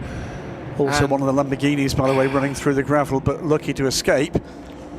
Well, we like spectacle. That was really unfortunate, though. So the cars needed clearing up. 3 of them down there. The Neri Gullwing SLS Mercedes on the left-hand side of the shot in the gravel on the exit of Copse Corner. Then, of course, the Julian Thomas Audi. And finally, of course, the car that was spun around Nick Sampson. Race clock has stopped, by the way. Yeah, race suspension is the official message. Let's just look if there are any further warnings on the screen. So clean start for the first 2. Yes. Tick that box, that's good. But all in behind them, unfortunately, 1 bit of contact. And this field was going to be so competitive. I mean, the lap times in qualifying were remarkably close, so we knew it wasn't going to be a case of the cars being covered by a second here or there. These are cars that are covered by a fraction of a second. And you get events like the Spa 24 Hours, you get the top 40 cars covered by a second in qualifying. Nuts, around Spa-Francorchamps. It's nuts. 007 car, or the 7 car on our entry list here. And as the JCB gets to work with the ex-Ram Racing Mercedes SLS AMG GT3, Gullwing car, as you can see, is the car that scored the first ever championship win, I'm told, by Richard Neri in the 24/8 series, Creventic series that includes the 24 Hours of Dubai and a variety of 12 and 24-hour races now across the globe, but then across the Middle East and Europe. Yeah, what was so remarkable about 10 years ago, that Dubai 24 Hours was sort of standalone event in many ways. Not much happening in January until you got to the 24-hour Rolex 24 at Daytona, but now more and more races are sort of encroaching, and we all know our race season used to be March to October, very much a pinch if you went to the start of November for Macau, but close season? I've not been home in December, January or February for about 6 years. I mean, but I'm slightly exaggerating, but it's a slight exaggeration. If we chose to do it now, coming through post-Christmas with the 24 Hours of Dubai, with the Golf 12 Hours, with Daytona and the test sessions, Bathurst, the Asia Le Mans series, genuinely there is a significant race, and in the Dakar Rally, by the way, significant racing every weekend throughout January and February nowadays. Yeah, and the works-assisted GT3 drivers. Think of Mauro Engel. What air miles has that man got? You know, he's bouncing around the globe, even faster than all the runners, and then if there's a weekend off and someone wants someone quick in their Mercedes in the GT World Challenge Asia, he's on the plane again. It's a phrase we often hear is think about the children, but why not think about the GT3 Pro drivers? I know. I try to put it out there Can for we them. put a GoFundMe out there for them? I think we should. Having a beastly time on a global level. So a little bit of hooking up required. But as we're watching that, that's a point to raise, really, isn't it? The opportunity. We talk about this in the hypercar paddock, with the opportunities for professional drivers now with this wider grid. But GT3 has thrown open a world of opportunity, not just for the full pros, but also for the pros that work with the AMs.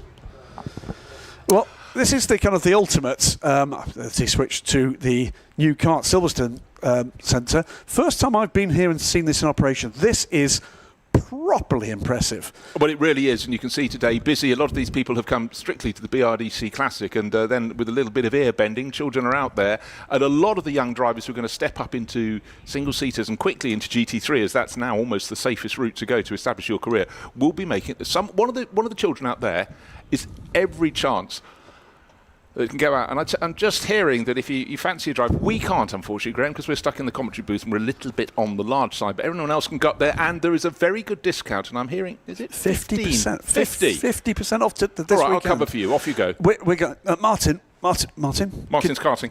Oh, he's gone.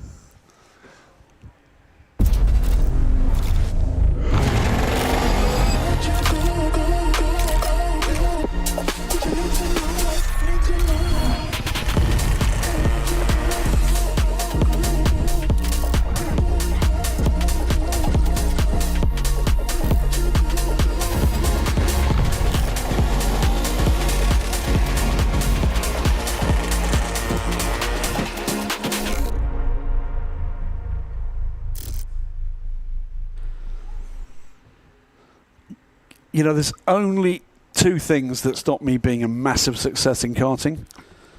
The first was I had absolutely no talent, and the second was that didn't scare me. Oh dear, that's a bit broken. Well, if only Audi had a functioning customer support department that could fix it.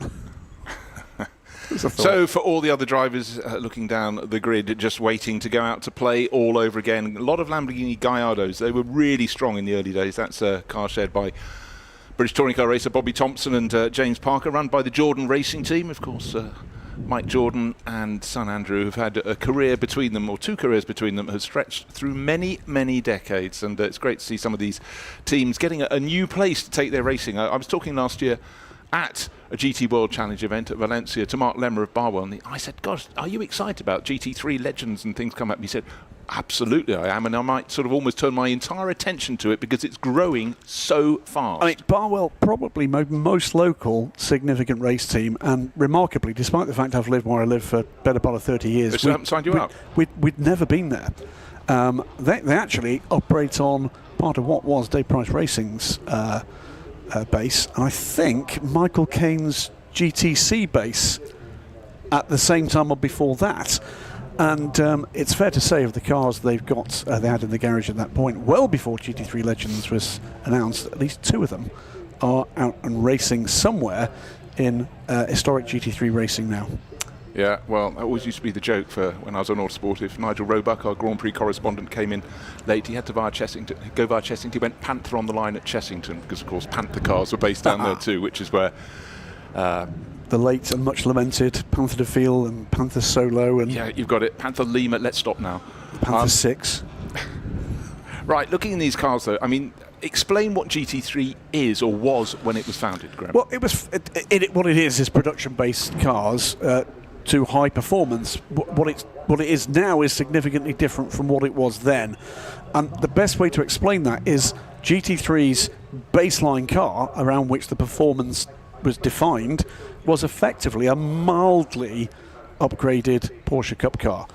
Well, the current Porsche Cup cars are significantly more capable than they were 20 years ago, but to say that these cars have taken a step forward in the last 2 decades would be an understatement. I think in an earlier session I was mentioning, albeit on a changed Spa circuit, 22 seconds quicker over a lap. Get away. I mean, it is a staggering figure. It's insane. Delighted, by the way. I was telling the story, by the way, of Freddie Dorr and ProDrive, the DBRS9 Aston Martin. And with thanks to John Godley, who was listening in yesterday. We'll be listening again, John. We'll look again at the incident that's brought us this red flag. So far, so good. And then just look for the Mercedes coming from the right-hand side of the shot, and tiny degree of contact, but with the Nick Sampson's Aston Martin being spun around, it's then guesswork for all those in behind. Sam Neary's Mercedes off to the left of the shot, but unfortunately Sampson's being clobbered, and then Julian Thomas was in that mix, caught up with that white Lamborghini. If I was to be critical, my take on that would be Sam Neary's taken a line, but he's taken a line without due deference to the fact that the entire field is trying to get to the apex. One small detail potentially within that mix. If he'd taken a slightly wider line, that may not have happened, but again, it was a tiny degree of contact, but then pitching cars sideways then narrows the options for those in behind. And bear in mind, we were looking at those two Nissan Skyline GTRs coming up like rockets, as they do. And by the way, I say that without having seen any other angle. No, so we don't know whether or not the Aston Martin kept to a definable line, but it looked as if he did from that angle. And here's the thing, all of these opinions always come with the following caveat. We're not the stewards. No, entirely, but also they will probably have more camera angles than we have to investigate this. So Steve Osborne there, you can see his Malden Salt logos on his sleeves. He has an amazing collection of cars. He's in one of the other, I think it is the other Mercedes SLS. That's the Black Falcon car. Lovely metallic green livery, and those did an awful lot of racing and a huge amount of success in the aforementioned Dubai 24 Hours, but also a lot of time racing on the Nürburgring Nordschleife. Yeah, and always produce cars spectacularly presented. Backed out of GT3 racing some years ago, was sort of replaced by HRT in that regard, Hubert Haupt's team, but are now back in GT3, and it's great to see them. Black Falcon, habitual providers of overall VLN, now the NLS, the Nürburgring Langstrecke Championship, around the Nordschleife champions, because they got it early that the overall championship almost always goes to teams that provide very good cars in the largest class. Yep. It's not the overall quickest car, and if you've got cars, and they had a myriad of cars in the production-based categories, that you would get the better points, keep the consistency, keep the quality. Jean-Paul Breslin, one of their overall champions, became the team manager, now team principal at HRT. Yeah, and if you want to watch it, the next one of those rounds is next Saturday. You can watch that. You on comms? I am on comms, indeed. Excellent. Not from Germany, but from a studio in London. But it's great racing. Anything on the Nürburgring Nordschleife, and I tell you what, that circuit gained an awful lot of fans already as the whole series builds up. But Max Verstappen, stepping out of Formula One to do the Nürburgring 24 Hours, it had 75,000 people to the gate figure, and the global audience just went kaboom. And you know what? We all have a very wide taste in motor racing. It's lovely when people are quite new to the sport and they discover something different. If that's dragged them in, a lot of them would have gone, does this circuit even exist? 25 kilometres up and down and round and round. It's every day's a school day, and it's great to see. That's the star power that is going to make a difference. 100%. And it's not just going to be Max Verstappen, it's going to be others, whether or not that is with what we're going to see in hypercar coming forward. We've already seen Fernando Alonso obviously in LMP1. We had Lance Stroll in the GT3 car at Paul Ricard. There's going to be more. Max has not been quiet about how fantastic this racing is. You mentioned the Nürburgring 007 there. Aston Martin for a long time have tried to take the win at the Nürburgring 24 Hours, and I was part of that commentary team for over a decade, 2007 to 2017. Towards the end of that, we had 007, Daniel Craig, at that race with a factory effort as Phil Keane aboard the mighty Camaro 6.9 litre V8. I'd say pointlessly large, but I'm so glad they've done it. It is an absolute weapon. Well, you look back through the history of German racing, I think back to the Ruch brothers. They would run an out-of-date Ford Mustang, but it had a big engine, and it got as much of a cheer as those in the sharpest end of the DTM field. And as soon as they said they'd retired, there was almost a campaign to keep them there. A car making a raughty, talky sort of sound is loved everywhere. And at least one of those still in action in the DTM Legend Series, which is great to see. And I think it might be one of the brothers still driving it. Probably, more than likely. What was their profession? They were undertakers or something like that. Or maybe I've made that one up. But either way, that's funny. That's good enough. Yes, absolutely. Probably find they're nuclear physicists and I've just got it wrong. But right, so these are the cars. Why are they in the pit lane? This isn't their mandatory pit stop. They're here because, alas, on the opening lap, on the opening corner of the opening lap, there was contact. 4 cars off at Copse. They needed to be recovered, waiting to see. And the race was immediately suspended. The red flag was flown. We wondered if a safety car would cover it, but no, with 4 cars. And also bear in mind the approach to the corner where they were off Copse is quick and it's relatively blind. Clock has been adjusted. I think we're going to see a 45-minute race. Yeah, it was due to be 50 minutes, so we've probably lost about a quarter of an hour. We can't get too far out of the timetable because the last race today, the Endurance Icons, you're commentating on that with Martin Haven, is supposed to go up to just before 7 o'clock in the evening. I've got to be home before the street lights come on. Trudy says so. That's true, yeah, once your eyesight Let's tell some dimming. stories. This 007 car, ex-Racers Group car. There is Zach Brown's McLaren MP412 GT3, marked McLaren's return to GT racing for the first time since the iconic McLaren F1. But that 007 car, ex-Racers Group car, pole position car, I think from 2015 at the Rolex 24 Hours of Daytona. And all the way down this group, there is Maxwell. Max, son of Zach. Yep, and again, that car, looking at the time, that McLaren MP412C that Zach raced with Mark Patterson, Mark Blundell. I mean, Mark, both Marks would be lovely people, but Mark Patterson, the guy who belied, the number of years on his clock was eggs. One of my favourite people in motorsport. A polymath, wasn't he? He was an artist. Super fit. I found myself on a flight to Qatar, sitting next to a guy who we're chatting away. Turned out one of Mark's closest personal friends, internationally renowned cellist and conductor, and was telling me about the work you don't hear about the wealthy guys in motorsport and the millions of dollars that Mark Patterson has put into mentorship for young people in South Africa, his native land, to get them into the arts and into music. You don't get those stories. You don't, and Mark wouldn't tell it himself. I absolutely wouldn't. He absolutely wouldn't. Yeah, well done for airing that one. So just going back to that McLaren that Mark shared with Mark Blundell and Zach. Zach then raced with Alvaro Parent, who he was mentioning in that interview a short while ago. His last race win, he was saying. Yeah, it was. In contemporary racing. In 2013. So that was sort of pretty much exactly, this car was from 2012, the MP412C. Then it went over to Macau a couple of years running Danny Watts. Yep. Always seemed to not understand it was a very narrow circuit, but very, very successful, second and third. He did. I was just about to say, Or two second. podiums for him, and alongside a second car for Richard Means, and that car was kept at the base of United Autosports for a number of years. Great to see families out today. It is, and we'll get the cars racing. So just looking at one of the people at the front, you can see there's quite a breeze, t-shirt billowing around, and the temperatures are cooler this weekend. Tomorrow's supposed to be down a few degrees. So things should be very comfortable indeed for Sunday's racing. We've got the second of these races tomorrow, but you were a busy man while I was eating my lunch, and you nipped out, Graham, and you spoke to Jimmy Broadbent. It's a big beast. Godzilla, that's the car, not you, Jimmy. Jimmy Broadbent, racing two very different cars. Well, in some ways, quite similar cars, but two very different cars this weekend at the BRDC Classic. This Nissan GTR with GT Academy heritage, and the Mustang with Alex Brundle. Having fun so far? Yeah, I mean, definitely. I mean, what a cool thing to say that I'm doing double duty at one of these events. I never thought that would ever happen. So, and as you say, in cars that are not very similar, and they're both oversteer, so that's about it. Everything you do is focused on not just your career but fans. That's the idea behind this BRDC festival. Have they got it right?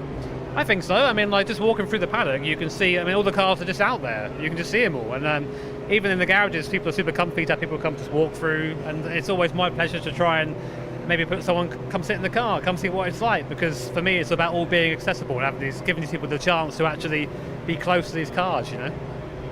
There is a definite parallel between this specific car, the always evolving car from the United States, Brian Highcotter, coming into this program in what was Pirelli World Challenge, through the Nissan GT Academy, and with your background in sim racing, there's a mighty parallel there. I mean, I actually tried to get into GT Academy back in the day, and I wasn't good enough.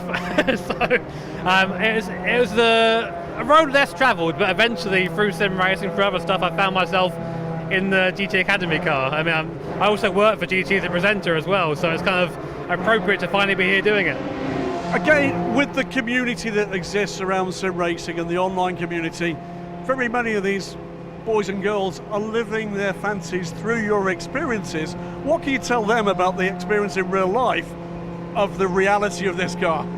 I mean, jumping into a GT3 car is completely different from anything that you can experience on your own or on a simulator. I mean, I've run hundreds of laps in the sim to prepare for this because that's what I do for every car, but I got in it and immediately I'm like, okay, that's different, that's different, that's different. But the result is that you can jump into the car, and I don't say it's true for everyone, but a lot of these sim guys are capable of jumping in the car and being competitive and decent straight away. So, if you're good in the sim, there's a chance you'll be pretty decent in real life as well. Two racing icons, the Nissan GTR, Jimmy Broadbent, everybody. Welcome to the BRDC Classic. We'll see you racing later, and I hope back next year. Thank you, mate. Appreciate it. So it was really interesting. A, the interview, but B, wind it back to the start of COVID. We thought, will we ever go racing again? Absolutely and right. Then we got to the point wherein we very quickly had online racing. That was the first time I came across Jimmy Broadbent, the digital DNLS, the digital Nürburgring Langstrecken Series. And weirdly, the first time I commentated on it, within 5 minutes at the start of the race, I forgot that it wasn't real. The graphics were so extraordinary. But the fact, it then became clear that people who were top sim racers were already doing these series, and then contemporary racers, to stay in tune, went to have a go. And suddenly they went, oh my word. And then a lot of the people like Jimmy Broadbent and others then were brought in by top Formula One teams to be on the sim for them, do thousands of miles. But also some of the race engineers then got involved in sim racing and realised they could keep themselves learning as they went through that sort of interregnum, the period where we couldn't go full metal racing, as I called it later, when we got back to it. There was a lot to learn. It was an extraordinary time. It was. I mean, there are things that sims can't do. They can't simulate the physical endurance. What they can do is to give anybody an opportunity, you're quite right, to dig into the engineering aspects of motorsport. And yes, you can find people with some basic talents through that and some advanced talents that otherwise wouldn't have got that opportunity.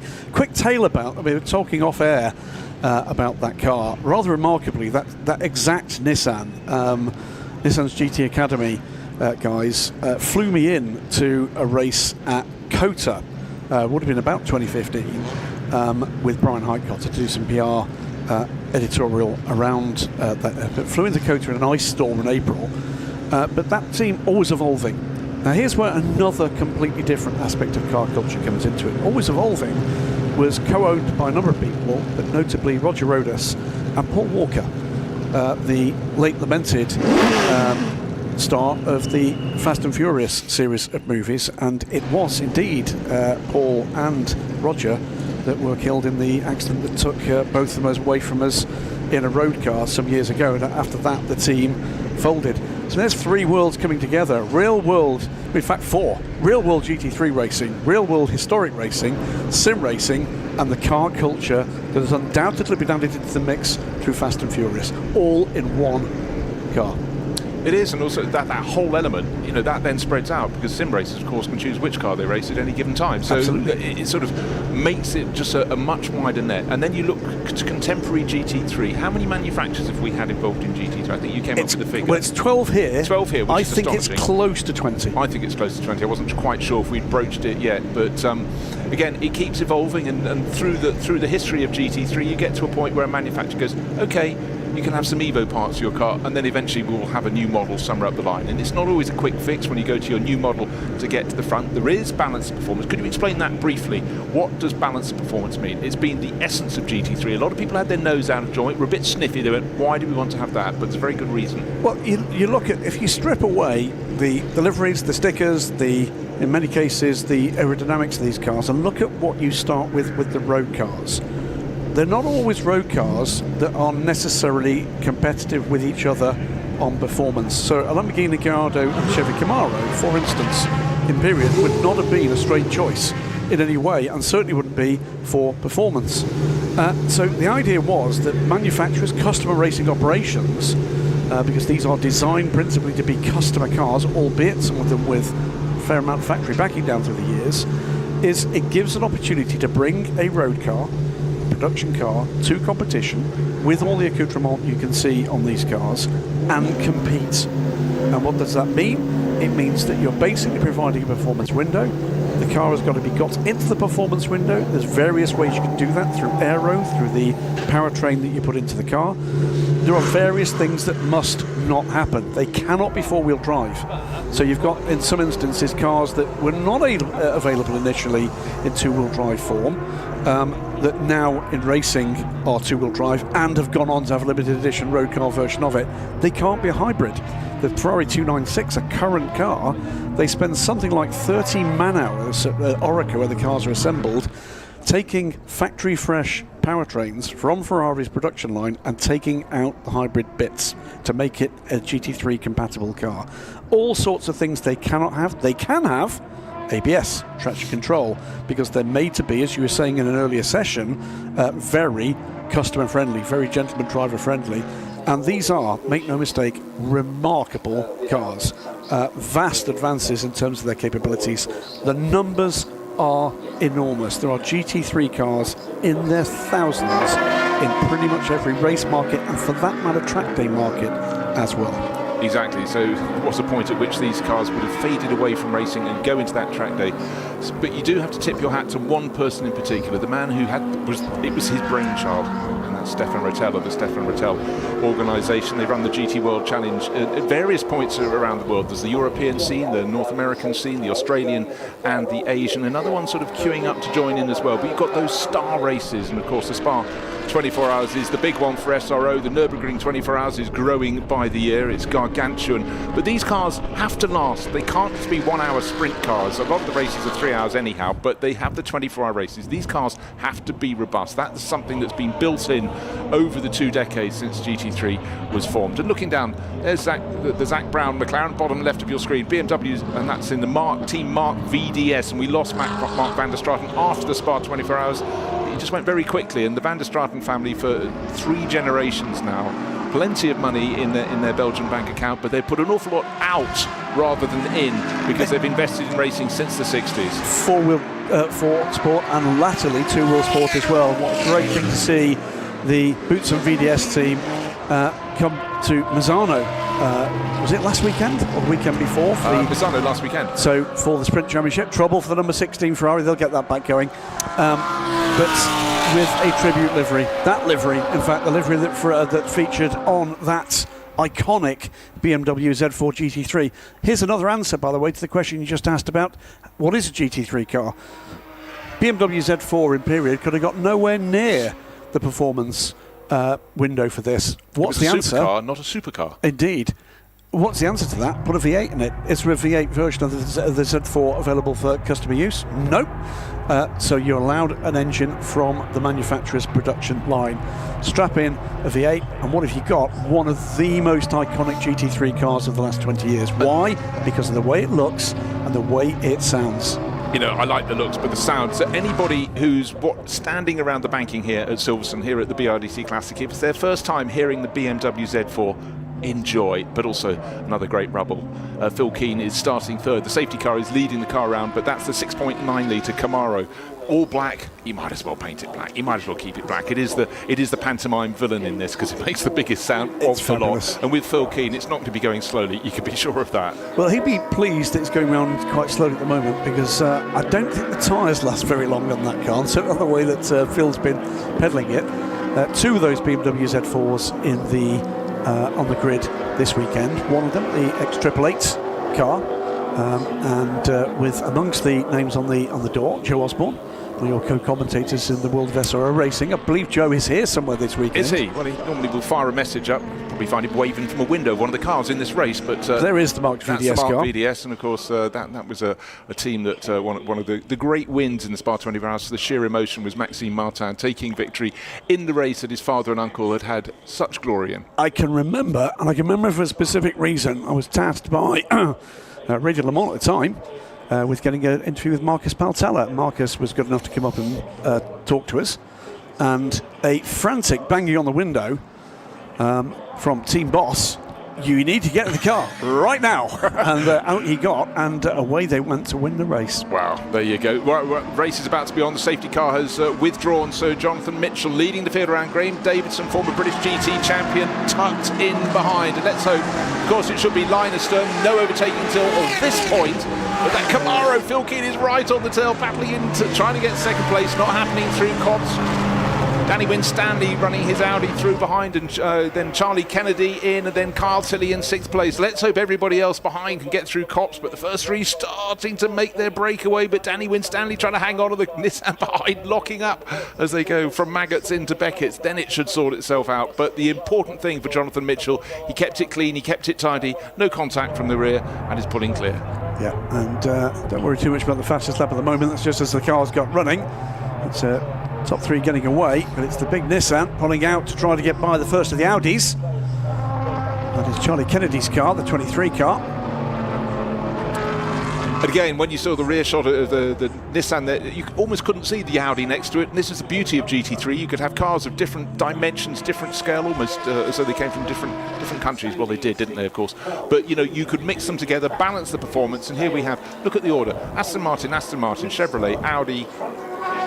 Then we have another Aston Martin in sixth. I've missed out the Nissan in fifth place, but the better of the BMW Z4s, that's going rather nicely for Christoph van Oenhausen. So that is up into eighth place, car number 888 in eighth. Well, that sort of works, doesn't it? There's the second of the Nissans, and that is the number 5 car. That's got Maxwell Lynn in it at the moment. That is 888 BMW. You talked about it a little earlier. Hold on, let's listen to just as we cut away. Maybe later we'll treat you to a bit of BMW Z4 rumbling. We absolutely should, because it's the soundtrack of this formula that is just so bewitching. And by the way, the 05 Nissan has made its way by that Aston Martin. Is going to be looking now to close the gap to the second Aston Martin.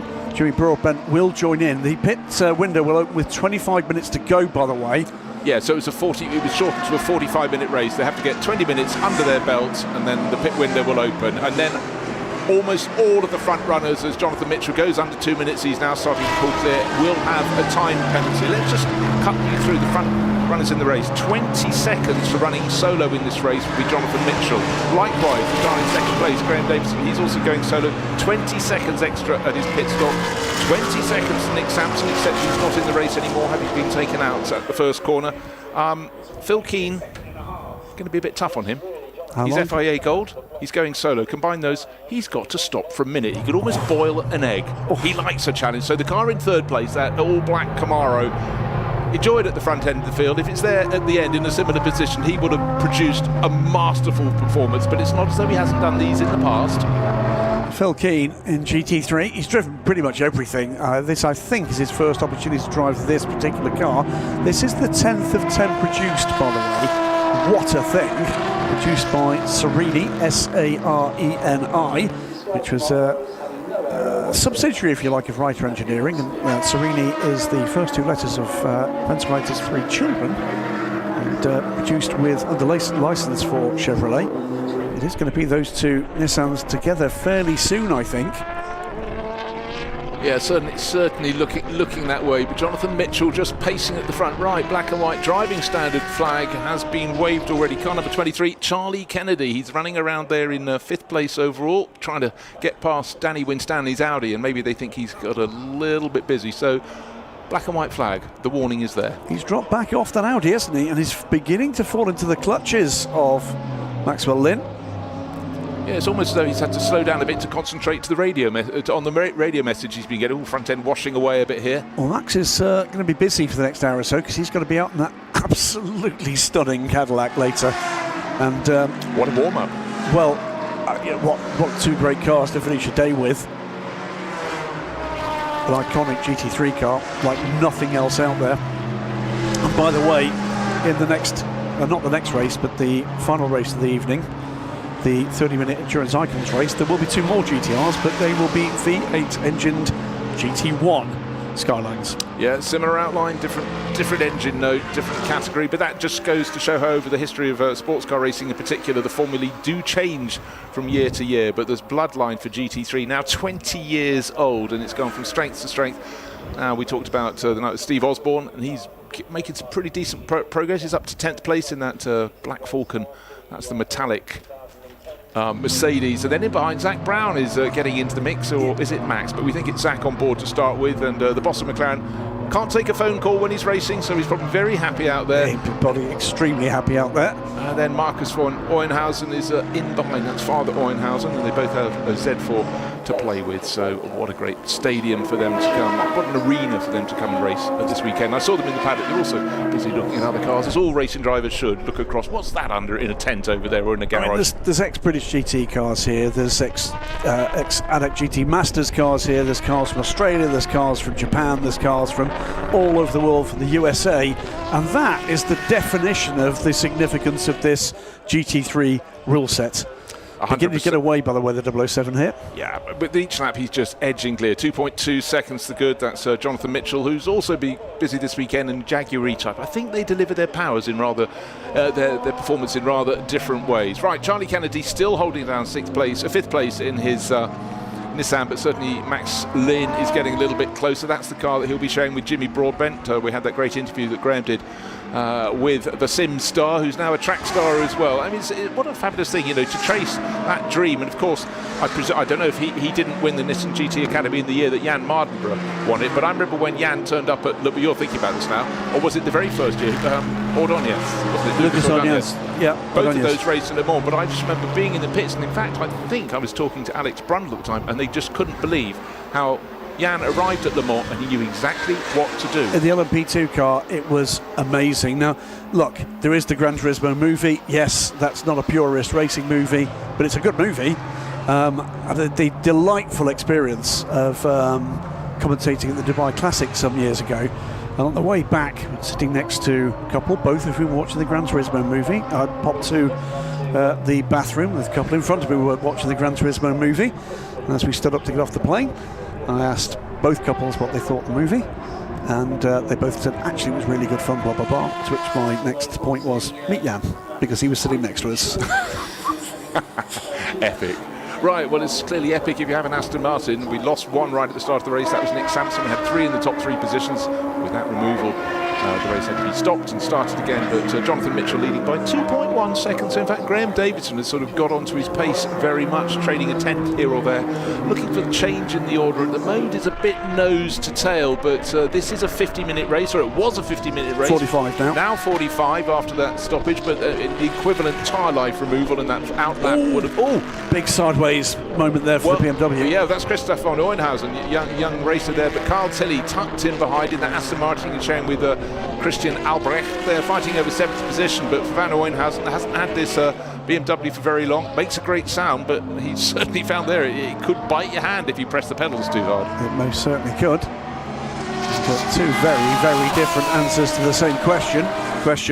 How do you build a GT3 car? But that is the beauty. It absolutely is. You've been there on the grid at many, many GT3 races, so have I, and it's when you hear the fans, and a lot of these races, they have fantastic grid walks where the fans can get involved, and every single fan has a different car that's a favourite, and you think, well, that's got to be a winner. Wind the clock back. For a few years after these, you had the Bentley Continentals, which had their own set of fans who followed around Europe. It reminded me, and I say at its peak, it's still at its peak, reminded me of the Super Touring era, of going with my son to Brands Hatch or to Silverstone here with 9 factory teams out there, and frankly pretty much whatever consumer box you brought to the race was racing. Yeah, you had a connection from the grandstands, from the spectator banking. Right, looking at this battle for, well, obviously the Chevrolet Camaro wouldn't have sold in great numbers, but obviously it did actually when they brought it back to the sort of the latter day Chevrolet Camaro in the shape that very much echoes the ones from the very late 60s. Well, the closest we've got is the Ford Mustang, yes, which is not represented here. It's a much newer GT3 car, but same kind of idea as a pony car, and big power, and increasingly understanding that you need to get around the corner as well. But it's the same kind of concept, the sound of freedom, I guess that you might call it, but it's a spectacular looking and sounding thing, and it doesn't seem to quite obey the laws of physics, because you wouldn't expect something that's about as big as a block of flats to get around as quickly. There's the 477 car, that is Alvaro Parent's car. That's unfortunate. Quintet looking to see what the problem is, but it is a problem because he's now a lap and a half in arrears of the field, and we were just talking about how he shared in period McLaren with Zach Brown, but he's said many things. He's been lured back into racing. Alvaro Parent, very much a talent that went missing. He did. There was one of those questions. Whatever happened to? And it was great to see him coming back into historic racing, and the odd race here and there. I mean, at his peak, one of the absolute best in a GT3 car, no doubt whatsoever about it. Whenever you saw his name on an entry list, you get excited. But I mean, he was also a top single-seater driver as well. Not all the. Okay, let's just touch on this point before we get to the pit stops, because they'll be opening relatively 4 minutes soon. until the pit stop window opens. 20, 30 years ago, probably 30 years ago, you came into motor racing, you did 2 or 3 steps, and if you were good enough and had the money and did well enough in Formula 3, you might get to Formula 3000, GP2, Formula 2, call it. You might be spotted. You will. However, the cost of going up that ladder has just gone bonkers, and now a lot of drivers have realised if they can come in and be good enough to have a go at GT4, try GT3, so already cars with roofs over their heads, they've seen people get works contracts and keep contracts for a good decade from a manufacturer. If you treat them right, they treat you right, you pick up an AM driver, because it is supposed to be pro-am pretty much, you could have a career that you may not have to finance yourself once you got to that point, if you're good enough, if you look, listen and learn. So it's very much a way into motor racing. I'll give you a story now. We'll spare the blushes of the driver involved, because he was very open about telling me about his journey. But his story was, I had several years with success in GP2 with a multi-million-dollar sponsor, but would come away from every single race not able to pay my bills, and made the move to sports cars through GT, now a multiple world champion with a huge brand. That's the difference it can make, because without this, he'd be the rest of the sport. Yeah. I mean, many a driving career has been saved at the last moment, and equally many have been scuppered. When you think you have the money for a season, it doesn't happen. Someone reneges on a deal or whatever, or a deal falls over, you're out of the shop window, you're out of the picture. And it's really very tricky, but GT3 has given a lot of people a lifeline. And I'll tell you someone who took it, because his father was bright enough. Jean-Marc Gounon said, Jules Gounon, I will give you 1 year in single-seater racing, and then we'll put a roof over your head. look what Jules has done across the years, one of the top GT3 drivers. But that was Jean-Marc, who raced fleetingly in Formula One and went, there's no way I can afford Jules. Love you as I do, to get you up the single-seater ladder. Jules Gounon now active, of course, factory level for one factory in GT3 and for quite another in hypercar. Look where his career has gone as a result of that choice. Entirely so. We have actually just had an overtaking manoeuvre because the Nissans have swapped position. Max Lynn has got ahead of Charlie Kennedy, and the leopard livery Audi is going, but with a little bit of help to get it started. So at this point, there is another race tomorrow, a 50-minute race. If there's a problem, you might as well go out and sort it for the remainder of this race. Can anyone do anything about the problem for the other drivers in the field? The problem that is Jonathan Mitchell, because he's sitting on a lead for a while. It's at 2.5 seconds. He's wound it up to 4 seconds. The last 2 or 3 laps have been very good for him. In the background of the shot, Graham Davidson still hanging in the picture in the second of the Aston Martins, but that gap is going out with the laps. The pit stops are approaching in just over a minute's time, and for those at the front, they've got to work out, hold on, where will I emerge? Will I emerge amid a gaggle of cars that aren't as fast as me further back in the field? And so both Graham Davidson looking at his Oman. Oh dear, we've had a little rotation there, and one of the Gallardos. The 91 car, that is Marcus Anderson. Yes, it is. So that gets going in the right way again. That was the corner where the problem was on the opening lap of the race. That is Kopp's corner. But for a race leader, just looking very, very serene, it must be said. In fact, I'm not sure he can come into the pits this time around because it's not quite yet 25 minutes to go, but certainly it's looking very cool, calm and collected from our racer. Let's see what happened. Sometimes can take 2 to tango, and the Lamborghini was on the inside and the blue and yellow Aston Martin on the outside, but Marcus Anderson was the one that had to possibly come off the throttle when he should have, wanted to sort of keep the car balanced, so avoided contact. Won't have helped his tyres, but stopped, having the tarmac on the outside of the track certainly helps in that position, but it had enough friction to bring the car to have a spin, and oh dear, the Audi, by the way, it's Robert Aldershaw's car they was fighting with during the moment, the blue and yellow Aston Martin, having just rejoined the circuit. Unfortunately, we said let's go and get some testing laps, but it looks though the 477 Audi is just going to reverse out of the scene of the crime, which was Maggots just on the approach to Beckett's there. So 007 continues to lead. We're in the pit stop window now. 4 seconds to the good over Graham Davidson, this ex-TRG car. Well, here's the car 52, the Aston Martin that got very close with the Lamborghini, and round went the Lamborghini, but Robert Aldersaw Jr. able to press on in the bright blue and yellow. Do we know which car that 52 car is? Have we got notes on that car? No, not particularly, because I've got notes that say it's blue and yellow, because I went to look, but there are no distinguishing marking points. I wonder if that's the car that was run briefly by, was it V8 Racing? Something like that, by Hugh Chamberlain. Well, he might have had some spare yellow paint, so I guess, Hugh always wanted to stretch the pound, didn't he? But anyhow, we know for sure this was the racers group, the livery on board the race-leading Aston Martin. It's staying at 4 seconds clear. They could come in this time around, but the first 2 cars weren't.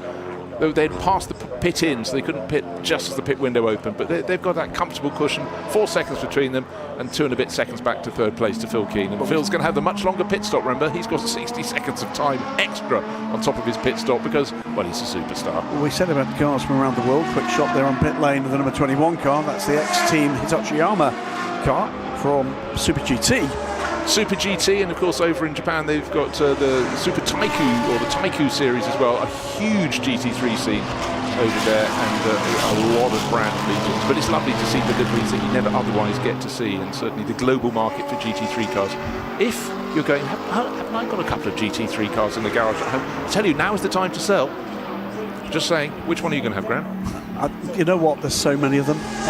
Some of the quirkier ones, the Morgans of past interest. Jacques Lafitte involved in that programme that won races with those cars. But it's so funny when you look at the as some of the Nissans come in, you talked about Frederick Dorr. He'd already been with ProDrive and sorted the 550 Maranello Ferrari. Yep. So a lot of times in motor racing history, manufacturers sort of dragged by the nose.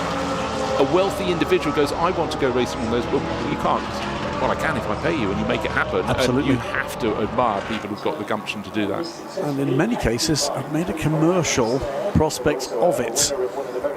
So it is that leading the way, if you like. It's the seed corn funding that's provided an opportunity for a couple of manufacturers to actually have a custom program.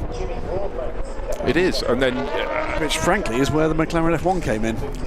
Entirely so, and I always love a story that Thomas Bashir told me once. Of course, he was one of the early racers for those, and his was the first McLaren F1 road car that reached its first service interval. Wow! And they plugged it in and went. They phoned him and said, something extraordinary. It's obviously a glitch. It's telling us that every time you drove the car, you drove it you hit 200 miles an hour. He goes, yes, that's why I bought it, and that was his commute to the bank in Munich.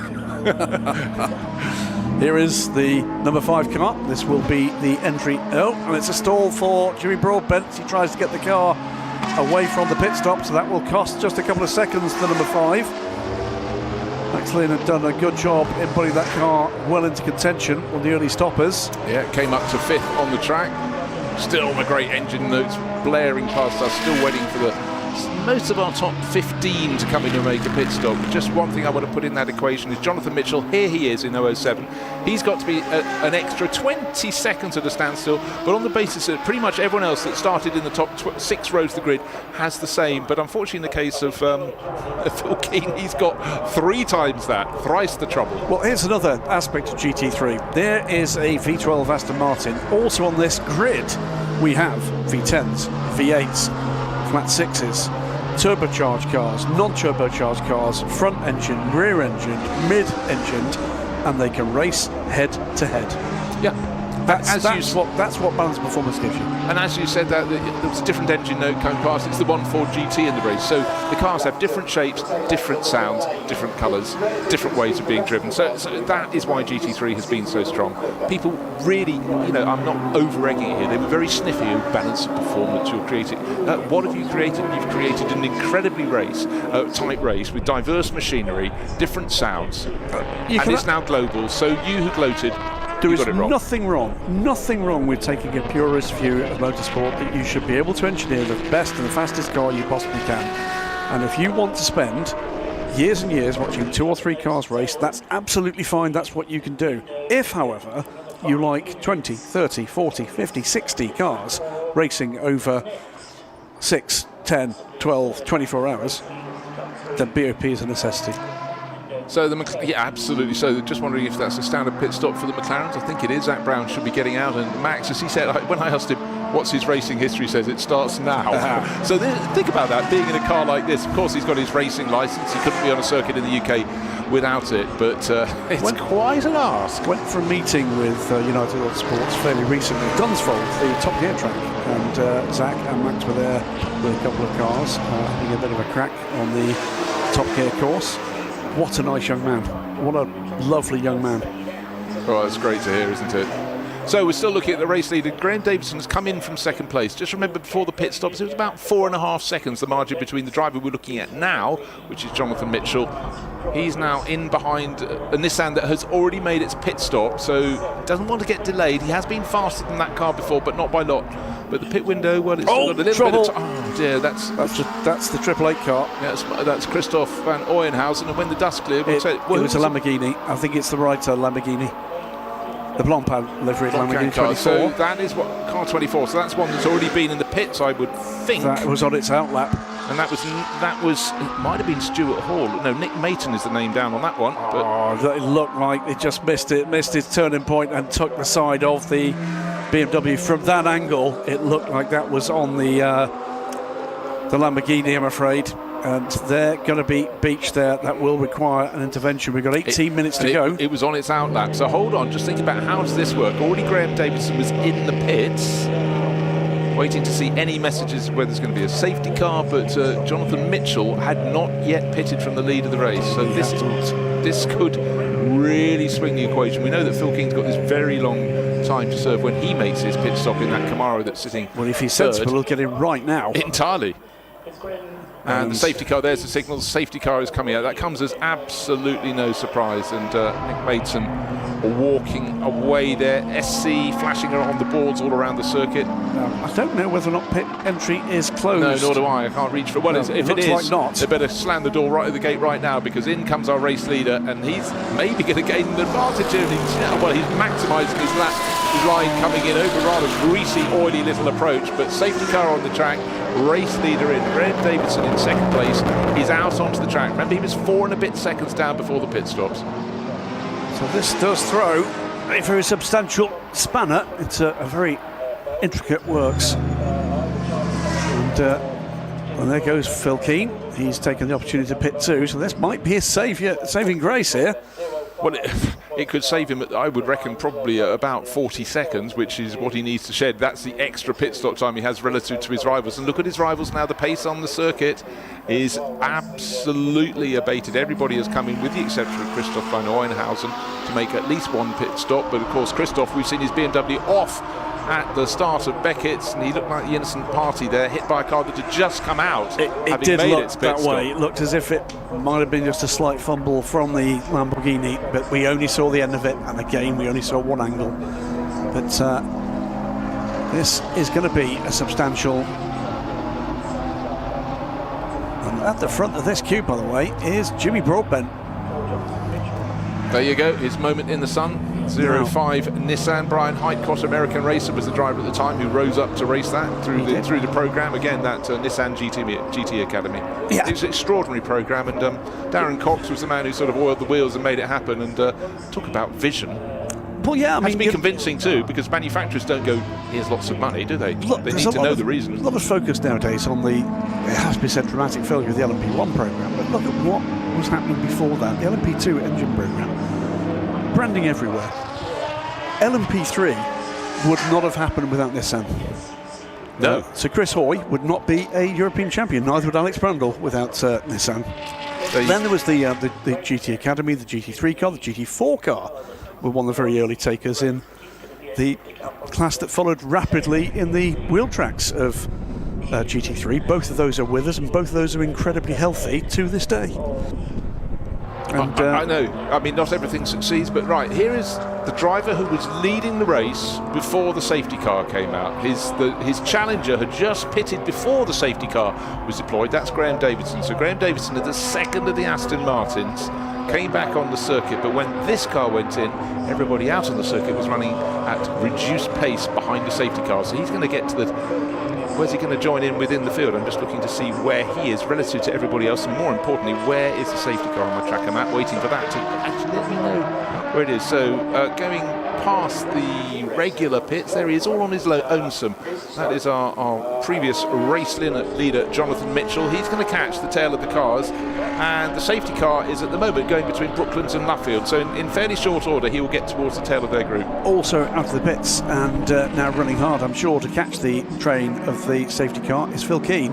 So it's not cost him a minute.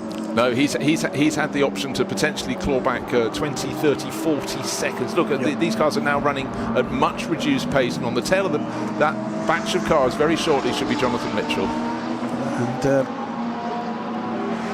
And he'll be a lap up. He's going to be a lap up, isn't he? He's going to be a lap up on these cars. Yeah, we come into the background of the shot relatively soon. Jonathan just turning into Luffield, should be coming in. Hold the shot, hold the shot, hold the shot. Look for a blue Aston Martin. There it is. There's our race leader. I can't believe we've got wave by in this race. I've not checked the regulations. That's a big oversight on my part. But and by the way, if we don't, here's going to be an example of why we do have it in international racing nowadays. Yeah, I mean, there are many ways you can deal, but American racing for years has had the wave by to sort of keep people in the mix. But some races it works, some races less so. But anyhow, you need clarity of conditions. So the car following the safety car is the number 5 Nissan. That's Jimmy Broadbent. Bear in mind that he had that little stall when he was leading his moment. Otherwise, he might have actually come out just ahead of the safety car, and that could have helped him. Yeah, but that is the 5th place car. So if I'm just waiting for Phil Keane, and he has cleared sector 2. The top 4 are going to make better part of a lap with this. Okay, pit window is closed, by the way. Looking at those in the top that are coming round, it is the top 4 for the pit stops. Jonathan Mitchell, Graham Davidson, their Aston Martins, Danny Winstanley in his Audi, and Phil Keane in his Chevrolet. That black Chevrolet should be in the background of the shot. Now, what does Phil Keane have left here in this Camaro? There's been 12 minutes left at the moment. We're going to have at least one more lap on the safety car. There's no sign that there's any kind of way by going to happen here, and I would imagine it won't. and we're going to have Phil Keane, without a minute's penalty, right on the trail of 3 other cars, and you guess as well, saving tyres behind the safety car as well, which has been a bit of a issue. Let's put it that way. Well, Phil Keane, what's he drive? Is it black? Has he got the bow tie on the front? Yes, that's him. There we are in the Camaro. So, listening and loving it. What a basso profundo rumble. Fabulous. So he's going to catch the end of the train of cars, and ahead of him should be Danny Winstanley. Everyone in front of them, when the safety car releases the field, they're going to be nose to tail. They'll be fighting for position. This is going to be really, really hard for the front runners to try and overtake them. They've got the laps advantage, but they're not. They've got their own race too. So here we have Jimmy Broadbent, that number 5 Nissan, tucked in behind the safety car. In behind him is Steve Osborne, one of the 2 SLS Mercedes with the gull-wing door, and then Christian Albrecht, who's sharing with Kyle Tilley, is third in that metallic green and yellow Aston Martin. But let's make it clear, the cars behind this safety car are not leading the race. Indeed. The race leaders are effectively the last 4 cars in this train, and have profited to the tune of basically a lap. They managed to get in and out of the pits, but the safety car was... The first 3, we just saw them nose to tail. Mitchell, Davidson, Winstanley, Aston Martin, Audi, and Phil Keane has yet to catch them. In fact, he's lucky there's another lap behind the safety car, because he will catch them. At the moment, he's 40 seconds down off the tail of Danny Winstanley's Audi. That's car number 78. But with this lap, of course, what's the pacer going around at? 2 minutes 40. Oh, well, he's already gained about 20 seconds. Someone else was just running through the pits. I could see. Now, this is the car that has, Christmas has come in July by the looks of things, but Indeed. The clock continues to count down by the time the safety car releases them. If it does at the end of this lap, we'll have about 8 minutes left. Unlucky for Jimmy Broadbent, very lucky for the top 4 here, and extremely lucky for Phil Keane. Well, 100%. But I'm just going to go back. I'm not wanting to pick on Jimmy Broadbent for stalling his car, his Nissan, but he would have squeaked out ahead. It could have been in that 5-car battle.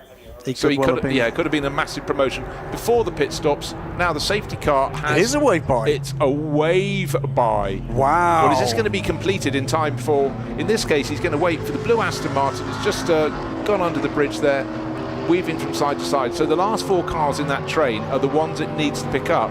But how quickly, with these others on the way by, go around? Will they get to the tail of this group before the safety car goes, fine, I'm coming in now? I can't believe we'll have more than 1 more lap behind the safety car. So pick up now. Okay, there is our race leader. Okay, there's our race leader. Confirmation. 2 Aston Martins as they were before. The only difference is they'll be nose to tail on the restart. Jonathan Mitchell ahead of former British GT champion Graham Davidson. The difference is before they rumbled into the pit stops, there was about a 4.5 to 5 second margin between them. Now it's going to be half a second when the restart commences. We've got half a lap to go with this safety car, looking for any signal from race control that about when the safety car will be withdrawing. One car that does appear to be withdrawn is Keith Freezer. He's going to be busy because he's out in the endurance icons later, but here's Lamborghini Gallardo that raced in Super GT with Richard Bradley, who's been busy here this weekend. He was in an Aston Martin speed model earlier today.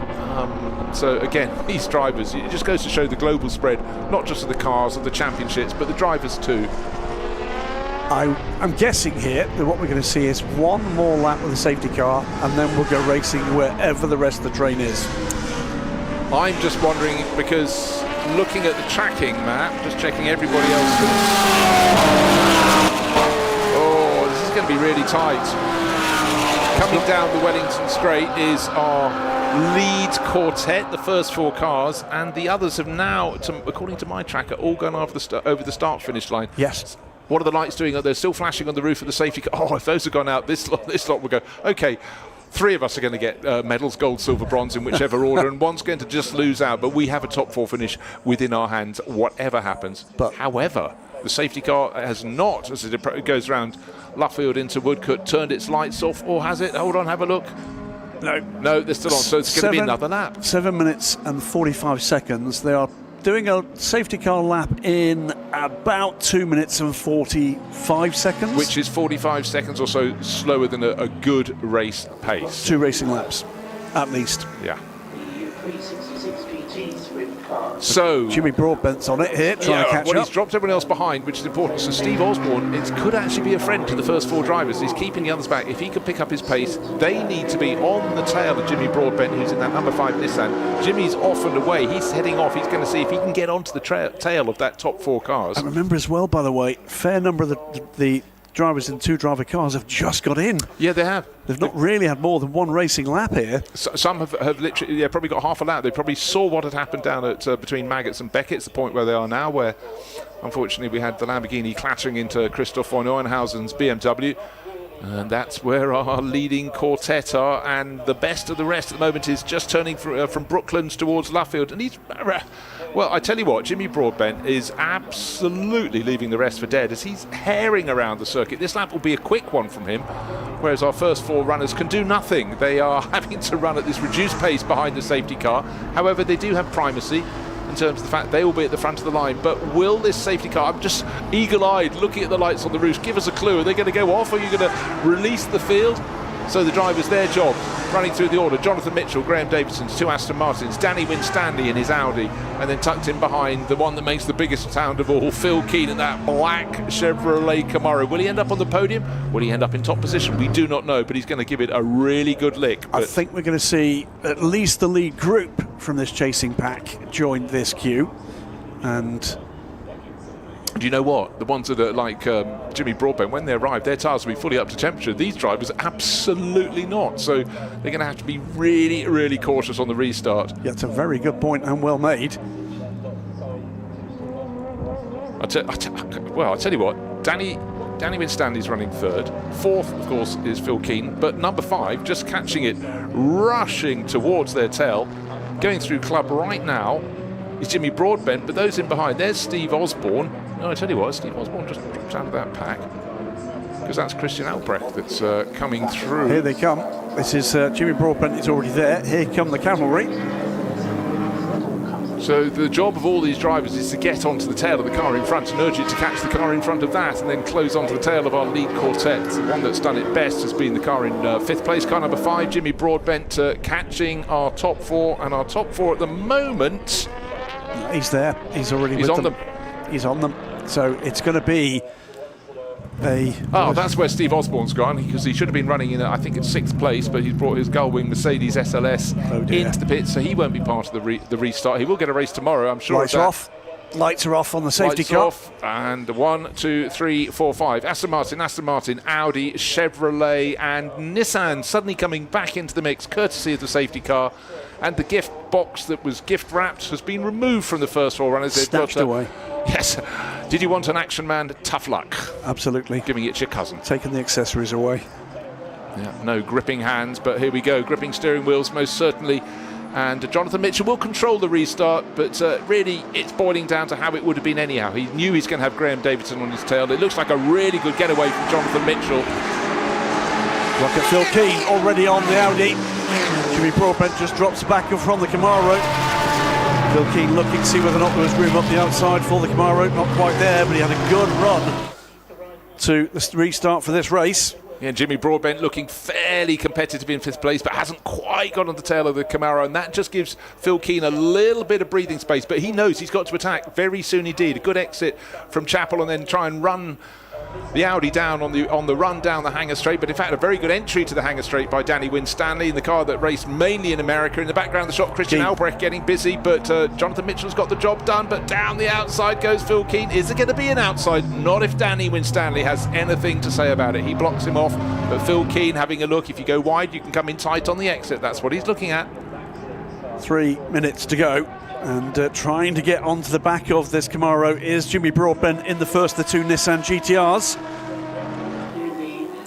Well, way wide goes the Audi. Is that enough to give a run for Phil Keane? It looks like it isn't. Well, that just shows how Danny Winstanley is pushing to just hang on. Somehow he did. Everybody behind got a face full of dust.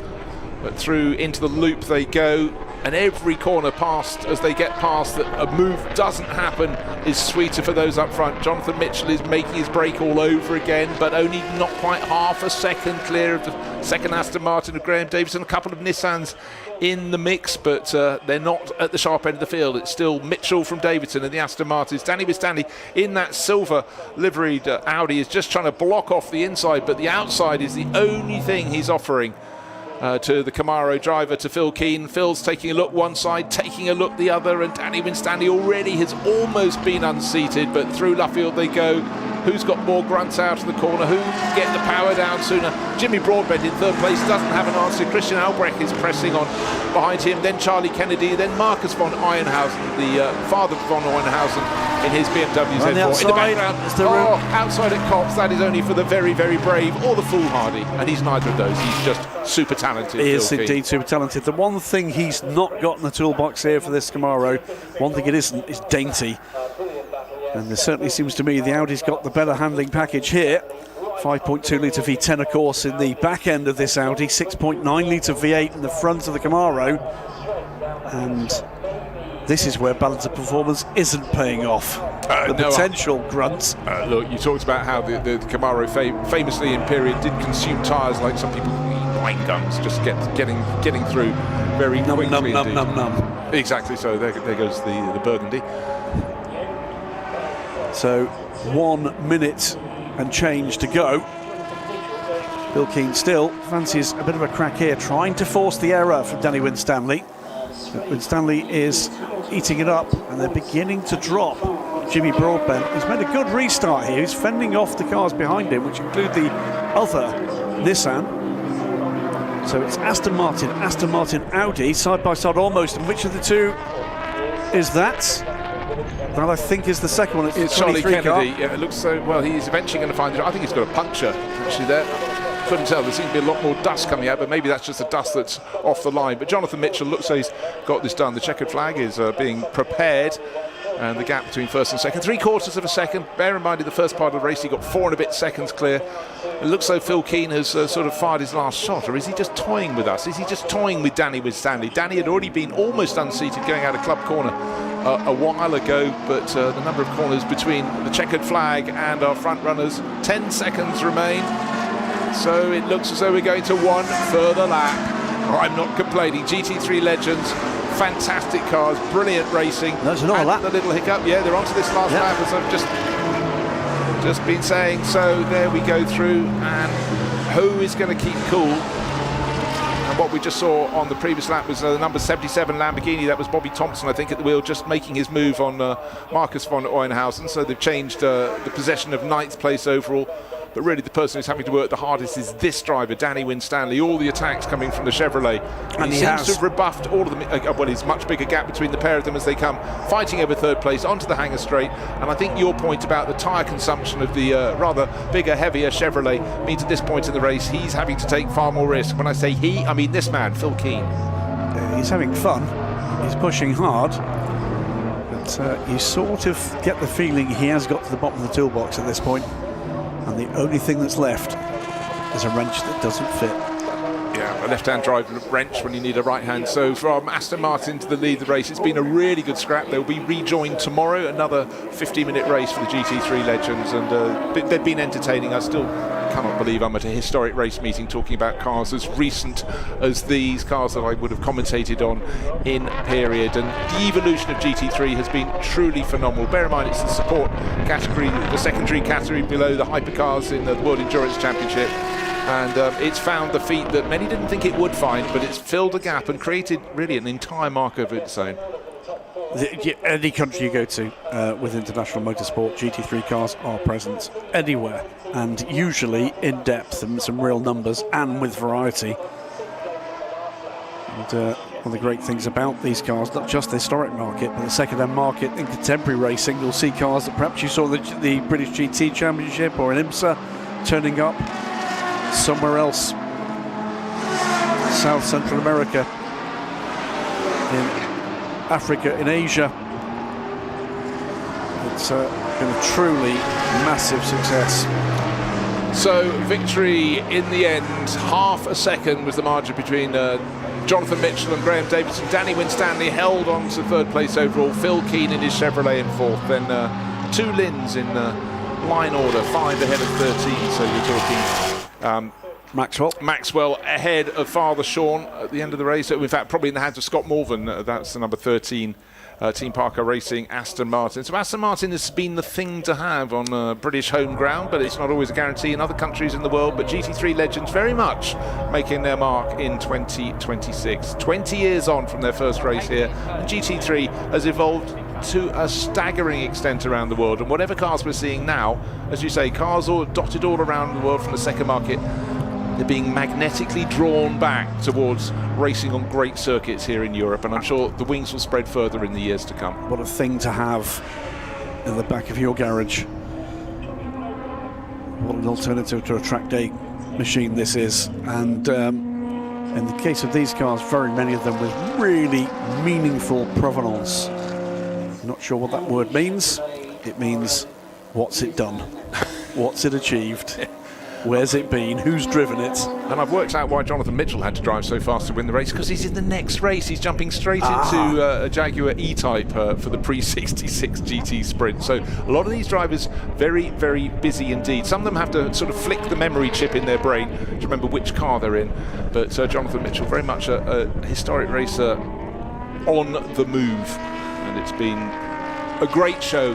Unfortunately, we had the little incident at the start that led to the second attempt to get it right, and a few cars being left at the side of the circuit. But 26 cars came out to play, and at the end of the race, I still think we got getting close to 20 of them making it through to the finish. A few sort of slightly late retirements. Worth mentioning, by the way, at what is this 5:20 local time here at Silverstone at the BRDC Classic. 2 more races to come, as you quite rightly said there. We've got an hour race for the pre-66 GT Sprints, and Martin Haven in the background giving his childhood notes, contemporary notes for those pre-66 cars that would have formed part of the entertainment he had up to his middle teens before 1966. And he'll be, of course, back in this chair as our expert, watch those cars in period. And then Alice, the much younger commentator, back in the chair for the Endurance Icons. Well, let's take a look at the results. It was a race of great interest, the GT3 Legends. First of their 2 races here at Silverstone at the BRDC Classic. And Aston Martin from Aston Martin, Jonathan Mitchell from Graham Davidson, Danny Winstanley, great run from him in his Audi to come home third. Phil Keane, well, he managed to sort of make do and mend, if you will. He had a 60-second extra stop relative to his rivals. Most of them would have to serve 20 seconds extra, and the timing of the safety car saved him. So the first 4 cars got clear. Best of the rest behind them, as they did finish in that order, was Max Lynn, who came home in with Jimmy Broadbent to take 5th place overall. Very, very enthralling race, and a lot of people delighted to be out there. And for Zach Brown, a chance to race with his son Max, that would be very special. They came home in 14th position overall in a McLaren that Zach, of course, raced in period in British GT. So a lot of lines being sort of drawn to make this picture, and a lot more to come from GT3 Legends. So really good fun this afternoon here at Silverstone. And let's take a look at the start. It was all cool and calm until about now, where the Mercedes from the outside just swept across and just clipped the nose of Nick Sampson. Round they went, and everyone behind just playing the guessing game. Which way shall we go? A little bit of contact, and a couple of cars ending up out of the race in the gravel. So we had to wait for the restart of the race, and when it got going, well, it was just a chance to see all the cars that used to race in period. The Lamborghinis against the Audis. There is Zach Brown in his McLaren, run by United Autosports today. He still has his cars run by them now. The Nissans were going very nicely indeed. Max Lynn putting in a good run there. A little moment, actually it seemed to be the Lamborghini Gallardos that seemed to be the ones that were either tipped into spins or had their own. But Jonathan Mitchell controlled things from the front, and then of course the safety car period caused this is what caused it. It was another Lamborghini clattering into Christoph van Ooyenhausen's gorgeous looking BMW Z4. The safety car came out, it gathered the first 4 runners, then on the release everybody had caught the tail, and we were waiting for a move from Phil Keane in his dark liveried Chevrolet. It didn't come. A moment that Danny Winstanley ran a little bit wide. Others were running out of tyre life later on, but through to the end of the race, it was the Aston Martins, first and second, in that order. Jonathan Mitchell ahead of Graham Davidson. Great run from them. So I tell you what, we've seen it out on the track. You've watched it on the screens. Let's go down and find out what happened Mark Werrell is our man on the microphone. Grab a word with our race winner, Graham Davidson. Graham, the safety car made that interesting towards the end. You gave it everything to catch Jonathan Mitchell, but couldn't quite catch him. Yeah, another lap or two might have made for an interesting fight. But yeah, the safety car kind of took a bit out of it, and really difficult to get the tyres back into the right operating window. So it took a few laps, and there was people sliding around, including me. But no, it came good, and the car felt pretty consistent, so happy. The wind's got up a little bit today compared to yesterday. Did that affect it at all? That thing's too heavy to be pushed around. It's I didn't notice it. So second today, we've got another race to look forward to tomorrow. What can you do there? Well, it's nice to get the first one out of the way, build a bit of confidence, because I'm not racing very often, just a few times a year, and now I'm comfortable with the car, the track. I know what to expect. I'll push a bit harder tomorrow and see if we can get the top step. As somebody that's won the British GT Championship, not necessarily in this particular car, but in an identical one in reality, when you hop back in, does it sort of bring back memories and feel like putting on a set of old slippers?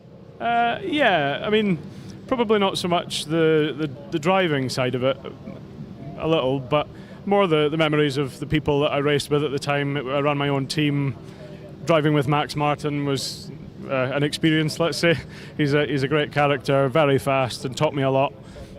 Before Johnny kind of did his thing with me, and yeah, it's fantastic to still have the car, still race it, and nice to do it in front of a great crowd with some pretty awesome cars. And well, if you look through the entry list, a lot of cool names, a lot of prestigious drivers there. So nice to be at the front of that. So yeah.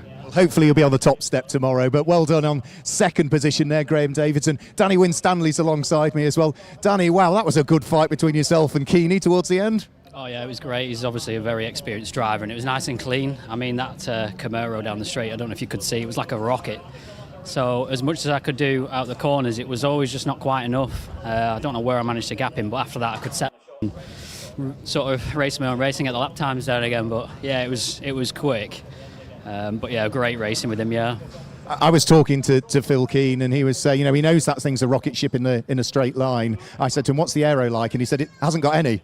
No, I mean, well, to be honest, yeah, the R8's definitely a little bit more in the corners. I could see that, and that's why I managed to get a bit of an advantage. But yeah, it definitely more than balanced out, though, I'll say that, because it was so quick down the straight. It's not much you can do. You're like a sitting duck, so... But no, it was a great race. Yeah, that was all we had today, so that was all the pace in the car. But yeah, it was really... See what you can do tomorrow in a car that's, I suppose, still fairly new to you. What have you had, about 12, 18 months? About 12 months, and that's my fourth or fifth ever race, third this year. But yeah, we'll see how we go tomorrow. I think the longer race suits the R8 because it does look after its tyres a little bit better. So that I lost my advantage a little bit there because of the safety car and the shortened race. But yeah, we'll see. Long race tomorrow, and hopefully the car's quick at the end again. We hope so as well. Thanks for keeping us entertained. So that's all for the moment. Let's go back upstairs to the commentary box. Thank you, Mark. Entertaining stuff. 50 minutes today, 50 minutes tomorrow, and safety cars often affect the cars that struggle with tyres to their benefit. So we'll wait and see what happens. 2 races still to go today, so just the 90 minutes of racing before we bring the shutters down on Saturday evening. First up, we have an hour, a pre-66 GT sprint. Hour sprint, okay? Let's just call it a race. So pre-66 GTs, exactly what you expect to see. Mustangs, MGBs, Austin Healey's, Jaguar E-types, lots of Cobras and Cobra Daytona Coupes as well. A real spread of different machinery. So let's take a look at what the pre-66 GT Sprint is all about. The Pre-66 GT Sprint is a brand new addition to the Motor Racing Legends programme, and it brings a real energy shift to the weekend. This is classic GT racing, but with a sharper edge. Cobras, E-types and Austin Healey's, exactly like the one raced by Paddy Hopkirk at Brands Hatch in 1965, clash in a fast-paced 1-hour format.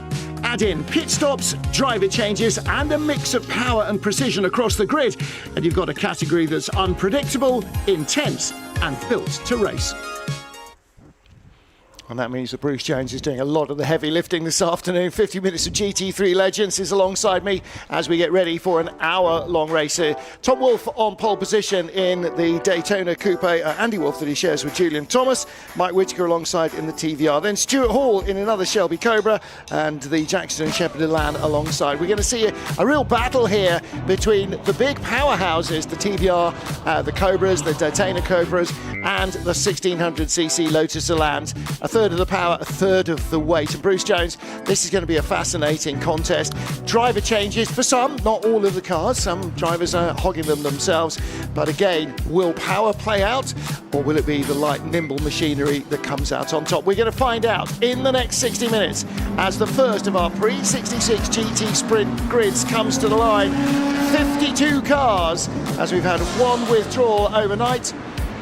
And we go green with the Julian Thomas, Andy Wolfe, Shelby Daytona Cobra, the dark blue car with the white stripe, taking the lead from the pale blue TVR Griffith 400 of Mike Whitaker. Those two the fastest in qualifying. They traded fastest laps, and now they start from the front row of this busy, busy grid. Well, super clean start. I just having a thought that people like Jonathan Mitchell just completed the GT Legends race. They literally had to nip across, get into their Jaguar, and in fact, Jonathan go very nicely. He's the Dove Grey E-Type in the background in about 5th position. But this race to me is about the cars with all the grunt fighting against the nimble 26R Lotus Elans. A whole host of those. They will come on strong later in the race. They will not consume their tyres at the same rate. But right now we're looking at Julian Thomas streaking clear in his Shelby Cobra Daytona Coupe. Mike Whitaker giving chase in his bluff TVR Griffith. That's a car that's got more poke than you can shake a stick at. And then look, that middle order, it's just Elan, but with others in the mix as well. Yeah, real combination of brute force and finesse. You can see red and white Cobra just a little further back. That's the car, I think, of Stuart Hall. 289 Cobra. There's the Ferrari bread van, that odd-looking red contraption, a one-off super aerodynamic version of Ferrari's 250 GTO. That's being driven by the family's fastest brother, Lucas Halusa, and he started down in, where was he on the grid, 15th place. That car will work its way up the order to get the best of runs in qualifying. So we've got everything from big 5-litre V8s all the way down to 1600cc tiddlers. In the inset you can see the podium going on for the GT3 Legends. I'm missing the race winner because he's busy in the main picture. He's out in his, sorry, I'd love to attend, but I've got other things to do. And in fact, Jonathan Mitchell is in 6th place. Oh, what it is to be in demand. Yeah, and that's why he wasn't there for an interview with Mark Werrell, because he'd already had to run from one car through the garage to the other, because it's not hot enough racing in a GT3 car for 50 minutes. You've got to leg it to your next car. But it is Julian Thomas that leads. Traditionally, Julian will start that. Andy Wolfe will take over. Mike Whitaker driving solo in the TVR Griffith 400. Not the only Griffith in the race. There's a Griffith 200 as well, the 2-litre version rather than the V8 version. And the pale green car with the yellow noseband you just saw going through shot, that's David and Olivier Hart's car. And that is another of the Daytona Coupe, so expect to see that coming up the order. Yeah, it started in 12th position, and it's well, actually it's still in 12th position at the start of this lap, but the power will come into play. And look, the gaggle of 26Rs harrying a Jaguar E-Type, and the unusual one there is 165 in that gold. Of course, that's the Ian Walker Racing Coupe version. We'll get a look at that later in the race, but at the moment it's the Cameron Jackson number 33. Pale blue with yellow stripe on it, 26R that's batting above its strength. Number 7, that is Jonathan Mitchell, the driver we were just mentioning, hot out of an Aston Martin V12 Vantage. He must be regretting some of his life choices right now. Yeah, I know. You must hope the calendar and the timetable work for you. You can imagine running through sort of rugby handoff to Mark Werrell, who wants an interview. No, not now. Tossing the sweaty helmet to a helper and trying to get a dry one on. I mean, things that you don't think about that actually suddenly become really important. Car number 7 then, as you say, Jonathan Mitchell, semi-lightweight Jaguar E-Type, and right behind is the Cobra of Stuart Hall. No, it's not. That's the Max Lynn and Scott Malvern Cobra. In fact, car number 13, the red car with the big broad stripe down the centre. The Cobra's here running with the hard top on to give them a little bit more aerodynamics. Right behind the 62 car, Alistair McCaig the scion of the Acuria Cos team. Hugh McCaig, the boss of Acuria Cos, he'll be taking that car over midway through. It's being started by Ben Mitchell, I think. I tell you what, I would reckon Alistair McCaig will be in GT3 Legends very soon indeed, because of course he effectively dragged Acuria Cos back in to do GT racing, and I'm sure he'll be sniffing around the paddock and having a look. But I don't doubt it. I mean, he enjoyed racing at the British GT Championship in GT3 cars in period, so he's probably got a few in the garage, actually, to be honest. You can see the flag blue of the Acuria Cos team on the E-Type, and chasing Max Lynn. Well, that is going to be a combination that could win this race. Max Lynn balanced with Scott Morvan. They are going to be very quick indeed. When you have a two-driver race, you look at the combinations, and Jonathan Mitchell doesn't have a combination, but he has got the key to the door. E-Type's upper position he gains. Simon Moss will be his next target. He's past Simon Moss, so he's up into 4th place overall. Then he's got to set off after the Cameron Jackson little Lotus Elan 26R pale blue with the yellow stripe. That's in 3rd place, but now he's got clear of the traffic. 3 places gained by Jonathan Mitchell already. Just settling down, settling in. He's absolutely flying. He went by that red and white Daytona Coupe of Graham Moss like it was standing still. Now there's been a little problem for the Jetta G4R. So that car, Mark Williams, started in 20th place, and actually he had a good start, battling with a couple of big Healys, and he's dropped down a few places. So we'll catch up with that in a moment as we get back to our leader, Julian Thomas. Yeah, just looking to see where he's finding his advantage.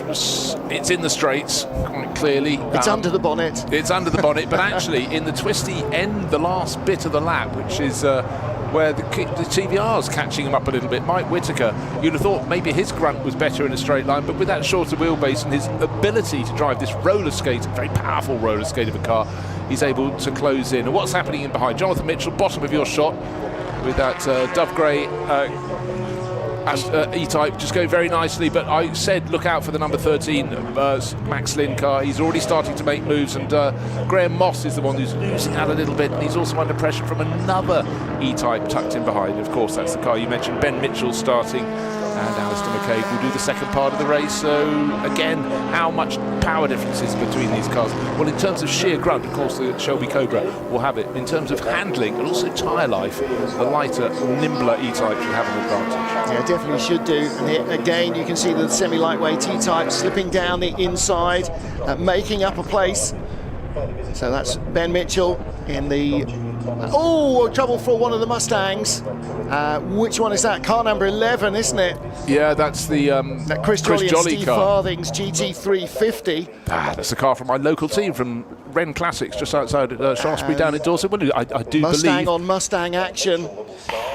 Oh dear. Pivot across the nose, unfortunately, there, and that was the Alexander car, number 122. Yeah, James and Tom Alexander, not sure which father started. and son. But that's on its way into retirement as well. Yellow flags are out, but with the car in the gravel, Bruce, I do fear that we may need a safety car to rescue it. We got out of the gravel, okay, so that might be clear then.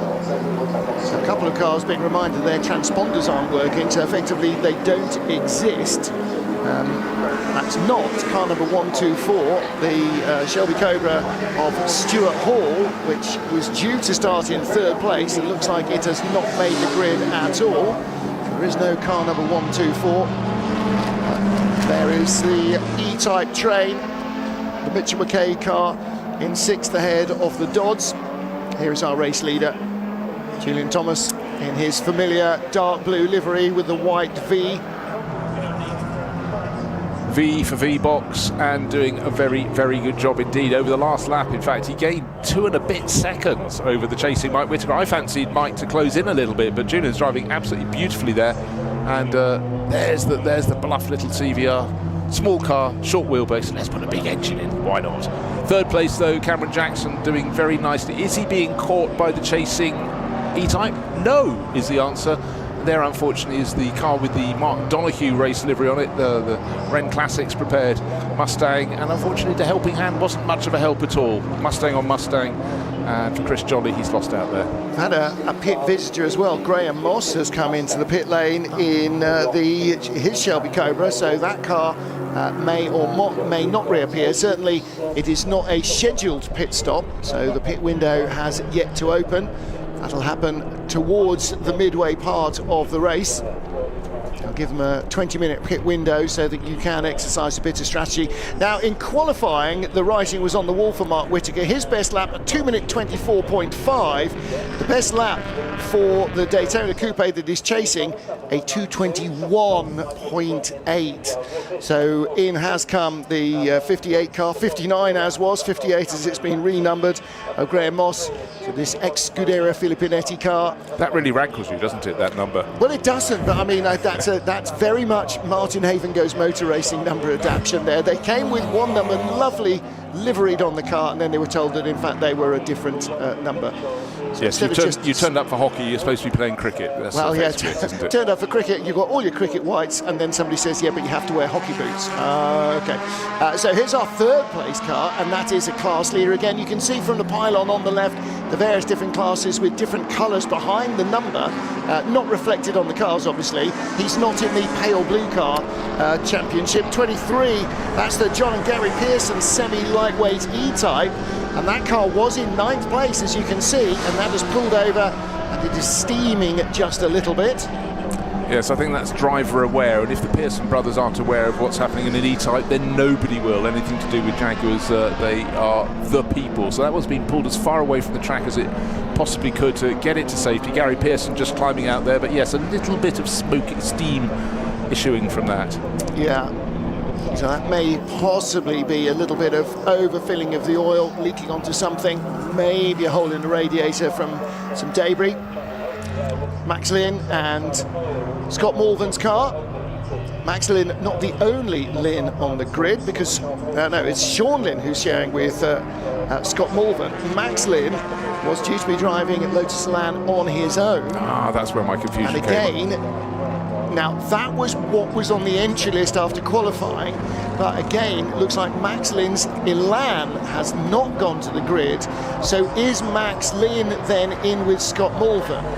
I don't know. I just knew he was in the race, and I might not have read my notes properly. Now, it's great to see, what's this, a bread van? What do you mean a bread van? It's a Ferrari, clearly, you complete buffoon, a Ferrari 250 GTO, but decided, much like the Shelby Daytona Cobra Coupe, to put a longer body on it to make greater stability down the Mulsanne straight at the Mans. It came and someone thought, a Ferrari can't look like that, can't have a camtail. Well, if it makes it faster, it jolly well can, and the name has stuck. At the moment, that's not at the sharpest end of the field, but certainly Lucas Alusa has an awful lot of fun. 250 GT with the longer body, but the fact it's being harried by a Elan seems a little bit cheeky, one feels at the moment. Well, again, yeah, the GTO sort of came very early 60s, the Elan a little later, and car number 173 goes by, and that's Conor Kay. That is a change for position, so Conor Kay moves up into 10th and demotes the bread van down to 11th place. Here comes car number 7, Jonathan Mitchell, the Doug Bray car, passing an MGB. Big lock up there right behind from Sean / Max, is it Lynn? We need to find out a little bit more about that with the car he shares with Scott Malvern. It may be actually that Sean Lynn, who is effectively motor racing legends and sort of running almost everything in most of the races here, has just decided, actually, I really don't have time for this, or I want to make more time for my clients than to go out and have a jolly myself. And so, okay, Max, you take over. Because if Max's car isn't on the grid, you sense that he may well be racing in place of Sean. Well, you don't know. I mean, Sean definitely wants to. He doesn't come here and not wear his race suit, does he? So, you know, I think it probably is still Sean, but they're going very nicely indeed. But what we've seen in the last few laps is a picking up the pace from Jonathan Mitchell, or more to the point, a dropping of the pace from Cameron Jackson in that pale blue and yellow Lotus Elan 26R, holding down 3rd place. I didn't see if there was a problem, but the gap closed by 2.5 seconds. So Jonathan Mitchell is within a second. Well, much closer now. Here we have that 3rd place battle, and oh look, in a straight line. There's no way the Elan 26R can hold off a well-driven, more powerful Jaguar E-Type. Deep into the corner they go, but sweeping around the outside, getting the job done there is Jonathan Mitchell. So he goes up to 3rd place. Cameron Jackson's going to see if he can hang on in that Elan, but really, you know, oh, well, he's smoking. Yes. Oh, he's putting oil on his own tyres. The tail swinging around. The wheel's coming off. That's what the smoke is. That's where the smoke has come from. Yeah, the spinner is still attached, which means the hub has come off the suspension. So he's bailing out. He has no idea what's gone wrong with the car. but he will find out fairly quickly. Well, I tell you what, that was exquisite driving to control that. As it, oh, right, I just a little loose at the back, a little looser than loose, I'd suggest. But that's gone flat as well, hasn't it?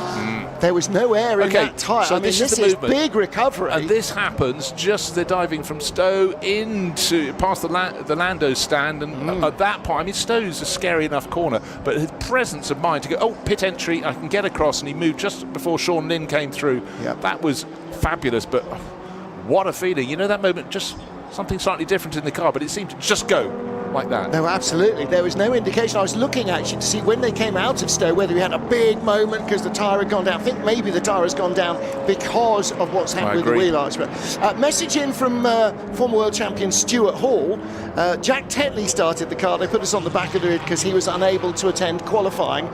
So it is Jack Tetley who has started car number 124, Cobra 289. So I'm going to have a... And they're in 24th position. Yeah, all right. Well, in that case, he's doing a pretty stand-up job, isn't he? Because he started last out of 52 cars, so he's already halfway up the grid. That's pretty impressive stuff from Jack Tetley in the 289 Cobra, and Stuart Hall will take that over midway through. So thank you for that, Stewie. So it always helps when you've got friends in the commentary booth. So that's not our race leader, that is our race leader. But actually, what is so fantastic, just seeing the shot of the number 22, you've suddenly got a Cooper Monaco, only a few years old, about 5 years in most of these cars. It looks as though it's a car from another age. And at the moment, Greg Heacock's driving that, having battles with other cars, but, you know, it is a little bit mix and match. But it also looks how like it would have been in period. It also looks like it's the tender that should be hanging off the back of a Daytona Coupe for where it runs out of fuel. You can get into your Cooper Monaco and drive off to the petrol station in it. So here is Lucas Halusa in the bread van. Back up to 9th place, got ahead of Connor Kay, who is now harassing him. So I imagine that might have happened, where should we say, maybe on a straight somewhere, where the Lotus is outgunned. So in fact, that is Connor Kay, that unusual look. They've done something with the headlights on that car, the 26R. And a little further back, you talked about the Ian Walker racing car. That's in an invitational class on its own, driven by Diogo Ferrao and Martin Stretton, car number 165. That's down in 13th place, just a couple of spots further back.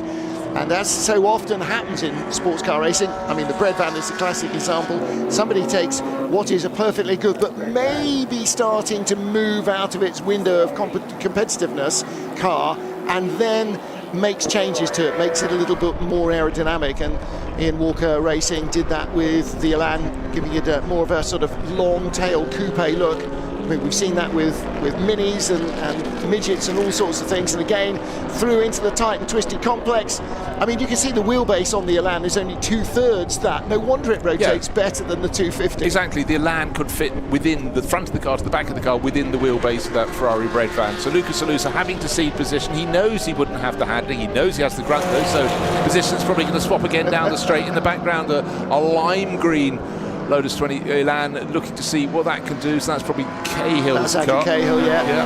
And Andrew Jameson will be next up behind him. And then the Ferrao and Stretton car. So it's Elan central there. In the same way that in a lot of historic touring car races, you get a big clump of Mark 1 Lotus Cortinas. Here, cars sort of follow form as well. We get a bunch of MGBs racing each other. The E-types will often be close together. The Cobras close together. The Elans close together. Well, in fact, we just Speaking of Mark 1 Lotus Cortinas. Well, okay, Carl, we need we'll to see look. some of them shortly. Okay, this is Sean Lynn in 4th place overall, the red number 13. He's being harried very, very hard. Jonathan Mitchell is, there's another Mitchell, that's Ben Mitchell in the mix as well. Catching them all is David Hart in that number 41. Shelby Cobra Daytona Coupe, that's the sort of pale green one with the yellow band. So suddenly we've got a real gaggle of cars. There's another car in behind in 7th position, another E-Type, that's the Dodd family car. Graham sharing that one with James, but at the moment with 3 cars together, and as they fight, that other E-Type is closing in. Great race this is going to be. 1 hour long, we've almost got to 1/3 distance. Out front, nearly 10 seconds clear though is Julian Thomas, but the real racing is just that little bit further back. And unfortunately, oh dear. That's David Methley in the 1800cc Marcus. We saw a 3-litre Marcus GT a little earlier. in our road sports category. This is the earlier version, 1800cc B series engine, I think probably in that car. Originally they came with a 1500s GT4 Cortina engine or might be the 1800 Volvo in that car. But on the inside comes, do we think David Hart started? He tends to, doesn't he?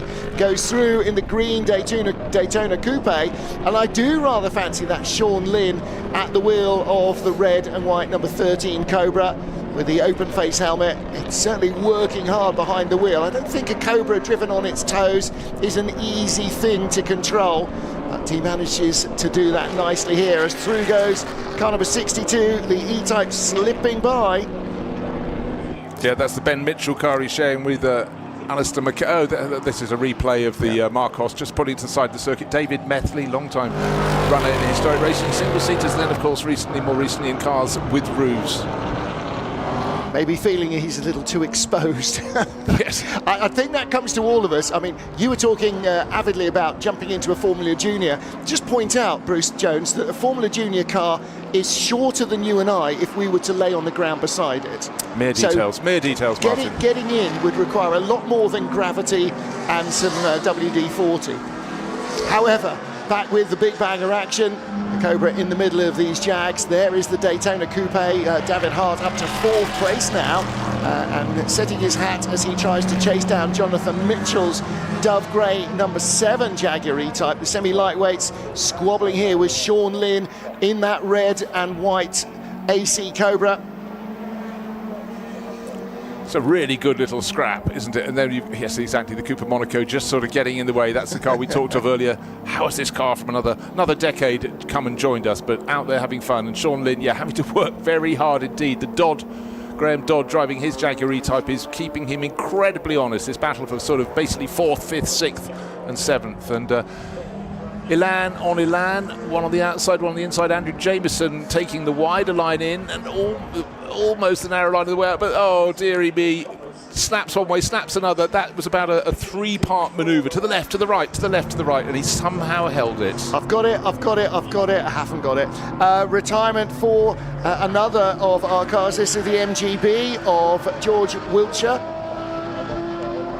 So pulling over to the side, rather nice old English white. Yeah, this is a car you can see from the sign writing on the back. This is races in the Generations Trophy, something that motor racing legends run, where you have to be related to the person you share the car with, and it can be all sorts of generations. Some of them go across 3 generations, but today getting that extra track mileage. Unfortunately, I was going to say push has come to shove, and he's gone off the circuit. That is push and shove from the Marshals. So it's been a long day for the Marshals as well. They were on post at about 8 o'clock this morning. It is now coming up to 6 o'clock in the evening. It's been a hot day at Silverstone, not 35 degrees, but it certainly felt like 25 degrees, and they've been out in the sunshine all day long. So as ever, as we heard from Rudiger Friedrichs earlier, thank you so much to all of the Orange Army who make racing possible, volunteering their time and their manpower and womanpower and their efforts to keep cars on track and to keep the drivers and themselves safe when the cars fail them. Very much slower Lotus than nature intended, and rolling to a halt.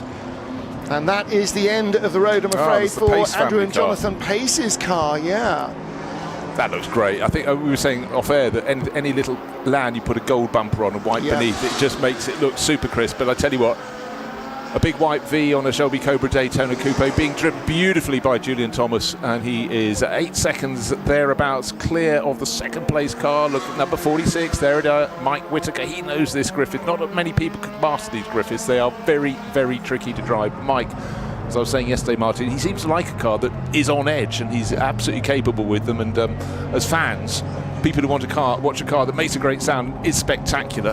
Well, that works. Well, that works well, doesn't it, with this car? It's overpowered. Even with those big fat slicks on, it is still overpowered. And spends a lot of its time being driven sideways in the way in which nature intended. So the TVR Griffith 400, and there's the bread van. Not under pressure from an MGB, he's just gone by that, but has Lucas Halusa, he's lost a place to Conor May again. So that's Conor May just in front in the white Elan 26R. And again, Halusa steaming down the hangar straight, not quite close enough yet, but as they're in the all MGB region of the field, The cars, as they get to them, will be going more slowly. So if the Elan catches an MG at the exit of the Vale, for instance, and can't get through in Club Corner, then it may well be a chance for Halusa to spring a surprise. Yeah, again, just looking at the lead gap, it's staying at around 8 seconds, but this race, an hour long, we've got 24 minutes or so still to go, so still plenty of time for these battles to work out, but Lucas Halusa is having a lot of fun. Or maybe he's not, maybe he's going to just get off my tail, but he can't, can he? Connor Kay is quicker in the slower stuff, and Lucas is quicker in the quicker stuff, so they probably make a very similar lap time, just in very different ways to each other. It'll be lovely to actually see a trace of their cornering lines, yes. Somewhat different to each other, one feels. Yeah, 100%. But also, the simple fact is that the Ferrari bread van had probably a choice of 2 corner lines, whereas the Lotus Elan probably has a choice of about 5 at any given corner, and again, looking so nimble, but then not having the horses. But Connor Kay is having a classic scrap, and at various points that little Elan is very hard to see for Lucas Halusa, and I think that's what Connor Kay is working on. I'll pretend I'm going left, I'll go right, then I'll go left again, working hard, and he knows he's not taking the life out of his tyres in the way the Ferrari is in front of him, but I'll tell you what, Lucas Halusa, hats off. I don't think vision out of the back of the bread van is particularly easy. You know, got a couple of wholemeal loaves in the back, and a couple of baguettes. And really there's a whacking great window there with even a windscreen wiper. So pit window remains unchanged, but race duration has been reduced from 60 to 50 minutes because we are running late and we'll go up against the curfew. So we're almost halfway through. Pit window is open now, so teams will have to react to what they're seeing on the timing screens. And the people with the more powerful cars will be saying thank you, not because they didn't want the extra 10 minutes or the full 10 minutes to take it out to an hour, because it means their tyres will not be as degraded as they would be if it went at the full hour. 100%. Here's the bread van. So another little stat to compare. Top speed of Lucas Halusa in the bread van, 130.5. Top speed of the Lotus, 124.5. So it's giving away 6 miles an hour in a straight line. So the first of our pit stoppers is in, and this is the number 59, Rob BB MGB. Of course it's a B at the BBB. In fact, in the Generations Cup, it would be the BB's B as well. Too many, I know. And I'm stopping now. It's been a long day, everybody, ladies and gentlemen, boys It's called girls. making your own bed and lying in it, isn't it? It is, isn't it? So Julian Thomas, now, is he heading towards the pit lane as well now?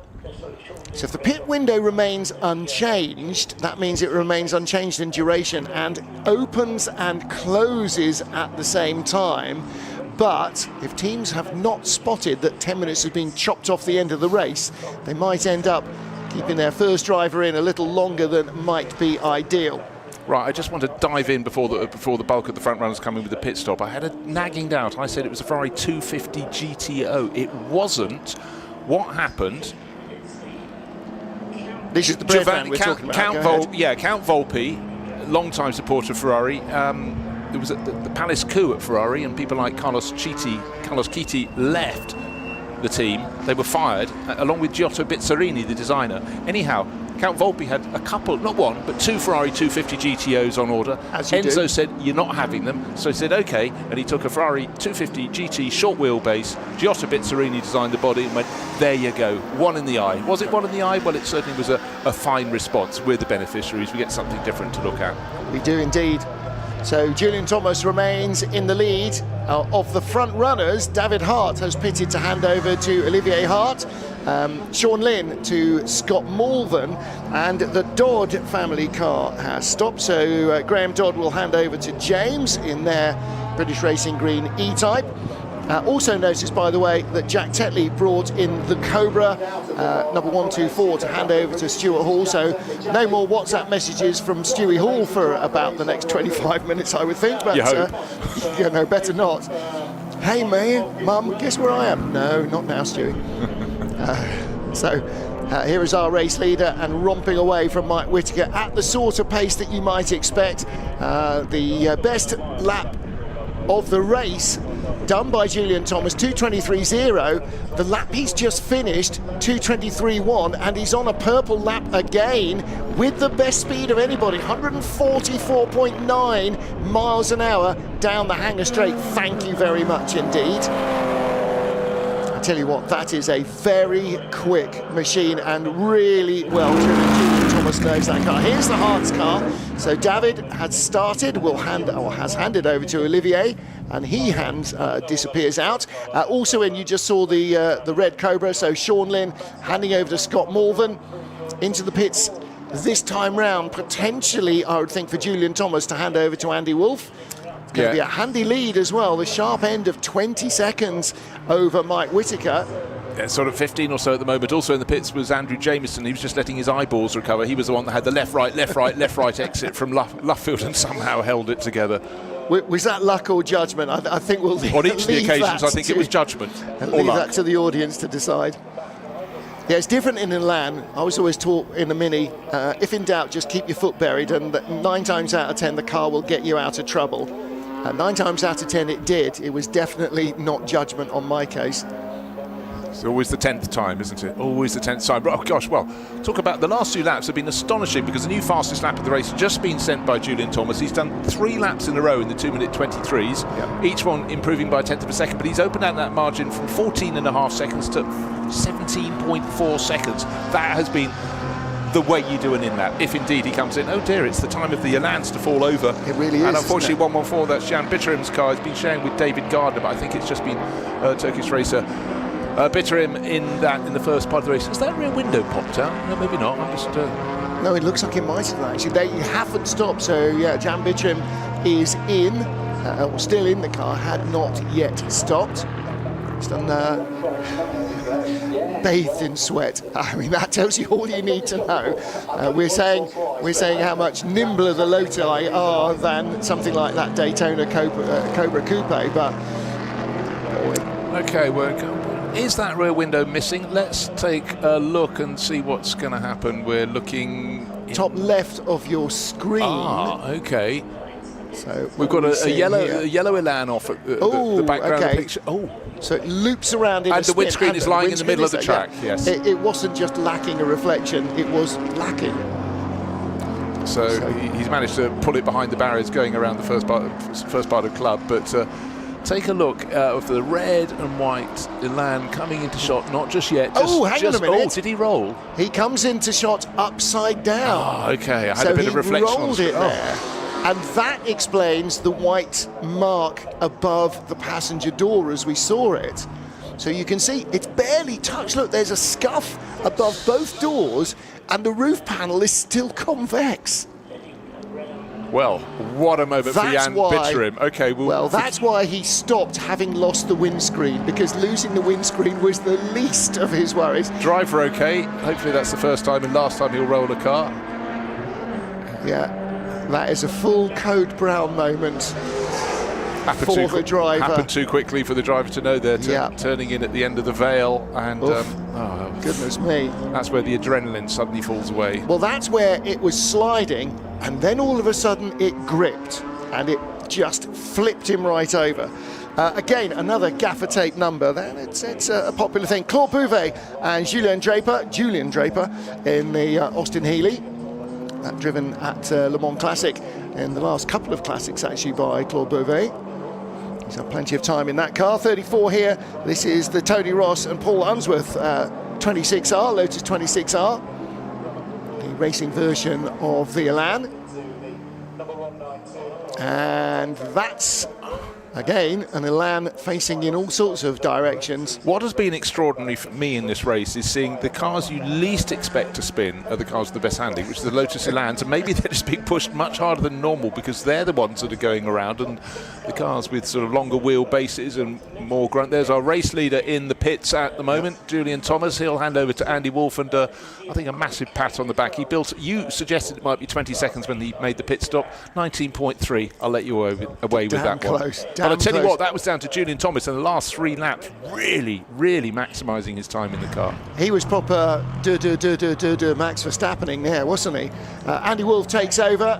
Whittaker is in, Mitchell is in. Mitchell and McCaig will swap there to 2 different Mitchells. So Jonathan Mitchell in car number 7, the E-Type, and Ben Mitchell sharing with Alistair McCaig in their E-Type, the one with the Curia Cos colours and the white band across the nose rather than the white V across the bonnet. So Andy Wolff back out and feeling the car out now, because when you take a car over in qualifying, it'll have done a handful of laps. Here it's done half an hour of racing and more, and actually been ragged rotten as well. So he's got to feel where the brakes are, where the tyres are, how the grip is before he really starts getting into traffic. What you don't want is to lunge down the inside of, for instance, a big Healy, then find out that the brakes have gone. Yeah, the brakes, I mean, the tyres are the ones people always think about, but it's when you suddenly realise that brake pedal is an inch or 2 lower than it might have been when the race was started. But in fact, Julian Thomas, by running on his own, yes, he was running at incredible pace, set a series of fastest laps in the race, 3 consecutive laps in 2 minutes 23, which is remarkable, but he wasn't having to adapt his racing line in any of that. He wasn't really having to work past back markers, so that's been a helping hand. Mike Whittaker has also made a pit stop. After the pit stop, waiting to see what the gap is before. Just remember, it was 19.3 seconds between the race leader and this TVR Griffith, but Mike Griffiths, let's call him by his real name, Mike Whittaker in the Griffith, knows this car incredibly well. So there is half a possibility, even though it's a car that normally consumes its tyres, that he will be keeping his tyres relatively sweet. We will see. And of course, from his point of view, trying to at any rate. Trying his best, but it's all a question of degree. But experience in any car does help you on a warm day. At least keep the life in the car as much as you can. Michael Russell driving solo in his Healy 3000.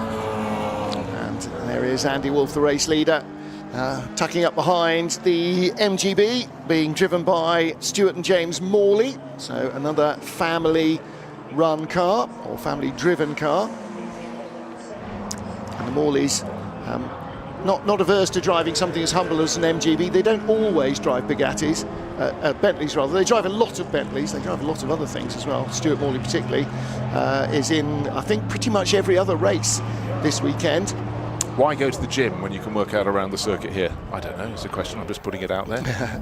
Well, now then, the gap to the leader has come down from 19 point something to 11 point something seconds. So Mike Whittaker, again, having stopped in the car, he knows exactly what the Griffith is capable of right now. And if we pause and wait, here it comes. Got the big Healy coming out in front of it. And then an MGB as well, separating him from the race leader. But Mike Whittaker in second place. Jonathan Mitchell in the Dove Grey Jaguar E-Type semi-lightweight. That is in third place, car number 7. And then Olivier Hart in the green, pale green Daytona Coupe in fourth place. The Dodd family car in fifth position. Graham and James now has taken over their E-Type. And in sixth place, it is... I was going to say Hugh McCaig, I mean Alistair McCaig. I don't think Hugh McCaig's driving it. Car number 62. 70 years, incidentally, since a Curia Cos won at Le Mans for the first time with the Jaguar C-Types. Right, I'm delighted we're suddenly looking at number 7, Jonathan Mitchell. He's holding down third place, but I think the chase is on because David Hart has handed over to his son Olivier. Olivier is really getting the number 41 pale green AC Cobra, well, the Cobra Daytona Coupe.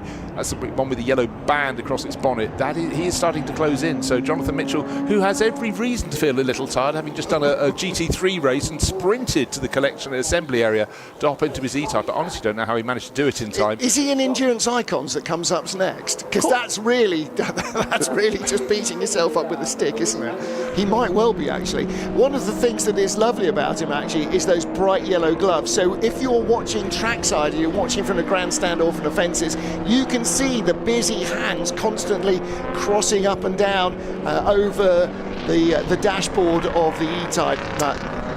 Right. See a similar thing as well from Olivier Hart, because you've got to be busy in this thing. Well, this car, I'm delighted with seeing that. Have you seen Jonathan Mitchell? I've just been looking at their speeds at the end of the, well, 2/3 of the way down the Hangar Straight where they are now, and the speed differential last lap was 5.5 miles an hour more from this car, the chasing Shelby Cobra Daytona Coupe. And so I think with 12 minutes remaining on the clock, David Hart standing in the pits could well be looking at a third place finish, because son Olivier is really, really pressing on. And Jonathan Mitchell, there he is in that Dove Grey E-Type. He's quick, but it does seem that, gosh, with every timing sector, every end of timing sector speed trap, it's advantage to the chasing green and yellow Cobra. Here it comes. Yeah, it really is. 137.2 through the speed traps for the Cobra, 125.6 for the E-Type. So 12 miles an hour quicker, the Cobra down the straight than the E-Type. That's a massive speed advantage.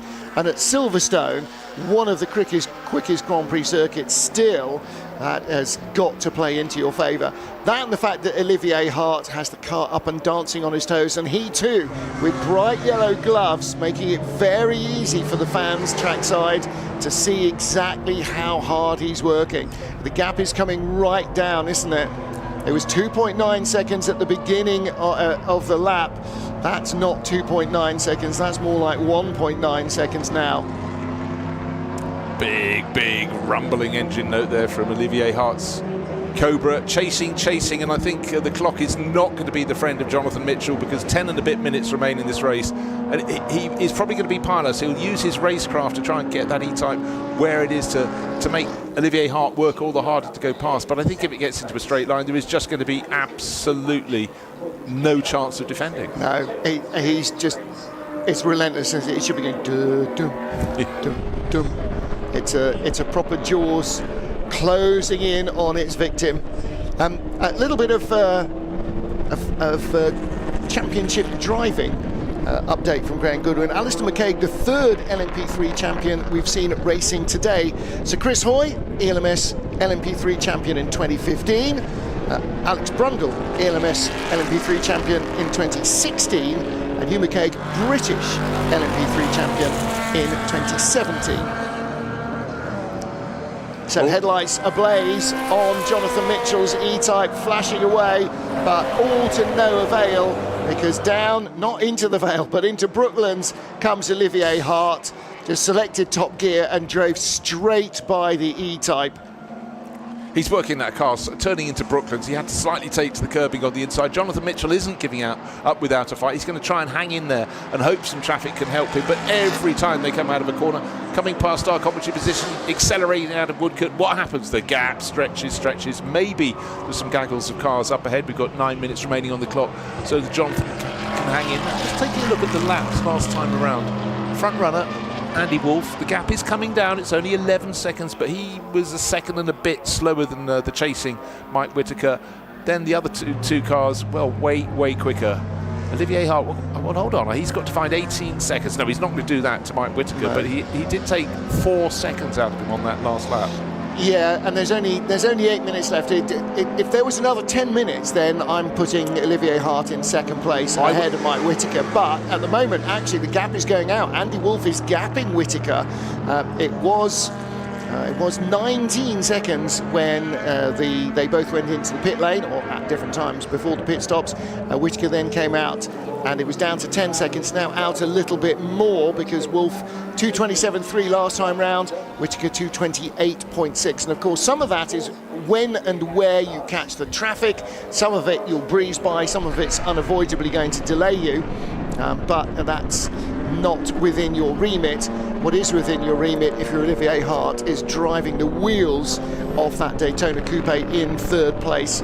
The gap is just under 30 seconds, and in 8 minutes, let's say, what's that going to be? That's going to be, at very best, 4 laps. It seems highly unlikely that he's going to find 19 seconds, 20 seconds in that time.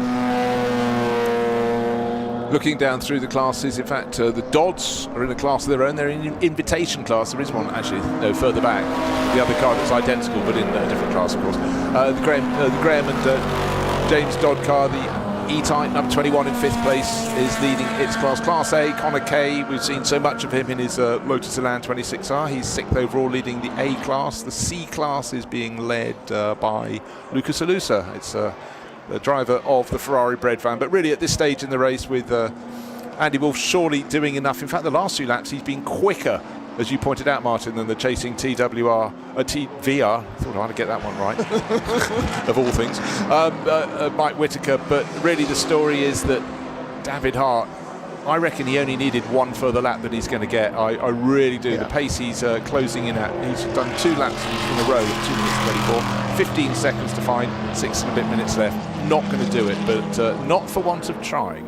And you talked about Jonathan Mitchell not giving up. He is still chasing Olivier Hart. Now, he's not close enough. He's gone out to 3 seconds behind this number 41 Daytona Coupe, and he doesn't have to worry. Olivier Hart, hello, race control message. What is this going to say? I don't think I've got It's anything. not one of the front runners. Stop and go penalty, car number 15. 1-5. It's Lucas Buhofer, Andy Willis, Lotus Elan 26R. So that'll be a short pit stop or stopping, a short stop, so a stop and go penalty for them. There's Lucas Halusa leading his class in 9th place in the Ferrari bred van. It doesn't just look different, it sounds fabulous as well, because it has got that traditional 250 12-cylinder engine wailing away and carving through traffic.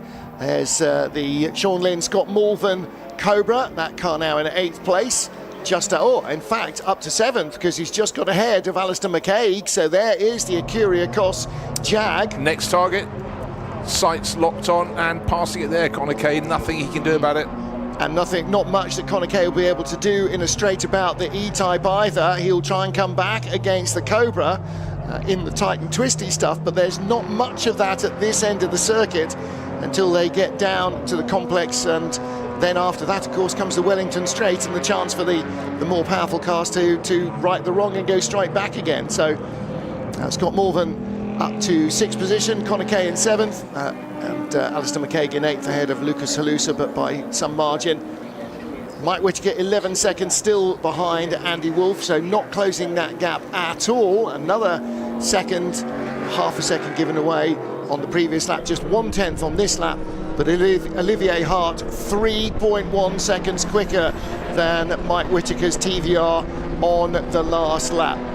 4.5 minutes remain.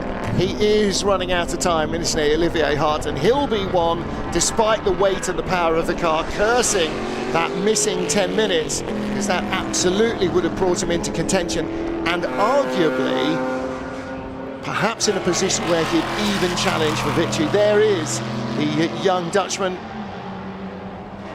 Olivier Hart, in that familiar green and yellow car. I'm not sure actually what racing team livery that is, but it's the one that they've raced for a number of seasons now, the father and son combination, and very effectively too. There is Mike Whittaker, and the gap was 14, 13 seconds. Yeah, he took a second off, but at this point you have to feel that Andy Wolff is going, I've got the job done, I've just got to listen to what my car's saying to me. Ginetta there, no answer at all to the pace of Olivier Hart. You look at if you had those cars' performance figures put onto top trump cards, you wouldn't want the Ginetta if you wanted to win the card game. Well, I don't know, depends if it's on lightweight. Because then you would thrash the bred van, wouldn't you? Yeah, there was always the sort of dud category within Top Trump's cards. There's every car can win against any other car as long as you choose the right category. 120.4 miles an hour top speed for the Ginetta G4, 135.8 for the Ferrari. So you're not winning on top speed there. That's for darn certain. Absolutely. So first to second, 11.4 seconds, and so surely Andy Wolff will take victory shared with Julian Thomas, and Julian was not only quick but consistently quick at the head of the race. Wow. In the early stages. Andy Wolff down the Hanger Straight on this lap, 144.9 miles an hour to a mere 140.6 of Olivier Hart in this Daytona Cobra Coupe. Brief flash of yellow flags down towards the end of the Wellington Straight, and they went off. So it looks like everything is clear here.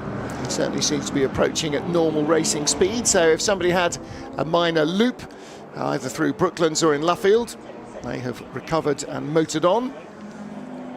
Again, those yellow gloves flashing away for Olivier Hart, but it Yeah, with the extra 10 minutes, or the 10 minutes they should have had. This was supposed to be a 1 hour race because of the delays early on, and the delays in the GT3 Legends race.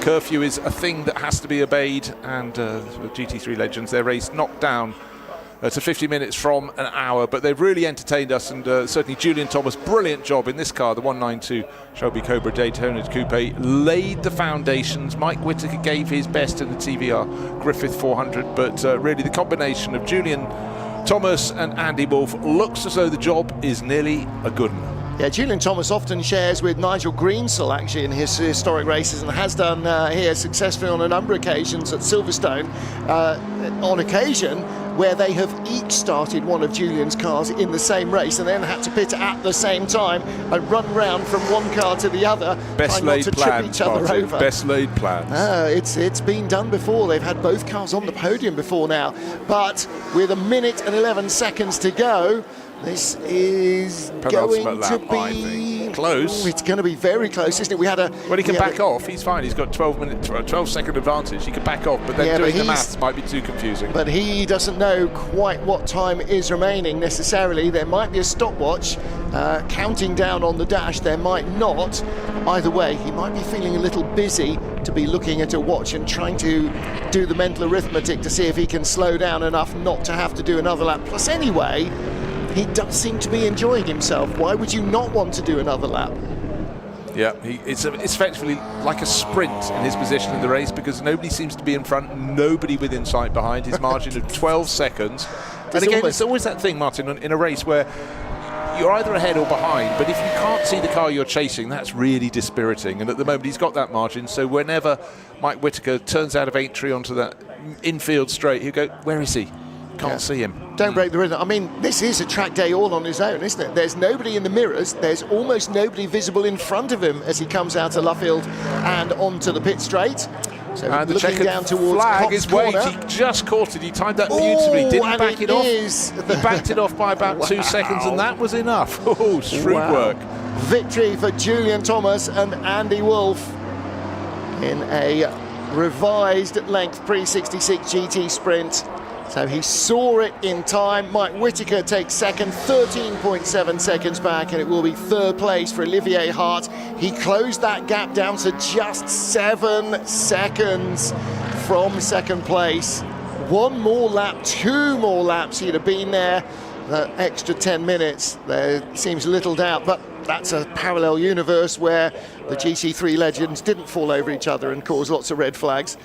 So that didn't happen. Jonathan Mitchell in 4th place in the E-Type. And then the Dodds should come home in 5th spot in their Jaguar E-Type. And that's just gone through shot, I think, as we see the Sean Lynn, Scott Malvern Cobra. There's the Dodds E-Type.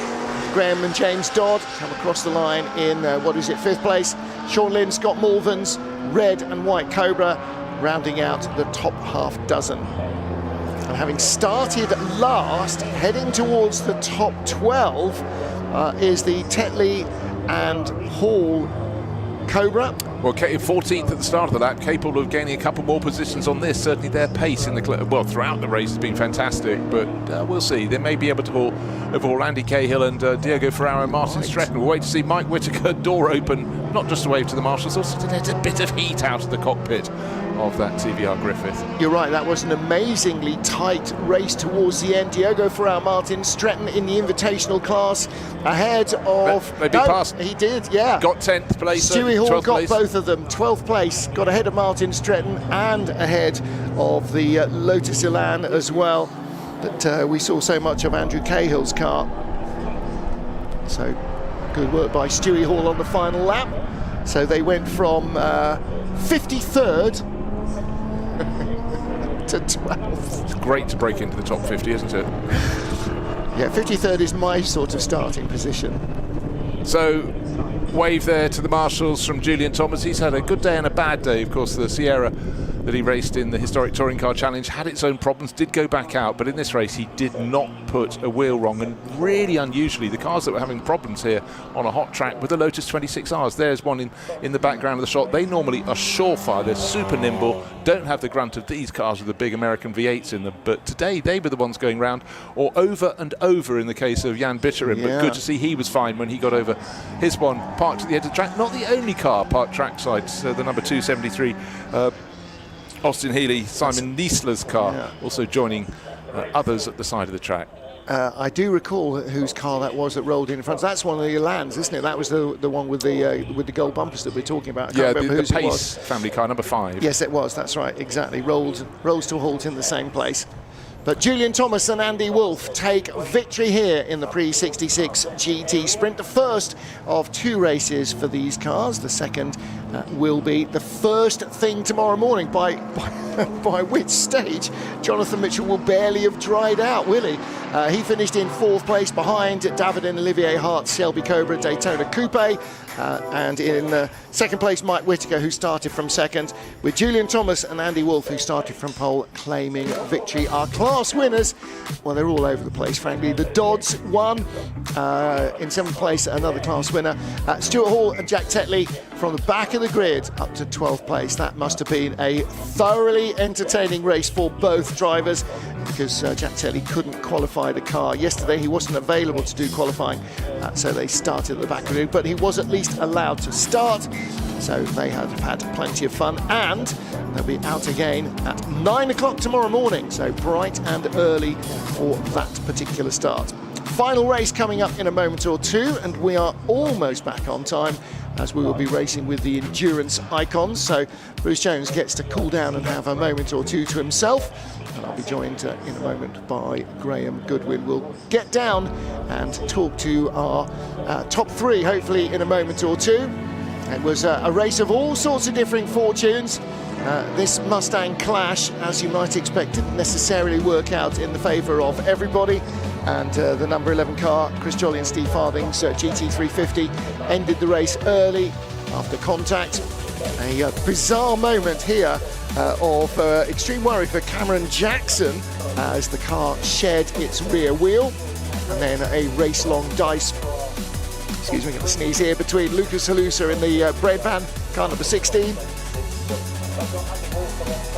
and the 173 Lotus, and then taking over from David, Olivier Hart absolutely flying, going by Alistair McKay, as all sorts of inlands had all sorts of come to me, come to you, I've got lots of problems, and then Jan Bitterin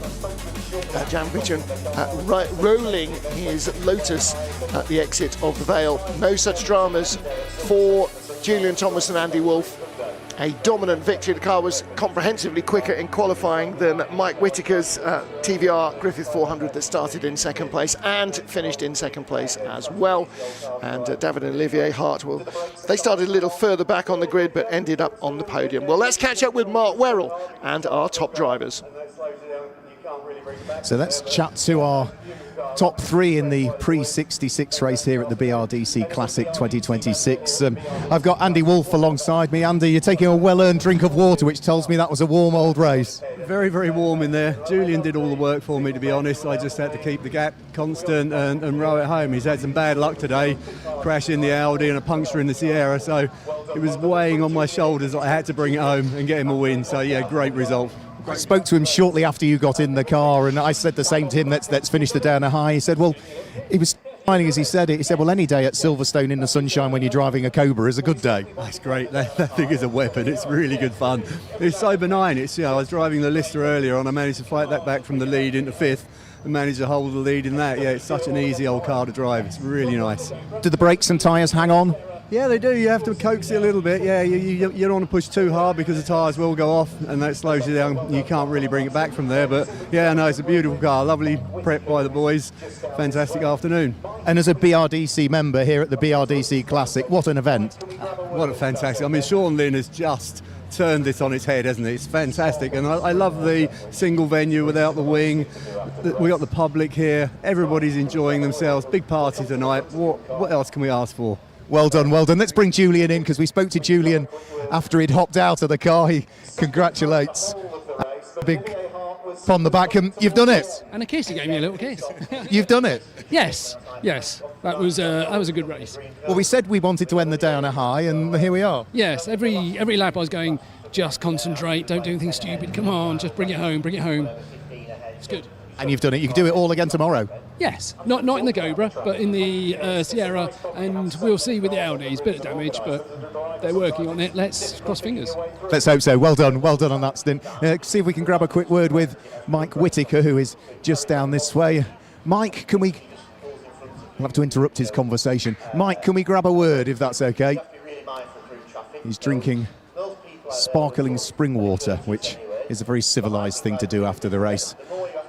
Mike, can we grab a word? We'll come to the front of your car, and then we can grab a quick word.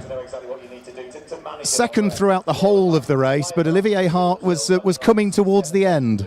Yeah, at the pit stop, Philip said the race has been shortened, and I was like, thank God for that, because I know what's coming, a green Cobra with Olivier in it. So, but I think the last few laps, just talking with Andy there, Andy was like 10 ahead of me, I was like 15 ahead, so you just got to keep a calm head in the traffic then. I was going to talk about the traffic, because when it's a nice problem to have so many cars on the grid as an organised, but as a driver sometimes it's difficult picking your way through. It's a little challenging in that, because unlike the other stuff around us, it has drum brakes on the rear, so it carries a lot of speed, and then if somebody just pulls in front of you, you run out of brakes sort of quickly, so you have to be really mindful through traffic. Most people out there were sort of fairly courteous anyway, but I think like the bigger grids the better. The more you have to weave and dive and find another gear and a bit of grass somewhere, I think it's brilliant. It's all part of it. And you've driven that thing enough now to know exactly what you need to do to manage a longer race. Yeah, we're back. We've been quiet the last couple of Silverstones. I've been like 6th, 7th, 8th, but the team did a bit of work on the car over the winter, did a bit of damper dyno work, and I think we probably punched a little bit above our weight today, coming second. But yeah, good. Down to the driver as well, So, and let's grab a quick word with Olivier and David Hart, who are here. So David, just come in. We'll grab a quick word with you. We didn't speak to you because obviously you started the car, and there was some work to do. Well, there was some work to do, yeah. Yeah, the start was bad, but later on I catch up. You caught up, and then of course hand it over to Olivier. Yeah, yeah, it was a little bit short. The 10 minutes. It was. Olivier, come on in. Let's grab a quick word. You took over and you were pushing hard. Mike, you could probably see him in the distance, but you couldn't quite get there before the time ran out. Yes, the race was shortened for 10 minutes shorter. So I think in those 10 minutes I could have done a lot. We were gaining by a big amount. So yeah, it's a pity that I didn't get the chance to even get a bit closer than what I did. But yeah, well, I had a constant good pace, so everything felt all right, but yeah, I want to be more high up the step, and this is not high enough. We can get you there another time. How was the traffic for you? Gain on some laps, and then you'd hit the traffic the next, and everything you'd caught up disappeared again. For me, traffic, I do like it actually, because I feel like I can read it pretty well, and I remember who's driving in the car, so I can adjust myself to it. That other places I can gain more time, so I'm happy with traffic. We're happy with third for you as well, but hopefully we can see that step higher next time out here. So that's it for pre-66 at the moment. We've got one more race to come up, and that's for Endurance Icon, so let's go back up to the commentary box.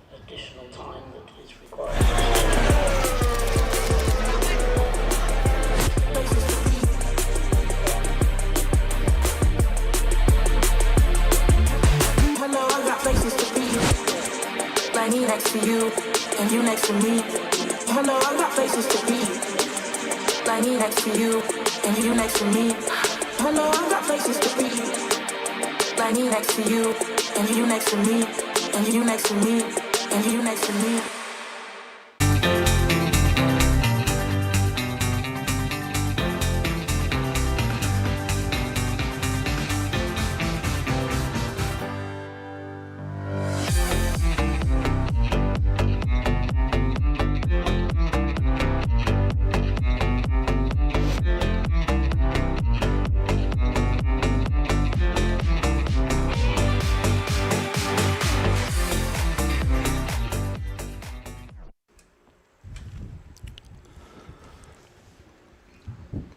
Welcome back to a slightly blustery late afternoon here at Silverstone after a long, hot day of racing. A little bit of breeze certainly won't go amiss among a lot of the crowd, and especially our hard work marshals and our TV camera crew. So thanks to all of them for their efforts today. Final race coming up, just a little delayed. We were due to start at 6:20.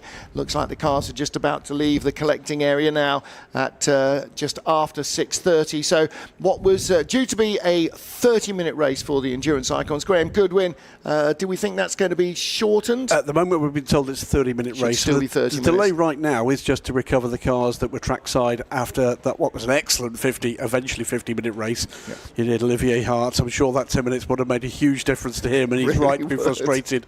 But a moment perhaps to tell everybody what racing we've got tomorrow, Martin. 'Cause Yes. it's another packed day, the final day of a 3-day epic BRDC Classic here at Silverstone. Starts with Top Hat's Pre-66 touring cars qualifying. They will race later on in the afternoon. The Derek Bell Trophy has their second race of the weekend. So we watch the podiums for the Pre-66 GTs with Toby Moody in the fan zone. So the F2 and F5000 cars will be first up for racing tomorrow. That's 9:40 tomorrow morning after qualifying for the Pre-66 touring cars. The pre-war sports cars have their second race mid-morning, followed by Historic Formula Junior, and don't miss that. That was epic stuff today, and it will be more of the same tomorrow. And then the Endurance Icons, we're about to see them in race 1. Their race 2 will be the last race before lunchtime tomorrow. And then Sunday afternoon, the GP Icons, the Formula 1 cars, Historic Touring Car Challenge have their 40-minute race, 50 minutes for the GT3 Legends, as we've got the two Courages coming out side by side, amongst an array of other talent. We'll get to those in a moment. Then the Top Hat Pre-66 touring cars, 45 minutes, and we finish at 16:45 tomorrow with the HSCC Road Sports. Don't miss that, because that's all sorts of epic fun with all sorts of epic cars. But now, Martin, we can focus on the final grid for Saturday. It is the Endurance Icons, and that's the correct title for this formula. It is GT and prototype cars from the start of this century. Yeah, GT Endurance Icons rather sounds slightly more publishable than endurance racing porn. Which That's basically what it is. Which is probably what you would refer to in other ways. So essentially, from the early part of the 21st century, predominantly these cars from the 2000s onwards, and a wide variety of LMP1 and LMP2 machines, and that's represented in the front row. Keith Freezer in the car driven at Le Mans by Nigel Mansell and his sons Greg and Leo. Alongside him is Mike Newton in the car with which he raced in period and has raced almost ever since. Nicholas Halusa and Sean Lynn on row 2 of the grid. Sean Lynn in the number 7 Bentley Speed 8, which was second in the 2003 Sebring 12 Hours. Zach and Max Brown sharing a Ferrari 458 GT2 that won here and at Spa in the hands of Giancarlo Fisichella, Tony Villander and Jimmy Bruni, and hoping that his son Max will be able to race here as well and enjoy that car with him before I think Zach then heads off to the Hungaroring for tomorrow's Hungarian Grand Prix. I think Max will be on his own tomorrow in the Endurance Icons, which means he gets twice as much time behind the wheel.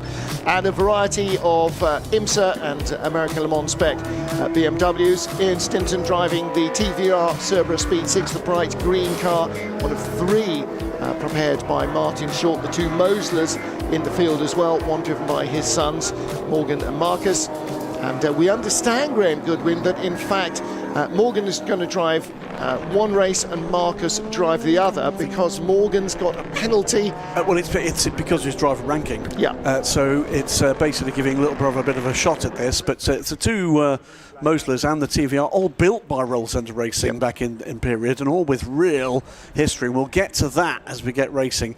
Sorry, I'm distracted by the Cadillac again. I've just had a moment. That car, utterly fabulous looking.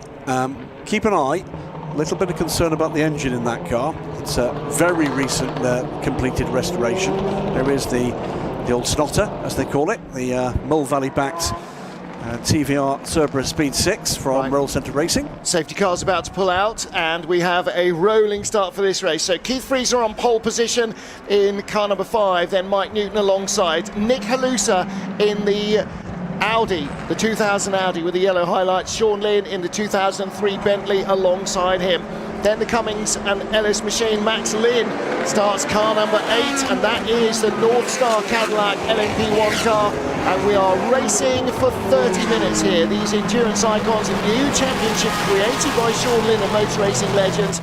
And endurance icons, well, let's hope they endure this half hour. But Keith Freezer in red 5, the car driven here at Silverstone by the Mansells and at Le Mans as well. It raced in the European Le Mans series a number of years back. There is the KCMG car, the Cummins and Ellis machine. And side by side with Sean Lynn's Bentley in a moment there, the Blue Coral GT2 Porsche running through the shots. Just managed to fend off the attack from the KCMG car, but it's side by side with the Caddy now. And the Cadillac, car number 8, just slipping in front. So Max Lynn driving that car, and Sean Lynn in the Bentley, fresh, if that's not the word, I'm sure, out of the Cobra that has literally just finished the pre-66 GT sprint race. So many drivers doing more than double duty here. But Keith Freezer looked strong in qualifying. He really got the car up on its toes. And Mike Newton in the LMP2 MG Lola that was raced in period by the RML team, and RML's Phil Barker still running it for Mike Newton. Mike Newton actually bought the car and started racing it in 2003 and has owned it ever since. So now nearly a quarter of a century driving that car. Yeah, there is Max Lynn. Yeah, double Le Mans winning combination as driver and team number 1 with Tommy Phil Erdos. Barker, and Tommy Erdos, of course, a big part of that through the long time that we saw the RML effort in LMP2.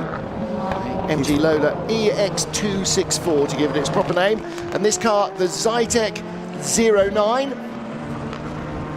And that car didn't last very long at Le Mans. Nigel Mansell in the opening stint had a very sizable accident which caused him a lot of brain trauma.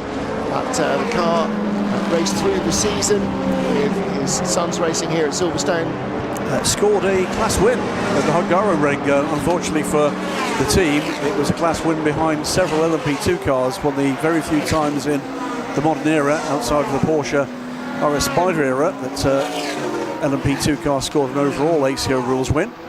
But they got a class win nonetheless in a good field of LMP1s. Factory Peugeot, Orica Peugeots and the Rebellions in amongst them. And look at this, this could be heading into the dusk at Le Mans with the Audi R8 leading the Bentley Speed 8 and right behind the Cadillac North Star LMP.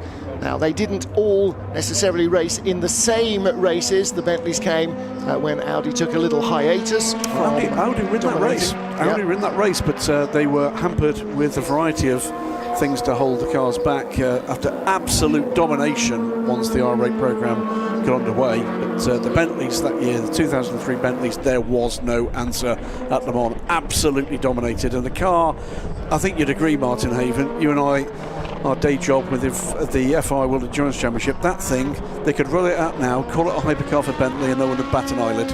No, absolutely. And of course Cadillac back in hypercar as well, back at the front of endurance racing again in hypercar with their current hypercar program and with a V8 engine as well. Ford come next year with a V8 engine. So as in this period, as in so many others of sports car racing, all sorts of different sights and sounds, different ways of slicing the onion up. And of course Mike Newton in second place there. LMP2 came from what was LMP 675, the original LM prototype categories. LMP 900 for the weight of the cars, minimum weight of 900, and the smaller cars, the smaller engine cars, 675 kilos, and they were knocking out something like 600 horsepower with their turbocharged engines. Not always as reliable as they were quick. Keith Freezer then leading in the Zytek, and Mike Newton in second place, 2.5 seconds back. Nicholas Halusa will come into shot in the Audi in a moment or two there. He is a further 2.5 seconds behind Mike Newton. So 3 different categories there. So Keith Freezer getting away here. Mike Newton going with him as best he can in, remember, a more junior class car, but nonetheless, he's got that car on its toes. The Halusa pedalled Audi sticking with the programme, as is Sean Lynn and Max Lynn thereafter, beginning to drop away from a beautiful train. Well, Keith Freezer, understandably perhaps in the newest of the cars at the front end of the field. It's a 2010 car, outpacing the 2000 Audi, outpacing the 2003 MG Lola. Well, it should do anyway, because it's the MG Lola of Mike Newton is an LMP2 car, but now Nicholas Halusa has got the bit between his teeth in the Audi. He's bedded himself in the first couple of laps. These things are not necessarily the easiest cars in the world to really get to grips with. And Nicholas Halusa starting to pick up the pace in that Audi and closing down now on Mike Newton in second place, looking for a chance to get by the LMP2 car, and that should surely come in the straight line. Behind, by the way, in the GT2 standings, 9th overall for the Zach Brown.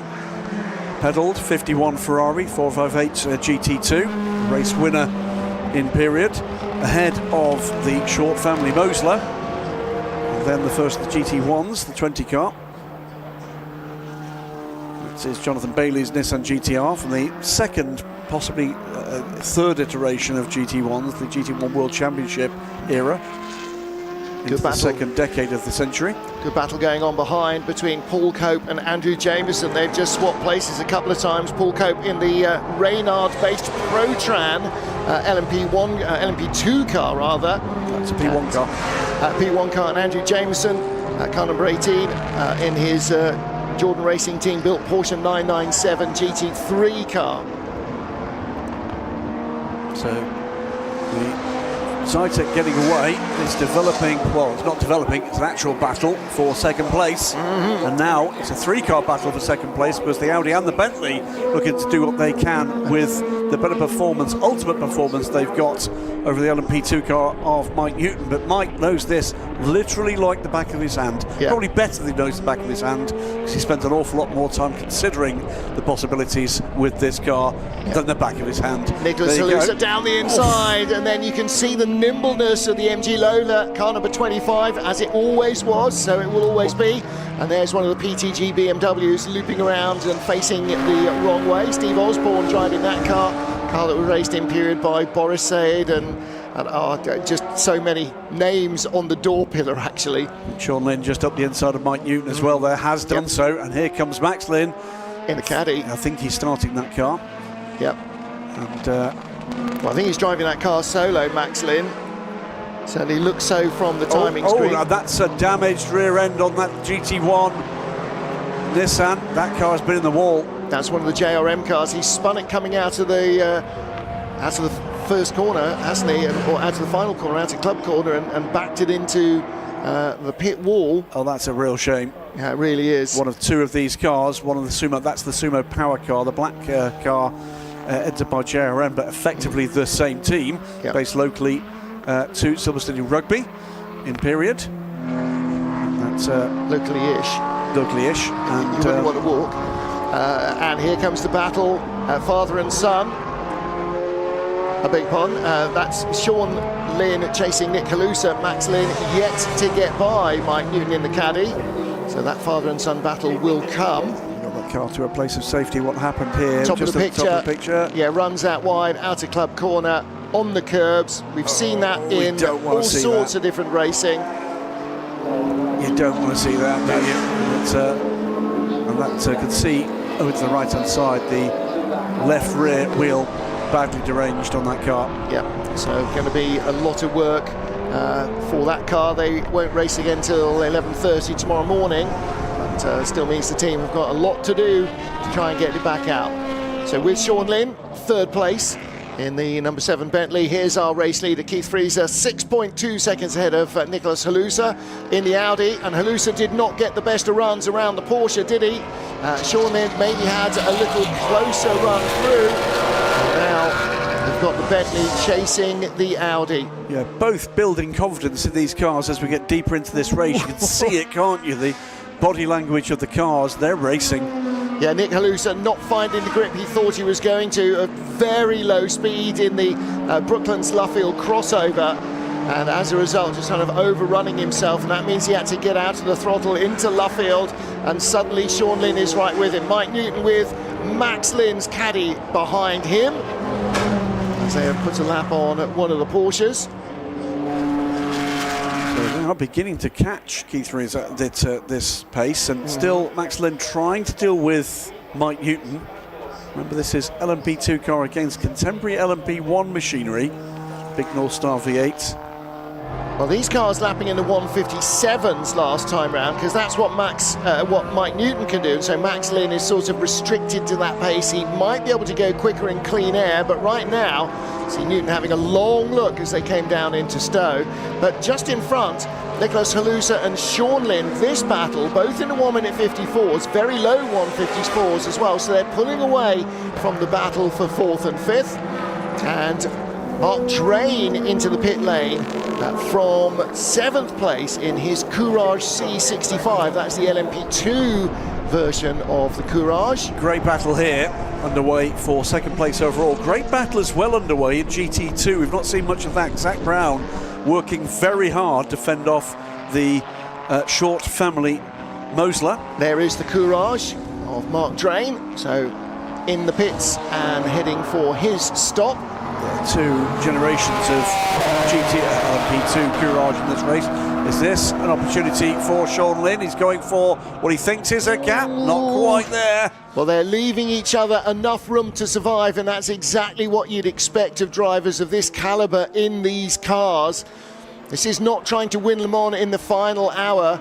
This is a demonstration of just what these cars can do, what this series can be, and it's so exciting the way that this could develop. So many cars out there in private hands that we've not seen racing on a regular, and so it'd be really exciting to see those. A couple more pit stoppers, the Sota and Hill Nissan GTR, Colin Sota handing over to Jake Hill.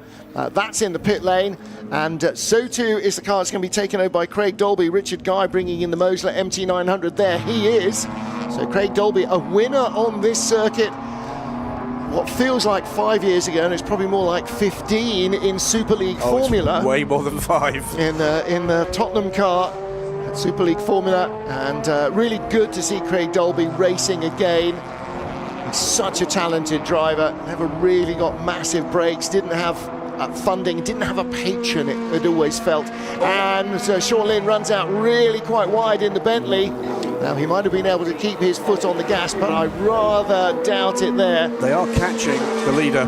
That gap is now down to 2.6 seconds. It was over 6 seconds a little while ago, and this is all about the Audi just finding pace. These Audis, by the way, did race here in period. The Bentleys never did. Were demonstrated at a Le Mans Series race, as I recall, but did not race in period in their home market. So it's great to see Sean Lynn with his prized possession showing off what it can do. And I know Alan Minish is rather too busy with the Audi Formula One team to be watching this, but he was very pleased to see that the old girl still looks good at, 26 years old, very nearly. The Audi that he shared back in 2000. Well, the modern era of mixed-class sports car racing in the UK started in 2000 with the predecessor to this car, the Audi R8R. That race won in 2000, the American Le Mans Series race won by BMW. But it wasn't long before we saw this game changer in sports car racing, the Audi R8, with its initial quick change rear end. I don't just mean the bodywork, I mean all of it.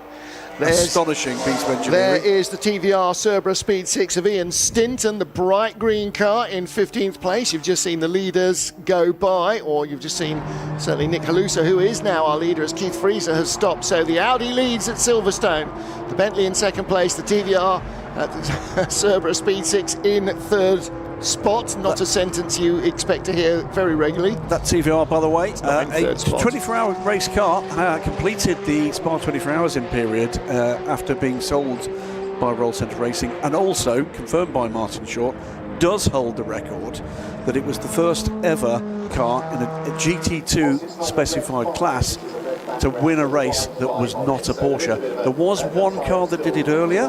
That was a Handstuck PTG BMW, but was disqualified on it with a technical issue. So this is the only one that did it in period and made it stand. Right, Max Lynn has got by Mike Newton. Did we see that? We did not. We did not. So Mike Finesse is now closing in at the KCMG.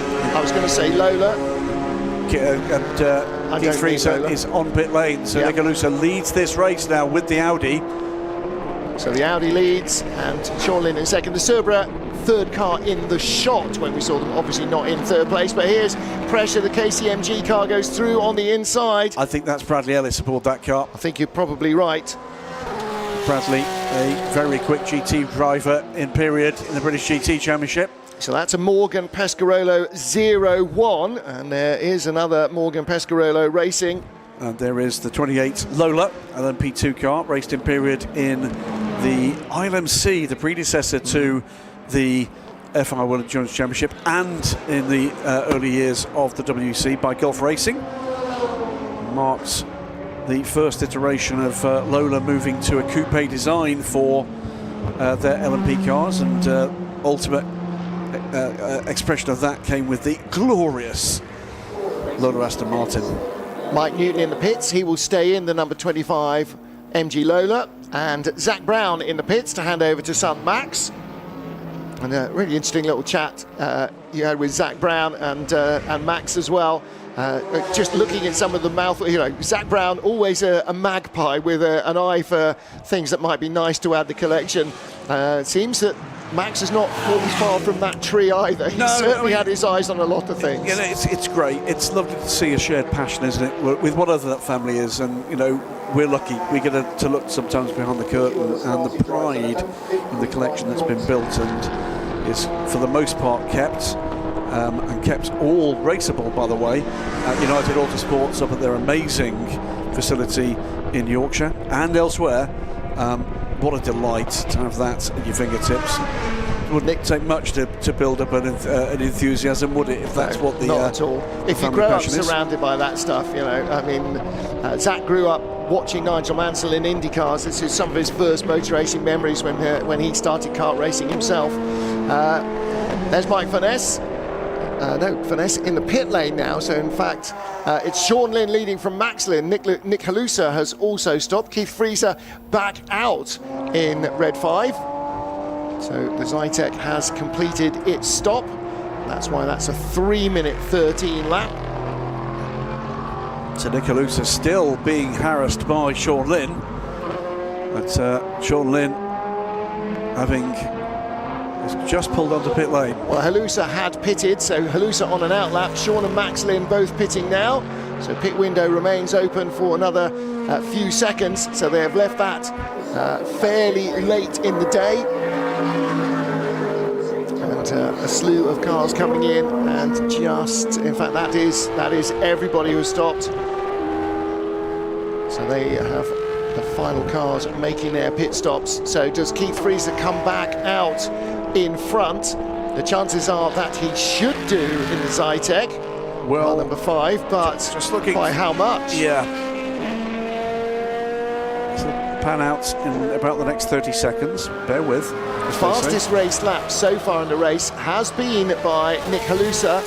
1 minute 53.1 in the Audi. Second quickest, Sean Lynn in the Bentley number 7. 153.4. Nobody else in the 153s. Absolutely. In terms of the GT times, just taking a look there as to what we're looking at. It's 2:01, no, it's LMP2 time. The 2:06s times there. But actually, no, it is a 2:02 from the 83 Mosler is the best time from a GT car so far. And that will be, I think, Craig Dolby, possibly. Yeah, he's on another quicker lap this time. 2:02.59 last time round. We're not seeing a lot of Craig Dolby, but he is flying. Keith Freezer with a new fastest lap, 152.837, responding to the challenge of the cars that were catching him before the pit stops. Now, they may possibly have made some adjustments, maybe tyre pressure or something in the pit stop to give him a car with which he's able to fight. No, slapped him about a bit, told him to get on with it, I think. Come on!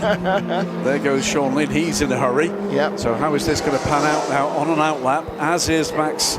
Goes by Max Lynn. And here's Keith Freezer, so it is Sean Lynn leading this race. So he has got the lead by nearly 10 seconds. So Keith Freezer at 1:52.8 is, what is that? 6 seconds quicker on that lap than the last flying lap for the Bentley. Again, Sean Lynn might be bringing himself up to speed. A little lock-up from the Brazilian Porsche. Yeah, car that raced in period in Interlagos. We've just been there, been back with the current FI World Endurance Championship. Back in the days when we fairly regularly had some local entries to add to international fields. There's no chance of getting a wildcard entry these days. There's so many cars that there's not very many circuits that can fit an entire World Endurance Championship grid in. Marcus Short now up to 10th place in the family Marcus car number 104. He's going well. I don't mean Marcos, do I? I think it's... I mean Mosler. Too many mus in there. Yeah. So it is Sean Lynn from Keith Freezer, 9 seconds the gap. Nick Halusa is a further 8 seconds back from that. We have 9 minutes on the clock. Max Lynn in 4th place in the Cadillac. Mike Newton down to 5th position, still the top LMP2 car. He's ahead of the Cummins Ellis KCMG machine. But Mark Drain in 2nd place in LMP2. Pit window is closed. Everybody has made it in and out. So Mark Drain's Courage C65, just a year younger, a year older rather than Mike Newton's MG Lola. So it's 2004 car, 2005 is the MG Lola. Yeah, it was rapid fire period of development, but also regulation changes, principally into, out of and back again into production-based engines. A response to the mighty Porsche RS Spiders that came along in 2009, 2010 and just rewrote the format, really. Porsche had a habit of driving a coach and horses through regulations. The 911 GT1 98, for instance, GT1 was supposed to be road cars converted for racing. They went the other way around. Yes. They designed a race car based on the 956, 962 and then homologated it for the road, very much like Mercedes CLK. You know, the godfather of GT racing, Stefan Rattel, expressing concern that we might be heading back in that direction. Quick word, by the way, about this number 5 car. Keith Freezer he's motoring. He's doing what he can to close this gap and doing it rapidly. He needs to be through and past this Mosler to keep the pressure up on Sean Lynn. Originally, a Reynard design survived when Reynard failed, and the rights to this car bought by what was then Zytec, and survived beyond that to be still a competitive proposition up to the end of the then current LMP2 rules in 2016, from where we got the current rules still with us now, more than a decade later. Yeah. Just about a decade later, rather. So in LMP2 form, absolutely competitive. LMP1, it was always a car that chased hard and was raced both in regular and hybrid form, by the way. That was the other part of Bill Gibson's genius. There's 3rd placed Audi, Nick Halusa. He's quicker than the 2 cars ahead of him. Yeah, he is, but he's running out of time. He's got 7 minutes to make up 9 seconds on the leader, and that might not be so easy. Stuck in traffic here behind the Nissan and behind the Ferrari. That's the car driven by Max Brown, and this is the battle for 11th place. I'm revising my previous assumption that Bradley Ellis started this race. Why? Because the number 47 car has just put in the fastest lap of the race overall. And that's how quick, by the way, that Nissan is in a straight line. Okay, and Jake Hill has just zoomed by Max Brown. Perhaps not a surprise, Max Brown with count them, one race under his belt in his life.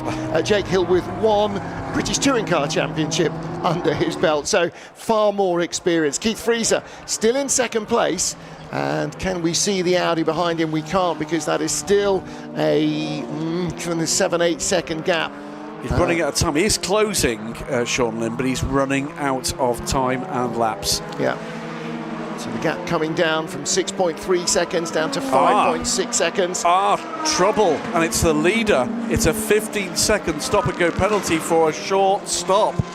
Keith Freezer is our de facto leader of this race. The Bentley gets a stop-and-go penalty, and it's not just a run through pit lane, it's plus 15 seconds.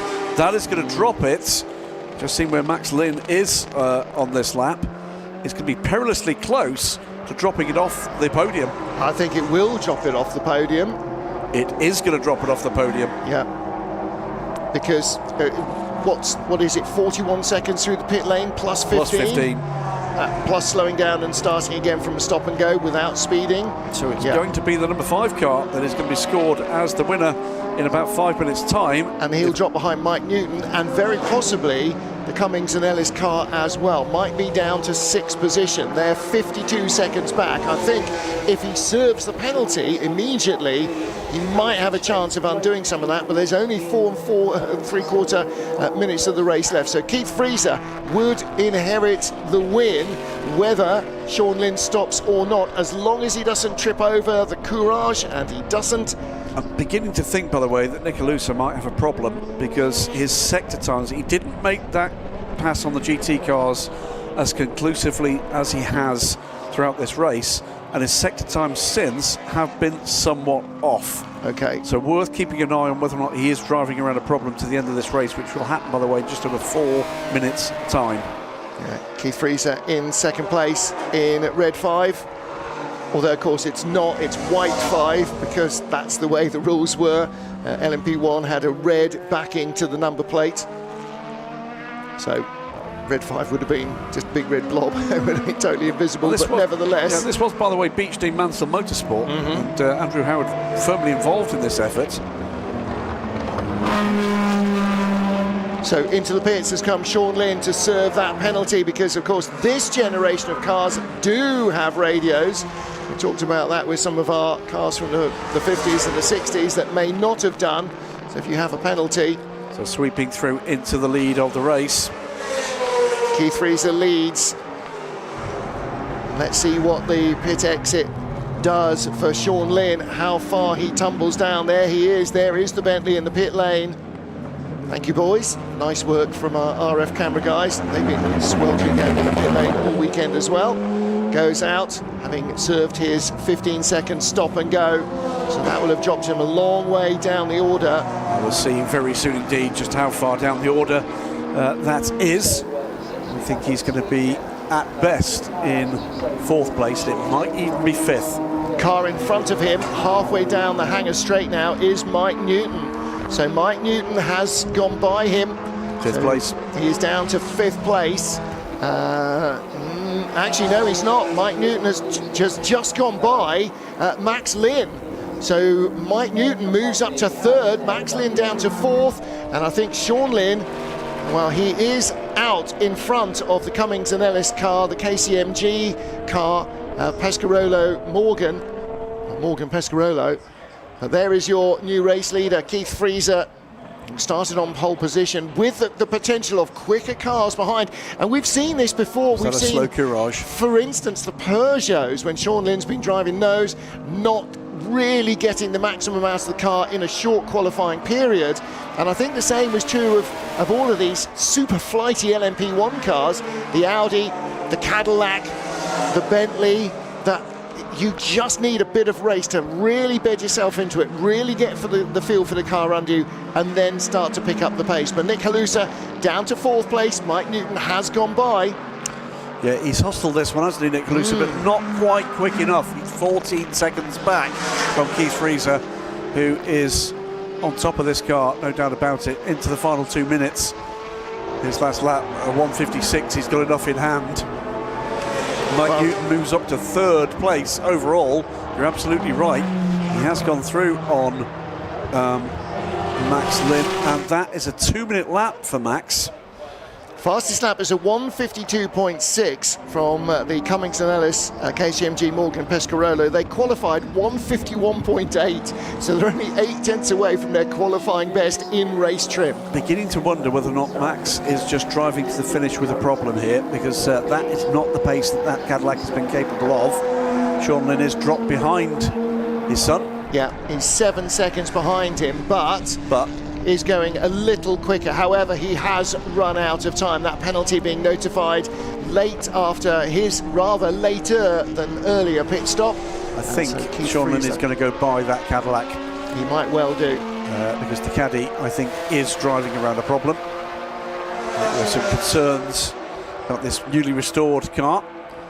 It is no concerns over phenomenally Keith gorgeous. Freeze's car. It's a great looking thing, and it was always a disappointment they didn't really produce the goods in period. There it is. There's the Cadillac with the North Star V8 behind it. That's the GT2 battle ahead of them. Yeah, and closing it's in nose is to Sean tail. Lynn. Yeah, it is nose to tail, isn't it? That is. It's the Ferrari catching the Mosler on what will be, I think, the final lap here. Well, the time has expired. Yeah, so Keith Freezer has taken the checkered flag. Nick Halusa in the number 9 Audi heading towards the line. And he'll be chased all the way by Mike Newton, but it is the Audi that takes second place.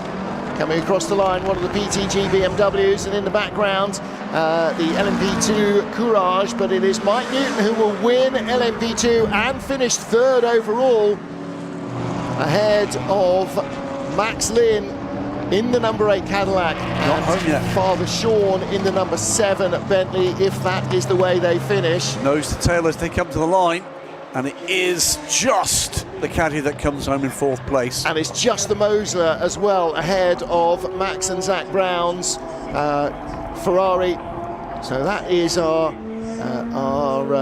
GT2 battle going to Marcus Short. Indeed, and third place in GT2, by the way, is number 18 Porsche. Keith Freezer doing a bit of waving there as well, bringing the car in quickly. I think they might have been asked if they could hurry up and get He's back probably in. got an appointment. And officials get home because they will need to be back here at 8 o'clock tomorrow morning. Not everybody will be within a 5-minute drive of the circuit. That had its moments, didn't it? And well done to the organisers for squeezing the 30-minute race out here. Here is Keith Freezer's Scott Sport prepared Zytek 09S, fitting tribute to the late and very great Bill Gibson. Yep. And just a car that continued to be relevant and raceable throughout its life. Great customer racing chassis, and that's what endurance racing needs in all classes, is customer racing cars. Factory cars are all well and good, but factories come and go, as we know. The current hypercar rule set certainly seems to be a very juicy worm on a nicely baited hook in terms of factory participation, but in GT categories as well as in the prototypes, you need cars that private teams can run. Keith Freezer the winner in the Zytek. Nick Halusa's Audi taking second. Mike Newton wins LMP2 and takes third overall in the MG Lola, ahead of Max and Sean Lynn after Sean picked up a penalty for a too fast pit stop, a too short time stationary, coming home just behind the North Star Cadillac. Second in C2 LMP2, Mark Drain's Courage C65 ahead of the LMP1 LC75, and the Mosler of Richard Guy and Craig Dolby ending up in 13th place behind the lead battle in GT2, which was run in the end by Marcus Short ahead of Zach Brown and Max Brown. I think we're right in saying that Morgan Short will drive that Mosler tomorrow, and I also believe that Zach Brown is, or maybe almost already eyeing off towards the Hungaroring. I think Max will be racing his Ferrari, or his dad's Ferrari, on his own tomorrow. Well, this is a marker in the sand again from motor racing legends. Like GP icons, endurance icons is their concept of how top-class sports car racers from the 21st century can live another charmed life and thrill crowds that may or may not have seen them in period. Just the one major incident for the Sumo Nissan. And great to see these cars at speed here at Silverstone, where the Audi did race and the Bentley never did get round to racing, but it has now. Keith Freezer in a car that was raced by the Mansell family here in period. claiming victory, something that unfortunately they were not able to do at the time. Plenty of action in between though, working his way through traffic after the pit stops. It was the Bentley of Sean Lynn who came through in front, but after a pit stop that was too short, Sean's number 7 machine had to drop back into the pit lane and serve the penalty, and that allowed Red 5 back in front. So Keith Freezer taking the win from Nick Halusa's Audi, and Mike Newton's LMP2 car in 3rd position. And second in LMP2, Mark Drain in his Courage, 3rd in LMP2, but in a slightly different class.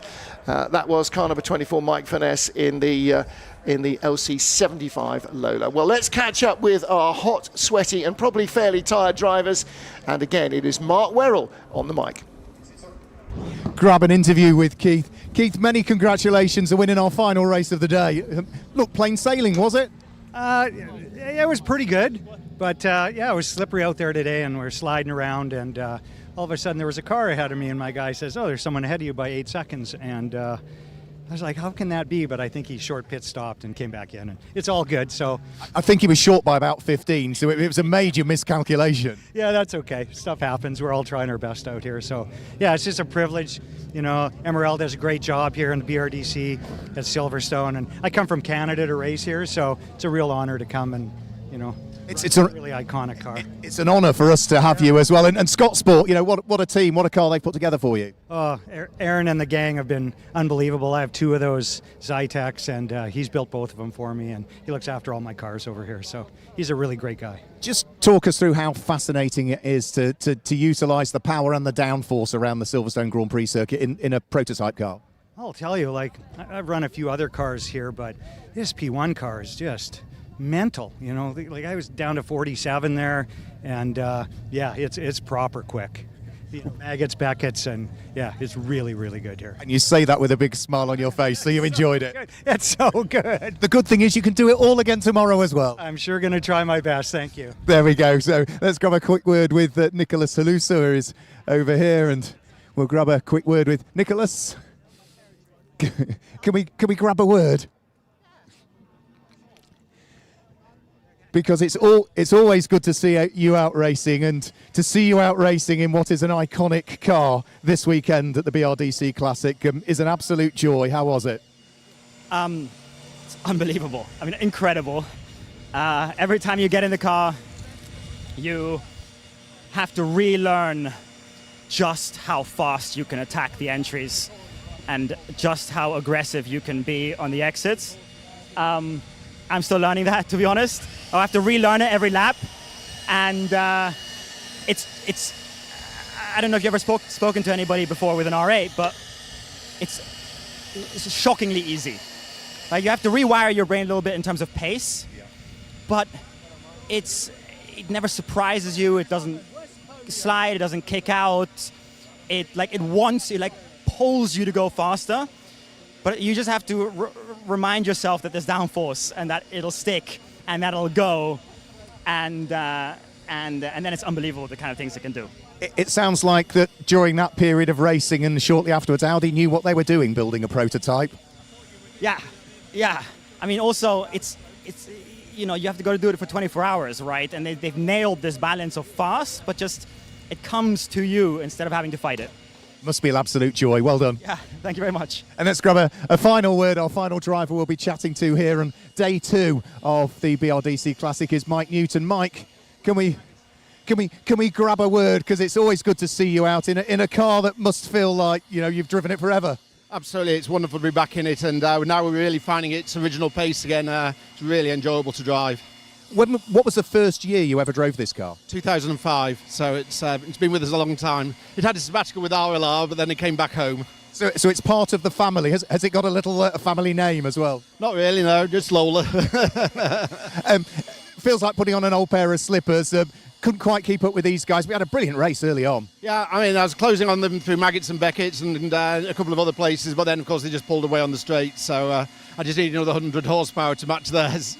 Well, you might need another 100 horsepower, but tomorrow the weather might look a little bit different. Well, yes, we'll see what happens then, for sure. But well done. Thank you very much. So there we go. There's our final top 3 drivers that we're going to chat to here at Silverstone at the BRDC Classic. So for the final time today, we'll go back up to the commentary box. Thanks again, Mark Werrell, for all your efforts. Thanks also to the crew, to the marshals and the organisers for what has been a fascinating day of action here on Saturday at Silverstone. And we start again at 9 o'clock on Sunday morning with the first of our races. So we've had everything in terms of sports cars, single-seaters, GTs, road cars from the last century. And tomorrow brings more of the same. Again, join us if you can. 0900 British Summertime, 0800 GMT as we get racing back underway in the BRDC Classic, the final day of the weekend. And yeah, grey skies overhead. Let's see what tomorrow brings. Hopefully the weather will be set fair for the fans and for the drivers. Lots to see and do. If you fancy a trip to Silverstone, you're close enough tomorrow, you'll be very welcome and you'll have a thoroughly fantastic day out. So on behalf of Graham Goodwin and Bruce Jones, I'm Martin Haven saying thank you for joining us. Thanks to the TV crew for all their hard work today. We will see you tomorrow morning, bright and early, at Silverstone, day 3 of the BRDC Classic.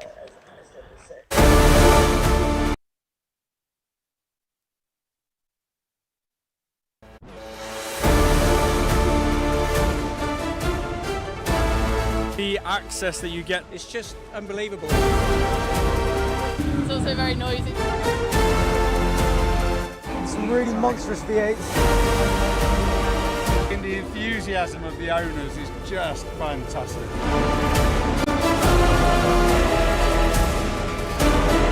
What a great weekend.